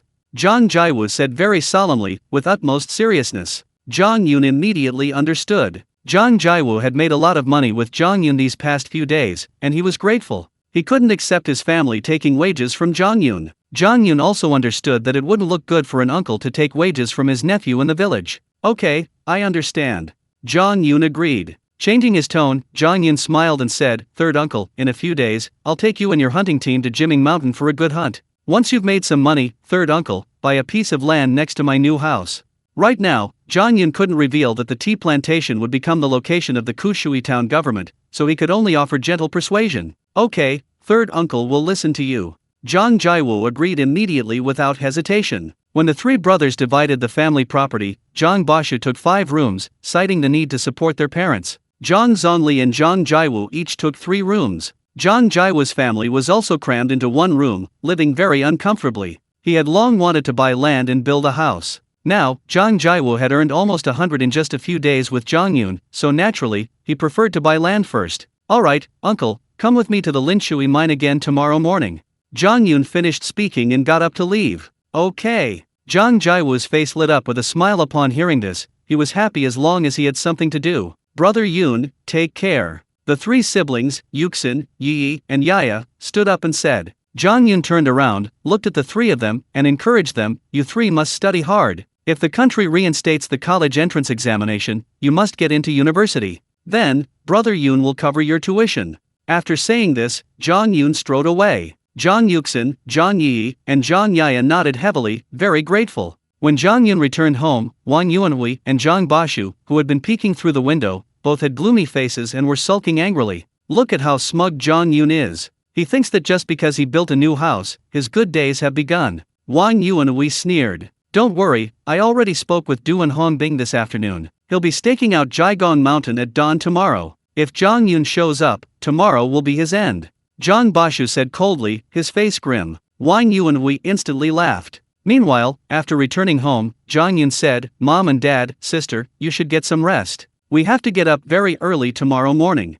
I'm going for a walk outside. Just leave the door slightly ajar. I probably won't be back until very late. With that, Zhang Yun picked up a fertilizer bag from the wall and went straight out. Zhang Zongli and Shen Wan knew Zhang Yun had a talent for hunting and assumed he was going to hunt wild animals. They also understood that Zhang Yun was under a lot of pressure, needing to earn a lot of money to build a new house, so they didn't stop him. Zhang Yun quickly arrived at the fields. He was heading straight for the Kushui River. The fish pond at plot number 4 still has too few fish. Tomorrow, I need to deliver 100 jin of fish to the canteen and 200 jin to the supply and marketing cooperative. That's 300 jin gone. The 1000 jin of fish in this pond can't keep up with demand. There are so many places where I need money right now. I need to earn 10,000 yuan in the next 10 days or so. The pressure is immense. I can only pin my hopes on the Kushui River. I have to catch a lot of fish tonight. Zhang Yun muttered to himself. This was why Zhang Yun ventured out under the cover of night. He needed to prepare thoroughly for his upcoming money-making plan. Only by catching a large number of fish and releasing them into the fish pond at plot number 4 could he ensure a continuous supply to the mine and the supply and marketing cooperative. Zhang Yun wanted to firmly control both of these sales channels. A few minutes later, Zhang Yun arrived at the Chu River. Soon, Zhang Yun took out a net, tying one end to a tree root on the bank and the other end to a wooden stick in the middle of the river, forming a net wall. Using the same trick again, Zhang Yun went upstream 10 meters and took out a fertilizer bag filled with spiritual spring water. The spiritual spring water in the fertilizer bag slowly seeped out, flowing into the river and drifting downstream. As the spiritual spring seeped out, the fish downstream absorbed its energy and swam upwards. Once they hit the net, they were unable to resist. After about 10 minutes, the spiritual spring had completely seeped out. Zhang Yun swam swiftly to the net, lifted it, and, using the starlight of the night, his extraordinary eyesight allowed him to see a large number of fish in it. Regardless of the size or species of the fish, Zhang Yun indiscriminately reached for them all and collected them into fish pond number 4 within the spiritual spring space. To meet the fish supply needs of the mine's canteen and the supply and marketing cooperative, Zhang Yun needed to store a large number of fish in fish pond number 4. Large fish could be delivered immediately, while medium-sized fish, given the tenfold increase in time flow, would grow to a size that could also be delivered in a few days. The small fish, at most, would grow into large fish in 10 days. Therefore, Zhang Yun accepted all the fish caught in the net without discrimination, collecting them all into his spiritual spring space. This single net yielded over 1,000 pounds of fish. At this moment, Zhang Yun's consciousness locked onto the numbers above the boulder in area number 1 of his spiritual spring space. Acceleration points, 23. Catching fish is definitely faster for gaining acceleration points. Areas 3 and 4 both have a 10x time flow rate, and Area 2 has a 15x time flow rate. I should make them all have a 15x time flow rate, Zhang Yun thought to himself. Now he had enough acceleration points to splurge a little. Anyway, Zhang Yun planned to stay in the Kushui River that night, to wipe out all the fish in this area, which should yield a large number of acceleration points. Therefore, he could afford to be a little extravagant. Add 5 acceleration points to space 3. Add 5 acceleration points to space 4. Acceleration points, 13. Now, within the Spirit Spring space, Area 1 maintains its normal time flow, while Areas 2, 3, and 4 all experience 15 times the time flow. Continue fishing. Zhang Yun, seeing that he only had 13 acceleration points left, felt anxious again. He skillfully went 10 meters upstream, took a fertilizer bag filled with Spirit Spring water, and let the water seep out of the bag, merging into the river and drifting downstream. Soon, 10 minutes passed. Zhang Yun arrived at the net, lifted it, and was somewhat surprised this time. There weren't many fish on the net. Soon, Zhang Yun understood. The river near Juan village bends right at the border with Shanliu village. The area where I am now usually has relatively few fish. One net can catch a lot of fish, but this one net has probably wiped out most of the fish in this river. The spiritual spring water is indeed very attractive to fish, but there are only so many fish in this river, and now that they've been caught, there's no need to continue fishing. Zhang Yun quickly pulled in the net. This net only yielded a little over 400 jin of fish. Acceleration point 17.2. Zhang Yun didn't go ashore but swam downstream along the Kushui River. This time, he went directly to the area bordering Shanliu village, the same place where he had fished the previous 2 times. So, Zhang Yun set up the net again and released the spiritual spring water 10 meters upstream. 10 minutes later, Zhang Yun swam back to the net and pulled it in again. Great, there are so many fish here. Another net haul. Looking at the net brimming with fish, Zhang Yun exclaimed excitedly. Soon, the entire net was hauled into the fish pond at plot number 4, another 1,000 jin, approximately 500 kilograms. Acceleration points 18.5. Then, another round every 10 minutes, another net haul. Acceleration points 19.8. Another round. This time, no net haul. Only half the area of the net was covered in fish. Acceleration points 20.5. Zhang Yun now understood. It seemed that in his 3 fishing trips in this river, he had caught at least 5,000 jin, approximately 2,500 kilograms, of fish, essentially wiping out the fish population in this area. I can't catch all the fish here, I have to leave some for the fishermen of Shanliu village. Zhang Yun immediately hauled in the net. After all, the villagers of Shanliu village would sell their future catches to him anyway. Zhang Yun wanted to leave them a livelihood, he couldn't wipe them out completely. It's nighttime now, and some fish should still be dormant, which is why they haven't come over yet. If Zhang Yun were to forcefully and continuously release his spiritual spring water, he could wake them up and catch them all. However, having lived 2 lives, Zhang Yun understands the principle of moderation. From now on, if I want to fish, I'll have to go upstream. At the border between Juan village and Beizhu village upstream, the government built a bridge and a dam in the 1950s. Under that bridge, because of the dam, the water is usually at least 7 or 8 meters deep. There must be a large number of fish there, and many of them are big. Suddenly, Zhang Yun sighed softly. Beizhu village, also one of the 10 production brigades of Kushui commune, is upstream of Juan village. However, Juan village and Beizhu village have a long-standing feud. This stems from a major national water conservancy project in the 1950s, which involved building a dam and bridge across the Kushui River, right at the border of the 2 villages. This created an island about 100 meters above the bridge, inhabited by a large number of wild ducks. Juan village and Beizhu village each claimed ownership of the island. Finally, the Kushui commune intervened, designating the island a protected area, prohibiting villagers from both villages from crossing the river to catch ducks there. Of course, if the ducks swim across the river to either village's territory, villagers from those villages are allowed to catch them. Just now, Zhang Yun was thinking about how he wouldn't be able to fish there anymore, which is why he remembered the island. Tonight, we've caught over 4,700 jin, approximately 2,350 kilograms, of fish. Now, the fish pond at plot number 4 finally has enough fish. The mine and the supply and marketing cooperative each get a combined 300 jin, approximately 150 caddies, daily. This amount of fish can supply them for over 10 days. And with the time flow at 15 times the normal speed, the large fish are sold, the medium-sized fish grow rapidly, and the small fish also grow up. At the same time, the female fish lay eggs. This cycle continues. Even if I stop fishing altogether, the fish from the fish pond at plot number 4 can continue to supply these 2 customers. Zhang Yun said happily. However, Zhang Yun definitely still wants to fish. He's not satisfied with just the mine and the supply and marketing cooperative as customers, he'll definitely want to expand his customer base. Inside the Spirit Spring space, with the time flow at 15 times the normal speed, over a dozen female rabbits have already given birth to baby rabbits, and their population has begun to grow and reach a considerable size. The initial 100 frogs, which had remained untouched, grew significantly over the past 3 days under the 15x time-lapse environment and began laying eggs, soon reaching a scale suitable for large-scale farming. After 50 eggs hatched, only 40 produced chicks. At the same 15x time-lapse, this would also be sufficient to reach a significant scale in 4 or 5 days, allowing for an egg trade. The remaining 50 wild pheasant eggs also hatched successfully under the care of the female pheasant. Combined with the original adult pheasants, the total number reached 60, also soon suitable for large-scale farming. However, Zhang Yun wouldn't sell the pheasants. He would keep them for himself and his family, and could also give them as gifts to important guests. Looking at it this way, from now on, selling these fish, rabbits, and wild animals, I can earn over 1,000 yuan every day. The pressure doesn't seem so great anymore. Zhang Yun suddenly smiled. Now he didn't have to worry about the cost of building a house.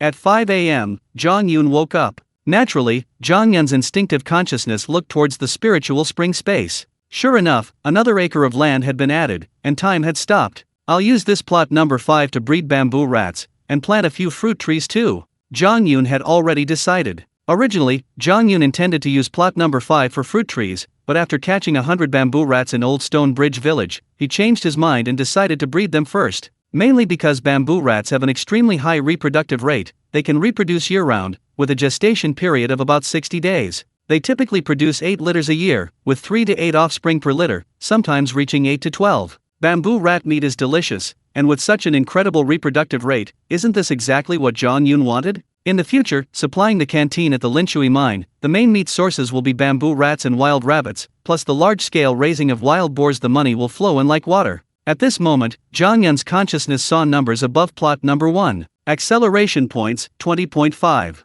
Add 15 acceleration points to plot 5. A mental command was issued. Acceleration points, 5.5. The time flow at plot 5 is 15 times faster than outside. Simultaneously, Zhang Yun consciously controlled all the bamboo rats, instantly teleporting them to plot 5, and also transferring all the transplanted bamboo from plot 1. The 2 peach and jujube trees were also transferred. Having done all this, Zhang Yun got out of bed, without even washing his face, pushed open the door, and mounted the deer. The deer sped off towards the tea plantation. In less than 10 minutes, the deer arrived at the tea plantation site, and Zhang Yun jumped down. A moment later, Zhang Yun brought out a pile of sweet potatoes. Sweet potatoes were the first species cultivated in the spirit spring space. They were grown in plots 1, 2, and 3. With the time flow several times faster, the nourishment of the spirit spring's energy, and the unlimited nutrient supply from the space's soil, the sweet potatoes grew extremely fast. Although only 4 days had passed, most of the sweet potatoes were already 3 fingers wide and the length of a hand.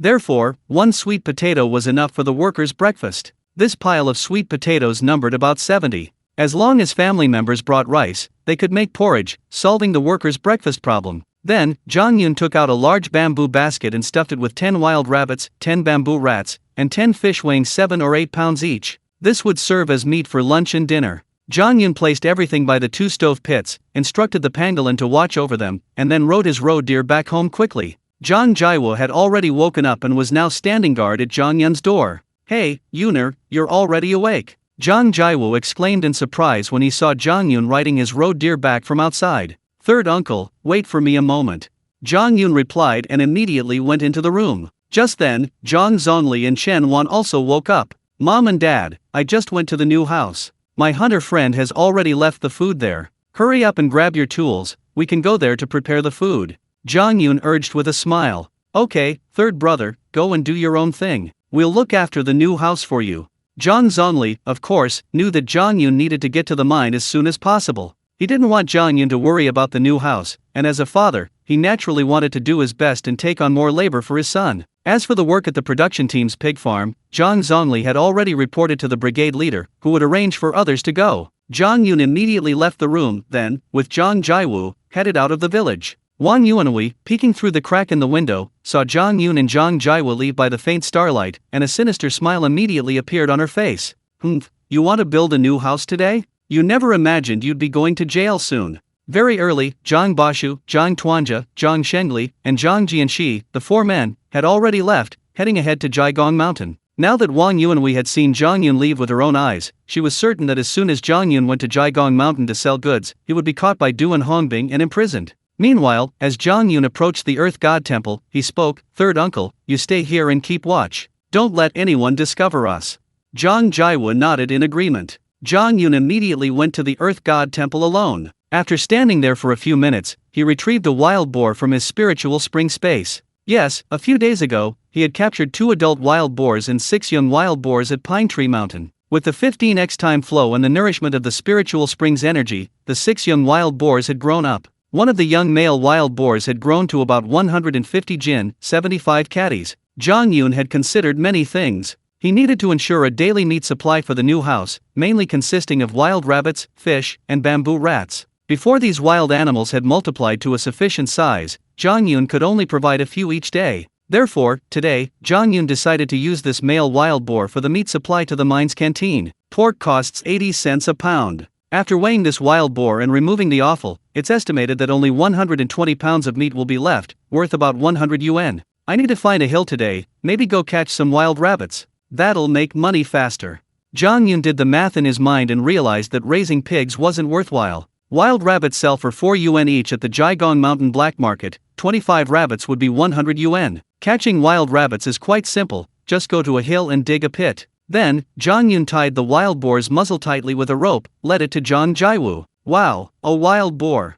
Yunya, you're really amazing. You actually caught a live wild boar. Zhang Jiwu shouted excitedly. Zhang Yun smiled and nodded, saying casually, "Third uncle, you don't need to carry the load today. Just take this wild boar to the mine's canteen. I still need to meet a hunter friend, he wants to sell me some fish. I'll head out first." As he spoke, Zhang Yun slipped 10 yuan into Zhang Jiwu's pocket, then leaped onto the road deer's back and drove off. That kid, well, he's building a new house today, he's got a lot going on.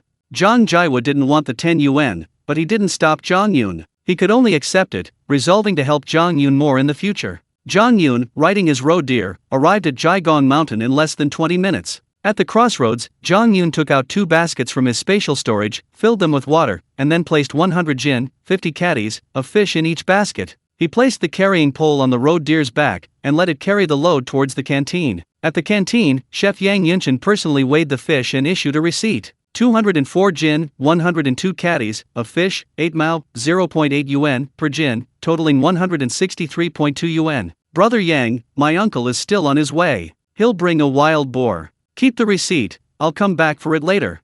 Zhang Yun smiled. Upon hearing this, Yang Yunshan was completely stunned. After a long while, he happily exclaimed, "Brother Zhang Yun, you're truly amazing. I knew you were a genius hunter." Finally, he could eat pork. Yang Yunshan was extremely excited. Zhang Yun smiled, then rode his road deer towards the Jiagong Mountain Black Market. Upon reaching the crossroads, Zhang Yun stored the road deer and red jackal into his spiritual spring space. He then carried a basket on his back containing 30 wild rabbits caught from the mountains of Shanlia village and walked directly into Jiagong Mountain. Jiagangshan Street was lined with miners' houses, behind which lay the mountains. At this moment, 6 figures were on the mountain behind one of the houses. 4 of them were Zhang Bashu, Zhang Tuanja, Zhang Shengli, and Zhang Jianxi, a father and his 4 sons. The other 2 were surprisingly dressed in uniform. "Chief Duan, as we agreed, the 4 of us will patrol the street first. If we find Zhang Yun selling goods, we'll come and inform you." Zhang Bashu spoke with a smile. "We can't let Duan Hongbing patrol, if his obsequiousness shows, the streets will be deserted. Only Zhang Bashu and his 4 sons can go out and find Zhang Yun's stall first. Then, Duan Hongbing, along with another security guard, will suddenly appear and arrest Zhang Yun on the spot. Only with both people apprehended can a crime be committed." "Alright, that's settled then." Duan Hongbing, in his 40s, was still the deputy director of the police station. If he didn't achieve some results soon, it would be difficult for him to get promoted. Several years ago, Duan Hongbing's son drowned. Fortunately, Zhang Bashu happened to be passing by and saved his son, thus incurring Duan Hongbing's debt of gratitude. This time, Zhang Bashu came to his door, saying he was reporting someone for illegally selling collective property and wanted Duan Hongbing to lead a team to arrest them. Duan Hongbing knew, of course, that Zhang Bashu had ulterior motives, but besides repaying his debt, he also wanted to arrest someone and gain some credit. That's why Duan Hongbing arrived at Jiagong Mountain early in the morning. The plan was agreed upon. Zhang Bashu and his 4 sons immediately put on straw hats to conceal their faces and dispersed, each patrolling a section of Jiagong Mountain Street. As long as Zhang Yun came, he wouldn't escape their surveillance. Zhang Yun did indeed arrive. At that moment, Zhang Yun put down his basket in front of mine manager Liu Beishan's house and began setting up his stall. The residents of Jiagong Mountain seemed to have already spread the word that a young man came every day to sell wild rabbits. Sure enough, as soon as Zhang Yun set up his stall, an older woman ran over. "Young man, how much for the wild rabbits?" the woman asked urgently. "4 yuan each, or the equivalent in grain coupons will do," Zhang Yun replied in a low voice. The older woman clearly already knew. After confirming the price herself, she immediately took out 4 yuan from her pocket, picked out a wild rabbit, and quickly ran away. Subsequently, Zhang Yun successfully sold 5 wild rabbits. Only 2 minutes after setting up his stall, a man wearing a straw hat appeared in the distance. He passed by Zhang Yun's stall, glanced at it, and then pretended to turn back. Zhang Yun's perception was exceptional, he could sense every subtle movement within a 50-meter radius. Although he had safely spent 4 days in the Jiagong Mountain Black Market, Zhang Yun always knew it was a black market, not a legitimate place. Therefore, Zhang Yun was always vigilant, constantly on guard against potential trouble. Especially after yesterday morning when he released his red jackals to chase the Zhang Tuanja brothers, Zhang Yun realized that his business in Jiagong Mountain had been exposed and trouble was imminent. Just now, Zhang Yun had been sensing the man in the straw hat. Zhang Shengli, he looked at me for a while, then hurriedly turned back. Why? Zhang Yun already knew the man's identity and instinctively felt trouble was coming. In an instant, Zhang Yun reached out and stored all the wild rabbits in his spiritual spring space. In just 1 minute, Zhang Yun sensed 6 figures slowly approaching. Under the cover of darkness, these 6 men crept closer, clinging to the eaves of various houses. Zhang Bashu, Zhang Tuanja, Zhang Shengli, Zhang Jianxi. I knew you would harm me, but I never imagined you would be so ruthless, actually trying to put me in jail. After sensing their presence, Zhang Yun recognized 4 of them and was furious. As for the other 2, he sensed guns on them and naturally guessed their identities. Having guessed their intentions, Zhang Yun immediately had 2 options. One was to run directly into the mountains behind the village. The other was to wait here and let the 6 of them come and arrest him. After a moment's thought, Zhang Yun's lips curled into a smile. He remained quietly seated on the ground, waiting for the 6 men to arrive. A short while later, Duan Hongbing, Zhang Bashu, and 5 others approached, standing guard beside Liu Beishan's house. They were waiting for Zhang Yun to trade goods with a resident. If they caught the 2 parties in the act, Zhang Yun could be convicted of illegally selling collective property, and further, it would be considered speculation and profiteering, which would land him in jail. Just then, Wang Xiaohua ran over. She recognized Zhang Yun and saw the familiar basket on his back. Little brother Zhang, I'm here. Wang Xiaohua immediately squatted down, greeting him warmly and quietly. Auntie, there's a problem. The police are here. We can't do business. Zhang Yun, seeing an acquaintance, immediately whispered a reminder. Wang Xiaohua's expression changed in surprise. At that moment, Duan Lianbing, Zhang Bashu, and the other 5 men, seeing Wang Xiaohua and Zhang Yun whispering to each other, assumed they were making a transaction and rushed out. Stop! Don't move! We're the police! The young policeman Duan Hongbing shouted loudly. This shout echoed through the quiet Jiagong Mountain, creating a huge stir. The residents of Jiagong Mountain knew perfectly well what police meant. The existence of the black market on Jiagong Mountain had long been tacitly accepted by the local police station in Kushui Commune. After all, the thousands of miners and their families needed to eat, so it was acceptable for villagers from the surrounding villages to do some small business and earn extra money. But a black market is a black market, it's illegal. And when the police got serious and started making arrests, no one could escape punishment. Upon hearing the shout of police, the residents of Jiagong Mountain immediately got out of bed, left their homes, and gathered in the streets. The 4 men Zhang Bashu, Zhang Tuanja, Zhang Shengli, and Zhang Jianxi seeing Duan Hongbing and Tang Weiren, 2 policemen, grabbing Zhang Yun's arms, all removed their straw hats, revealing their faces.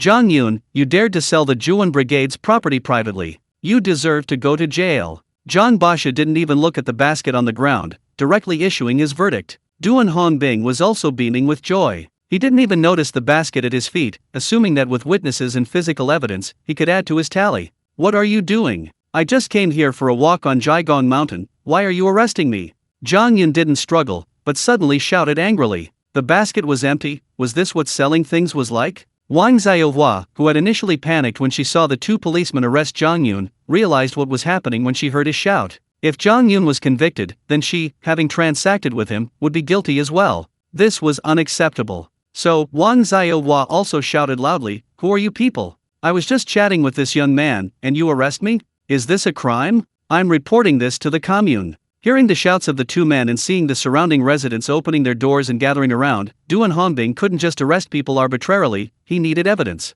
Still dare to talk back? Duan Hongbing said coldly, immediately squatting down, grabbing the basket, and lifting it up sharply. This is the goods you traded? And you still accuse us police of arbitrarily arresting people? After saying this, Duan Hongbing suddenly turned pale. He discovered that the basket was empty, there were no items inside. Is it illegal for me to bring a basket to relax? Zhang Yun immediately shouted, extremely angry. Duan Hongbing reluctantly shook the basket a few times, only to find it was indeed empty. Suddenly, Duan Hongbing fell silent. The evidence was gone. He couldn't very well accuse Zhang Yun of selling the basket, could he? If he forced a story that Zhang Yun sold the basket, no one would believe him, and if Zhang Yun caused a scene, Duan Hongbing would be the one who lost face. What kind of police are you? Why are you arresting people arbitrarily? I was just chatting with this young man to relax, why are you rushing over to arrest me? Wang Xiaohua, not one to back down, noticed the miners and their families swarming around her, and suddenly felt emboldened, bursting out. The pressure created by this middle-aged woman's outburst was considerable. Duan Hongbing stamped his foot in frustration, glaring angrily at Zhang Bashu, deeply regretting believing him. The surrounding crowd had already gathered. Hearing Wang Xiaohua's shouts, everyone understood. The residents of Jiagong Mountain were all miners and their families, very familiar with each other and on good terms. Moreover, the residents of Jiagong Mountain all secretly benefited from the black market. It was an open secret. Now, if Duan Hongbing confirmed Zhang Yun's crime of selling goods, the Jiagong Mountain black market would be difficult to maintain, and the surrounding villagers would dare not come to sell their goods. In other words, if Zhang Yun was arrested, it would affect the vital interests of these residents. Besides, Zhang Yun was only carrying an empty basket, he hadn't actually brought any goods to sell. The crowd immediately erupted in commotion. What right do you have to arrest people arbitrarily? I seriously doubt the identities of your police officers.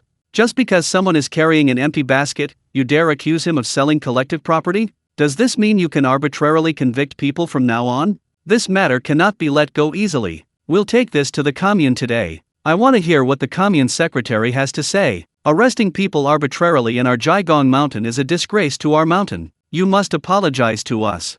The elderly men and women erupted in anger, unleashing their fury, spitting wildly. Duan Hongbing was completely overwhelmed, unable to think of a good solution. Zhang Bashu snatched the basket, shook it heavily, and confirmed it was empty. He was dumbfounded. Zhang Tuanja, Zhang Shengli, and Zhang Jianxi were even more at a loss, their faces filled with anxiety. Faced with the surging anger around them, all six remained silent. Perhaps the noise was too loud, for the front door of the house at the back opened, and old Master Lu Zhengfeng emerged, pushing through the crowd to stand before Duan Hongbing. What exactly happened? Lu Zhengfeng asked calmly. County Chief Lu. Duan Hongbing glanced at him, his body jolting. He had recognized Lu Zhengfeng. Although retired, his influence remained, and Duan Hongbing dared not underestimate him. Before Duan Hongbing could reply, the surrounding crowd began to chatter, and Lu Zhengfeng grasped the gist of it. With Lu Zhengfeng's experience, he immediately realized. The police station hadn't patrolled Jiagong Mountain for years, and Kushui Commune had tacitly accepted the existence of the Jiagong Mountain black market. But today, Duan Hongbing suddenly appeared.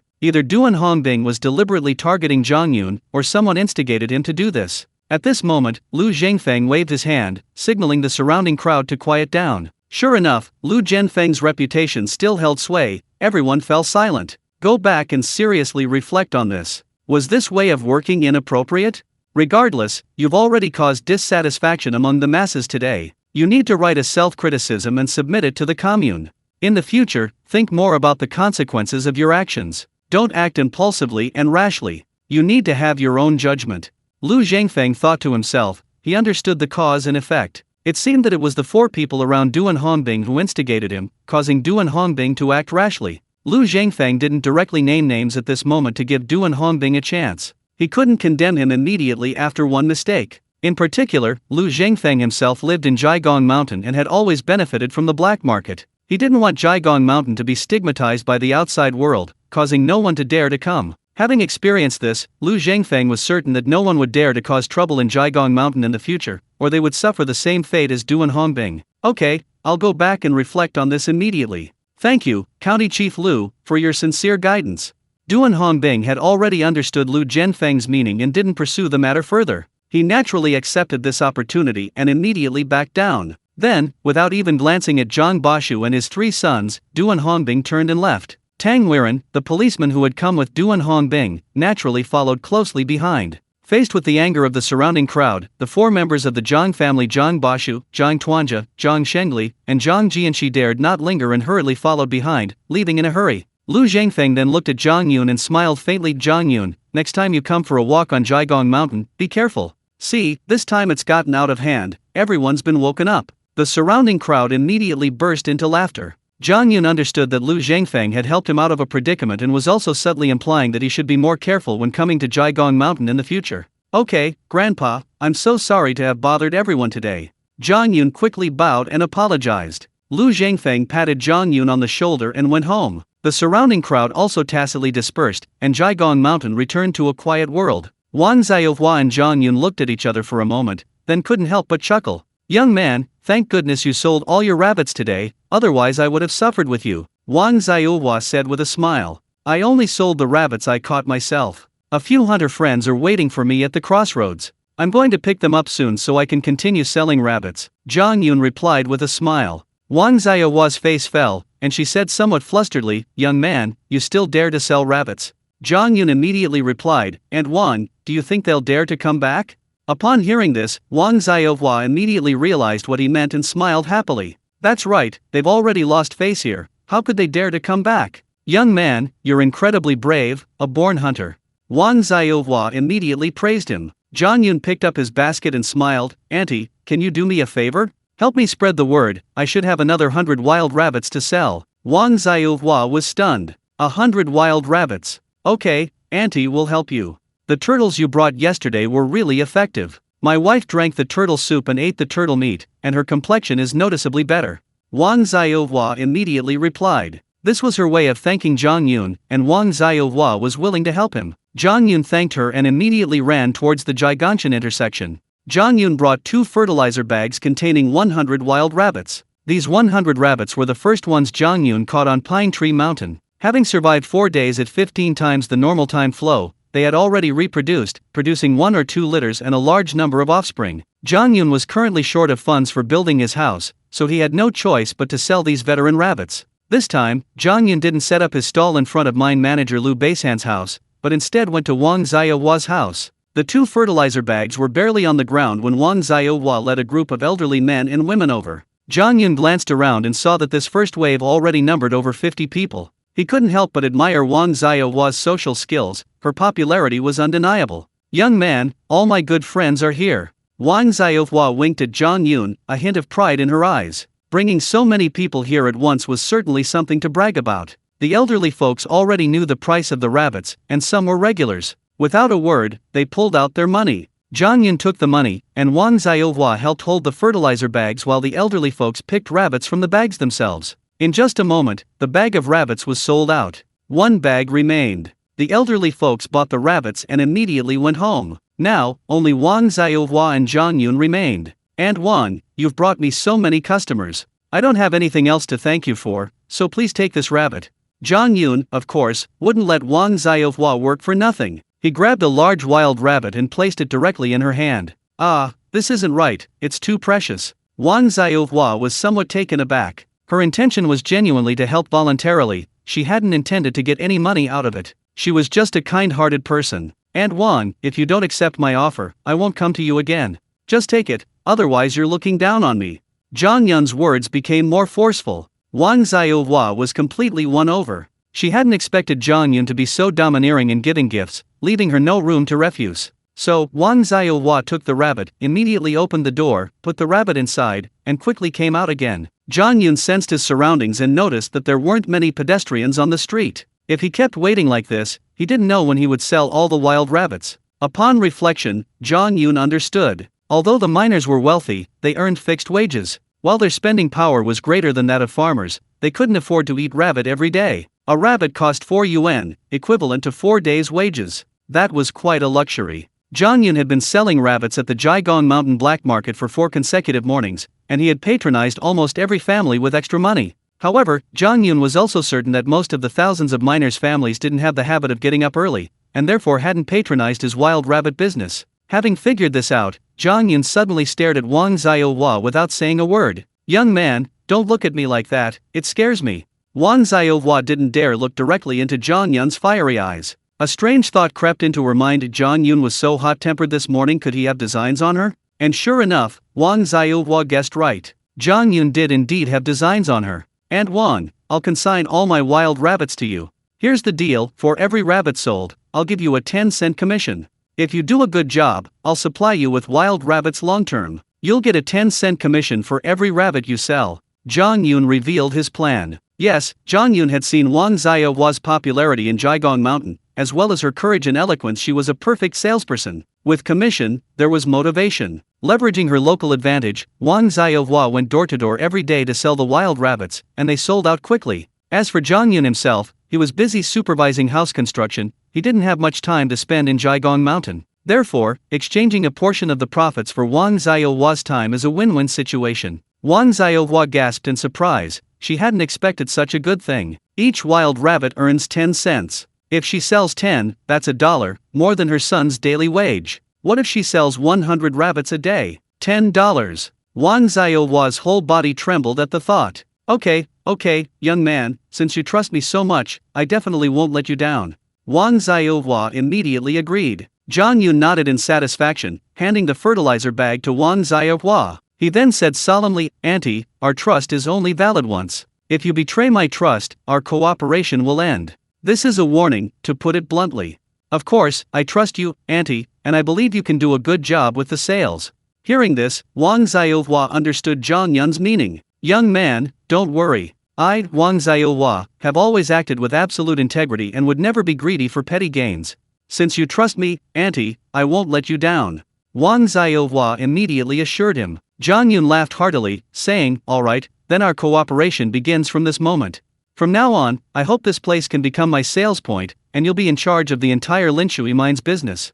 Just one word, as long as you follow me, you're guaranteed to make money. Wang Xiaohua's eyes lit up, and she laughed heartily as well. After all, Wang Xiaohua had been in contact with Zhang Yun for 3 days. She knew he had hunting skills and many hunter friends. In the future, a large number of wild animals would pass through her hands, being sold throughout the Linshui mine. With thousands of miners at the Linshui mine, plus their families, even if Wang Xiaohua only got a share of the business, she could definitely make a fortune. Yes, boss. Wang Xiaohua smiled like a little girl, calling out playfully. After giving a few more instructions, Zhang Yun left Jiagong Mountain. Next, Zhang Yun rode his road deer, galloping towards the tea plantation. Today, the land for the new house needed leveling, and as the homeowner, how could he not be there? Luckily, thanks to Zhang Yun's speed, he arrived at the tea plantation at only 7 o'clock. Before even reaching the house site, Zhang Yun could already see a large number of Zhuan village residents arriving, gathered around the site, creating a lively scene. There are too many people.